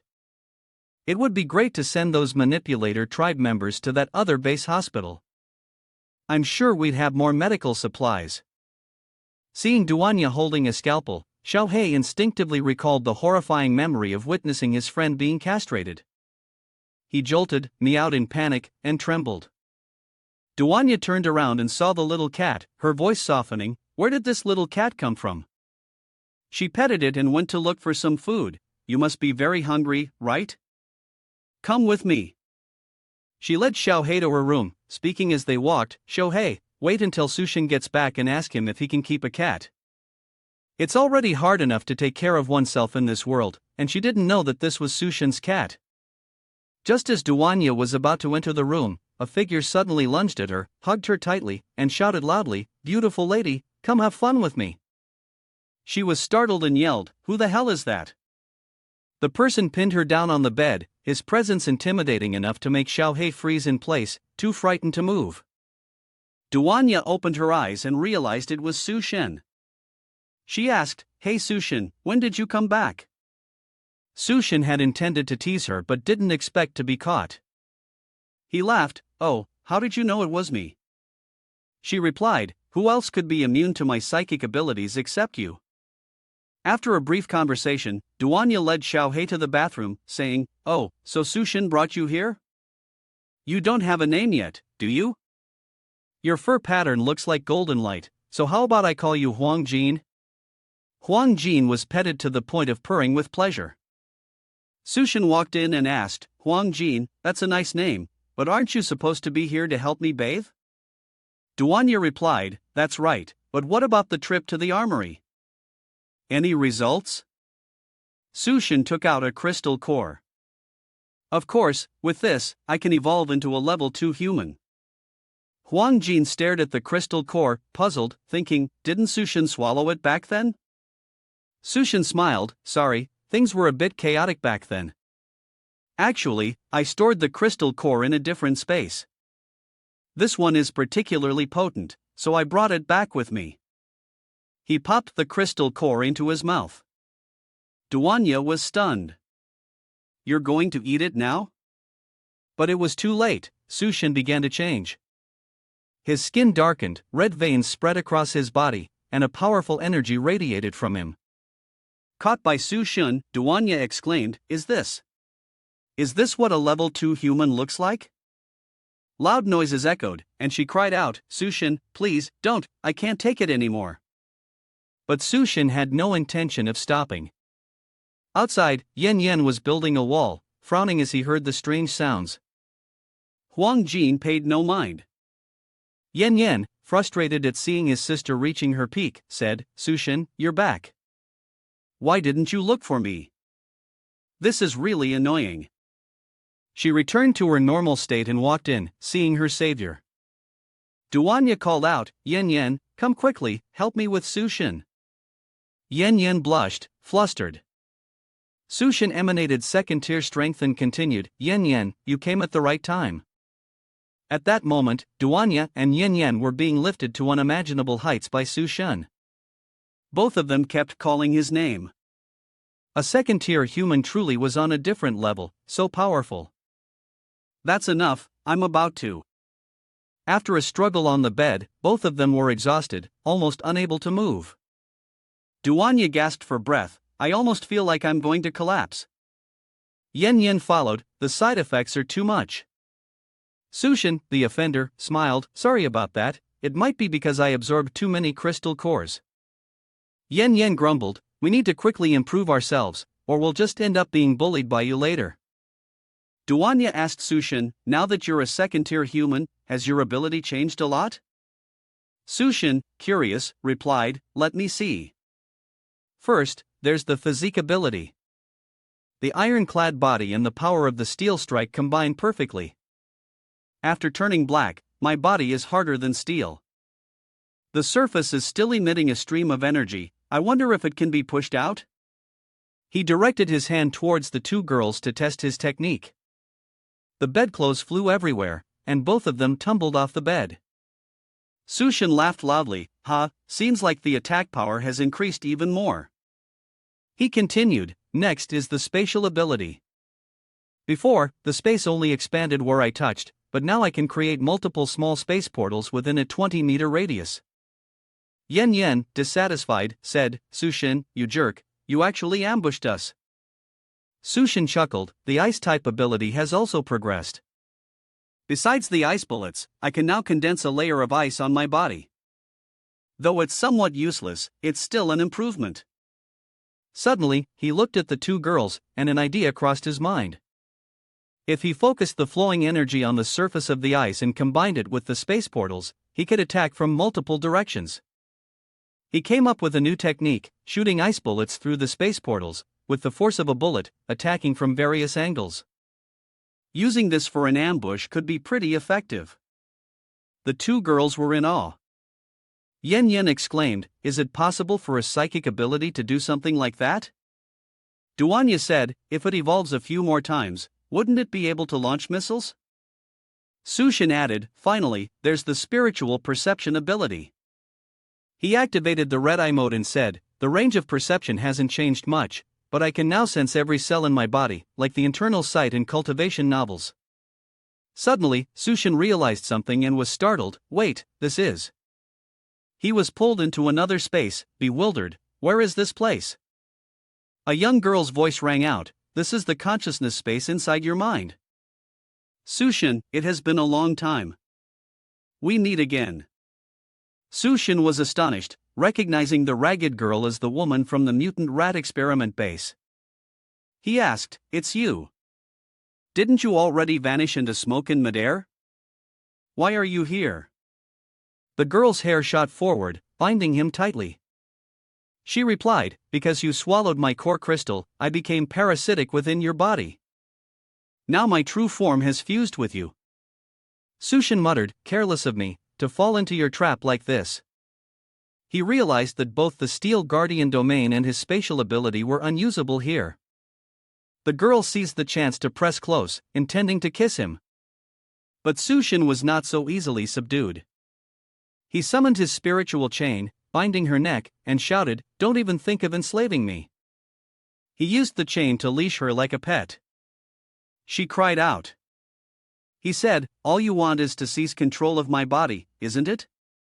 The girl answered, "You are too strong. I cannot seize it."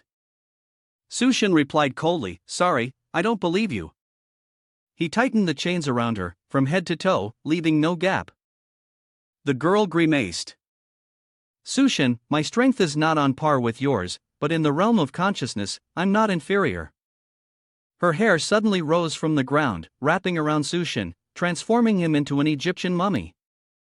She gleefully said, "Now, no one is leaving here. We might as well talk forever, right here." Outside, seeing Sushin standing motionless like a statue, Yen Yen and Duanya called out anxiously, "Sushin, what's wrong with you?" In the realm of consciousness, Sushin and the girl faced each other, both bound and immobilized by the opponent's technique. The girl spoke, "Sushin, now we're both immobile." He frowned, realizing she was right. This cocoon couldn't be broken. Wasting time like this wasn't wise. He asked, "Oh? So, what do you want to talk about?" The girl replied, "Actually, I only need to absorb a bit of your supernatural ability to survive. It won't affect you at all. I don't even have enough strength to seize your body." Sushin was suspicious. "Why should I trust you? How could you leave my body?" The girl explained, "I need supernatural abilities to survive. If I leave now, I'll die, unless you help me find a woman with supernatural abilities, whose body is not too frail, has a well-proportioned figure, and is somewhat good-looking." Sushin laughed, "Ha, you're picky." Then, he asked, "But how would I know who's suitable?" The girl replied, "If I meet her, I'll tell you. Don't worry, I won't let you help for nothing. I might even give you something good," Sushin threatened. "I don't need anything good, but if you cause me trouble, I'll find a way to get rid of you," the girl pouted. "Got it, I'm scared now." "Come on, smile, I'm about to suffocate here," Sushin said. The two agreed to smile as a sign of mutual trust in their cooperation. Sushin returned to the real world, confused. Duanya and Yen Yen were worried, almost on the verge of passing out. "What just happened to you? No matter how much we called, you didn't respond," Yen Yen asked. "Yeah, we thought your soul had left your body," Duanya added. "How could my soul leave my body?" "A danger like that must be controlled to a minimum to stay safe," Sushin replied. In the space of consciousness, the girl was shocked as everything around her gradually froze. She shouted, "Sushin, are you daring to freeze the whole space? You bastard, let me out now." Sushin was surprised by how the ice-type ability had such a strong effect on the space of consciousness. He thought it was best to find her a body as soon as possible. Suddenly, he remembered, "Right, isn't there a woman in the base?" He turned to Duanya. "Duanya, take me to find other women quickly." Both girls were stunned. Yen Yen questioned, "Isn't it enough yet? Are the two of us not enough for you?" Seeing their expressions, Sushin coughed and gave a wry smile. "What I meant was, take me to see how the others in the base are doing, not looking for women." "Ha ha." A moment later, Duanya reported, "General Gao is doing a head count. The base currently has more than 1,300 people. Over 400 security personnel have repelled several disturbances from the manipulator tribe and mutated beasts. The other men have built a temporary wall, and with basic support, it has been completed. The women, children, and elderly are clearing the mutated plants sprouting within the base and handling logistics." Yen Yen added, "Oh, right, many people got injured while clearing the mutated plants. Thankfully, Sister Duanya requested the medical students to set up a surgical room, so now the minor patients have returned to work. Duanya said, everyone is working hard. We can only breathe a sigh of relief when the wall is fully completed. Sushin responded, oh, is that so? I'm afraid we don't have much time left to bask in peace. The scene shifted to the base area, where General Gao and Bai Shan were discussing the fortifications. Supplies and base safety were temporarily secured, but we urgently need to reclaim the medical supplies from the hospital that was taken by the manipulator tribe. Does anyone have any suggestions? A young man proposed. The hospital has fewer than 100 manipulator tribes. Captain Sun is the strongest warrior, the best at coordination. I suggest. Old Sun interrupted, his gaze cold and sharp. Wait a minute, why isn't Sushin here for the meeting? He was the one who initially encouraged the building of the new base, and now not even a shadow of him appears. Is he shirking his responsibilities? General Gao spoke sternly. Captain Sun, be careful with your words. Without Sushin, there would be no Suguang base, and you wouldn't even have the chance to sit here. Old Sun snorted coldly. General Gao recalled his conversation with Su Shun. He asked, why do you want me to have full control of the base? Sushin replied, I'm not interested in leadership. You're the person I trust, and I'm comfortable leaving that responsibility to you. But in the future, with disaster after disaster, even with the base providing shelter, if we're not well prepared, it will only be a matter of time before the apocalypse swallows us up. Old Gao nodded seriously, I understand. He thought that someone like Su Shin, a powerful individual, would never allow his steps to slow down. He was always pursuing greater strength. He said, everyone just needs to know that when facing difficulties or strong enemies, Su Shin will act without hesitation. Old Sun sneered, the hospital has dozens of manipulator tribes, all formidable opponents. If there's a major sacrifice, who will take responsibility? General Gao replied.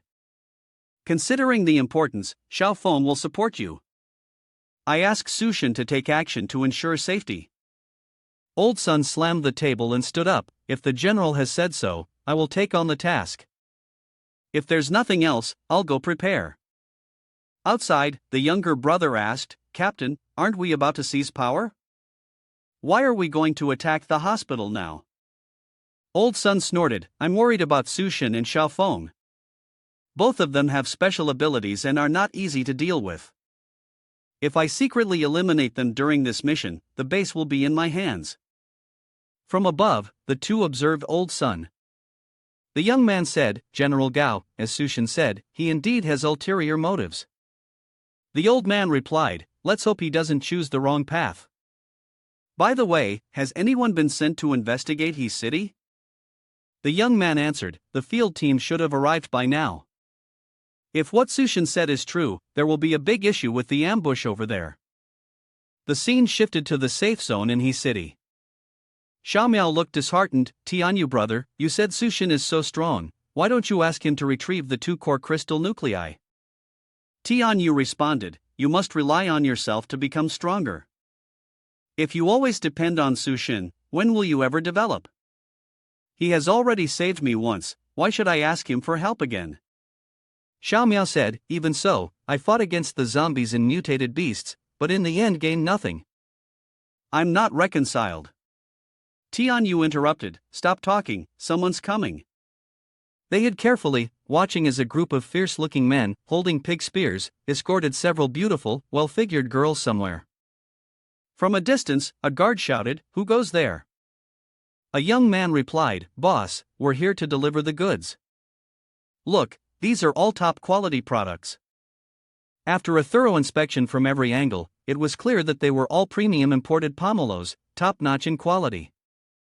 Even the assassin San Mao was present. A young guard leading the group spoke, follow me, I'll take you to the city lord. The leader of the group, his eyes gleaming with ambition, responded enthusiastically, brother, looks like we've hit the jackpot again, huh?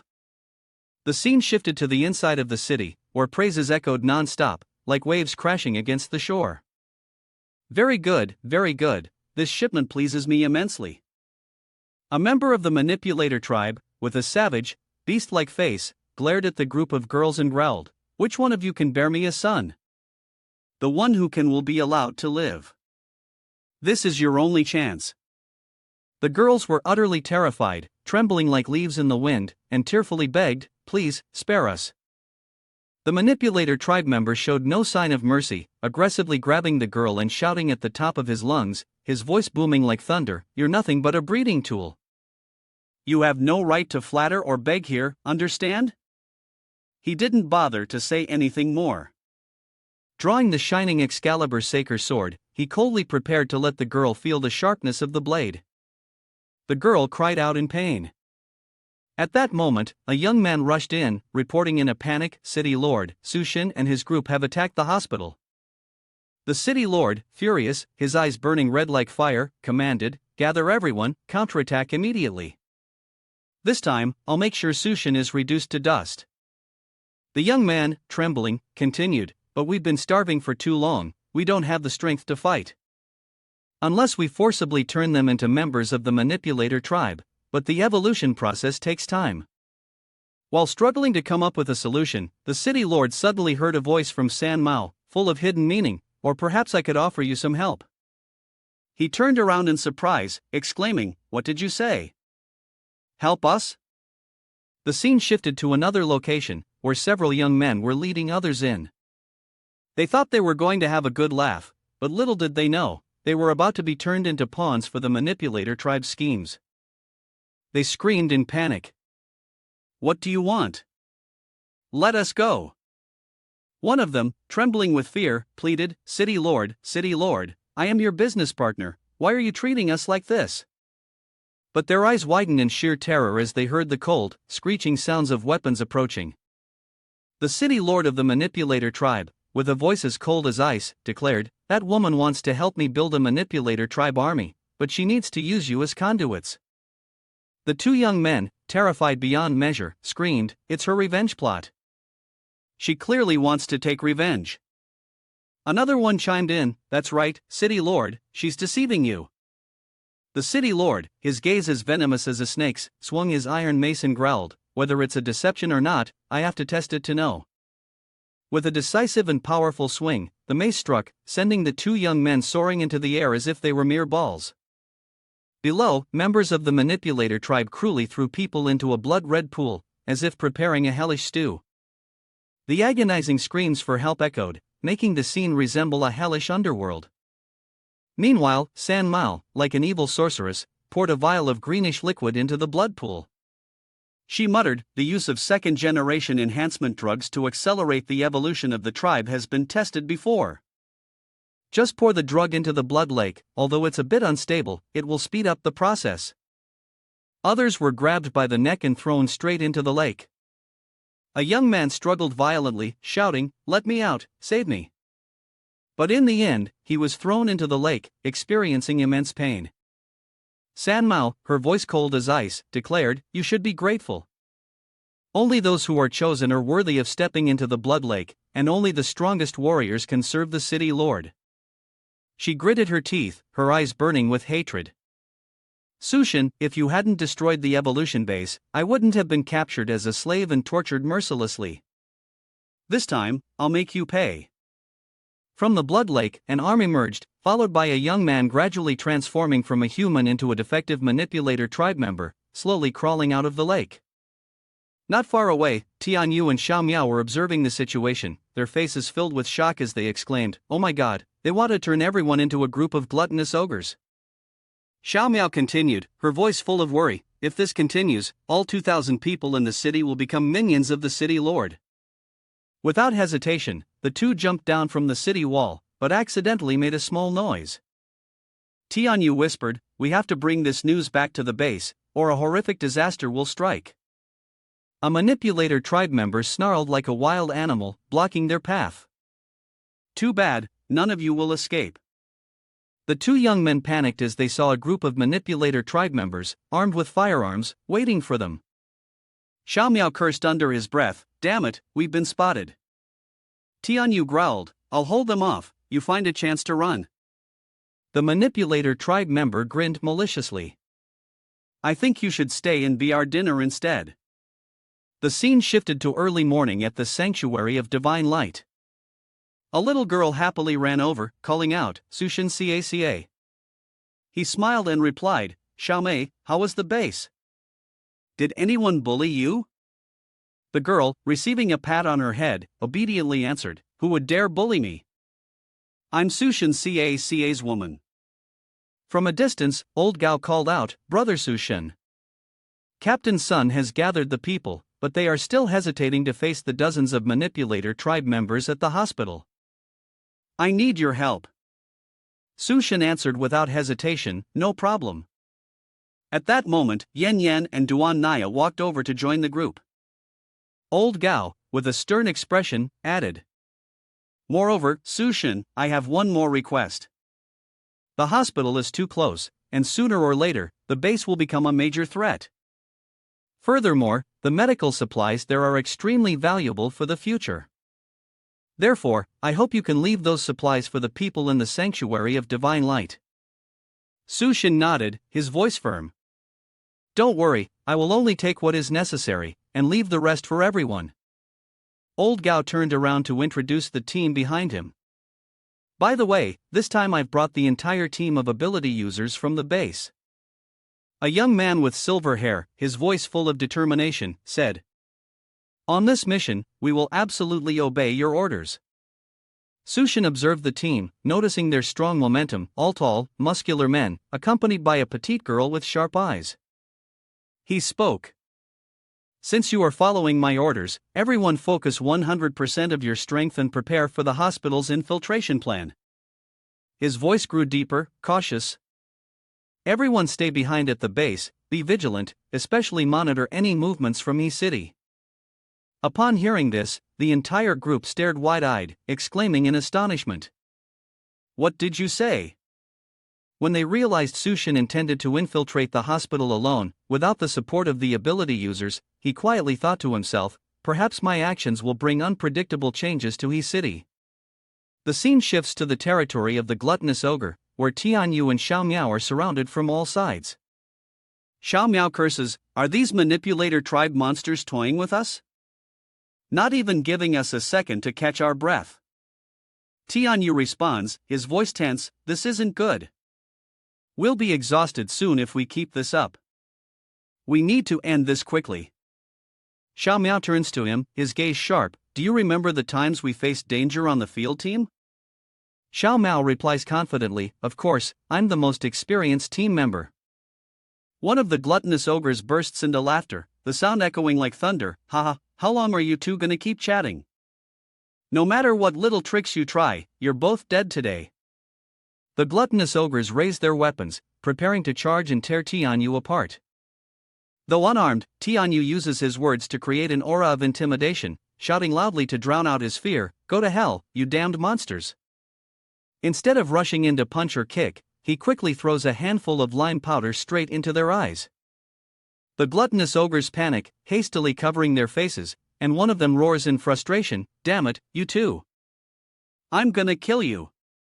Xiao Miao seized the opportunity and yelled out like an indomitable warrior, "This is the moment! Hurry up and run, you bastard, come and catch me if you can, you fools!" But as soon as he turned his head, his face suddenly turned pale, filled with extreme horror. A sharp spear unexpectedly pierced through Xiao Miao's body, causing him to let out a grunt, momentarily stunned. Tianyu witnessed this scene and screamed in pain, "Xiao Miao!" The commander of the gluttonous ogre, with a triumphant expression, raised the spear high as if showing off his spoils of war. "Oh, a snack has come right to my door. This one's a bit too thin, I wonder if he's addicted? But why was he shouting so loudly just now? Not even enough to wedge between my teeth.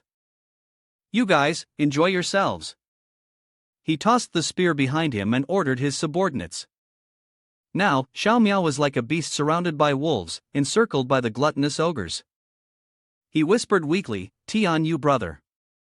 Tianyu's eyes were bloodshot with rage as he charged forward, determined to take on all 500 enemies alone. He roared, "Xiao Miao, hang on, I'm coming to save you." But before he could act, a gluttonous ogre played dirty, swinging his sword to slash at his back, causing Tianyu to scream in pain. With the last of his strength, Xiao Miao shouted loudly, "Run, quickly!" The gluttonous ogres swarmed like a hive of bees, attacking Xiao Miao savagely. In that moment of agony, his body was torn into two pieces. Tianyu collapsed, helplessly reaching out, crying out in despair. "Don't, Xiao Miao!" He clenched his teeth, his eyes burning with determination. "Xiao Miao, wait for me, I will definitely avenge you."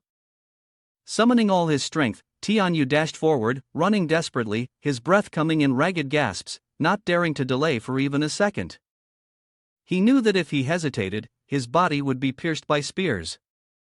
Amidst the hail of spears flying through the air, he recklessly leaped into the rushing river, spinning 360 degrees like a free diver. By the time the gluttonous ogres reached the riverbank, Tianyu's trail had disappeared. One of them cursed bitterly, his voice laced with anger. "Damn it, that little brat escaped.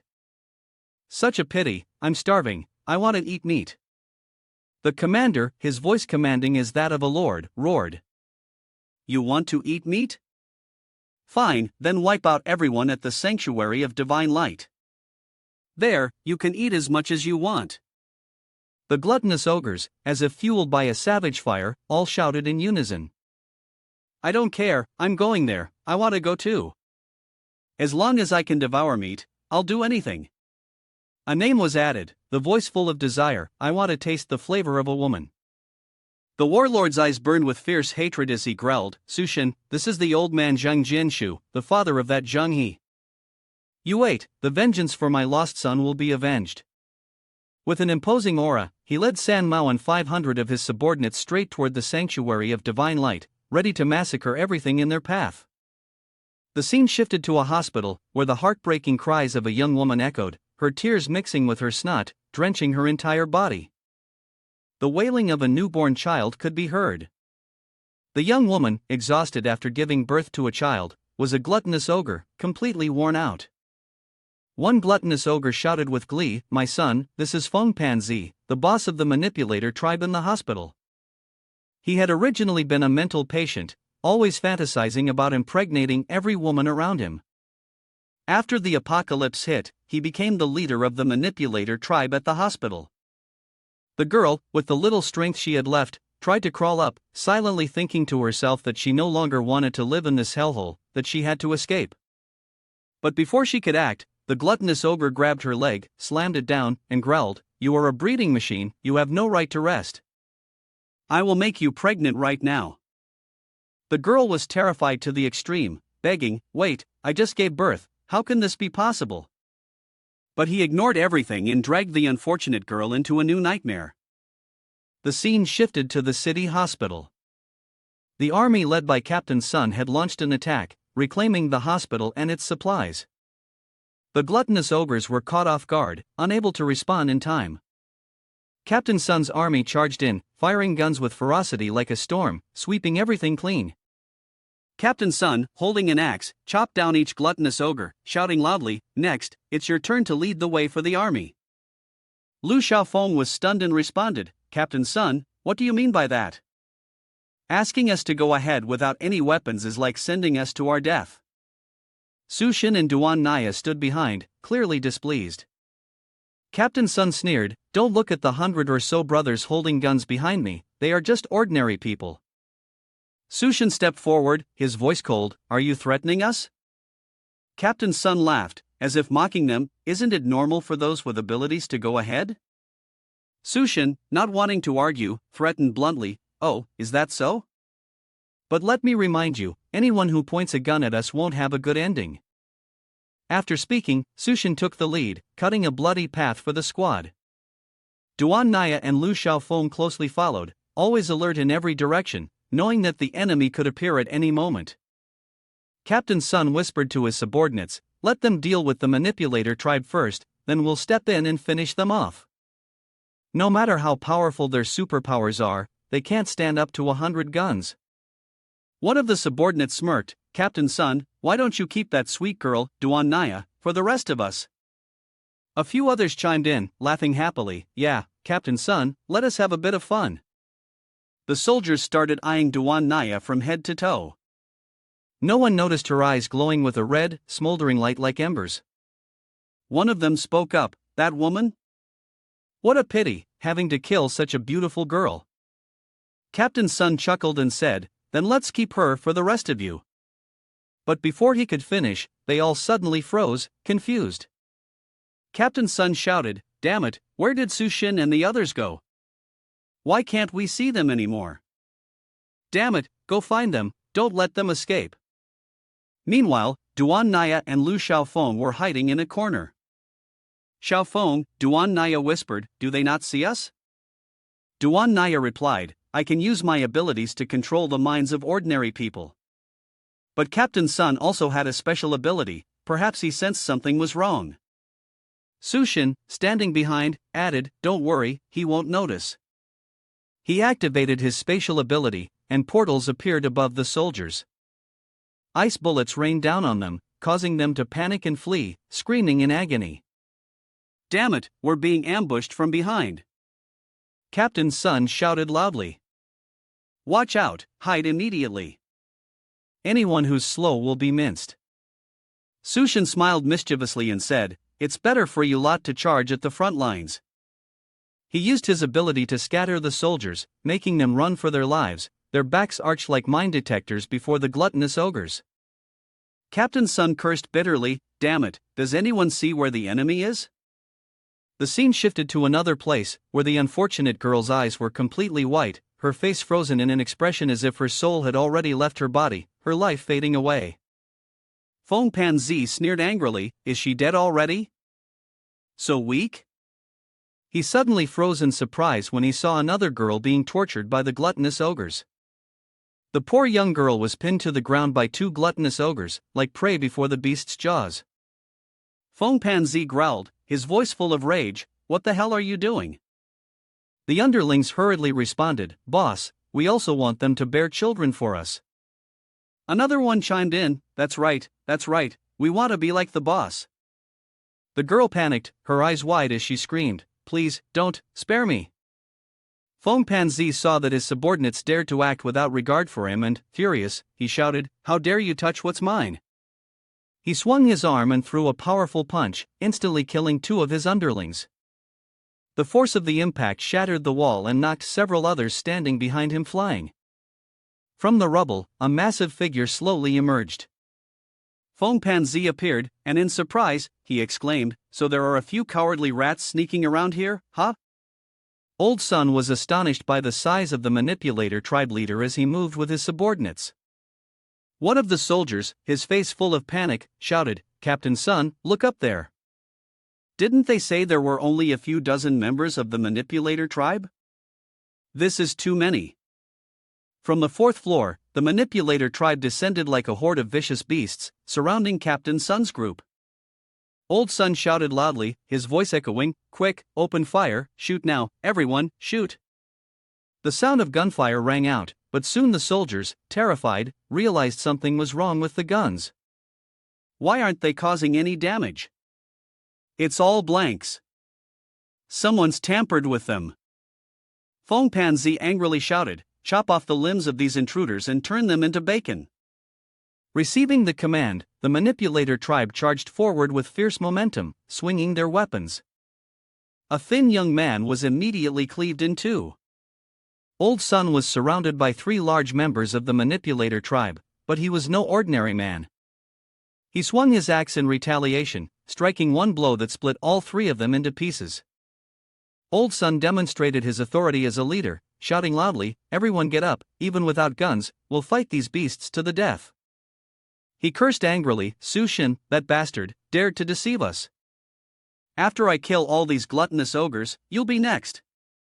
But the situation was growing increasingly dire, with only a few dozen soldiers facing off against hundreds of gluttonous ogres. Captain Sun's group was surrounded on all sides, with no way out.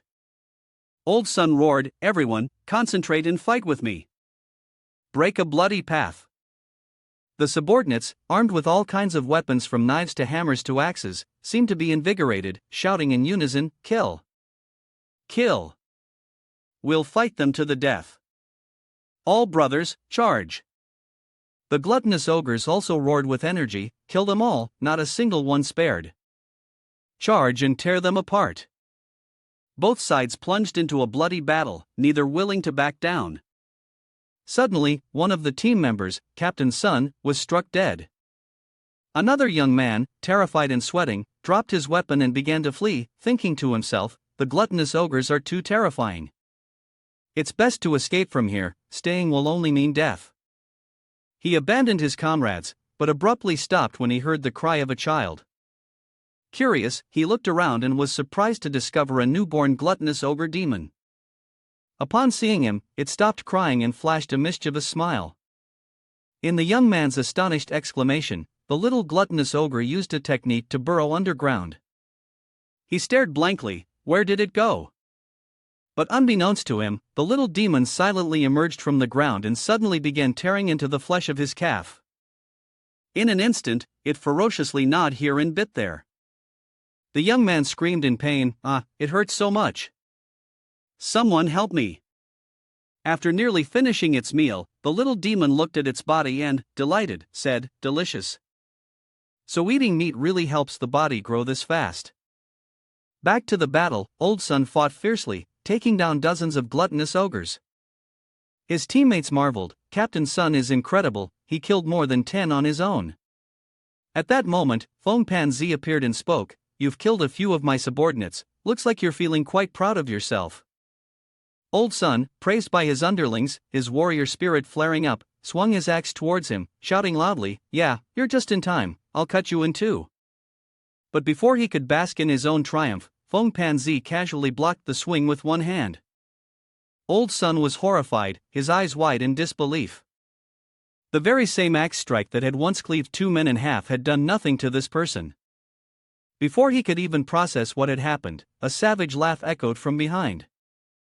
The little demon, gluttonous ogre, transformed its hand into a sharp blade and swung down, severing Old Sun's 2 arms. He screamed in agony, howling in pain. The little demon, thrilled by the sound of his screams, stomped on Old Sun like it was a cruel game. It shouted, die already. But before it could land another blow, a powerful kick came out of nowhere, landing squarely on the demon's mouth, sending it flying several meters, rolling across the ground. Enraged, it shouted, damn it, who the hell kicked me in the mouth?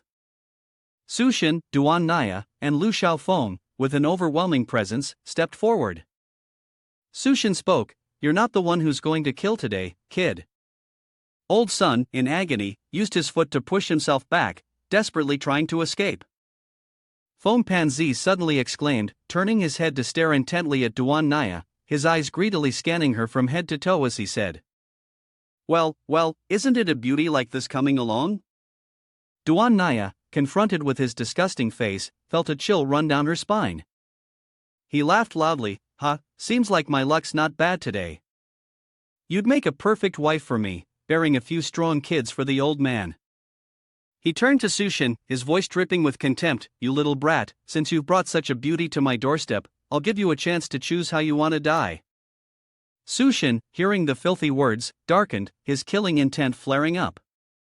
Without warning, he dashed forward, his voice cold as ice, you talk too much. A powerful punch was thrown, the shockwave shattering the ground and rocks, sending Fengpan flying. Sushin's face remained frosty, exuding an overwhelming aura, as he declared, I choose to send you to your death. Fengpan had a hole punched through his body, but his cells began to heal. He grinned wickedly, so you're one of those with abilities too? In that case, your flesh is sure to taste delicious. The little demon, the gluttonous ogre, standing to the side, asked Fengpan, does the old man really like this woman? Seems like he's quite fond of her. It then turned to Duan Naya, its face monstrous, but if the old man likes her, then you should stay and be my mother. Hearing the disgusting words, Duan Naya was surprised but did not respond. Seeing her silence, the little demon grew bolder and moved closer, continuing, don't worry, my body is still growing, so I won't eat you for now. Besides, I just ate someone else. It adjusted its diaper, speaking with interest, so now that I've eaten, I'm a little thirsty for milk. Duan Naya paid no attention to the disgusting gluttonous ogres and kicked hard with her foot. The little demon was hit, its face slammed into the ground, eyes rolling, but it still grinned with amusement. Ha, is this how it feels, Mom? I really like it. Give me some milk. Another kick landed, leaving it stunned and unable to react. Duan Naya showed no mercy, kicking repeatedly, twisting to strike its snout with a powerful blow. Seeing it dizzy, she leaped into the air, twisting mid-flight to deliver a decisive kick like a true warrior. The little demon was battered, letting out a squeal of fear, but its face still showed a craving for more. Despite being continuously beaten by Duan Naya, the little demon no longer felt the pain it had at first. It began to adapt, laughing excitedly. Mom's pretty tough too. Well, now it's your turn. Duan Naya pulled her foot back, surprised when its body suddenly disappeared. She murmured to herself, does it really have special abilities? Suddenly, the little demon appeared by burrowing through the ground, declaring, I can hide in the shadows and attack you, and you won't even know where I strike from. But just as it was about to touch her, something slammed into its face, sending it flying to the rafters. Where did Hei Xiao Miao come from? It cried, meow meow, standing beside Duan Naya. She was startled and asked, Huang Jin, how did you get here? The cat rubbed against her leg, meowing incessantly. Duan Naya drew a gun from her thigh, instructing, it's dangerous here. You'd better hide behind me. She used her spiritual perception to lock onto the little demon's movements. As soon as it appeared, she would shoot with precision. The little demon, furious, dove down from above, cursing, you damn filthy cat, how dare you kick me? But before it could strike, Huang Jin landed a deadly slap, making it howl in pain. Duan Naya was about to open fire when she froze, confused. Huh, what just happened? Behind her, 3 enormous claw marks from Huang Jin were clearly imprinted on the ground. The little demon was hiding in a corner, panting heavily, damn it, that was terrifying. I almost got killed. I better hide first and then return to the center of the battle, where the gluttonous ogres are tightly surrounding us. Old Sun, who had lost his hands, screamed in terror and ordered his subordinates to protect him.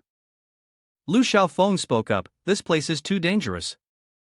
Everyone, come as close to me as possible. A gluttonous ogre laughed mockingly, ha, you think you can stop us with just yourself?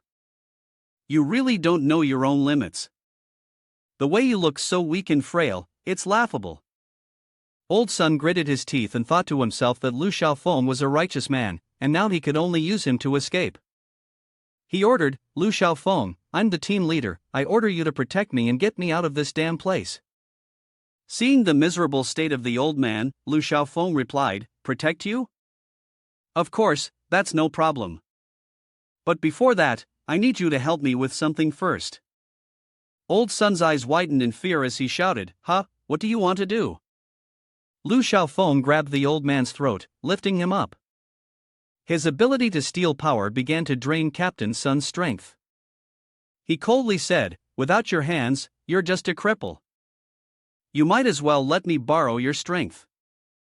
I'll kill every last one of the manipulator tribe to avenge you.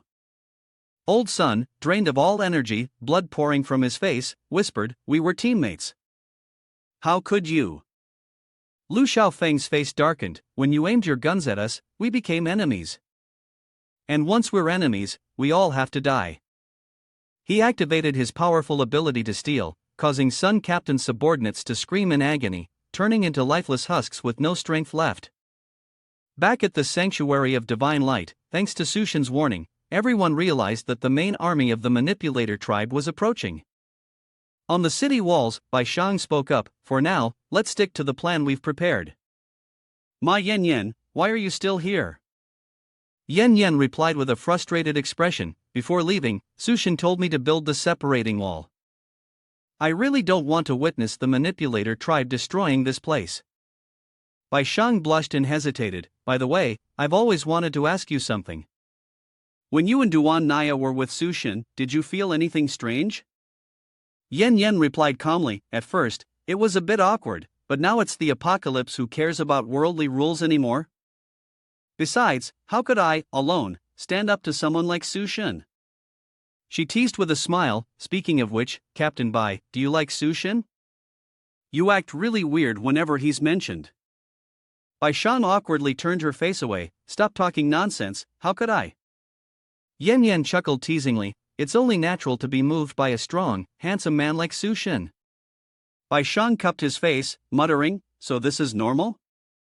Suddenly, a young man shouted, Captain Bai, look over there. A gluttonous ogre army is approaching. Despite having prepared themselves mentally, both of them couldn't help but shiver at the sight.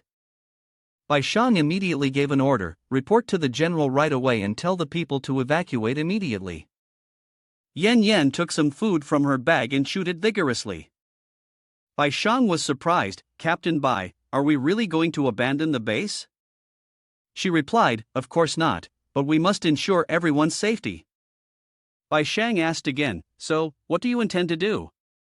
Yen Yen, holding a chicken leg, bit into it hard and said, the wall we've built to keep us safe will definitely be destroyed. If Sushin sees the base in ruins, he won't be happy. Thinking back to the times he tortured me at night, I can't stand the rage of that vile man. With determination, she grabbed a strengthening potion from her backpack and, without hesitation, injected the serum, declaring, I'll charge ahead. She quickly organized the team to fight, making it clear that they would not abandon the base. After finishing her words, Yen Yen leaped down from the city wall. Bai Shan watched in amazement at her bravery, exclaiming, she doesn't care about her own safety at all. As soon as she touched the ground, Yen Yen's body grew larger. The impact of her landing caused the ground to shake. She turned her gaze toward the trees nearby, using her hand to pull up a whole tree as a weapon, shouting loudly, come on, all of you, no way I'm letting you pass. Looking at her own body, Yen Yen was astonished as the enhancement drugs took effect, causing her body to grow larger and stronger. She prepared for battle, thinking to herself that she had to take this opportunity to deal with those scoundrels. Zhang Jianshu saw that only Yen Yen was stepping forward to face them and roared angrily, you're telling me that a single girl is going to stop us? You really underestimate the manipulator tribe army. Sushin, everyone charge at once. The manipulator tribe immediately rushed forward to attack the base, as numerous as an ant colony tearing apart its nest. Yen Yen was momentarily stunned by the sheer number of enemies, but quickly regained her composure. Raising the large tree in her hands, she shouted, not a single one of you will get through here. She swung down powerfully, and the earth and rocks shattered, sending the manipulator tribe flying in an instant. Another team jumped in, trying to fight in the air and clung tightly to her arm, but with a simple slap, Yen Yen sent them tumbling, scattered like insects being destroyed. Bai Shan, observing the battle from the side, was secretly amazed, thinking, damn, why are all of Sushin's people so strong? But the enemies were too numerous. She couldn't hold out for long. The defense arrangements of the base were already in chaos. I have to do something to stabilize the situation. She immediately left the fortress and began to act. During this time, Yen Yen unleashed her powerful skill, wielding the staff like an indomitable warrior, shouting loudly, come here, you flies, taste the power of this young lady. The gluttonous ogres, seeing their companions being shattered, were panicked. One of them spoke up, my god, that woman is terrifying, she's a tough bone to chew. Suddenly, the girl Ma shouted excitedly, who's willing to live and go kill that woman? Ha, are you all a bunch of cowardly fools afraid of death? The gluttonous ogre's eyes turned red as they looked at her and muttered, oh, isn't she that woman? She looks quite delicious, with meat all over. Let's eat her first. The whole group rushed forward, planning to gang up on San Mao. She swiftly delivered a series of slaps to their faces, shouting, if you're so brave, then go deal with that woman. But the three gluttonous ogres suddenly became confused, noticing that their heads were covered in strange plants, as if they had been stuck with fungus for a long time. One of them panicked, huh? What the hell is this? Is it blooming now? When is the new year? Let me remember, when I was brought to East City, I accidentally discovered a type of mutated plant that, when it touched my blood, made people temporarily stronger, but at the cost of their lives. She once experimented on someone, and the result horrified her. At this moment, a gluttonous ogre underwent a transformation. its body becoming more grotesque, screaming in agony. 3 other gluttonous ogres also distorted, their bodies bloating as they growled like wild beasts out of control. Yen Yen watched the scene in stunned silence, feeling a sense of unease. Zheng Jianshu laughed with delight. Ha, looking good, very good, I love this transformation. He pointed and commanded, the rest of you, attack. Those humans in the sanctuary of divine light, you can have your fill. The gluttonous ogres eagerly rushed forward, the males devouring everything, the females sparing some, but immediately, one of them was horrified as its comrade was blown to pieces by a cannonball. A tank convoy appeared on the front lines, firing freely at the manipulator tribe. The gluttonous ogre lackeys panicked and took a few steps back. One of them yelled, "Damn it, where did they get so many tanks from? Run, hurry! Yen Yen!" With reinforcements arriving, she sighed in relief, looking at the steel convoy beneath her feet. Finally, backup had arrived. But just then, a flower-covered, deformed gluttonous ogre suddenly attacked. Vines wrapped tightly around her arm, and another one lunged at her, trying to bite. Yen Yen quickly reacted, blocking its mouth, but the other swung a blade from behind. She was horrified, her eyes wide open, her hands bound, struggling to escape the danger. At that moment, a drone swooped down, causing a massive explosion that hit the gluttonous ogre from behind. He was engulfed by the flames. Yen Yen was stunned. Ha! A drone? On the rooftop, Bai Shang controlled the drone and sighed in relief. Thankfully, Su Shin had brought these items back from the military base, though unfortunately, there weren't many. Back at the hospital, the sounds of punches and kicks echoed fiercely. Su Shin continued to strike, leaving several holes in Feng Panzi's body. But with his superhuman regeneration ability, he smiled smugly and taunted, "This kid looks weak but has this kind of power. You're not as bad as those useless fools." Su Shin's killing intent surged, as if he wanted to tear the enemy apart. Feng Panzi continued, "But unfortunately, you're still too weak to defeat me." He threw a counterpunch in the mental space. Xiao Min-er, confused, wondered, what's really happening outside? Everything around her was frozen, and she searched for a way out, but everything was covered in ice. She was frustrated. "Who told Su Shin to seal this place so I can't feel the world outside? I really want to go out and see what's happening."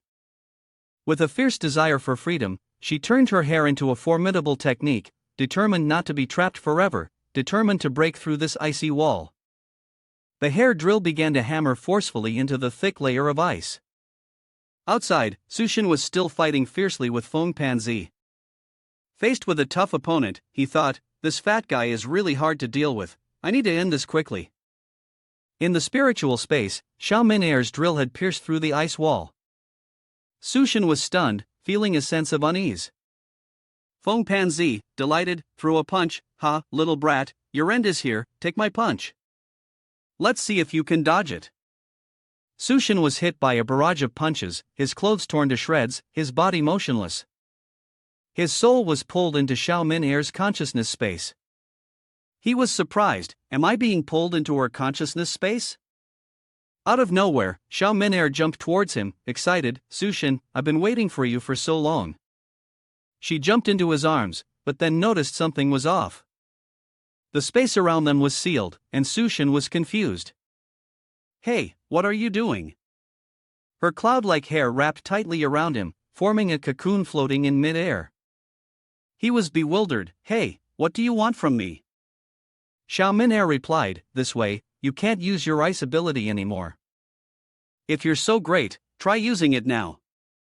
We'll both be frozen." "Who told you to lock me in this icy cave? This is your punishment." But suddenly, she felt something strange and glanced down, embarrassed. "Wait a minute, your body is burning hot, and your heart is beating erratically." Looking at Su Shin's Excalibur Saker sword, she questioned him, "Are you a pervert? Why aren't you wearing clothes?" Su Shin replied seriously, "Can you blame me? You clearly dragged me into this." Xiao Min-er blushed, flustered, I didn't mean to. I was just a little curious." She looked down at his sword, panic-stricken. Wait a second, what is that? No, this is my first time. Sushin was taken aback, exclaiming, What? Didn't you already? With Lu Xiaoyun before? Xiao Minair quickly cut him off, explaining, those illusions back then were all fake. I just wanted to trap him.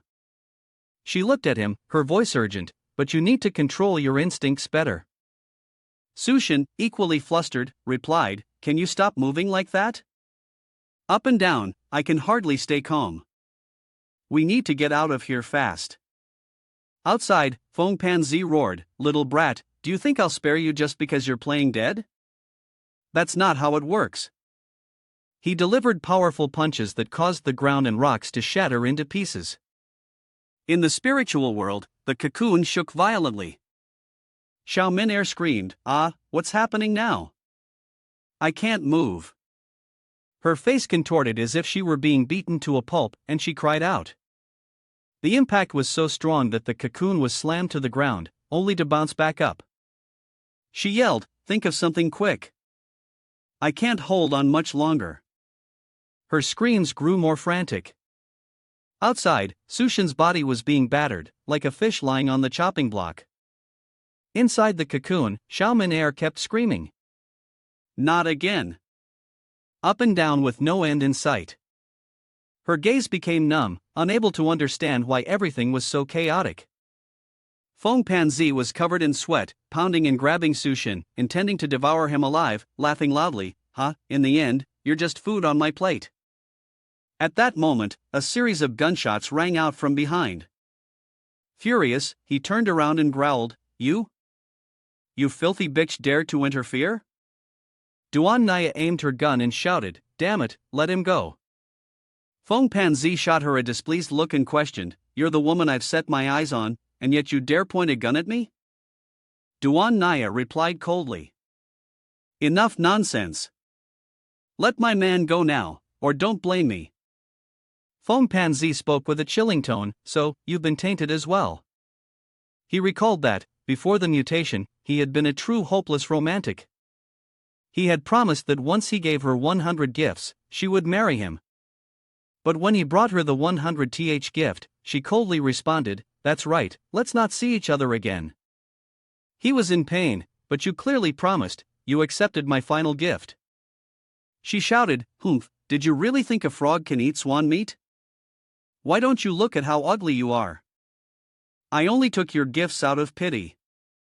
His face darkened, unable to believe it. Didn't you say that appearance isn't everything? Marry me, I'm the one who treats you sincerely. She cursed, I worked so hard to catch a rich second generation. Marry you? Are you out of your mind? Tears welled up in his eyes, Have you had a child with someone else? She coldly retorted, Yes, now get lost. You bastard. Kicked out, he transformed from a lovesick fool into a murderer, his voice cold and his gaze filled with disgust. He declared, Turns out you have been tainted. It's fine, I'll lick you clean. He opened his mouth wide, his long tongue aimed to lick Duan Naya, but she quickly shouted out, Huang Jin, we need to pull it away from Sushin. After using his ability to seize and drain the underlings of Old Sun, Lu Xiaofeng was full of strength, ready to take on the gluttonous ogre alone. His face was flushed with intensity as he shouted, All right, the traitors are dead, now it's time for you trash from the manipulator tribe. He was about to charge into battle, but a loud explosion, followed by the sound of a wall crashing down, rang out before his eyes. Feng Panzi was about to swallow Duan Naya and Huang Jin with a disgusting, saliva-covered tongue. Duan Naya was flung into the air, unable to dodge the blow, her face filled with panic as she thought, Am I really going to be fresh food?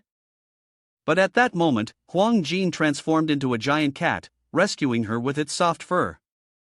Duan Naya exclaimed, Huang Jin, I should have figured it out earlier. The cat Sushin brought back definitely isn't an ordinary one. Lu Xiaofeng activated his ability to seize from the side, but before he could absorb anything, his arm was struck by Feng Panzi's tongue, causing him to retract his arm in panic. Damn, that hurts, the gap in strength is too big. I can't seize anything. Both immediately ran according to the plan. Duan Naya shouted loudly, "Don't worry about anything, just focus on getting away first." Lu Xiaofeng, below them, exclaimed in horror, "Damn, that tongue is disgusting." Right behind them, Feng Panzi charged forward like a bulldozer, his tongue sweeping everything off the path. He yelled, "You can't escape." The scene shifted to Sushin, still motionless in a corner, lost in his mental world. Inside that space, Xiaomin airside, "Finally, it's over." After dozens of rounds of mental battle with her inside the cocoon, Sushin coldly said, "I have to go out to deal with some matters." "You'd better be honest until I return. As for what happened between us earlier, we'll talk when I come back." Seeing his cold demeanor, Xiao Minair replied dreamily, "Whatever, just come back soon. I'll help you a little, but your damn man better take responsibility for this." Back at the Sanctuary of Divine Light, the sound of cannon fire echoed as the human army, operating tanks, surged forward into battle. A commanding voice rang out, "Everyone, maintain coordination between the infantry and tanks, and increase the attack on the trash." The members of the manipulator tribe, those with special abilities, charged ahead with such speed that the gluttonous ogres were stunned. On the other side, Bai Shang piloted the drone to assist Yen Yen. The drones charged directly into the enemy, exploding and causing the gluttonous ogres to deform and scream in agony.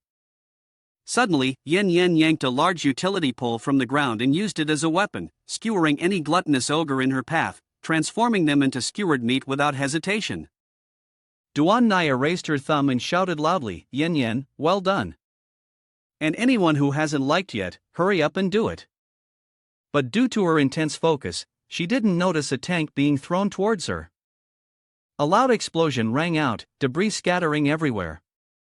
Bai Shang was buried beneath the rubble, his fate uncertain. Witnessing this, Yen Yen screamed in horror, "Bai Shang!" A voice echoed back, "No, I can't hold on any longer." The assault from the manipulator tribe was overwhelming. Countless lives were lost at their hands, heavy tanks were flipped, the defensive wall collapsed, and chaos ensued as people scrambled to retreat. Seeing the dire situation, Yen Yan's eyes filled with determination as she cursed loudly, "Damn manipulator tribe scum.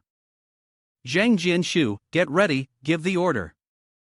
We're charging in soon, but I need to find a girl first. Everyone, charge." The gluttonous ogres cheered, preparing to feast and targeting the beautiful human women. But suddenly, a gigantic foot stomped down. Yen Yen kicked fiercely, turning the gluttonous ogres into a mass of red pulp in the blink of an eye. Zhang Jianshu, astonished, cursed loudly, "You bitch." He charged at her like a wild beast, quickly climbing up her arm and shouting, "You've ruined my plans again and again. I'm going to teach you a lesson." He jumped to the higher level, facing Yen Yan's fury. She swung her hand to grab him, her sharp claws pressing down hard, causing the ground to crack open. But Zhang Jianshu managed to dodge, swiftly crawling up her arm and delivering a powerful punch to her face. The explosion of sound echoed as she crashed to the ground. Bai Shang struggled out from the rubble, ignoring the blood on his head, and yelled, "Yen Yen." Zhang Jianshu landed with swagger, proudly declaring, "No one can stop me now. I'm invincible." But a surge of power, accompanied by a terrifying aura, rushed toward Yen Yen. Her eyes blazed with light as she stood up, her body growing massive, reaching heights that seemed to touch the sky. She roared, "This is the base that Sushin worked so hard to build. I must protect it until he returns. Anyone who tries to destroy it must die." Zhang Jianshu was taken aback, horrified. "What the hell is this?" From a high vantage point, Yen Yen threatened coldly. "Die, you damn bugs. All of you will die." Yen Yan's eyes were filled with murderous intent as she looked down from above at Zhang Jianshu, who appeared tiny like an ant. Her body was now towering, breaking through the clouds. She clenched her fist, preparing to deliver a powerful punch. Zhang Jianshu stood below, his face a picture of panic. Uncertain if he would even have time to see anything, he screamed, "Wait, wait! What do you want to do?" Yen Yen did not respond, instead swinging her fist downward. The punch carried immense force, making Zhang Jianshu brace himself. But within seconds, the pressure was so overwhelming that it knocked him flat to the ground, causing the earth to crack open. In terror, he exclaimed, "What? This is just the pressure of a single punch, and I can't even move?" He activated his innate ability, screaming wildly like a madman. He thought his roar would rally his spirit and restore his courage, but the harsh reality was that Yen Yan's punch crushed him down, almost making him bite his own tongue. The punch was so powerful that nearby buildings collapsed, one floor after another. The shockwaves created a fierce gust of wind, forcing everyone in the sanctuary of divine light to shield themselves, lest they be blown hundreds of meters away. Everyone was stunned, their faces showing disbelief. One person exclaimed, "General, is this still the Yen Yan I know?" Another responded, "She's so strong. With her here, the base is saved." Old Gao looked at Yen Yan from afar with a serious expression and said, "I'm afraid things aren't as simple as they seem." At that moment, Yen Yan roared like a wild beast, her roar shaking the heavens and earth, displaying terrifying power. The sound of the roar made the ground tremble, and the generals quickly covered their ears, afraid of going deaf from the horrible noise. One person yelled, "Quick, cover your ears, or you'll only be left guessing the words from the pictures." But as they looked at Yen Yan, they noticed something unusual. A sharp red aura emanated from her. Old Gao was alarmed and said, "What's happening to her? Yen Yan seems to have lost control." He ordered, "The special abilities team must immediately find Su Xin. Only he can save Yen Yan." A beautiful woman spoke up, "Leave it to me. I'm the only speed-based ability user." She immediately dashed forward, as fast as the wind, determined to find Su Xin before both the enemy and their side were wiped out. The scene shifted to the hospital, where Su Xin slowly walked along a path filled with debris, stretching his limbs. The manipulator tribe forces around him had almost been wiped out. Suddenly, he noticed Xiao Minair had followed him into the battlefield. Surprised, he exclaimed, "Why did you come outside?" The girl immediately responded, "Perhaps because I recently discovered that I can freely enter and exit your body." She pointed ahead, "Hey, following this trail, we can catch up to that fat guy, right?" Su Xin replied indifferently, "I know how to assess the situation, don't get in my way." Xiao Minair, feeling dismissed, frowned. "Hey, I'm here to help you, don't act ungrateful." Su Xin simply waved his hand, "It's good enough that you're not causing trouble, hurry back and wait for me obediently." But Xiao Minair wasn't one to listen easily. She happily draped her arm over his shoulder, a strand of hair stretching for tens of meters, sticking to the wall. She spoke, "Then let me show you what I'm capable of." He felt uneasy, what was she going to do? Xiao Minair pulled herself up with force, soaring through the air, laughing loudly, "I'm wrapping my hair around the rooftop and swinging across like Spider-Man." The situation unfolded too suddenly. Su Xin was startled, "What? Don't mess around, but the faster you fly, the more fun it seems." Su Xin was helpless, only able to cry out, "You crazy woman." She was delighted, "See? Isn't it much faster now?" Su Xin was astonished, "Can this really be done? Your imagination is way too rich." But Xiao Minair's expression suddenly froze as she pointed, "Hey, what is that over there?" Su Xin followed her gaze, his expression equally astonished. A massive figure appeared, and it could only be Yen Yan. Xiao Minair recognized her and said, "Ah, so it's her. But what is she doing over there?" Su Xin responded, "It looks like something's going on over there. Otherwise, Yen Yan's powers wouldn't be spiraling out of control like this. If it continues, she'll self-destruct soon." She looked worried, "Self-destruct? Humph, that's not a good solution." The situation became tense. Below, Duan Naya and Lu Xiaofeng were facing off against Feng Panzi in a 1-on-3 battle. Lu Xiaofeng combined the strength of Huang Jin and shouted loudly, "This is all the power I've stolen. Now, I'll finish you off."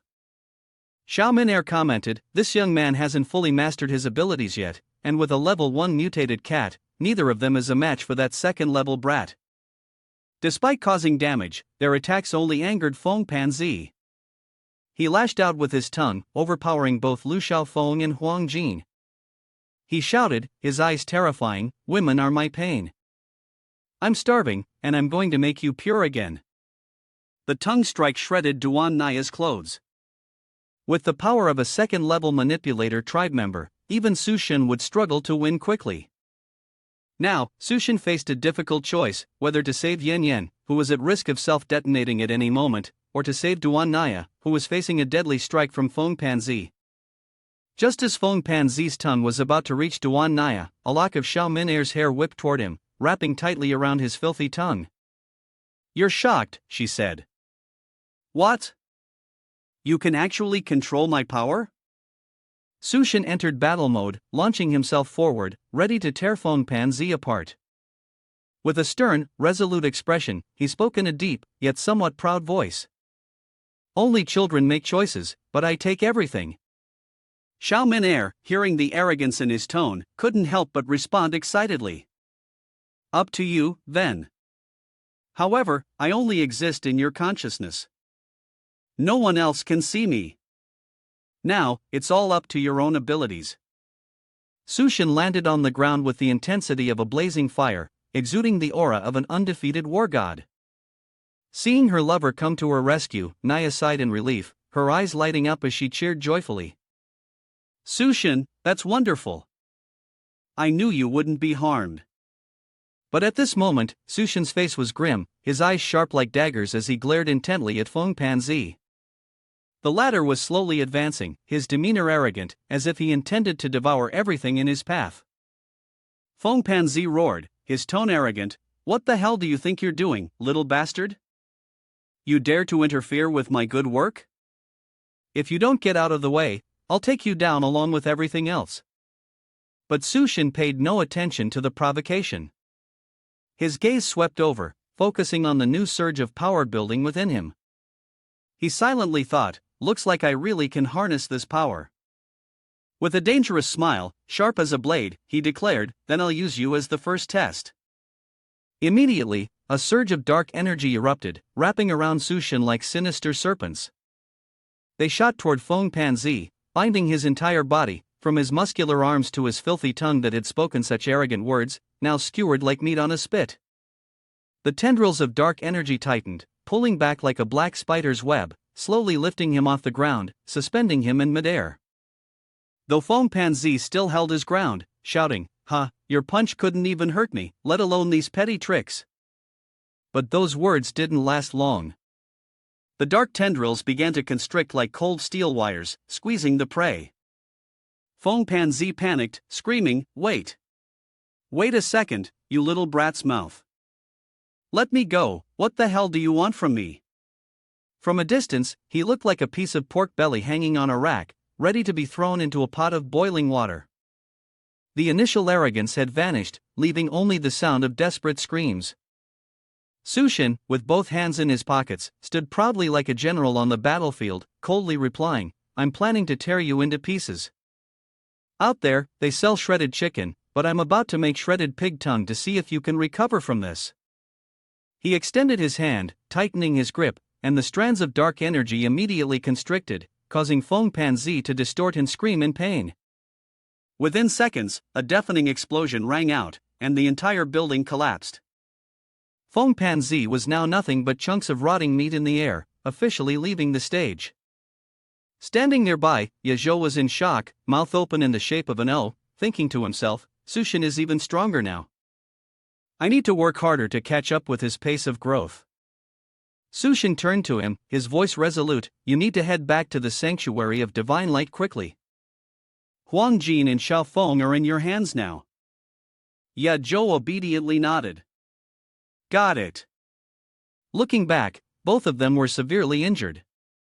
Xiao Feng spoke, his voice weak but still determined, "Sushin, don't worry. We're fine." In another corner, the younger sister of the city was racing through, searching every nook and cranny to find Sushin. Out of breath, she leaned on a pillow and muttered, "I'm exhausted. If this goes on, we won't make it in time." Suddenly, she froze, sensing a force rushing toward her. As she turned, she saw Sushin speeding like an arrow, heading straight for her. There was a loud collision, and she was sent spinning mid-air, crying out in pain. "What is he in such a hurry for? Watching Sushin disappear into the distance, she yelled, "Sushin, wait!" Sushin heard the call but didn't stop, his mind solely focused on the sanctuary of divine light. Xiao Minair spoke up anxiously, "Do you really want to go there? If we choose wrongly, we're both going." Sushin answered, his voice full of determination, "If they are my people, I can't just let them go easily. Besides, I've worked so hard to establish the base." Xiao Minair looked at him, her eyes shining with admiration for his loyalty, her cheeks flushing slightly. She added, "I'm afraid Yin Yan won't last much longer. If that's the case, I'll have to use that move, the space jump activation." Thanks to his spatial abilities, Sushin's movement speed skyrocketed as he glided through the buildings like a shadow. Xiao Minair was dazed. "Huh, what's going on?" The younger sister from the market district widened her eyes. "Did Sushin just suddenly wait? Am I seeing things? Can something like this really be done?" Sushin quietly calculated. Previously, his space jump could only cover 3 meters, and if used repeatedly 3 times, it would tear his body apart. But now that he was at level 2, the distance he just covered was 8 meters. With that thought, Brother Chang transformed himself, his body as solid as steel, charging forward like a burning block of coal, full of energy.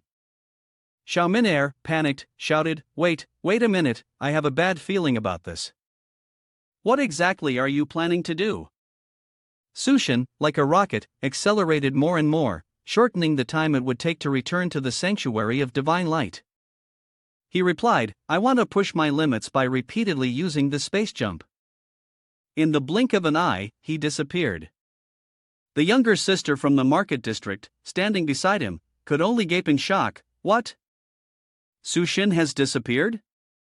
At the sanctuary of divine light, screams echoed, "Run, you giant, you've gone mad." Yin Yan's body continued to swell, destroying everything in its path. A gluttonous ogre with glowing eyes stared at her gigantic figure and laughed loudly. "Ha, this tall woman looks really interesting. I need to climb up to get a better look." Another one shouted in panic. "What the hell is that guy doing? Does he want to die? Is he crazy? Why isn't he running away?" But the other one was even more intrigued. "Ha, dying for a woman is a peaceful death. Don't you want to go up and see what she's like in person?" Another one, glancing toward the darkness between Yin Yan's massive legs, muttered. "I've never seen that place before." So the group eagerly clung to her tights, shouting out loud. "Ha, this is perfect for climbing, I feel like I can reach the top easily." Another one yelled. "Damn, daring to take advantage of the situation so quickly? I also want to go up and see what this woman looks like in real life." The whole gang cheered and scrambled to climb to the top of Yin Yan's pure white mountain, growing more and more excited. "Ha, I can't wait anymore, let's go up together." But just as the gluttonous ogres were about to reach the summit, Yin Yan, with her terrifying strength, lifted an entire skyscraper.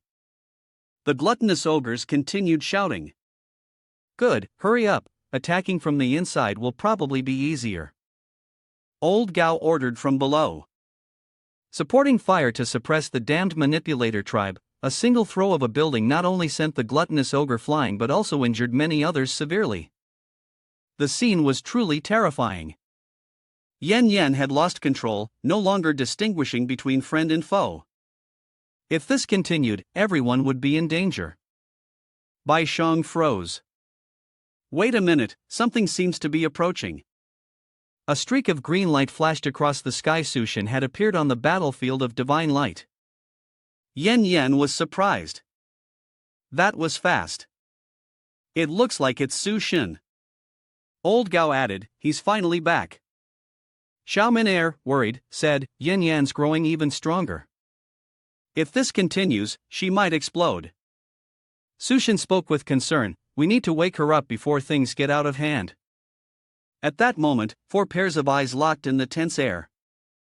Yen Yen noticed the presence of the stranger and immediately turned toward him, her eyes blazing with a fiery orange hate. With a motion as forceful as thunder, she knocked down a nearby satellite tower. Sushin, quick as lightning, dodged the strike, but even he couldn't help but be astonished. She's completely lost consciousness. Sushin immediately leaped onto Yin Yan's massive arm, moving with the agility of a hunting leopard. But with Yin Yan's immense power, a single clap almost crushed him like a mosquito. Sushin fell, accidentally landing on her pair of alluring, pale white legs, only to be bounced off by the terrifying elasticity. He sighed and muttered, "It seems I need to deal with this stubborn manipulator tribe first." Sushin plummeted downward, facing a sea of manipulator tribe members as numerous as ants swarming honey. Shaman Air, in shock, couldn't help but exclaim, "Yen Yen, where did you buy these fishnet stockings? The quality is amazing. Can they really stretch out this much?" Sushin replied calmly, but his voice was cold. "It's probably because of Yin Yan's ability." Without hesitation, he activated his new power. Black mist erupted, shooting forth like arrows, aimed directly at the gluttonous ogres. One gluttonous ogre, oblivious to the danger, laughed triumphantly, "Ah! Now no one can stop me from entering that sacred area." As he was about to charge toward the treasure chest, a strand of black mist wrapped around his neck, tightening like a noose. Sushin appeared, emanating an overwhelming aura, his eyes as cold as ice. "There are places only I am allowed to touch. Who dares approach? You'll end up digging your own grave."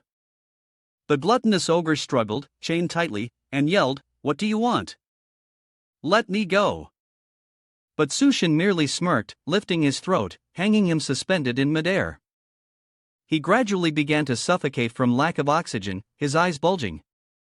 Not just one, but any gluttonous ogre who dared to climb onto Yin Yan would find themselves choked by Sushin, slowly dying in despair.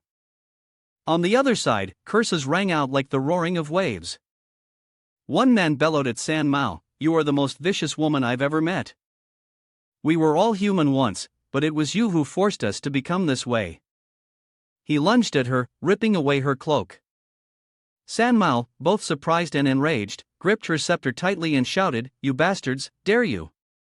With a decisive strike, she thrust her scepter into his eye, blinding him, and he howled in agony. "Ah, you can all go to hell. Damn this filthy woman, daring to attack us." San Mao showed no hesitation, sneering coldly, "Go ahead and enjoy yourselves, because it won't be long now." She stepped back, leapt freely downward, and yelled, "This is my gift to you." The scepter plunged deeply into the ground, like a massive root. The gluttonous ogres were horrified and attempted to flee, but it was too late. A new, vicious mutated creature, resembling a monster from the depths of hell, appeared, crushing every enemy in sight, leaving no one behind. The creature charged straight towards Yin Yin, intending to attack her.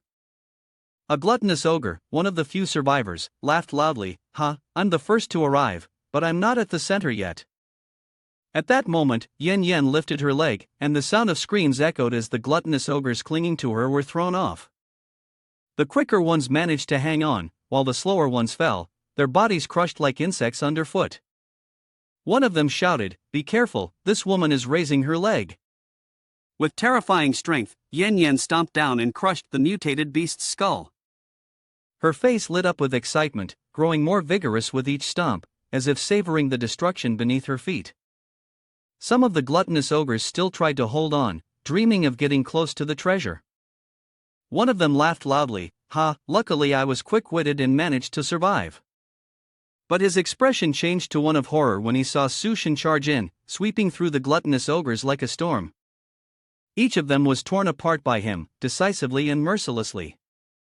After dealing with the gluttonous ogres, Sushin leaped high into the air. Yin Yin stared at him, her gaze blank as if she were looking at a strange creature. Old Gao cheered, "Fantastic, the manipulator tribe has been completely wiped out." "But it's not over yet." Bai Shang grew anxious. "But Sushin, how is he supposed to awaken Yin Yin?" At that moment, Sushin was suspended in midair, his gaze locked firmly on Yin Yin, hoping that this confrontation would stir her consciousness and help her regain control of her body. Yet Yin Yin seemed driven by some wild instinct, clasping her hands together as though she meant to embrace Sushin in a dangerously intimate way. However, that was only speculation. Suddenly, Sushin's eyes flashed with vigilance as he sensed the murderous aura radiating from her. Yan Yan's expression twisted into a frightening excitement, her hands clasped tightly, raised high, ready to deliver a lethal blow to Sushin's head. Old Gao and Bai Shang cried out in horror, their voices overlapping, "Sushin, watch out!" Danger surged forward, Yan Yan's strike hurtling toward him, missing by only a few inches. In that perilous instant, Sushin triggered a spatial leap, narrowly escaping disaster. Yan Yan, blind to the presence of her beloved, unleashed another punch that tore through the air with such force it blasted away half the nearby buildings. After the strike, she stared blankly around, as if she had just attacked empty space and could no longer find her target. Old Gao's eyes widened. He actually dodged that fatal strike? Bai Shang added, but then, where has Sushin gone? At that moment, in a soft, pristine, and tightly enclosed space, Sushin couldn't help but blush. He never expected to find himself in this situation. Xiao Minair spoke up, her voice tinged with some doubt. "Oh, going head-to-head in a hard confrontation really isn't suitable." "But... Sushin, where are you hiding?" A voice rang out from the crevice of the gigantic body of Yan Yan. Sushin, with a voice booming like thunder, shouted, "Shut up!" Yan Yan heard the sound near her, but saw no one. Her confused gaze scanned the area, searching desperately. Suddenly, a crack appeared on her body, startling Xiao Minair, who anxiously called out, "Sushin, look! What's happening here?" It seemed that Yan Yan's body had reached its limit and could no longer expand. Sushin felt a surge of unease rising within him, and immediately activated his spatial jump, escaping in the blink of an eye. The scene before him left him stunned. Yan Yan had reached her extreme limit, her eyes shone brightly like headlights, and a roar echoed through the sky. Cracks spread all over her body, like dry earth splitting open, revealing a terrifying power leaking out. Old Gao and Bai Shang both exclaimed in unison, "What's happening? Could it be?" Sushin realized that Yan Yan's body could no longer withstand it, and her eyes were glowing with fierce light. The peaceful demeanor that usually characterized her was now replaced by a roar like a wild beast, akin to a Super Saiyan from Dragon Ball on the verge of exploding. But if she transformed into this state, she feared she would vanish.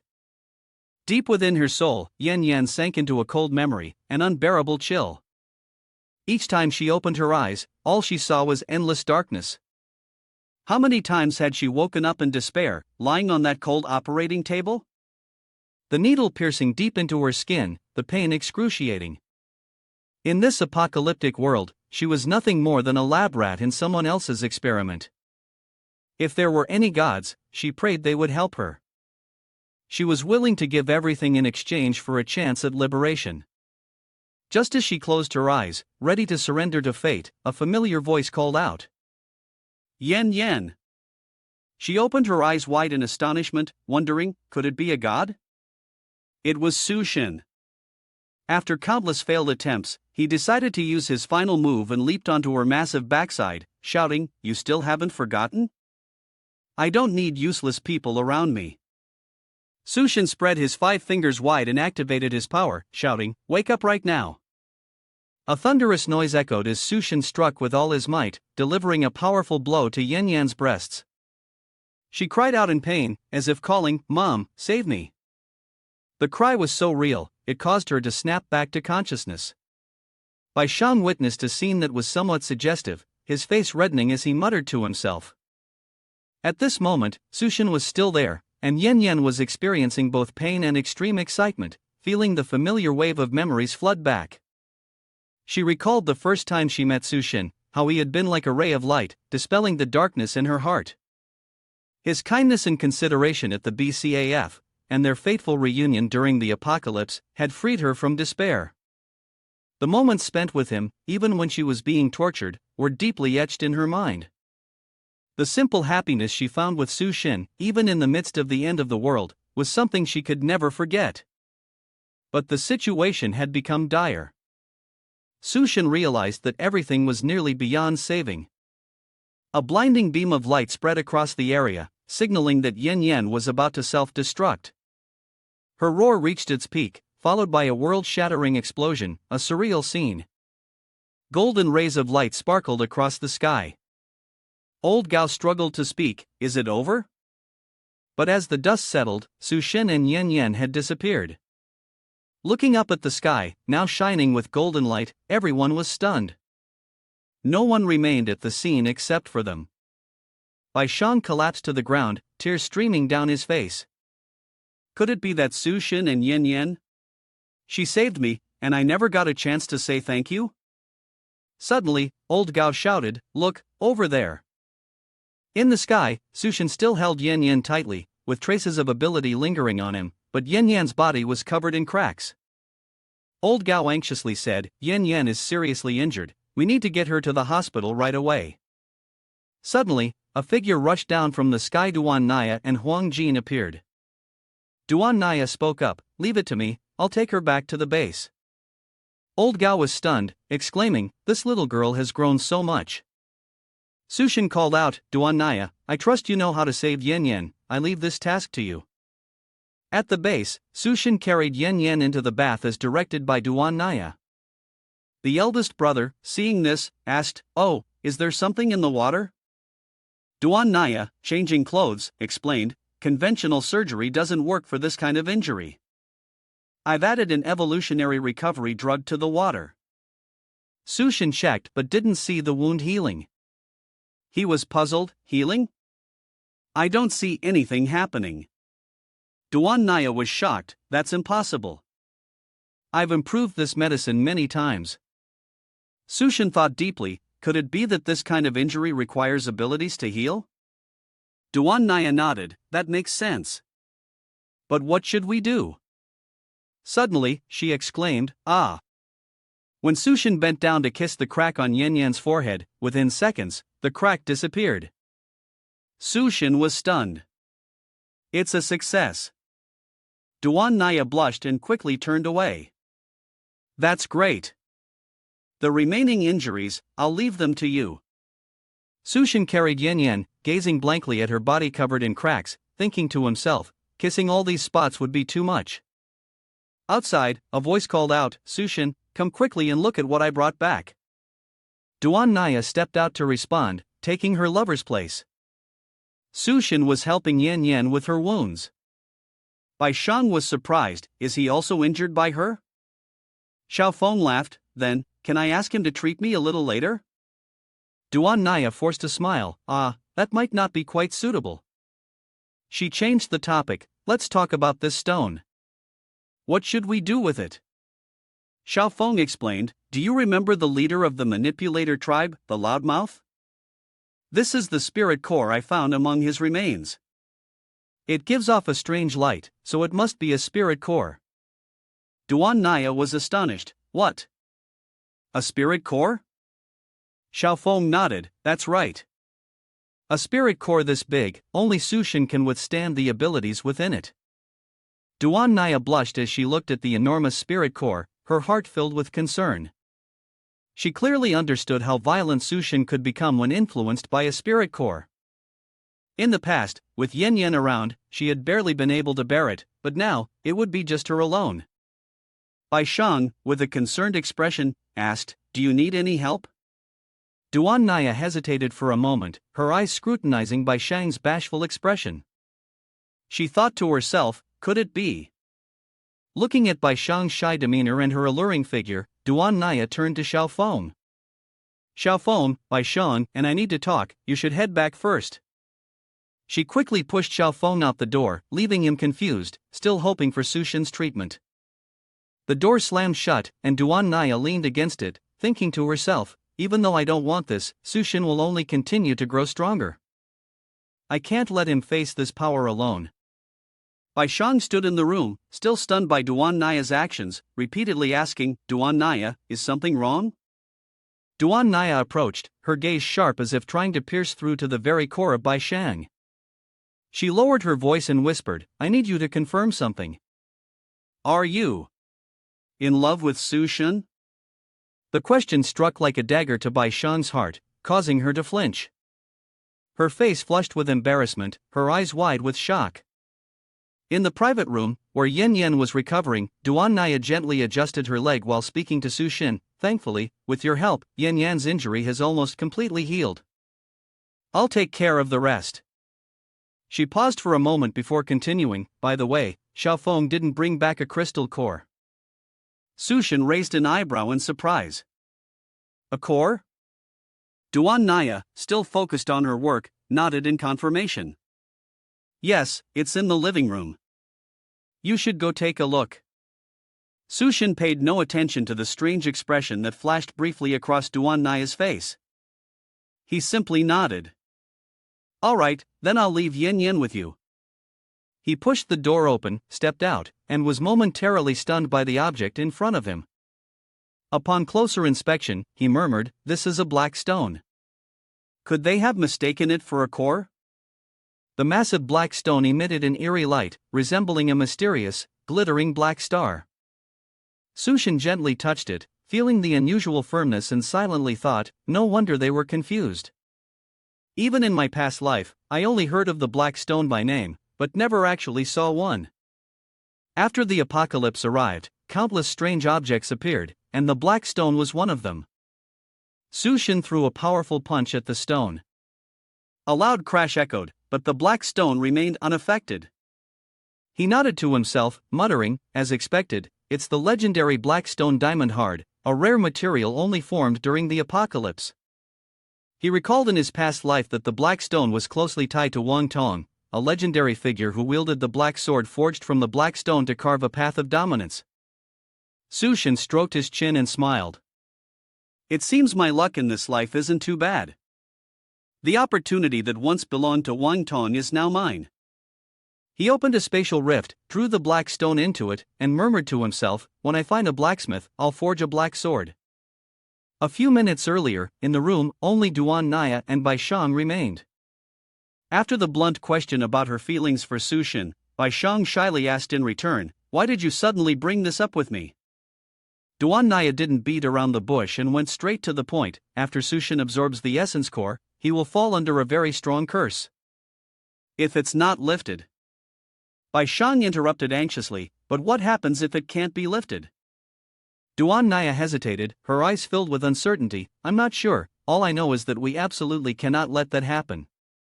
Also, Yen Yen really needs me to take care of her right now." Before she could explain further, Bai Shang moved closer, her face serious. "Leave the curse issue to me." Duan Naya quickly reminded her, "This isn't as simple as you think. Please, just listen to what I have to say first." But Bai Shang, with unwavering determination for Sushin, insisted, "It's fine, I'll do whatever it takes. You can trust me with it." Duan Naya sighed and explained everything in detail from start to finish. In the haste, Bai Shang was given a strange cosplay outfit. She stepped out, pulling down the hem of her dress, silently regretting, "Why did I make the decision so quickly? Why did I have to wear this weird outfit? Do I still have to say such strange words?" Thinking about breaking the curse for Sushin, she was worried that Duan Naya might not be deceiving her. Bai Shang stepped out but couldn't find the black stone anywhere, feeling slightly anxious. However, since Sushin's safety was tied to the base's well-being, she told herself that she had to verify the curse first. Had he absorbed the core yet? The only thing left was to adapt to the situation as it unfolded. She carried the wine tray, hesitantly approaching Sushin. That girl. Sushin, lost in thought, was startled and turned around, his gaze briefly scanning Bai Shang's maid outfit before freezing in place. She repeated "that girl" but couldn't utter another word. In the maid's dress, Bai Shang trembled, trying to lower her head, her voice barely audible. "Master." Sushin stood there, as if petrified, his mind racing with questions. "Master?" He muttered, Inside the room, Duan Naya was caring for Yen Yen while feeling uneasy. "Bai Shang will be okay, right?" The curse seemed like the most logical reason she could think of. She had prepared for it as best as she could, but how long could Bai Shang hold up? Thinking of supporting Sushin in breaking the curse, Duan Naya's legs trembled, silently telling herself, "Once Yen Yen is better, Ming will go out to help." Outside the base, soldiers began clearing away the aftermath. Some young men frowned in exhaustion. It had been tough to drive the manipulator tribe away, and now they had to deal with all these rotting corpses. "Are we not allowed to rest? Captain White Tiger shouted. Stop with the drama. If the plague breaks out here, do you know what the consequences will be? A young man panicked. Boss, look over there. The captain was surprised. What? What am I looking at? The young man stuttered. The bodies of the manipulator tribe. They're gone. The whole team was stunned, and the captain couldn't believe it. What? The bodies grew legs and ran off? Other teams reported similar observations, their faces filled with fear at this unprecedented phenomenon. In Sushin's consciousness space, the female corpse suddenly opened her eyes and murmured, "Huh." She turned her head to sense a familiar aura and muttered, "This feeling. It's the one I've been waiting for." She was overjoyed, finally. I've been waiting for this, and it's here at last. But as she tried to sense it more clearly, she clicked her tongue. The distance is too far, I can't pinpoint the location. I'll have to rely on Sushin. At this moment, Bai Shang, acting as the obedient maid, gently poured wine for Sushin. He thought to himself, is this Duan Naya's doing? What is she planning now? Looking at Bai Shang's shy demeanor, Sushin nodded. But the embarrassment was actually quite amusing. Bai Shang awkwardly followed Duan Naya's script, saying, "Master, you can do whatever you want with me." The words almost made Sushin choke on his drink. Bai Shang panicked. What's wrong with you? Sushin coughed and hurriedly explained, "It's nothing, just the alcohol." Before he could finish, Bai Shang grabbed the glass and shook it. Could it be the alcohol is bad? Let me try. She downed the entire glass, leaving Sushin stunned. Looking at the bottle, he noticed the alcohol content was 64%. Bai Shang's cheeks flushed, and she smacked her lips. So spicy. Now that I think about it, this is the first time I've ever had alcohol. After the drink, Bai Shang suddenly became confident. She slammed her hand down on the table and knocked everything over like a drunken warrior. Closing her eyes, she screamed out enthusiastically. Sushin sighed, already drunk, huh?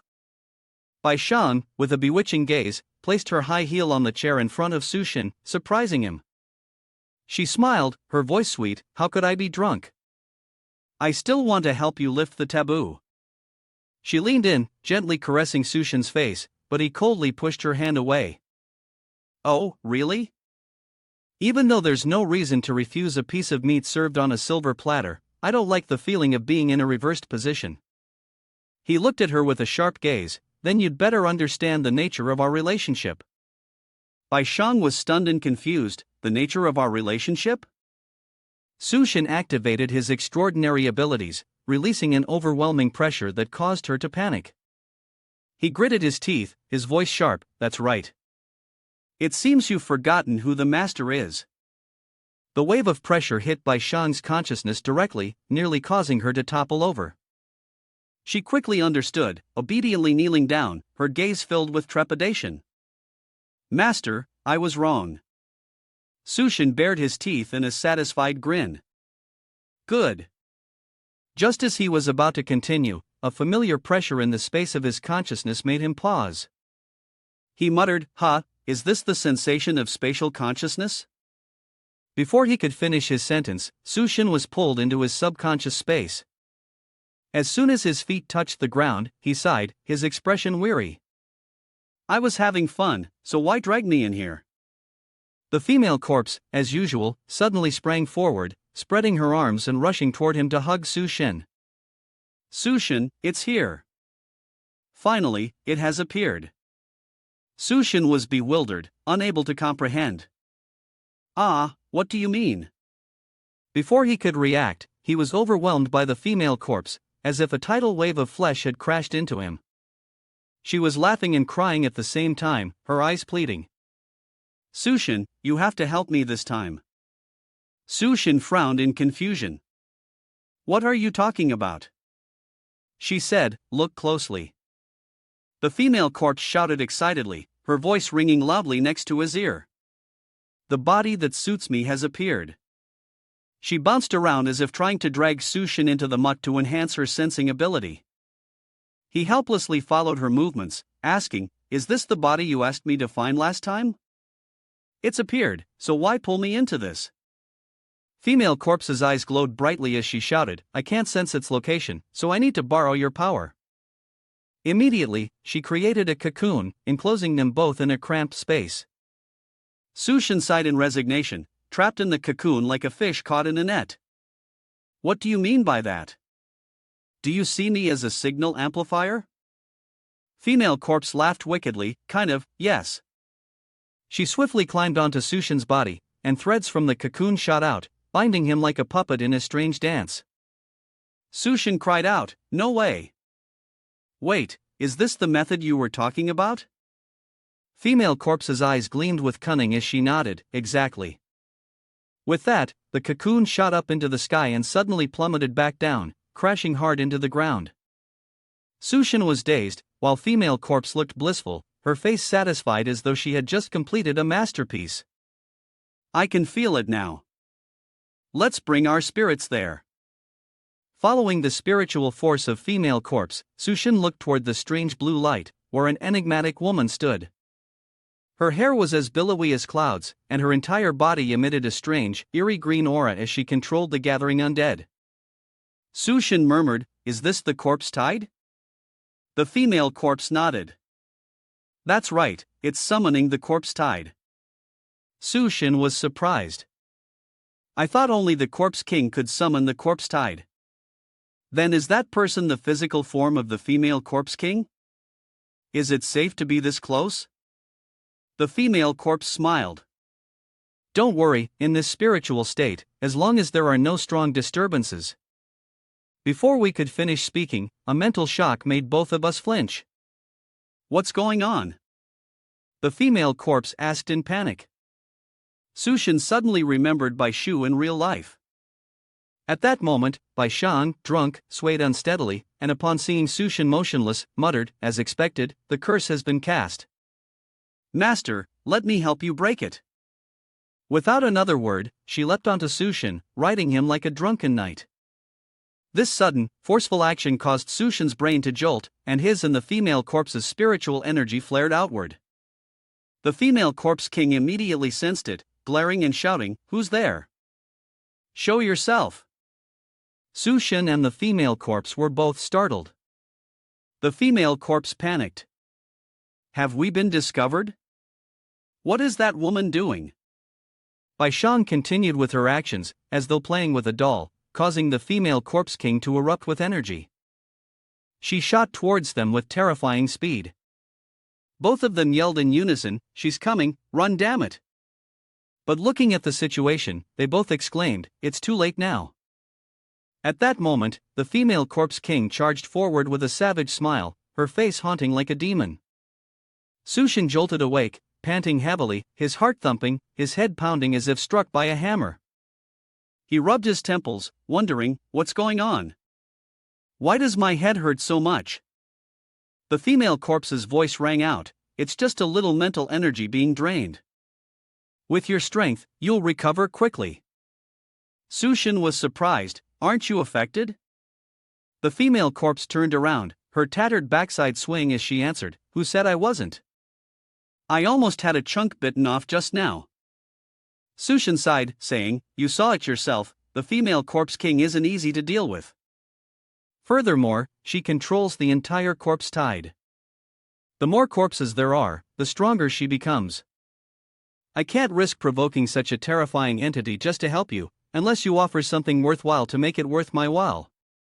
The female corpse gritted her teeth, understanding his meaning, and reluctantly accepted, if you help me, after we succeed, I will agree to become your servant, to obey you in whatever you command as repayment. She knelt on one knee, bowing before Sushin. But Sushin was not easily convinced, he gave a cold smile. Are you kidding? You're just spouting nonsense. How could I risk my life? The female corpse was anxious.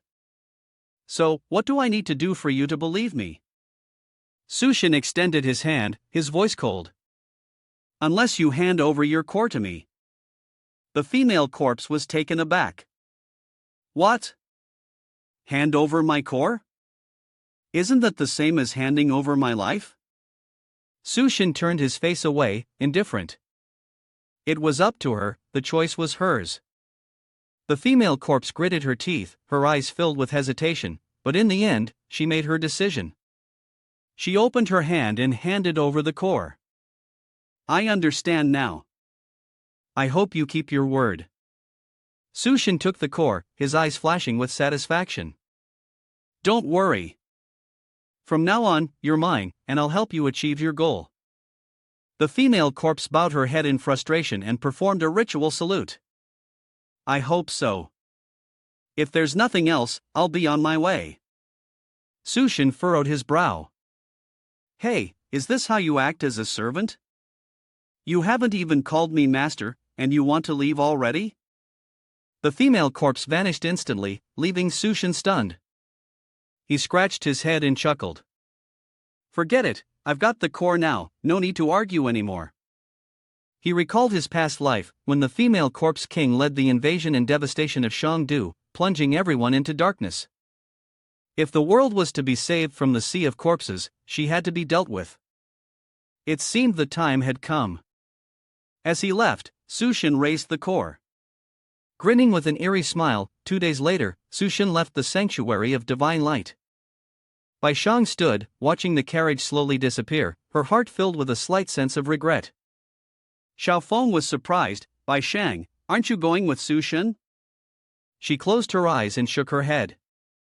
Why should I go? There are still many things at the base that need my attention. In her heart, she told herself, right now, I am too weak to help him, but one day, I will catch up to his pace. At the same time, outside the sanctuary of divine light, the rain poured heavily. Duan Naya and Yen Yen were taking shelter at a gas station after their mission. They had lit a fire to warm themselves. Yen Yen watched the rainfall and anxiously asked, Sister Duan Naya, even though it's this time, it's forbidden to have fire at the gas station. Is this okay? Duan Naya, with a melancholic look, replied curtly, if you're worried, go out and face the rain. Yen Yen forced a smile. My body just recovered, I'm not daring to go out. She hesitated for a moment, then asked, Sister Duan Naya, where did Sushin go? With this weather, I'm a bit scared. Duan Naya, as Sushin had told her, could only share the details with Yen Yen right there. Since he couldn't purchase a large amount of fuel, he hasn't been able to stockpile enough supplies. So now, Sushin is tirelessly searching for the remaining gasoline. Hearing that, Yen Yen was startled and exclaimed in astonishment, Huh? So when will he come back then? I'm so hungry I feel like I'm going to die. While the two girls were chatting animatedly, a sudden sound of quiet footsteps from an uninvited guest reached their ears. This person's approach immediately raised a sense of alert in both Yen Yen and Duan Naya. Who's that? A small man, trembling from the cold, appeared. His body was covered in patches of ice, and he was shaking violently as he walked, muttering to himself, so cold, it's so cold, I'm freezing. Yen Yen was taken aback and asked, Uncle, why are you covered in ice like that? Without hesitation, the man suddenly dashed straight into the blazing fire, his face contorted as if he were about to lose his mind. I'm so cold. Duan Naya and Yen Yen stood frozen in shock at this strange sight, hurriedly shouting, Is this guy crazy? Why is he charging straight into the fire like that? The smoke is so thick. But it seemed that the cold on his body, when coming into contact with the flames, produced a thick, toxic smoke, causing both girls to quickly cover their noses and cough violently. This smoke is suspicious, quickly cover your nose. A moment later, several figures appeared, grinning maliciously, and one of them let out a low, hoarse laugh, hee hee hee hee. This move from the boss is truly 100 shots 100 hits. Yet they are two young girls. If I had known earlier, I wouldn't have let this old man release the poison. A group of strangers suddenly appeared in front of Duan Naya and Yen Yen. By this time, both of them seemed to have inhaled a large amount of toxic smoke, causing their bodies to become limp and weak, drained of all strength. The group moved closer, eyeing the two girls lying helplessly on the ground, still appearing attractive, and licked their lips. Little sisters, you have such a nice figure. Once I'm done with you, I'll sell you to the New World base. I promise you'll have a very pleasurable time there. At that moment, Duan Naya, despite her legs losing all strength and unable to stand or run, still managed to lift her gun, desperately trying to warn the people in front of her, "Don't come any closer." The leader of the group seemed to be a person with special abilities, and seeing the gun, he showed no fear, instead sneering, "A gun? In front of special abilities, what good is a toy like this?" Without hesitation, Duan Naya pulled the trigger, but to her horror, she realized the gun couldn't fire any bullets. Panicked, she exclaimed, "Has the gun been frozen?" Yen Yen huddled close to Duan Naya, her voice full of caution, threatening the group, "I suggest you leave now. If Sushin returns, you'll regret it." With a smug expression on her face, she let out a loud laugh. "That man who just went outside? He's already been targeted by someone else. Moreover, he's been marked by a crazy DCOS woman, so he might not even survive the night." The one after Sushin was a madwoman with special abilities, holding a chain as she slid through, searching for him. "Little treasure, I'm here." Before that, she had created a vast sealed space. After saying goodbye to everyone at the base, Sushin quickly took the initiative to enter this area to confront this new wife. The madwoman didn't know where Sushin was hiding, but now, the one hunting was her. Dragging the chain behind her, she called out into the space, "Who would have thought that Xiao Gang would enter my sealed space alone? Let me warn you, this is a very dangerous move, but for me, it fits just perfectly." The madwoman puffed her cheeks, blowing a cloud of toxic mist that quickly spread and enveloped the area in front of her, forming a dense layer of fog that filled the room. She then gently stepped forward, smiling wickedly as she sweetly called out to Sushin, "Little handsome guy, where are you? Come out now. This whole place is filled with toxic gas. All you need is to inhale just a little, and it will make the rigid desire fire sacrificing body irresistible." As she was walking down a hallway, the crazy woman suddenly noticed a tall dark figure in a hidden corner and widened her eyes, exclaiming, "Oh, so you're here? Come to me quickly, so I can help you." As she spoke, she struck a provocative pose, her figure looking just right, and slowly moved toward the shadow, extending her hand. But as she got closer, she was unexpectedly hit with a sharp, painful realization. The dark figure was just a mannequin set up by Sushin, cleverly placed in this corner to lure her into a trap. Staring at the grotesque mannequin in front of her, the crazy woman exclaimed in shock, "What the hell is this?" While she was still confused, Sushin silently appeared from behind, his cold voice causing the crazy woman to widen her eyes in surprise. "Who are you?" The crazy woman, who possessed the power of summon fire, fearless and reckless, was now being toyed with by another. Her face turned purple with anger, and she swung a steel chain toward Sushin with full force. "You bastard, you dare to mess with me?" But her strength seemed nothing more than child's play before Sushin. With a single hand, he gripped the chain tightly, then casually pulled her closer, no matter how much she struggled to break free. After carefully examining the chain, Sushin calmly asked, "Is this a weapon made by a blacksmith?" As he spoke, Sushin yanked the chain hard, pulling the madwoman closer to him, and then grabbed her cheek, squeezing it tightly, causing her to shift from one shock to another in panic. With just one hand, Sushin lifted her up, bringing her face close to his, coldly asking, "Tell me quickly, where is this blacksmith?" The madwoman, confused and not understanding what Sushin was asking, fearfully responded, I don't know what you're talking about." Suddenly, the female corpse appeared in Sushin's subconscious, turned to look at him, and asked, "Is this blacksmith really that important?" Sushin clicked his tongue and replied, "The power of the female corpse king is too strong. If we can find the blacksmith, our chances of winning will increase significantly." Upon hearing this, the female corpse immediately took action, "Then let me infiltrate her consciousness and find the answer." The female corpse's fingers quickly grew long like lightning and stabbed straight into the madwoman's forehead, causing her to pale. What are you doing?" After embedding herself in the madwoman's subconscious, the female corpse spoke, "I've got it. The blacksmith is located in a base called New World." Although the exact situation is still unclear, this is what was in her mind. The crazy person collapsed to the ground, screaming desperately, please don't kill me. I know you've already touched my brain. From now on, as long as you have a thought, my brain will be torn into pieces. Sushin was confused and turned to the female corpse. The female corpse was equally confused and replied, I didn't do anything. But the crazy person was already kneeling with their back arched, pleading miserably, I can feel my brain being bound by something. As long as the master spares my life, I am willing to be the most loyal dog to the master. Sushin understood the situation and smiled coldly, oh, this is very interesting. Then let me see how you can be such a loyal dog. The scene shifted back to the old gas station, where Duan Naya and Yen Yen were facing a critical situation. Suddenly, both of them felt like they were hit by a spell, their bodies burning with an unusual heat. Yen Yen panicked and asked, Sister Duan Naya, what's happening?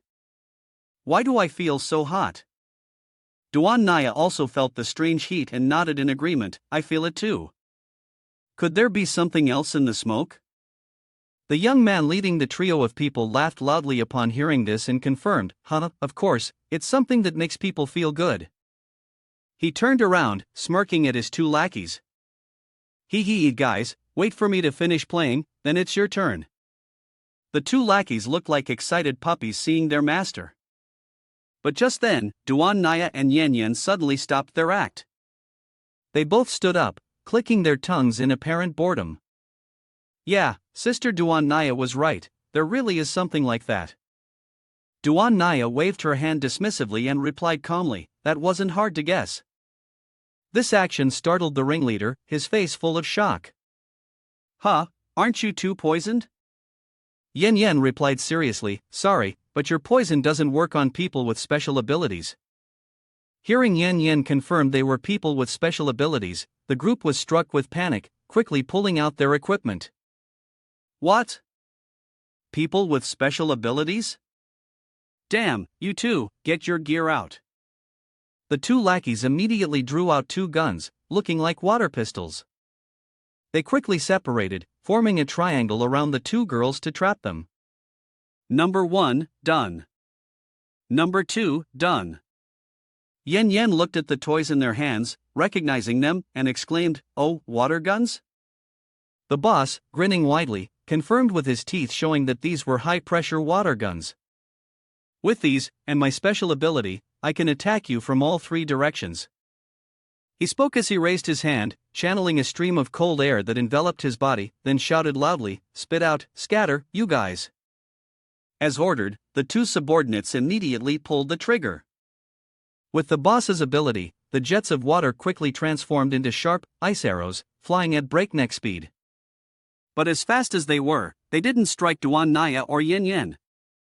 Instead, they unexpectedly pierced the boss's chest, causing him to panic and cry out, ah. The boss had the ability to turn water into ice, but he couldn't transform ice back into water. He could only watch in shock as two ice arrows lodged into his chest, then frowned and asked his two subordinates, what the hell did you two do? But when he looked ahead, he was horrified to realize that his two subordinates had been completely controlled by Duan Naya, being shoved out as human shields. Damn it, these two useless fools were actually controlled by that woman, the boss muttered bitterly as he held his chest and stepped back. Suddenly, a sound of footsteps approached from behind. Realizing it was one of his teammates, he hurriedly called out, Mr. Dugu, thank goodness, you're back. He joyfully pointed toward Duan Naya and Yen Yen. It seems like your man is already dead. But his joy was short-lived, the game is about to truly turn around now. Dugu stepped forward, grinding his teeth with a screech, delivering a devastating blow that left his subordinate's jaw askew. The man stood dazed, filled with frustration, and turned back. Mr. Dugu, are you? Dugu coldly advanced, his eyes sharp as knives, and growled, shut your filthy mouth immediately. The man fell silent, clutching his face in anguish. Dugu turned abruptly, ignoring his subordinate sprawled on the ground, and walked over to Su Shin, bowing deeply. Master, this person just offended your men. May I ask how you would like to deal with him? The subordinate, seeing his leader's sudden change of demeanor, was drenched in sweat, each word sinking in. He looked at Su Shin, who was gently patting Du Ji's head, his own leader. Su Shin stepped closer, gently ruffling Du Ji's hair, and smirked coldly. Indeed, a good little dog. This one, you have full authority to handle. In the blink of an eye, 3 of Du Ge's underlings hurriedly carried several barrels of gasoline outside. Du Ge shot a cold glance at his men. Warning, quickly move all these gasoline barrels outside. I want to gift them to the master. The 3 of them quickly fell silent and continued working, not daring to complain. But in a secluded corner, the bald man grimaced and whispered, "Boss, Du Ge is now a dog for someone else, but we can't be like that." The boss, his face full of veins, wiped his sweat and nodded in agreement. That's right. Summoning all his courage, he stepped forward and shouted at Du Ge, "Du Ge, this is gasoline we worked hard to find, how could you just give it away like that?" Du Ge glanced briefly at Sushin, her eyes filled with fear, before turning back and lashing out with the whip toward the thug, shouting, "Do you want to die?" Fast as lightning, all 3 thugs were whipped, their hearts nearly stopping from the pain, their eyes wide in agony, crying out in pain. Duanya and Yan Yan watched, briefly hesitant. Sushin slowly walked up behind Du Ge and reminded her, "Don't kill them just yet." Hearing Sushin's command, the 3 thugs angrily yelled, "Damn, that bored-looking guy. Whatever you do with Du Ge is your business, but we're from New World. If you let us go, I'll pretend today never happened." But Sushin didn't pay their words any mind. He raised his hand and used Xiao Master's power, coldly saying, "Xiao Master is the female corpse. Brothers, I apologize, I don't believe in leaving loose ends." From Sushin's hands, a surge of power shot forward like tree roots, splitting into 3 directions, stabbing directly into the foreheads of the 3 men. Blood vessels bulged across their faces, and all 3 widened their eyes in horror. Suddenly, the head of the boss exploded, leaving everyone stunned. The other 2 met the same fate. Du Ge, once the leader of the group, turned pale and stammered, "Their brains exploded?" Sushin pondered deeply, surprised that it had exploded so directly. He recalled Xiao Master's words, there had been a parasitic monster in Du Geng's brain, a brain-eating worm, but it was already dead. Thanks to his toxic abilities, Du Ge was immune to it. He had just killed the 3 brain-eating worms in these men's heads, causing their deaths. Someone had been trying to use the brain-eating worms to control all of New World. He thought he needed to find a way to help Yan Yan and Duanya become immune to the brain-eating worms. Turning to the 2 girls, he saw the mix of worry and fear on their faces. Sushin called out to Du Ge. She immediately knelt down, raising her buttocks, and bowed her head.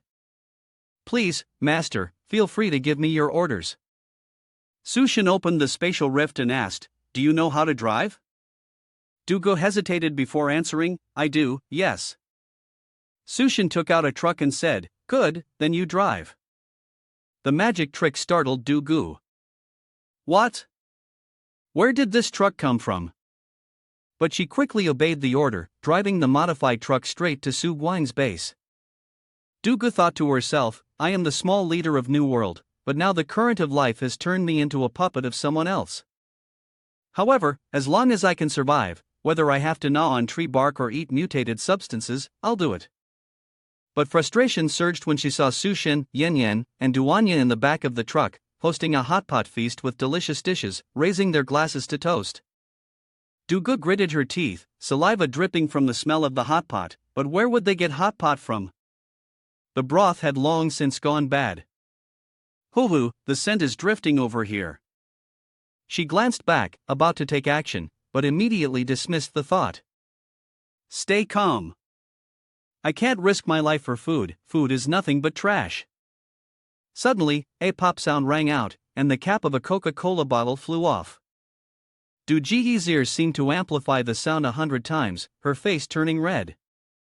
"Coca-Cola? They have Coca-Cola." She peeked, her mouth hanging open in disbelief. Yan Yan stepped forward, offering a can of Coca-Cola. "It's been a long time since you had Coca-Cola, hasn't it?" Du Ge hesitated, "For me? Really?" She thought to herself, why the sudden kindness? What does she want? Yan Yan grinned, flashing a knife-like smile. "Don't worry, Sushin loves it when women call him master. Go ahead, drink it." Du Ge was stunned. Ha! Is that really true? Sushin looked at Yen Yen, momentarily confused, not knowing what to say. This girl, Yen Yen, actually dared to speak ill of her. Upon hearing this, Duan Naya gently raised her hand to cover her mouth, giving a subtle smile, her lips pressed tightly as if trying to suppress her joy. Yen Yen maintained her calm demeanor, speaking slowly to introduce herself. Oh, right, my name is Yen Yen.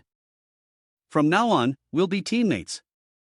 Hearing this, Dugu felt a bit embarrassed and responded softly, hello. The word teammates made her pause for a moment. Doubts filled her mind. Teammates? Could she be implying that I was forced into this just like her? Well, that makes sense.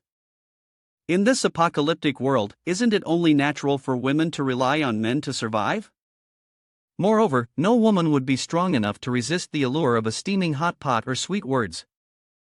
Dugu thought to herself, but immediately reminded herself, unfortunately, those sugary words have no effect on me.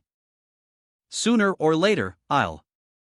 While she was distracted, fiddling with the Coca-Cola can in her hand, Yen Yen suddenly picked up a fragrant piece of lamb and held it right in front of Du Ji's face, smiling brightly as she said, "Here's some lamb, come on, open your mouth." For a moment, all her thoughts vanished. The hot pot meat, something she hadn't been able to enjoy for a long time, made her lose control. Her face lit up with satisfaction, and she gently opened her mouth, letting out a soft ah, but unexpectedly, a wisp of greenish poisonous gas escaped her mouth. If it weren't for the apocalypse, one would surely say it was the foul-smelling breath, wouldn't they? Yen Yen frowned slightly, surprised, and exclaimed, "Is there poison gas coming out of your mouth too? Is this your special ability?" Dugu puffed her cheeks, chewing the piece of meat slowly, savoring the sweet flavor of the hot pot broth, then happily replied, My poison gas can make men faint or even die, and for women, it feels like a flame of desire is burning inside their bodies, but for people with special abilities, the effect is slightly weaker." Upon hearing this, Sushin immediately came up with an idea. "I've got it. If we make use of Du Ji's ability, we might be able to help Duan Naya and Yen Yen become immune to the brainworms." While lost in thought, Yen Yen suddenly approached, her gaze dreamy, as if under the influence of that poison gas. She swayed slightly, looking at Sushin with an enchanting look, whispering, "Sushin, I'm so hot, can you help me?" Her words made Dugu jump in shock, and she hurriedly called out, Wait a minute, I didn't mean to." Sushin stepped closer, pulling Yen Yen toward him, his gaze flickering briefly toward Dugu as he sternly reminded, "Focus on driving." Dugu stood frozen, dumbfounded by the scene, stammering in confusion, unsure how to react. At that moment, Duan Naya stepped out, placing her foot on the dashboard, reclining in the seat, and letting out a sigh as if surrendering. "Looks like I'll have to make room for them." Hearing this, Dugu was taken aback and blurted out in surprise, "Huh?"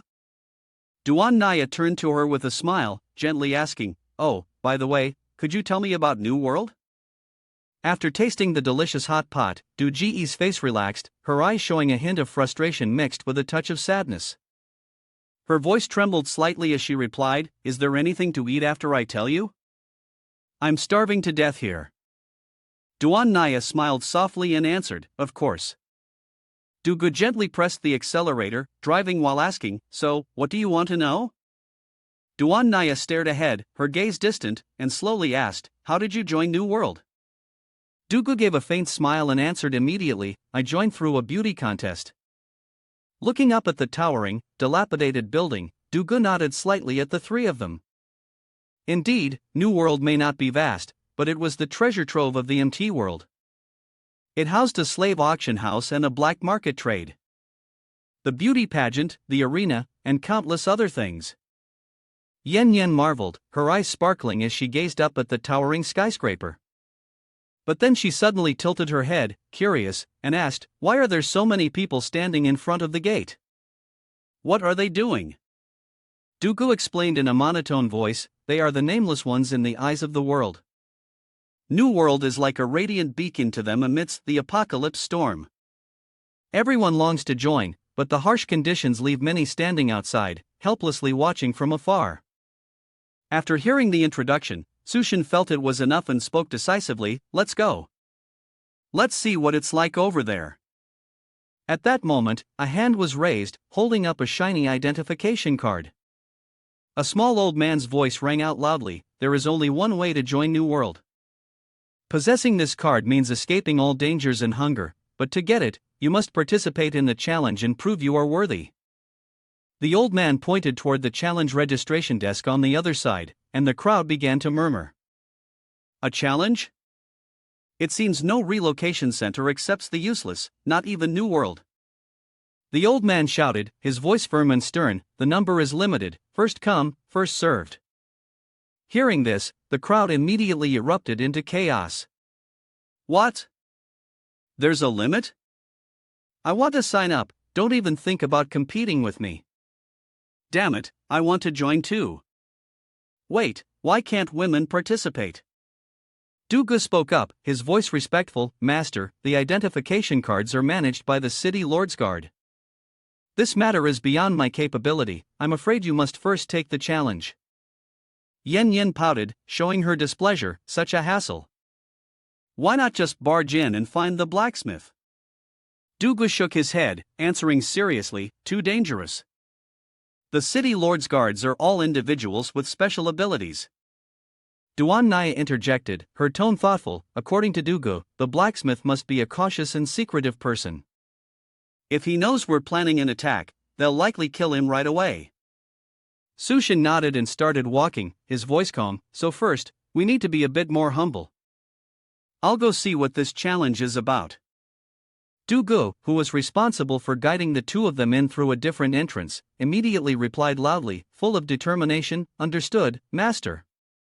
Suddenly, a man pointed at Sushin, calling out, "Hey, newbie, you make the perfect addition to the last team, the challenge is about to start."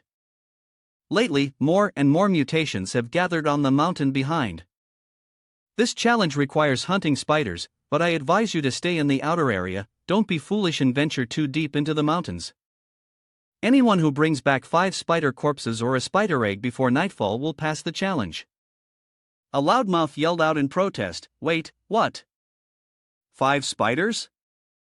One is already tough enough, let alone 5. Besides, spider eggs are in the nest. You want us to crawl into a coffin?" The leader smiled coldly, "If you can't get the eggs, just bring back the spider corpses. If you don't want to, try stepping over that iron mesh. But I warn you, anyone who goes alone will become prey for the mutated spiders. Good luck."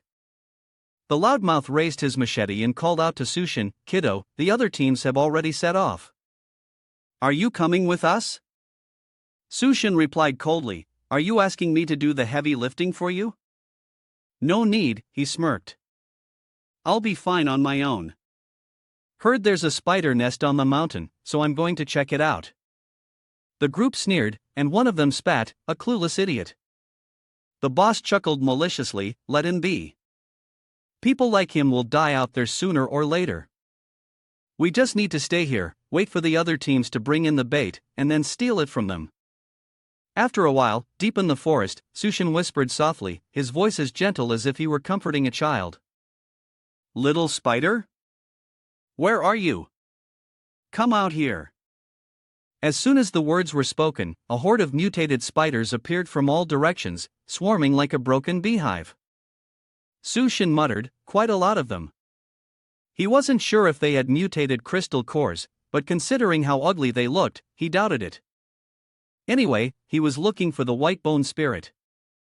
He rotated his wrist, muttering to himself to check how many crystal cores he could get. In the blink of an eye, Sushin disappeared like a shadow. With a single strike, he crushed the head of a mutated spider, its severed head falling neatly into his hand. He sped through like a whirlwind, sweeping through the area, heading straight into the spider's lair. TSK, not a single crystal core. Really disappointing. But from behind, a giant mutated spider with 8 eyes glowing brightly like cameras stared at him menacingly. Meanwhile, the group of women was busy with something else. A loud voice rang out, "Come and join the Rose Beauty Contest. The top 3 will receive a lifetime free ID card," Yen Yen said, curious. "A beauty contest?" Not far away, a delivery guy stood. This was the seventh beauty, the runner-up from last week's beauty contest. With just 3 packs of instant noodles, she'd belong to the highest bidder tonight. The crowd shouted eagerly, 4 packs. 5 packs. Do sighed, if they don't make it into the top 3, the only way to stay in New World is to become tools for men. But with 2 beauties like you, there shouldn't be any problems. The 3 of them entered the competition area, and Yen Yen shook her head with a sigh. It's truly pitiful for that girl. Duan Naya curiously asked, is there a weekly beauty contest here? Dugu answered, her tone even but laden with meaning, yes, the winner of each week will continue competing for the monthly championship. But not everyone chooses this path. Some women opt for the arena to survive.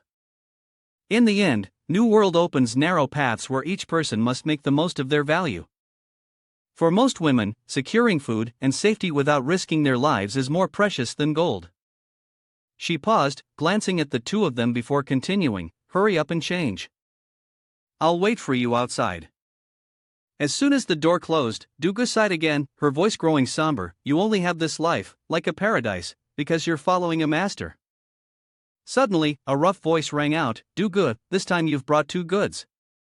I've seen the 2 girls outside. Bring them into my room right away.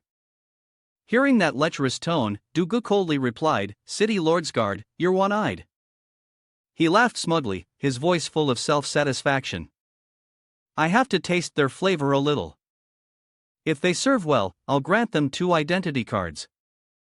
Dugu hesitated, her voice trembling slightly. But. He interrupted her, clasping his hands behind his back in a posture that radiated authority. No but or however what I say here goes. He sneered, a malicious grin spreading across his face. That's right, poisoning them like this is what makes it fun. Dugu cursed inwardly, thinking, damn, if I offend him, the identity cards will never come into my hands. With no other choice, she quietly opened the door and stepped into the room. A faint toxic breath escaped her lips, making the air in the room grow thick and suffocating. Yen Yen and Duan Naya began to feel their bodies burning, as if they were being scorched by an invisible flame. The 2 women clung to each other, their voices trembling as they questioned, why? Why poison us? Their bodies reacted more violently with each passing moment, shaking so badly they couldn't stand, relying solely on each other for support, letting out weak cries for help. Sister Duan Naya, Yen Yen, don't. From outside, the sound of clinking wine glasses rang out, followed by the crude laughter of the 2 men. The ringleader spoke, still, the boss is quick and decisive. The important thing is that whenever there's a beauty around, he never shares with me. The one-eyed man laughed lecherously. Who said we're blood brothers? Let alone a beauty like this, a woman with such a face is as rare as a gem in stone. 1,000,000 might have one. The other man replied, his voice full of excitement. Just talking about it gets me worked up. Why haven't those 2 girls arrived yet? Don't rush, Dugu still has to poison them first. The door to the room swung open, and 2 alluring figures entered, like brilliant flowers amidst desolation. Seeing the perfect selection he had made, the one-eyed man grinned in delight, his voice dripping with sleaze. Looking at this expression, it seems the poison's already taking effect. I can't wait for the wonderful time ahead. The underling chimed in, eyes gleaming. They're all top tier. Just looking at their smooth curves makes my mouth water. Boss, you go first. Respect your elders. The one-eyed man scanned them, his gaze settling on Duan Naya. Then I'll take this long-haired beauty. He brought the iron hook close to her chin. This is the kind of girl I absolutely love. When the underling saw Yen Yen seemingly fall into his embrace, he was thrilled. Boss, this is the first time I've ever had a top-tier beauty fall into my arms like this. The one-eyed man laughed loudly. Of course, it's all thanks to Dugu. After the job's done, we'll have to reward her properly. The 2 men looked at each other, their eyes glowing like car taillights. In unison, they laughed. Now, let's enjoy ourselves, brother. Both were excited, hugging and kissing each other with a smacking sound. It felt like a fleeting moment of spring worth 1,000 gold, but something seemed off. Suddenly, from behind, three figures Duan Naya, Yen Yen, and Du Gu appeared. The scene before them was completely opposite of what had just happened. The two men, in their happiness, were completely trapped in an illusion. Duan Naya smiled coldly, her voice unfeeling. These two beasts are easier to control than I thought.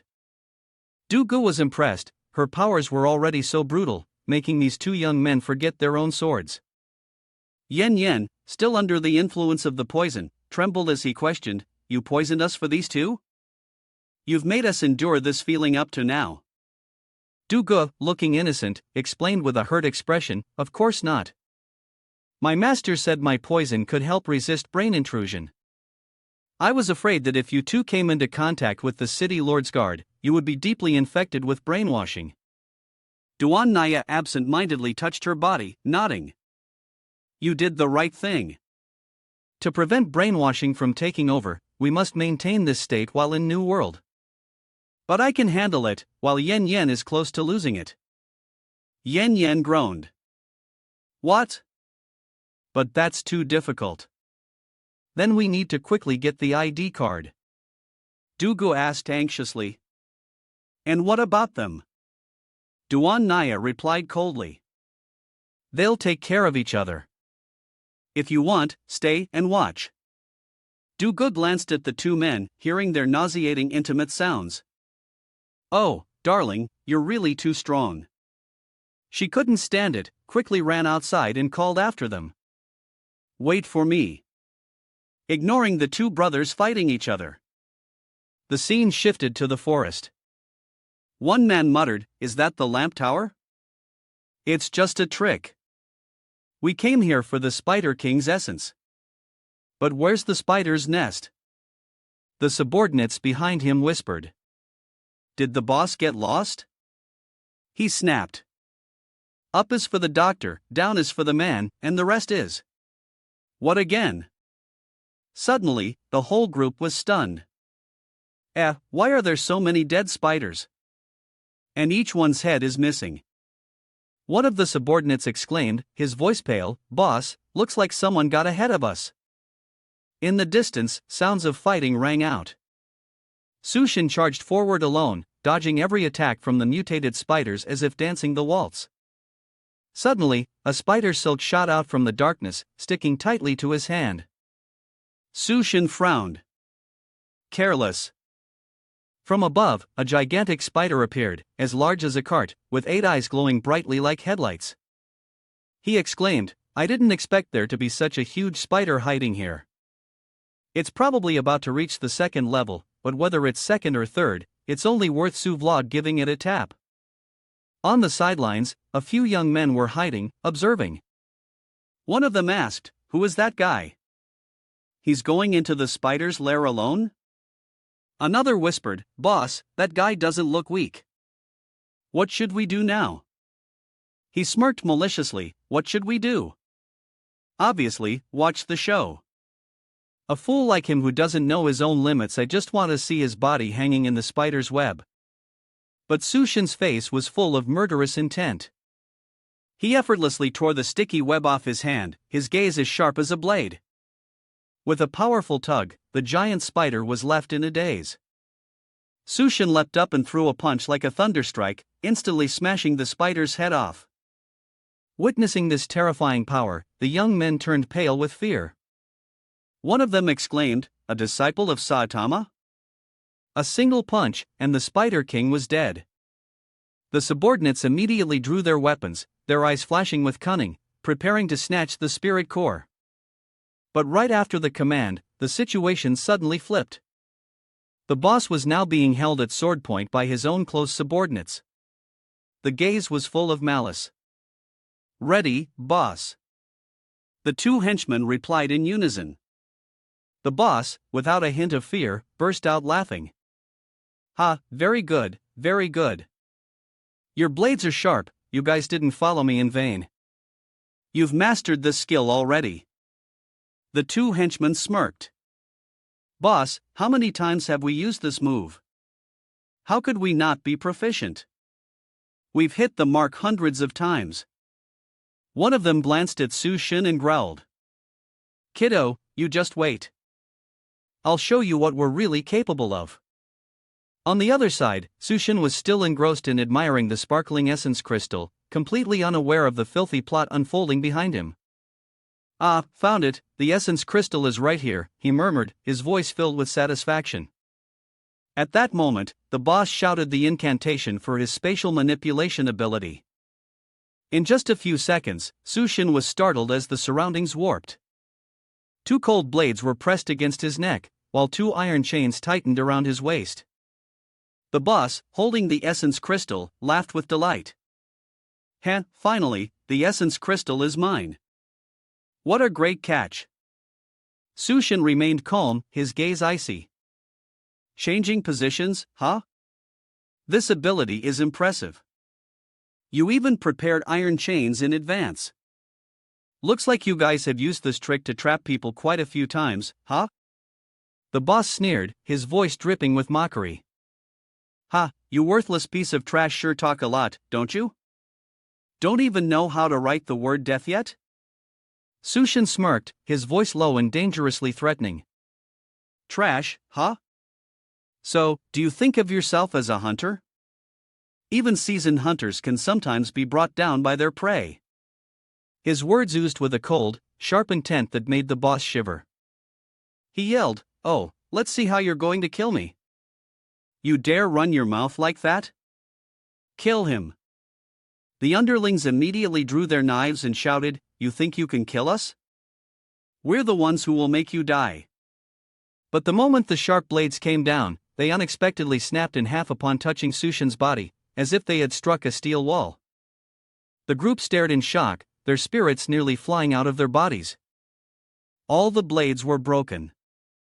They looked at the shattered metal fragments in their hands, unable to believe their eyes, wondering what kind of godly being this guy really was. Just a few minutes ago, the boss had been arrogant, but now sweat poured from him like a shower, muttering, "His skin is as hard as steel." Could he be a level 2 ability user? The underlings gasped in fear, exclaiming, "What? He's level 2? The boss nodded, his voice trembling, "It can't be wrong. He had a body as tough as a second-tier monster." At that moment, a cracking sound rang out, and the chains shattered into pieces. The boss screamed in horror, "Shit, the chains are broken. Quickly, break apart and run." The group panicked, scrambling in every direction, murmuring, "Damn, how can someone level up so fast?" Sushin smiled wickedly, snapping the remaining chains, and began the hunt. The other's eyes flashed with fear, like prey targeted by a fierce beast. "Think you can run? Not so easy." The murderous intent radiated from him, filling the air like it could swallow the entire forest. The boss used every ounce of his strength to run, still shouting, "So what if you're level 2? I'll get a few more crystal cores, and I'll level up to 2 eventually."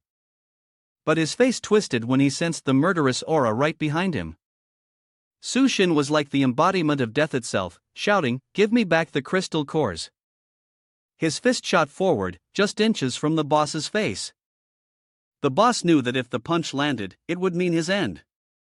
In a flash, he yelled, "Swap position." Immediately, one of his subordinates, who had been running behind, appeared in his place, bewildered, not understanding what had just happened. The boss managed to escape death, falling flat on the ground, gasping for breath. "Mouth! You almost killed me, but luckily I have the ability to keep my life intact. Today, I remember, sooner or later I will kill you." On the other side, the unfortunate lackey's eyes widened, his face twisted in pain. A large hole appeared in his chest, blood gushing out. Sushin pulled his hand out coldly and said, "Using your companions as substitutes for the dead?" He gave a wicked smile. "If that's the case, all I need is to find you alone." His eyes gleamed like headlights, his psychic ability activated, sweeping through the forest like a predator. 4 figures running in all directions appeared clearly before him. The boss panted heavily, running on fumes, but dared not stop. "Damn, how did it find me?" He was frantic, his eyes darting left and right, not knowing which way to run to escape. It didn't matter, just pick a direction and run as fast as possible, but Su Shin, like a hunting beast, pounced swiftly. As long as I chase you, I'll catch the whole group. His eyes widened in fear when he saw Su Shin still chasing him, and he screamed, "No way?" His eyes bulged out when Su Shin's sharp, knife-like gaze locked onto him. How is he so fast? How did he find me? He quickly chanted a spell, hocus pocus, cast the charm, shift, and swap. Immediately, another lackey was summoned. Right into the coffin's closing position. The boss's name managed to escape once again, but sweat poured down, and he could barely catch his breath. Damn, how did it find me? I need to get out of here immediately. On the other side, Su Shin lightly searched the subordinate's body, bringing a tragic end to the unfortunate soul. The second substitute demon, he scoffed lightly, activating his night vision mode, muttering, letting it escape would be bad. Suddenly, he turned around, his eyes lighting up when he saw the familiar figure running towards him. Oh, walking right into the trap. The boss cursed as he ran, damn it, the food this bastard cooked, every time I get ambushed from behind. This time, I'll watch my back to see how you try to sneak attack me. But before he could finish his rant, something felt off. Looking ahead, his eyes bulged in shock. How? How did you find me? Su Shin simply smiled, his murderous intent clear as he spoke. You probably won't believe it, but this time, you came to me on your own. Facing Su Shin, the boss's face drained of color, trembling as he asked, You walked right into the trap? He refused to accept it, shouting, Damn it, even so, don't think you can kill me. The body switching spell was incomplete, but before he could finish the incantation, Su Shin delivered a light punch, causing him to vanish in the truest sense. He flicked his hand to shake off the dust and coldly said, Too slow. The scene shifted to another place, where Huang Jin crawled out of the backpack, meowing a few times. A voice echoed, This is the backstage of the beauty contest, this is the backstage of the beauty contest. Du Gu led the way, lifting the curtain to signal them to go inside. The two of them were taken by surprise, and all three of them stopped, stunned, muttering, Huh? Before them were not just themselves, but dozens of other girls. Their gazes were unfriendly, yet they were ready to tear them apart. Du Gu couldn't help but say, Compared to these ugly girls, you two could win with your eyes closed. Yen Yen whispered, Why do I feel like their gazes are anything but kind? Duan Naya calmly reminded, It's always better to be careful. Suddenly, a girl stepped forward, her tone haughty, Stop right there. Du Gu glared, What do you want? From afar, the sound of high heels echoed, followed by a cold, sharp voice.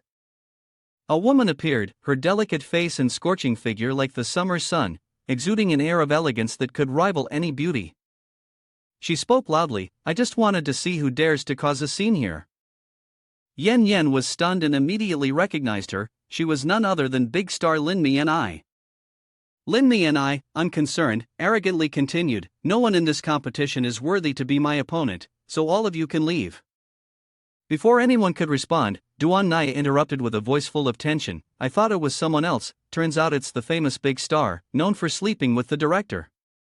Lin Mi and I, surprised by the attack, replied in a sharp tone, Isn't this my best friend? She was only a blur, zipping past Du Gu and Yen Yen with lightning speed.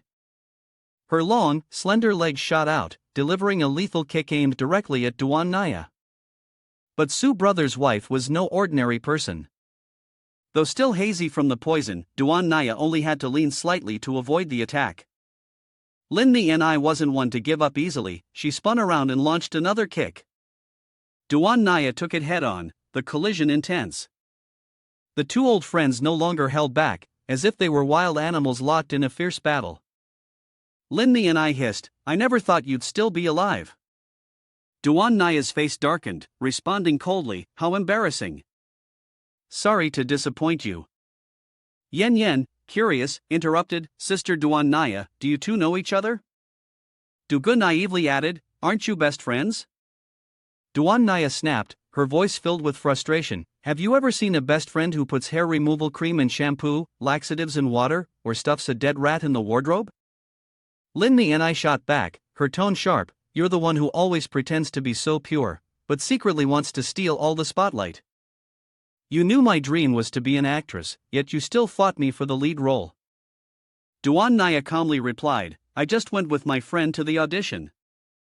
I never intended to be an actress. Lin Mi and I shouted angrily, moreover, didn't you get into bed with that director afterwards? Shut up. It's all your fault, you vixen. If it weren't for you, I wouldn't need to sleep with that old man.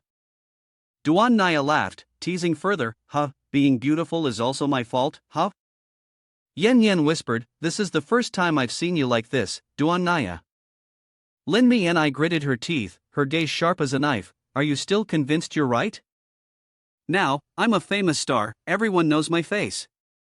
Is there any man who isn't captivated by me? Duan Naya mocked, but now it's the World Wide Web, who still recognizes you. All I see is your friend, Miss Lin, trying to provoke. How about we see who's more charming? Duan Naya wasn't afraid, ready to face off. Anyone could tell who the real champion was. At that moment, the host's voice rang out, full of excitement, ladies and gentlemen, thank you for waiting. The New World Beauty Contest is about to begin. The crowd cheered, applause booming like thunder. It's starting. How exciting. This is the life we've been dreaming of. We risk everything for the city lord, isn't it for moments like this? I've been starving myself for a month just to bring a beauty home today. The host continued, in addition, the champion today will be personally welcomed by his city lord. Hearing this, everyone looked up at the blazing red window, exclaiming in surprise. What? His city lord is coming too? On the other side, Duan Naya whispered, so we can meet the city lord, no wonder every woman wants to win the championship. Yen Yen nodded in agreement, if we ask the city lord to help us find a blacksmith, it will surely be done quickly. Duan Naya nodded firmly, so we absolutely cannot let her win the championship. Yen Yen, still uncomfortable from the poison, groaned, we need to hurry and ask Sushin to detoxify me, I feel awful. On the other side, Lin Mi's eyes were filled with malice. This entire competition, from the host to the judges, has been bought off by me. Do you really think you can compete with me? But just to be safe, if any of you try to run away, I'll make sure the rewards for my minions are plenty. Soon after, the judges appeared, and one of them, sitting in the center, spoke up, why don't you two take a seat? The two young men, brothers with sharp features, said in unison, we don't know why, but after waking up, our backs hurt so much we can't sit down. That's right, if Mu and Xiao hadn't woken us up, we would have missed the competition. Mu and Xiao, who had just been mentioned, simply smiled, it was the right thing to do. He thought to himself, before this, I only knew these two brothers were lustful. When I found them, both were naked and dueling with swords. It's a wonder their butts aren't sore. Looks like I've discovered some earth-shattering secret, I wonder if they'll silence me? The announcer shouted, let's see who will win the championship and enter the elite class of the new world. Come on out. Cheers erupted, and the three Sushin sisters, determined to win, stepped onto the stage. Let's go. Of course, we weren't here for this silly title. Suddenly, Lin Mi's lackeys pulled out their weapons and charged forward recklessly. You think this is a fair competition? Kill these three women first. Duan Naya whispered, and the actions unfolded just as expected. The lackeys laughed in delight. Ha, this is the real world. The bigger the fist, the bigger the authority. Yen Yen snorted coldly. These mixed breeds? Leave them to me. Provoked, the lackeys charged at her. You're asking for death. Yen Yen smirked, her smile dangerous, her eyes glowing red. Her body swelled to giant proportions. With a powerful uppercut, a heavy-set woman among the lackeys was sent flying, crashing into a nearby house. The others were horrified, screaming out in disbelief. What? She can grow bigger? Yen Yen bent forward, her gaze sharp and cold. Now, it's your turn to soar into the sky. Outside, the cheers were deafening. Lin Mi and I stepped forward, her graceful stride sending the audience into a frenzy. Ah, it's the big star Lin Mi and I. Just from her dramatic entrance, the judges scored her a solid 3.9. This is the first time I've seen a female star like her. Champion, champion. Reveling in the applause, Lindy and I arrogantly thought to herself, Duan Naya, do you think I look down on you? This is reality. But then the announcement came, and the next person appeared. Lindy Ni's expression changed in shock. What? What's going on? From behind, a figure slowly emerged. The sky was brilliant, with explosive sounds like fireworks, but it was eerie. My God, what's exploding in the sky? On the stage, Duan Naya appeared in a magnificent outfit, her white wings resembling an angel descending from the heavens. The audience gasped, this person is even more beautiful. Lindy and I was horrified, her mouth hanging open as she realized that what was falling from the sky wasn't fireworks, but the blood and limbs of those people. They fell right next to her feet, creating a gruesome scene. Her face paled and trembled. Are those their limbs? What on earth happened? The judges spoke up. The backstage competition is truly brutal. Unfortunately, it seems all the women have been wiped out. So who will be the winner? Yen Yen whispered, is it okay to show up now? Dugu replied, those people have already been punched flying into the sky, and your move was way too ruthless. On Lin Nini's side, she screamed, Duan Naya, you forced me into this. She reached into the gap of her clothes, tore them apart, and revealed her bare body before the crowd. The men below spurted nosebleeds and shouted, a perfect 10, I'm the real winner. Duan Naya laughed scornfully and walked away, leaving behind a curse, that woman's gone completely mad. From the highest floor, the city lord gave his order, his deep voice echoing, bring down the identity cards. The white rabbit girl respectfully answered and came down carrying 3 identity cards. Muan Shao was surprised, the city lord already sent the cards down so quickly? The white rabbit girl explained, these are the identity cards granted by the city lord, 3 of them, exactly matching the number of people left on stage. Lin Nini's eyes lit up as she asked, so I can finally meet the city lord? Yen Yen hurried over, shouting, there's me too, just enough for 1 card per person on the top floor. The old man pointed in a direction. Muan Shao understood and announced, the city lord has given instructions. You have defeated Lin Ni and I, congratulations to her. Not only will she enter the new world, but she has also been selected by the city lord to live on the top floor. Lin Ni and I exclaimed in surprise, can I finally go up to the top floor and become someone above others? The white rabbit girl leading the way suddenly asked, does she like fish? Lin Ni and I was confused, not understanding, and Yen Yen turned to Duan Naya, disappointed. Sister Duan Naya lost? We won't meet the city lord? Duan Naya replied coldly, anyway, the ID card is in hand. The other matters can be dealt with later. After a moment, they entered the inner hall. The white rabbit girl respectfully reported to the city lord, Miss Lin is ready. The old city lord Shang Ming, appearing youthful despite his age, sighed, youth is truly wonderful. Too bad I'm old. That desire has long faded.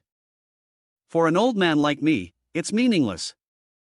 He looked at Lin Ni and I, now transformed into a mermaid, or more precisely, a strange sea monster.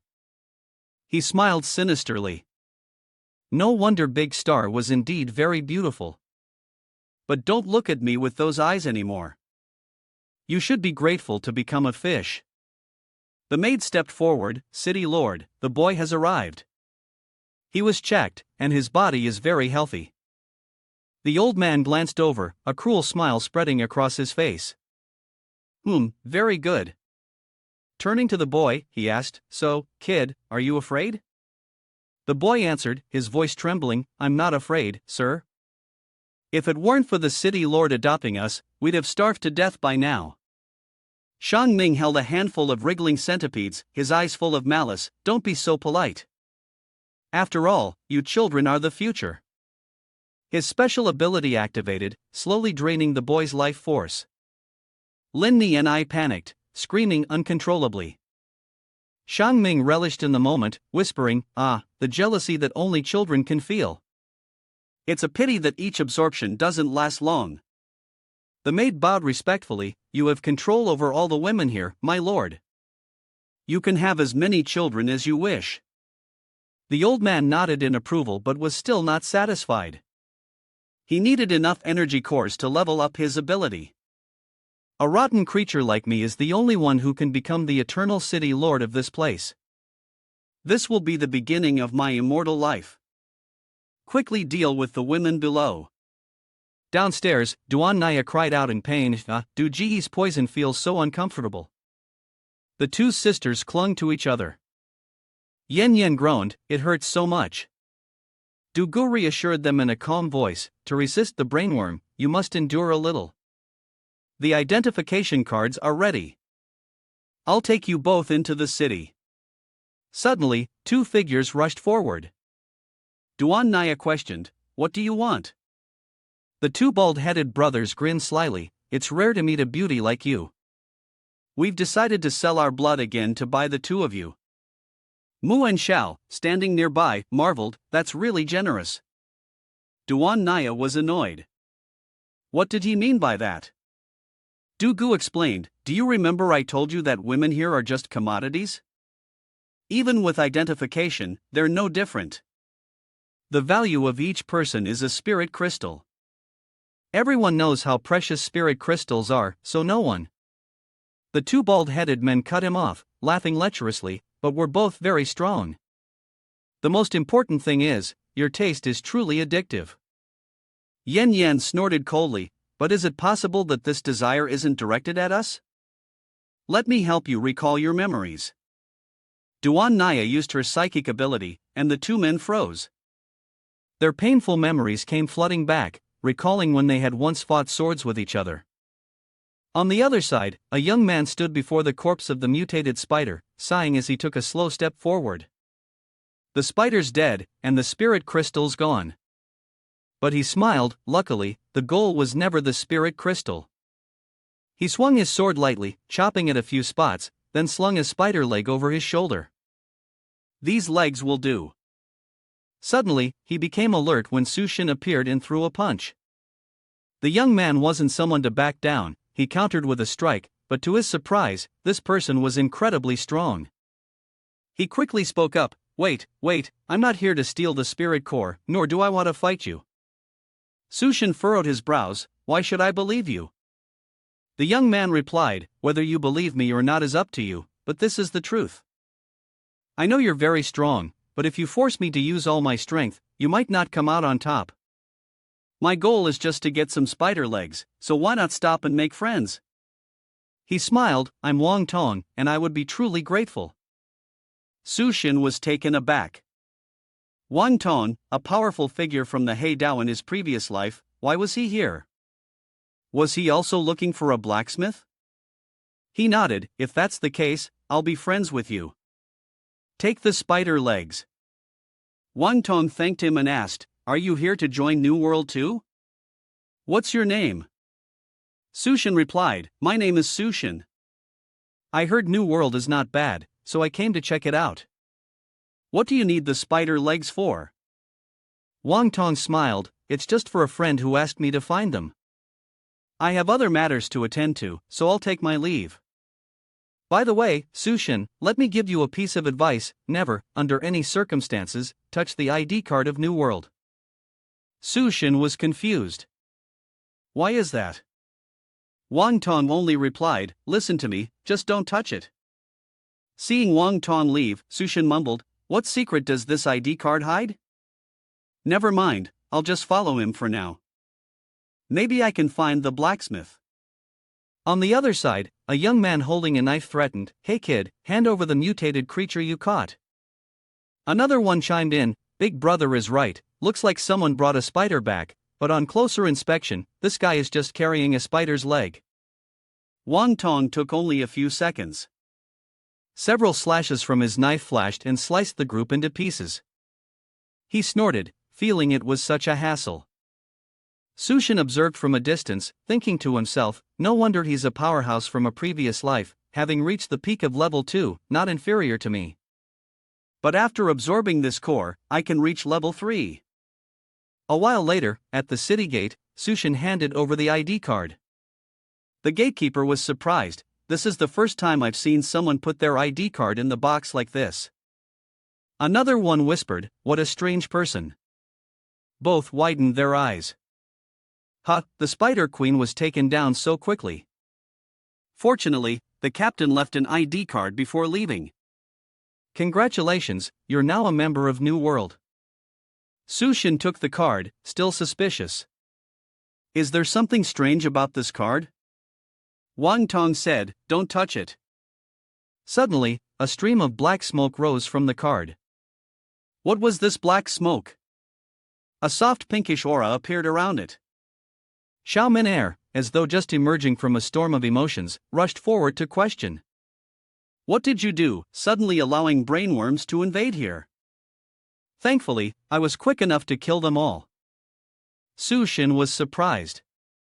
Brainworms invading? I just held the identity card, and it started emitting black smoke. Xiao Min-er nodded. So, the identity card was a medium for spreading the brainworms. Was it dangerous for Duan Naya and the others who were holding this card? At the main building, Xiang Ming suddenly exclaimed in shock. The maid asked, "My lord, what happened?" He replied coldly, "Someone is trying to infiltrate the inner city. Those 3 women are definitely accomplices." Yen Yen was trembling all over, trying hard to calm herself to face the dangerous situation. She exclaimed, "Why is this feeling so intense all of a sudden? I can barely stand it anymore." Dugu encouraged her firmly, "Come on, it might be the poison that's killing the brainworms. Look at how calm Duan Naya is. Have you remembered yet?" The 2 guys who had been stripped of their manhood screamed as if they were having a fit. No way, this can't be real. Bitch, you think you can mess with us? But the feeling of pain in the ass is real, right? Whether it's real or not, you know in your hearts, you're being provoked. Enraged, the 2 ruthless men charged forward like 2 sharp arrows, aiming straight at Yen Yen. She swiftly dodged, causing their attacks to miss their target. A deafening explosion shattered the wall behind her, sending debris flying in all directions. The crowd cheered, exhilarated as if watching a thrilling play, but quickly panicked and fled when they realized the danger was imminent. They scrambled, shouting, "Move aside, move aside."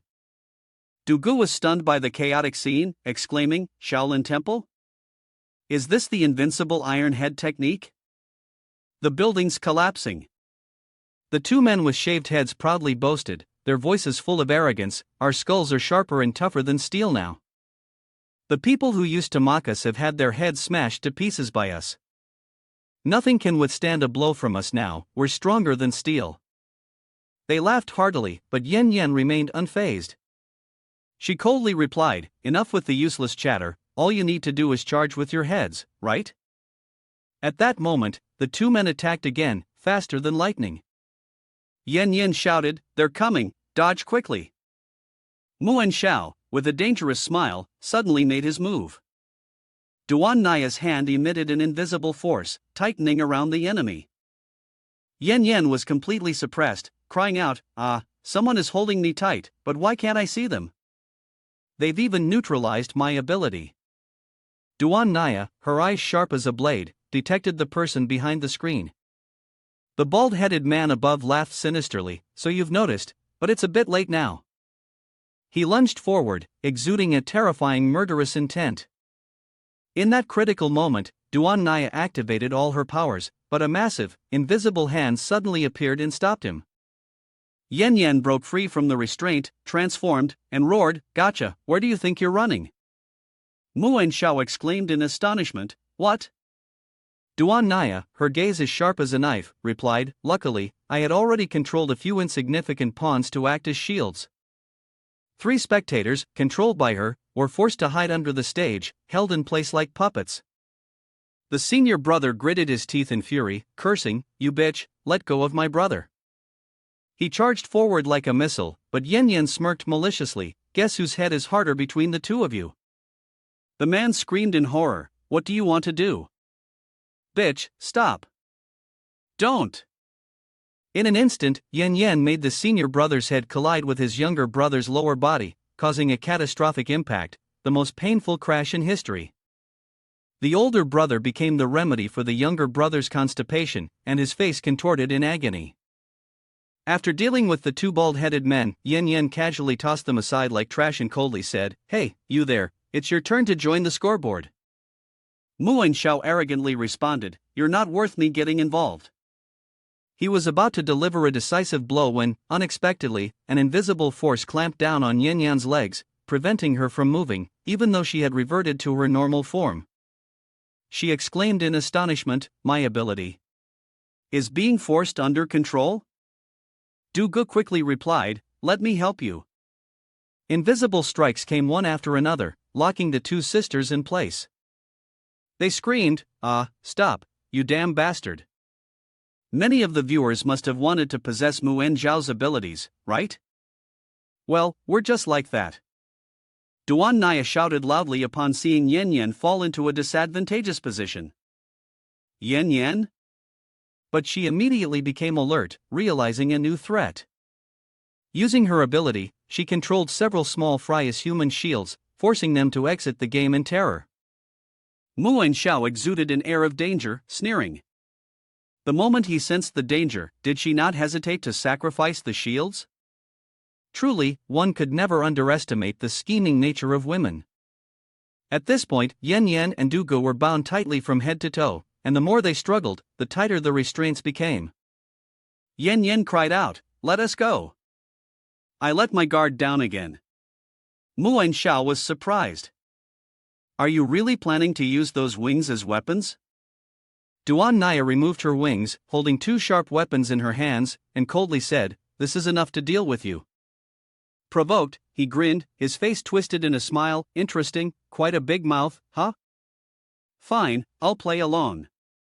The scene shifted to another place, at the entrance of New World, where they casually stepped into the desolate area, the air thick with a graveyard-like atmosphere. Xiao Min-er asked doubtfully, "Is this the inner city?" Although the environment was still bearable, the people here looked like walking ghosts. She continued, "Why is she walking so fast? Wait for me." Meanwhile, Wang Tong cautiously entered an area filled with broken-down buildings. He spoke up, "Fu Su Su, I've brought what you wanted." A beautiful woman with a captivating figure was focused on forging a weapon and replied, "Excellent. With this Spider King's leg, we can go rescue my grandfather." Wang Tong responded, "Once we rescue the deputy master, we'll leave here quickly." Looking at the spider legs, she reassured him, "Don't worry, as long as you help rescue my grandfather, I'll make sure to help you craft the strongest weapon." She glanced up at the towering building, her eyes filled with determination. A moment later, both of them used climbing equipment. Wang Tong asked, "Is this the equipment you made?" Susu nodded, "Yes, the Spider King's claws provide enough grip to ensure we can safely climb onto the roof. The grandfather is trapped by the city lord at the highest point." He wondered, "Then why don't we just go up from inside the building?" She responded immediately, "That's not possible, we absolutely cannot go inside the building." From below, Sushin observed the two, wondering, "Is that person a blacksmith? Are we also going up?" But he didn't choose the same path as them, he directly climbed into the building, and it seems there's no one inside. Xiao Min-er was suspicious, thinking that entering seemed easy enough, so why did they have to climb the wall? But as they walked down the corridor, a strange shadow appeared, and a giant insect suddenly dropped down from behind. Sushin quickly dodged, both of them stunned by the scene before them. Xiao Min-er screamed, "Sushin, look ahead! Now I know why they didn't enter from inside." Suddenly, a loud explosion came from below. Wang Tong asked in confusion, "Sushin, you're here too?" Sushin replied seriously, "You're the blacksmith, right? I've finally found you." But before they could greet each other, both turned pale when they saw a nest of mutated creatures behind Sushin. They shouted loudly, "Hey, hey, don't come over here."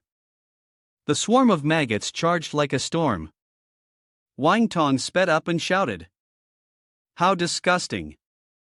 I hate insects the most in this world. Fu Su Su was left behind, panicking and yelling. "Hey, why are you running so fast?" She tried to chase after him, but suddenly a pair of strong hands grabbed her waist. Su Shin appeared in a flash, pulling her out of danger. With incredible speed, he caught up with Wang Tong and kicked off his friend's shoulder. Su Shin soared into the air, shouting, "Brother Wang Tong, can you deal with those maggots down there for me?" Wang Tong, dissatisfied, yelled, "Hey, what's the meaning of this?" But before he could say more, the swarm was already closing in, and murderous intent flared. He unleashed hundreds of punches like a pirate king, smashing the mutated maggots. Fu Su Su was still in shock, questioning, "Hey, who are you really? What do you want from me?" Su Shin calmly responded, "My name is Su Shin. I hope you can help me forge a sword." Su Su was taken aback and asked, "Forge a sword? Why should I help you?" He smiled. "I can fulfill one request of yours in return." Su Shin lifted her onto the rooftop. Su Su nodded. Just then, an old voice rang out. "Su Su." An old man, holding a photograph in his hand, said sadly, "As long as you're okay, no matter how much suffering I endure, Grandpa can take it." Suddenly, a loud explosion made the old man startle, almost having a stroke. Through the smoke and dust, Su Shin appeared, carrying Su Su, breaking through the wall. She shouted, "Grandpa, I'm here to save you." The old man trembled, "Is it really you?" Su Su replied, "Hey, enough already, let me down." The old man hurriedly stopped her. "Wait a minute, little girl, didn't I tell you this place was very dangerous? I told you not to come." She wiped the stubborn dust off and replied, "Grandpa, didn't I already find some backup? And all the skills I have are thanks to your teachings. So, this old man here is the blacksmith you were looking for. If you want to create the world's best, top-tier weapons, we need to rescue him first." Su Shin stepped forward and said, "If that's the case, then Grandpa, let me check out these shackles first." The old man, politely, responded, "No need for formalities, just call me Vice Old Man." Su Shin tried to break the shackles, but failed, surprised. The old man laughed proudly, "It's useless." "Young man, this foot chain may seem ordinary, but it's made of a mutated material. What's more, I personally crafted it, so it's extremely sturdy. No one can break it." Su Su tapped his head and scolded, "Old man, what's there to be proud of when you're trapped by your own creation?" The old man shouted, If the city lord uses your life to threaten me, what can I do about it?" Su Shin pondered, "So that's how it is. What would happen if we used a harder material like this to forge a weapon?" The old man replied, "A harder material? Well, of course, that's not a problem. But this is the hardest material you can find in the New World. Where could I possibly find something more durable?" Su Shin smiled, taking out a massive crystal core that radiated mysterious power. Su Su was astonished, "Is this a rock? Where did you get this from?" The old man was stunned. "This stone contains a power unlike anything I've ever seen." "Where did you get it?" Su Shin asked, "Do you think a blade made from it could cut through the vacuum of space?" The old man answered loudly, "Of course, there's no problem with that. But the level of refinement needed for this rough material is quite difficult, and that still depends on you." Su Shin was surprised, "Oh, really?" The old man continued, "The city lord locked me on top of the building and forced me to create mutated materials. The tools I used were also special." Su Su pushed a large wooden beam and exclaimed, "Is this a bellows? This thing can't possibly push anything." The old man explained, "This large thing usually requires 10 strong people to move, but they've all gone to watch the beauty contest. Today, I can only rely on you." Su Shin confidently took off his shirt, saying, "It's fine, old man, leave it to me. As for these things, if it's a child's task, I'll handle it in one go." Seeing his bulging muscles, Su Su exclaimed, "Like this? That's more than enough, really." The old man observed him, hoping he wasn't just a display piece. The crystal core radiated a terrifying heat. Even though Susu was dressed lightly, she still complained, "It's so hot." The old man grumbled, "Stop dawdling, just push the stone down already." The grandfather and granddaughter worked together to push the stone into the furnace. Susu cried out, "It's too hot, it's unbearable." The old man replied, "It's not finished yet. Next, we need to wait." Suddenly, a figure appeared, the city lord, with a female secretary by his side, his voice commanding, "Who dares to break into my building like this?" The old man was startled. That was the city lord. Susu brandished her sword and rushed forward, shouting, "Are you the one who locked my grandfather here?" She struck fiercely, but the female secretary countered swiftly, knocking Susu away. Susu braced herself, defending against the barrage of violent skills, while her grandfather anxiously called, "Susu." The female secretary held her blade close to Susu's neck, shouting, "Still daring to disrespect the city lord? You will die for this." She swung her blade, her eyes glowing with fury, delivering a decisive strike. The grandfather and granddaughter were both horrified. The old man begged, "Please don't." Susu was terrified beyond measure, tightly closing her eyes and crying out in panic. Just as the situation seemed hopeless, a powerful punch landed squarely on the face of the female secretary, contorting her entire face. Wang Tong appeared like a hero saving a damsel in distress, striking her so fiercely that she couldn't lift her head, yet she still refused to surrender. With an angry expression, the female secretary sprang to her feet, executing a graceful 360-degree spin, aiming directly at Wang Tong. However, every one of her attacks was effortlessly dodged by him, as if he were a breeze gliding through the leaves. Wang Tong wouldn't allow her to continue wreaking havoc. He swiftly wrapped his arms around her waist, squeezing tightly without letting go. He growled, his muscles bulging as his strength surged, causing her to tremble in pain. There was a loud crack, and with his immense power, Wang Tong tore her in half as easily as ripping a sheet of paper. Witnessing this terrifying display of strength, the old deputy and Sushin were stunned, their eyes wide in disbelief. Susu looked at the upper half of the female secretary's body, wondering, is she dead? Wang Tong stood before her with imposing grace, his voice deep as he asked, "Are you all right?" In that moment, Susu was moved, her heart racing as if it might leap out of her chest. She whispered, "You're so handsome." He turned back, a little surprised, "Huh, what did you just say?" But suddenly, something moved on his shoulder, and his face darkened. The hero, who hadn't been able to act cool for more than 3 seconds, panicked at the sight of a small centipede, shouting, "Ah, there's a bug." Immediately, a sharp sword strike chopped the centipede in half. Susu shyly said, "Well, the bug has been dealt with by me. Thank you for saving me earlier." Wang Tong was startled. Being thanked by a girl for the first time made him a little flustered, and he awkwardly replied, "Ahem, you were very brave as well." Susu, delighted, smiled brightly. She was happy to be complimented but didn't let the conversation continue. The old city lord bellowed, his voice filled with authority, "You little brat dare to harm my people? Do you know what the consequences will be?" Without any fear, Wang Tong stepped forward, looked at the old man in the wheelchair with mockery, "Are you the city lord? You look pretty weak." The old city lord gave a cold smile, his body suddenly trembling. From his flesh and blood, hundreds of horrific centipede legs emerged, and his body transformed into a gigantic centipede, ferocious like a monster from a nightmare. He roared, "So what now? Now that I've revealed my true form, I can only kill everyone here. Get out. All of you." Suddenly, tens of thousands of centipedes, hidden throughout the building, rose up and surged toward the rooftop like a tsunami. Below, Mu and Xiao laughed gleefully. "That's how we do it. Since the city lord has given the order, there's no more time to dance around with you. It's time for you to die."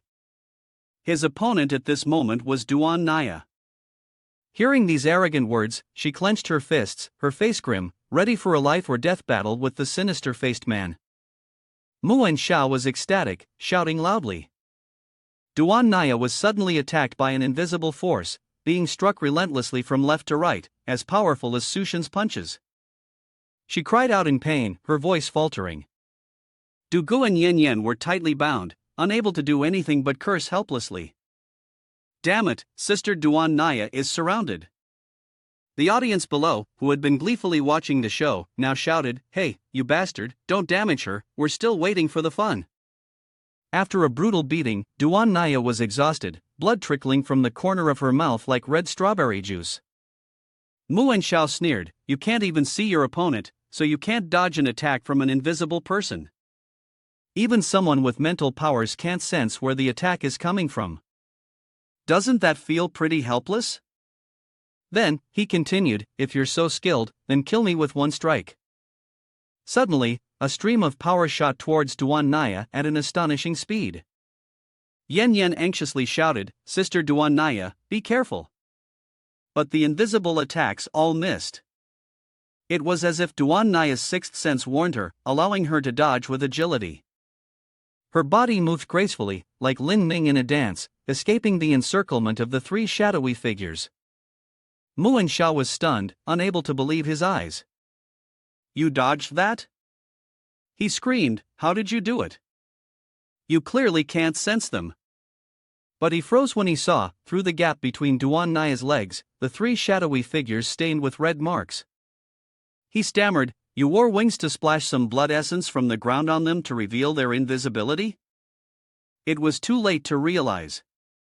Duan Naya delivered a powerful kick to his face, shouting, "Stop whining and shut your filthy mouth." His breath made her grimace. The strong kick made Muen Xiao stagger, his front teeth shaking. Du Gu and Yen Yen cheered. "Sister Duan Naya is the best." Du Gu shouted, "Just like a gourd, quick, kick him out for me." Suddenly, a loud explosion from the building startled the three sisters. Duan Naya glanced over, wondering, what happened? A giant swarm of centipedes poured down like a tidal wave, causing Yen Yen and Du Gu to pale, their skin crawling. "Where did all these bugs come from?" Yen Yen exclaimed in panic. The crowd that had been shouting just moments ago was now running for their lives, screaming, "Help! The bugs are biting me, it hurts so much, hurry, run away." Mu and Xiao laughed maniacally. "Ha, the insects are activated now, everyone here will become food, you're all going to die a miserable death." Duan Naya wouldn't let him continue with his nonsense and kicked him hard, making him choke as if he was suffocating. He tried to call for help, but three dark figures charged from behind, attacking. Duan Naya coldly asked, "Do you want to die?" She crouched down and delivered a powerful kick, like a penalty shot from 7 camels, sending Muen Xiao flying as though he were a ball. The three dark figures collapsed, unable to resist any longer. Du Gu was surprised. "So the invisible person is just a stuffed rabbit?" From Muen Xiao's bag, a game controller fell out. Duan Naya picked it up out of curiosity, fiddling with it as if reminiscing about the time she used to play games and have breakfast with friends. A game controller? When she infused it with her mental energy, the mutated plush toys stood up, their eyes glowing with a sinister gleam. Duan Naya immediately understood and used the controller to command them. Instead of attacking, she turned them into servants, one acting as a chair, the others providing professional massages. She chuckled, "Not bad, not bad. These two puppets work quite well, just the right amount of strength, easier to control than I thought." Suddenly, Yen Yen screamed in panic, "Help!" A grotesque swarm of centipedes charged forward like a storm. Duan Naya was startled, realizing her two younger sisters were still in danger. The stuffed animals immediately stepped in front of Du Gu and Yen Yen, while the others lifted large stones and hurled them, knocking the centipedes away. Thanks to that, a stone wall was built, protecting the three sisters. They exhaled in relief, temporarily safe. Yen Yen, still in shock, asked, "The outside is full of insects, what should we do now?" Duan Naya reassured her, "Don't move, I'll untie you all." Wang Tong rushed forward, using his body to shield Su Su from the fierce attack. The blow was so powerful that it made his body tremble from intense pain. Su Su was horrified, her mouth agape, her legs weak and buckling to the ground as she looked up at him. In a trembling voice, she screamed, "Wang Tong, you fell, your body is motionless." Su Su quickly ran over and hugged Wang Tong tightly, anxiously asking, "What's wrong with you?" He gritted his teeth, his pupils narrowing, his cold gaze fixed on the monster. This monster isn't easy to deal with. She thought, I need to figure out a way to get everyone out of here. Suddenly, sharp legs emerged from the ground, surrounding them both in a deadly encirclement. The savage, chilling laughter of the monster echoed, "None of you will leave. Stay here and be my food. Become my descendants." Wang Tong felt hope gradually fading away, his eyes flashing with the last trace of anxiety. It's over. Su Su was still trembling with fear, instinctively letting out a scream, her eyes squeezed shut as if trying to escape reality. Just as both of them were sinking into despair, a familiar figure suddenly appeared, pulling them out of danger. Su Su jolted, her eyes wide open, and Wang Tong also recognized the figure, murmuring, that monster with the sharp, squinted eyes looks really uncomfortable," scrutinizing the newcomer. A strong hand gently moved away from Su Su's waist, and Su Shen's calm voice rang out, "Are you okay? You two go over and help the old deputy first. I'll handle this big insect." He slammed his hand onto the wooden plank, his voice full of provocation. "Still not done?" Suddenly, the old deputy appeared, his body slightly swaying as a blaze of red fire erupted nearby. He trembled, his panicked eyes staring down at his hands. Strange, why isn't this black stone showing any sign of melting? Could it be the fire's so intense, yet it still won't melt? Hearing this, Su Shen furrowed his brow in suspicion and turned to ask, "Is there something wrong with this black stone?" The old deputy immediately shook his head, his voice firm. "Perhaps it's fair to say that this black stone is too perfect. I'm afraid the only way to refine it is through that method, but it comes at a cost. Therefore, you must agree to one condition of mine." Su Shen responded coldly, his eyes piercing. "What condition?" "As long as it's possible, I will do my best," he replied. At this moment, the old deputy no longer looked flustered, his sharp eyes gleaming with a dominant aura. "Take my granddaughter to the Free City." Upon hearing Free City, Su Shen involuntarily repeated the phrase in surprise. According to legend, it was the only doomsday fortress built by the government, known as humanity's last paradise. Even in my previous life, I had only heard of it. Without hesitation, Su Shen nodded. "This is no problem, but does the Free City really exist?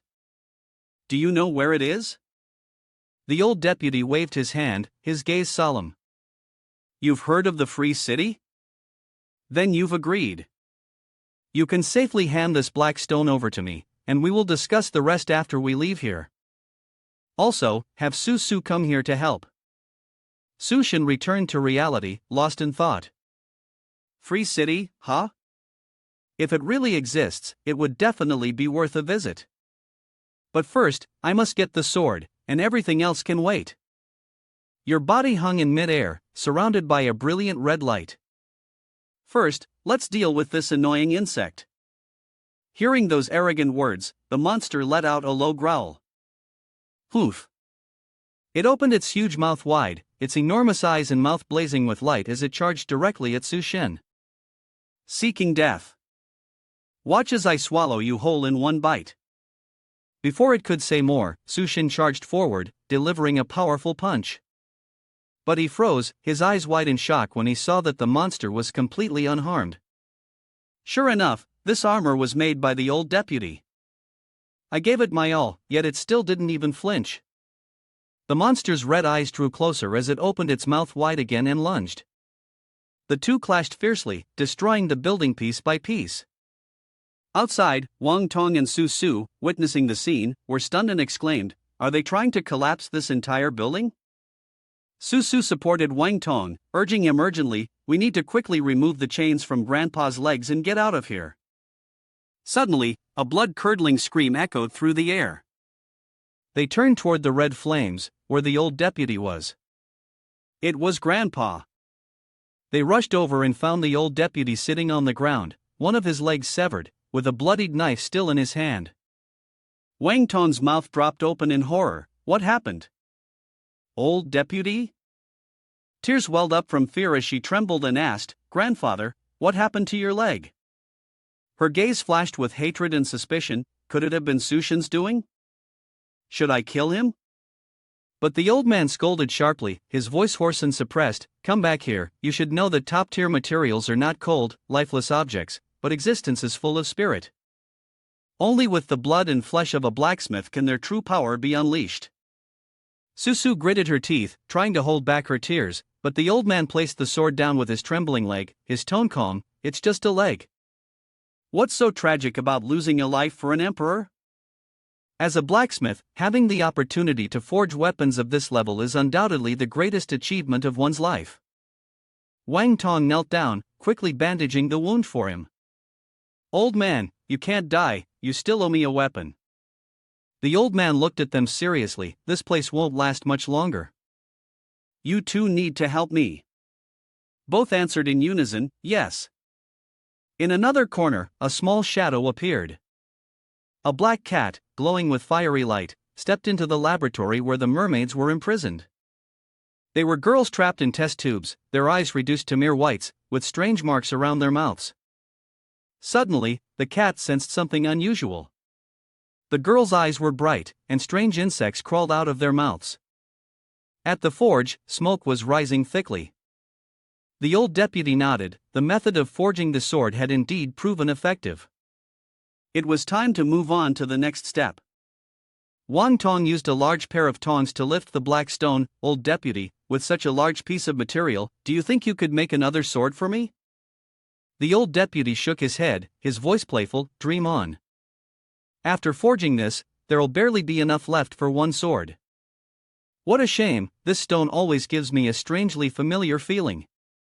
Wang Tong returned to his work. "You old man, you rest for a while. Leave the current task to me." Susu, holding a stick, took a deep breath and struck down repeatedly with force. On Sushin's side, the monster had pierced through the building and was advancing toward him. "You're strong. But I've met someone even stronger. The armor I'm wearing was originally prepared for him, but now I'll use you to consecrate my flag." Sushin, undisturbed, asked, "Who's the stronger person you're talking about?" The monster sneered, "Either way, you're going to die today, so there's no need for you to know too much." Sushin remained calm and replied confidently, "Just because of you?" The monster laughed savagely. "I know you're having that old man help you forge your weapon, but I've already made my preparations." Sushin's gaze flickered slightly. On the side with the cat, the zombie in the test tube stopped moving, blood leaking out. As it tried to leave, a swarm of poisonous insects erupted, shattering the test tube. The cat panicked, let out a sharp meow, and rushed straight towards the forge. Susu noticed and hurried over. "Where did this little cat come from?" "Little cat, get out of here, it's dangerous." But the surrounding walls collapsed, and the poisonous insects closed in. "We're surrounded by bugs." "Ugh, where did this stinky cat come from, dragging all these bugs alone?" The voice of old Master Fu echoed, attracting Sushin's attention, but his distraction caused him to be attacked. The monster growled. "You'd better focus on saving yourself first." Sushin managed to block the attack, holding firm as the poisonous insects swarmed across the entire building. In the sky, a giant foot descended from the body of the creature, landing on the forge. "We're going to be crushed." Suddenly, Yen Yen appeared, raising her hand to shield them, but the poisonous insects drilled into her hand, causing her pain. "It hurts so much." She still protected Duan Naya and Du Gu. Du Gu, worried, said, "This is bad. The bugs are drilling into Yen Yan's arm." "Damn it, I'm too far away, my poison isn't strong enough." Duan Naya furrowed her brow, resolute, "If it continues like this, it's not going to work. Let me try. These insects are living creatures, so I can influence them." She raised her hand, a pink force pushing the poisonous insects back. Yen Yan's body, which had been burning with pain, relaxed, surrounded by a pink glow. Du Gu was astonished. There's something like an air barrier separating her from the insects. Could it be that Duan Naya has advanced to the second tier of humanity? The pink streaks of light extended from Duan Naya's body, and Dugu couldn't help but exclaim, psychic ability, mental shock. Yen Yen, go! Yen Yen grinned smugly, charging forward, her eyes blazing red, kicking away the poisonous insects that had been tormenting Duan Naya for so long. Protected by Duan Naya's second-tier psychic ability, her fury flowed into a series of rapid kicks, striking each insectoid without missing a beat. But just as she was about to deliver a finishing blow, her arm suddenly throbbed with pain, eaten away by the larvae. She trembled, crying out, "Ah, it hurts so much. Can't we wipe out these insects?" The two older women signaled, and Yen Yen immediately lifted both of them to a high, strategic position. Du Gu quickly spoke up. "There are pests on my arm, let me eliminate them." However, due to the treacherous mountain roads, she nearly fell into a ravine. After steadying herself, Du Gu activated her supernatural ability and shouted loudly, "Get out, you pests!" Suddenly, a tremor shook the sky, causing the group to look up in astonishment. What's happening? Yen Yen was stunned, seeing the centipede city lord charge toward them like a wild beast, moving at a terrifying speed. She realized that Sushin was being overwhelmed, struggling to block the fatal blow, which made her sisters extremely worried. Unexpectedly, the centipede city lord's enormous claws grew several sharp fangs, catching Sushin off guard with the dirty move from the insectoid. As expected, Sushin was pierced by several fangs, his blood spilling everywhere as he screamed in agony. Seeing her husband grievously injured, Yen Yen was horrified, her face pale as she screamed, "Sushin!" Du Gu quickly shouted, "Yen Yen, it's about to charge, dodge quickly!" But before she could regain her composure, the insectoid's hand grabbed her arm. Realizing the danger too late, the insectoid squeezed Yen Yen tightly, smiling wickedly. She panicked, "This is bad, I can't move." The centipede city lord, receiving the signal from its allies, charged toward them, intending to quickly eliminate the group. Yen Yen struggled helplessly. It seemed like they were about to be crushed, but at the very moment when everything was hanging by a thread, Sushin unleashed her special ability to charm. The tentacles rooted themselves into the ground, causing the strike from the centipede city lord to narrowly miss. Yen Yen barely escaped, her eyes wide with astonishment. Sushin was fine. She turned to her sisters, her voice firm, "Everyone hold on tight, I'm counterattacking now." Du Gu, panic-stricken, asked, "Huh? What are you doing?" Without answering, Yen Yen kicked hard at the insectoid, performing an elegant flip, and changed the course of the battle.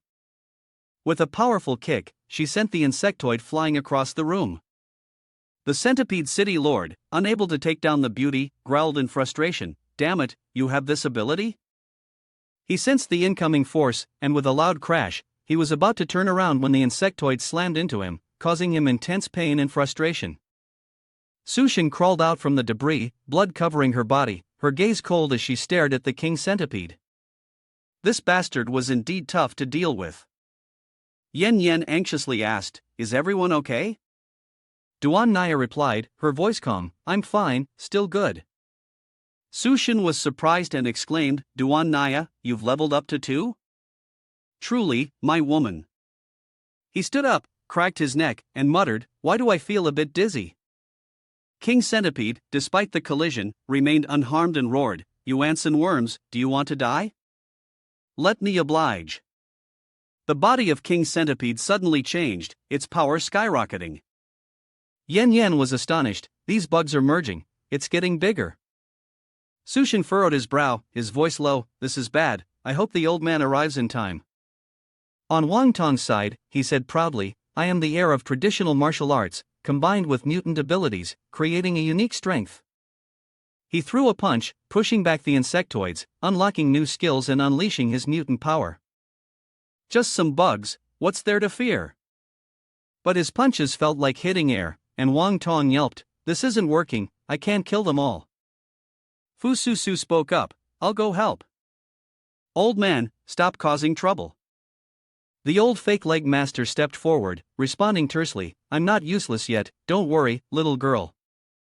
His eyes glowed, muscles bulging and swelling like a superhero transformation. He roared, his back erupting like cream, his body burning with momentum. It's been a long time since I've used all my strength, let's see what weapon I forge. The old man lifted the forge hammer, swinging it with a force that could suppress heaven and earth. Each swing created a storm, sweeping away the swarm of insects. The immense power almost swept Wang Tong and Fu Susu away. From the rooftop of the building, a tremendous force erupted, sweeping away the mutated insects.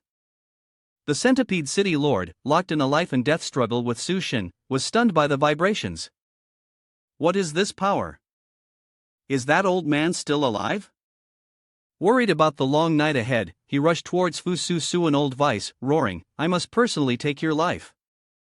But before he could move far, the centipede city lord was stunned as his speed was suddenly restrained. Yen Yen, having transformed into her giant form, mounted his neck and held him tightly, shouting with a firm voice, whatever you plan to do, I will stop you.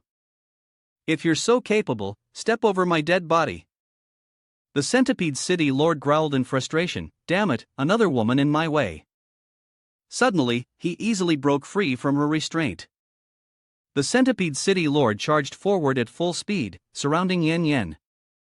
Duan Naya noticed something was wrong and yelled, Yen Yen, be careful. With a mental surge, she used her special ability to create a protective shield for her sister, but the centipede city lord tightly coiled around Yen Yen, trapping her in a suffocating position. The disparity in strength was overwhelming, and Duan Naya's shield shattered. She collapsed and fell from the height. On the ground, the centipede city lord opened its mouth full of sharp fangs and roared, let me eat this beggar first, then I'll take that little girl. Yen Yen, helpless, could only shout, my love, save me. Su Shin rushed forward, reassuring her, don't be afraid, I'm here. He used his special ability to pull Yen Yen out of the monster's mouth. In one fluid motion, he pushed her up, using the force to propel himself downward, landing a powerful punch that caved in the centipede city lord's skull. The sheer force of the blow cracked the ground beneath them, shattering the terrain. Still furious that this creature dared to target his wife, Su Shin unleashed a series of devastating punches, making it impossible for the centipede city lord to even lift its head. The monster clutched its skull, its body on the verge of disintegration, its brain heavily shaken. In a burst of speed, Su Shin appeared in a flash, looking incredibly cool as he caught Duan Naya, who was falling through the air. He gently asked, are you all right? Duan Naya, touched, replied with a trembling voice, I'm fine. Just as they thought the battle was over, suddenly, a massive mouth appeared from the tail of the centipede city lord and lunged at them, swallowing both Su Shin and Duan Naya. Yen Yen was horrified, her face turning pale. What? Su Shin and Duan Naya. The centipede city lord sneered with satisfaction, didn't expect that, did you? My tail has a mouth too. In one more second, you'll be digested into nutrients. The noise from the building caught his attention. He swung his tail, delivering a few blows, causing the building to collapse in a cloud of dust. He laughed loudly, looking at Yen Yen. Suddenly, from the rubble, a shadow blinked across at an incredibly fast speed. Huang Jin bore the majestic form of a mythical beast, but meowed like a kitten. The centipede city lord was stunned, and yet the fish slipped through the net. He grinned maliciously, turn into food, let's stir-fry the cat with some pennywort. But Huang Jin retaliated, delivering a fatal scratch, a single arm piercing through the centipede city lord's body, holding him tightly. Su Shin carried Duan Naya, riding on Huang Jin's back, their movements in perfect sync. Huang Jin spat out a blade. Su Shin was astonished, the blade was forged by the old master. Duan Naya nodded, seems special, doesn't it? Su Shin's gaze was cold as ice. Let's test the blade on this insect. Huang Jin shot forward. Su Shin swung the blade, his aura like that of a war god. The centipede city lord panicked, soiling himself, and screamed, hey, wait a minute, don't come over. With a single swing, the centipede city lord was sliced in half, his body exploding into fragments. Even though he was reincarnated with great strength, the sturdy armor was no match for Su Shin's blade, and he was reduced to nothing but weeds. Yen Yen was stunned, is it over? But she suddenly gasped, noticing something unusual.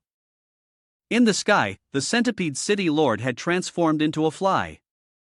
Before he could feel any triumph, Yen Yen suddenly grew to an enormous size, her eyes glowing red with murderous intent. She thought flying high would be safe, but from the cloud of mist, her massive hand appeared, delivering a powerful slap that sent the centipede city lord spitting blood in pain.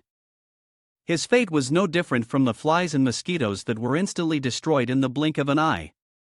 Yen Yen unleashed a devastating Lycian palm, causing the ground to explode. The centipede city lord screamed in agony, lying flat on the ground, too scared to even make a sound. Yen Yen cursed loudly, her voice firm, "Get down here." She gradually shrank back to her original size, letting out a relieved breath. Sushin, Huang Jin, and the group of sisters ran over. Upon seeing her loved ones, Yen Yen didn't hold back and collapsed into Duan Naya's arms. Duan Naya anxiously asked, "How did you get so big? Did you forget my body couldn't handle it?" Yen Yen smiled weakly. "It was just for a moment. It's fine. Besides, we couldn't let that disgusting bug escape." Sushin and Huang Jin approached to inspect the centipede city lord.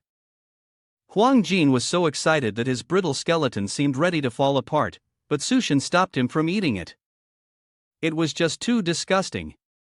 He looked at Huang Jin and muttered, "How about I get you some cat food when we get back?" Suddenly, there was movement from the pile of rubble. Wang Tong crawled out, panting heavily, and with all his strength, threw a stone to block the way, shielding Old Fu and Su Su. Su Su, worried, asked, "Old man, are you okay?"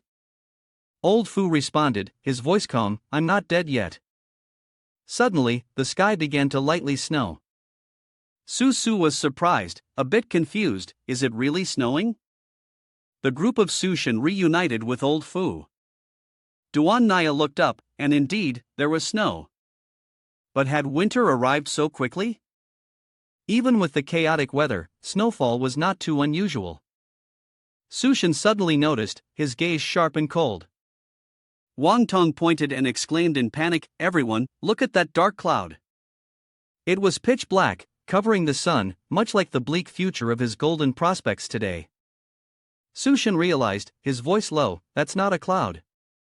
It's volcanic ash drifting in." Everyone was stunned. The volcano had erupted, and ash covering the earth was just a matter of time.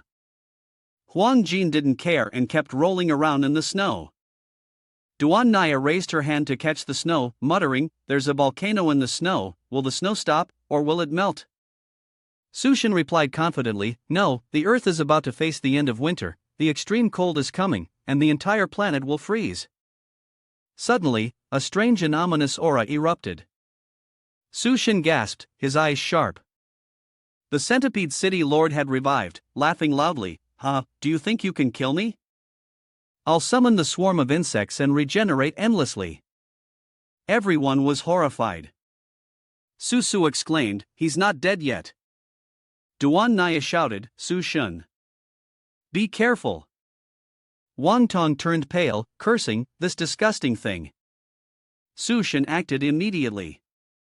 He raised his hand, his voice calm, "No need for the centipede city lord to taunt, but I'm confident. Leave this to me." The brilliance of spatial energy surged. The centipede city lord panicked, screaming, "Huh, why can't I move? The space is distorted, what are you doing? It hurts, stop." He screamed in agony before disappearing without a trace. Sushin withdrew his energy, muttering, as expected, "He's much weaker than last time. Just pulling him into space did the trick. But I really didn't want to send this thing into space at all." The entire group, Susu, Wang Tong, and the old deputy, stood there with their mouths agape, shocked. "What did you just do?" Sushin turned around, and the old deputy, with heavy snow falling, postponed the journey to freedom. The old deputy nodded, "Right now, we have no warm clothes, no food, and we're all injured. I'm afraid we won't survive for more than a few days." Susu comforted him, "Old man, I won't let you die." Sushin took out a thick down jacket and said casually, "With me here, it won't be that easy to die. Put this on. I'll go get more food, a tent, and medicine. Rest for now. Susu cheered, perfect, there's medicine too. She looked at Sushin and muttered, does this guy have a magic bag like a robot cat or something?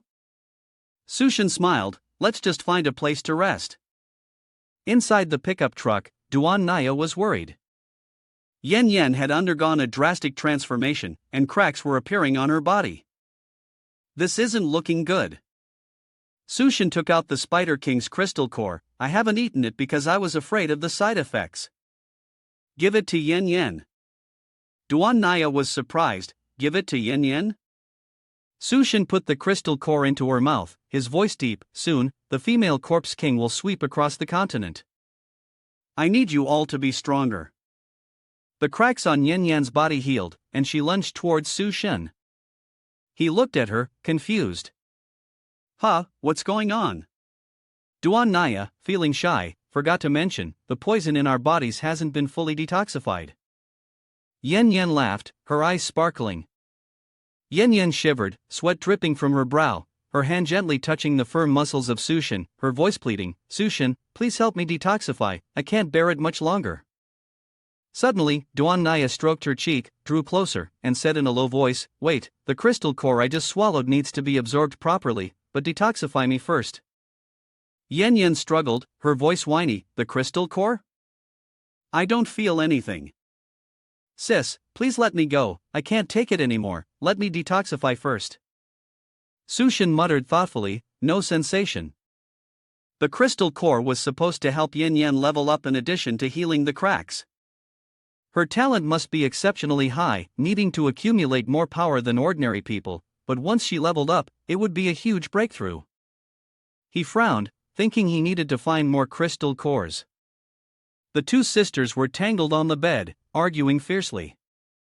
Duan Naya shouted, I'm the older sister, you have to listen to me. Yen Yen retorted, why don't you let me go first? Duan Naya, tense, screamed, are you kidding? Who am I supposed to let go of this for? Yen Yen refused to back down, retorting sharply. Sushin just went through a fierce battle, how can he handle both of us? Duan Naya interrupted, then you solve it first. Yen Yen shouted back, no, you go first. Sushin felt overlooked and cut in. Hey, do you two doubt my strength? What was that battle just now? Yen Yen quickly explained, oh, we didn't mean that. Sushin moved closer, his tone firm. If that's the case, I'll help both of you get rid of the jealousy. He started to take action. The two sisters hugged tightly, crying out in pain. Sushin, what are you doing? Thank goodness you're here, we were about to be killed by Du Ji's poison. Sushin suddenly remembered and asked. Hey, where's Du Gu? But the vehicle shook violently, and anyone outside would have thought there was an earthquake. In the forest, a stick poked Du Ji's cheek. Two curious refugees asked. Is she dead? Du Gu was unconscious, hanging limply from a tree branch, when she suddenly opened her eyes in confusion. Everything seemed reversed, and she screamed in shock. Who are you two? The two refugees jumped in surprise, astonished. She's still alive. Du Gu fell hard, her head hitting the ground with a sharp pain. She shouted, don't come near, what do you want? Don't blame me. The couple hurried to explain, we mean no harm. Seeing her hanging from the tree, Du Gu suddenly remembered and muttered, hanging from a tree, that's right, during the battle with the centipede city lord, it flew into the sky, can't let it escape. She recalled how Yen Yen had transformed into a giant so quickly that it startled her and caused her to fall. Wait, I fell from such a height, luckily I got caught in the tree, otherwise, I would have been shattered. The man spoke, if you're fine, we'll leave now. It's cold, you should find a coat. Du Gu looked at the falling snow and muttered, why is there snow? I need to find the master, or I'll freeze to death. She was lost in the forest, unable to figure out which direction to go. Suddenly, the sound of hurried footsteps echoed. She saw the couple running back and asked in surprise, why did you come back? Lost your way? They ran past without answering, leaving her confused. Hey, why are you running so fast like you're being chased by a ghost? Suddenly, two female ghosts charged at her, their wide eyes glaring, talismans pasted all over their faces. One ghost threw a punch, hitting Do-gu in the back of her neck. A sharp sound of impact echoed. The couple ran desperately, the husband muttering, "We've doomed her." The wife, worried, replied, "Are you stupid? If we don't wake her up, we're done for." Suddenly, a rope swooshed past and wrapped around a tree branch. Do-gu, propelled by the shockwave, zipped through the air, overtaking the two with a horrified expression. They froze, shivering, stammering, "That's the girl from earlier." "She's not dead?" Looking back, the two female demons were right on their heels, and they panicked, "Help!" Do-gu grimaced, pressing on the bleeding wound on her stomach, and shouted, "Hey, don't follow me." She muttered, "Damn it, those two demons aren't easy to deal with. I need to think of something." In the distance, she saw a familiar car. The master's car, thank goodness. She sprinted toward it, yanked open the door, and spoke urgently, "As long as the master acts, I'll be saved." Just then, things took a more intense turn than ever. Do-gu stepped into the car, her face flushed red, gasping. The scene inside was chaotic, with Sushin desperately detoxifying Duan Naya and Yen Yen. Outside, the panicked couple ran up, shouting, "There's a car ahead." "Uncle, go in." Do-gu noticed them and mumbled. She couldn't let them disturb the master. She shouted loudly, "Wait a moment, no one is allowed to enter, quickly get out of the way." Seeing that they were still trying to rush forward, she swung her whip, her voice cold, "I told you not to, take one more step and you'll die." She thought to herself, if she fought with all her strength, she might be able to delay them. The two refugees turned pale with fear, stammering, "This is bad, we're definitely going to die." Suddenly, the ground shook violently, and Do-gu was astonished. "Is it an earthquake?" But her expression turned horrified when she saw a mysterious woman riding a giant mammoth charging toward them. She muttered, "No, it's a mammoth carcass." One of the mammoth's legs swung violently, knocking everyone, including Do-gu, away. Realizing the unfavorable situation, she muttered, "We can't fight against this." The power disparity was too great, there was no way. She grabbed the car door handle, dashed inside, and yelled, "Master, there's a mammoth, a giant one." Sushin, who was detoxifying, was startled. Duan Naya and Yen Yen were confused. "Ha! A mammoth." Sushin, interrupted, exuded a terrifying aura and coldly said, "What are you talking about?" Do-gu, in a panic, without realizing, blurted out, "There's a mammoth outside." The mammoth revved its engine, roaring loudly to assert its dominance, its massive feet causing the entire area to shake. The vehicle shook violently. Sushin relaxed her face muscles, muttering, "It really is a mammoth." Yen Yen stepped down, her voice firm, "You two keep going, I'll handle this." Duan Naya was surprised, "Wait, weren't you the one fighting so fiercely earlier?" Yen Yen smiled faintly, her gaze gentle, "Don't worry, I was just a little hot-headed before, but this time, I'll let you take the lead." Duan Naya turned to Sushin, confused, "I'm really worried about her going out there alone." Outside the vehicle, Yen Yen faced the mammoth in awe. "This elephant is huge." "Do-gu, where did you pull this from?" Do-gu replied, "Ask them." The young man stuttered, "I don't know anything." Do-gu cracked the whip, tying it around his neck, threatening, "What do you know?" Terrified, he stammered, "Wait, I'll tell you." He explained, his voice trembling, "We're refugees, hiding in the zoo. Recently, a strange group of people infiltrated. They weren't looking for food, but for animal bones. They resurrected the dead animals. It was a terrifying scene. We ran and hid, but we were still targeted. The mammoth charged forward, intending to stomp Yen Yen into mush, she murmured calmly. Reviving bones from the zoo, could this be a mutant apocalypse? No matter, she turned giant, freezing the mammoth in place. Looking up at the mysterious woman and the two civilians, their mouths dropped in shock. Yen Yen reached out and grabbed them all, her voice soft, "Let's catch it and study it. Come here, little elephant." She grabbed the elephant's trunk, lifting and spinning it like a toy, singing as she spun. Big elephant, huh? Big elephant? Why is the elephant's trunk so long? The scene resembled Yen Yen playing with a plastic toy. The two civilians were pale with fear, murmuring, "Is this really research?" Su Shin and Duan Naya stepped forward. He spoke in a deep voice, "No need for research, that's a mutated beast soldier, the last army of the female corpse king." The young man, stunned, recognized him. "Oh, you're Su Shin!" he shouted excitedly. "Su Shin, it's really you, I can't believe you survived in this world.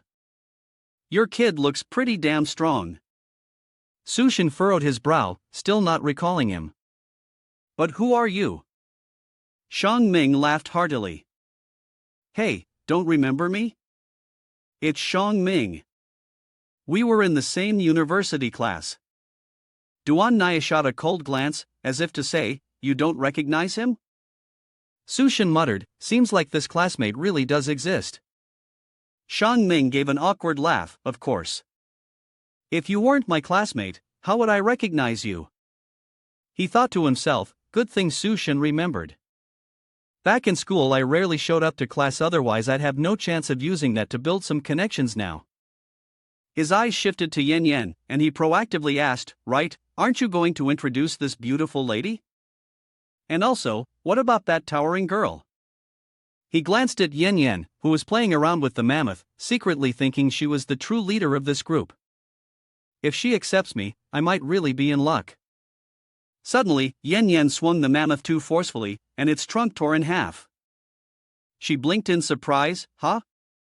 I was being gentle, but it snapped." The severed part of the mammoth's body flew toward the group. They screamed in terror as the massive beast's remains hurtled at them. "We're dead." Duan Naya raised her hand, her powers erupting in an instant, blasting the mammoth's remains into fragments. Her movement was light, yet the force was overwhelming, leaving Shang Ming and his companion wide-eyed in shock. She stopped it.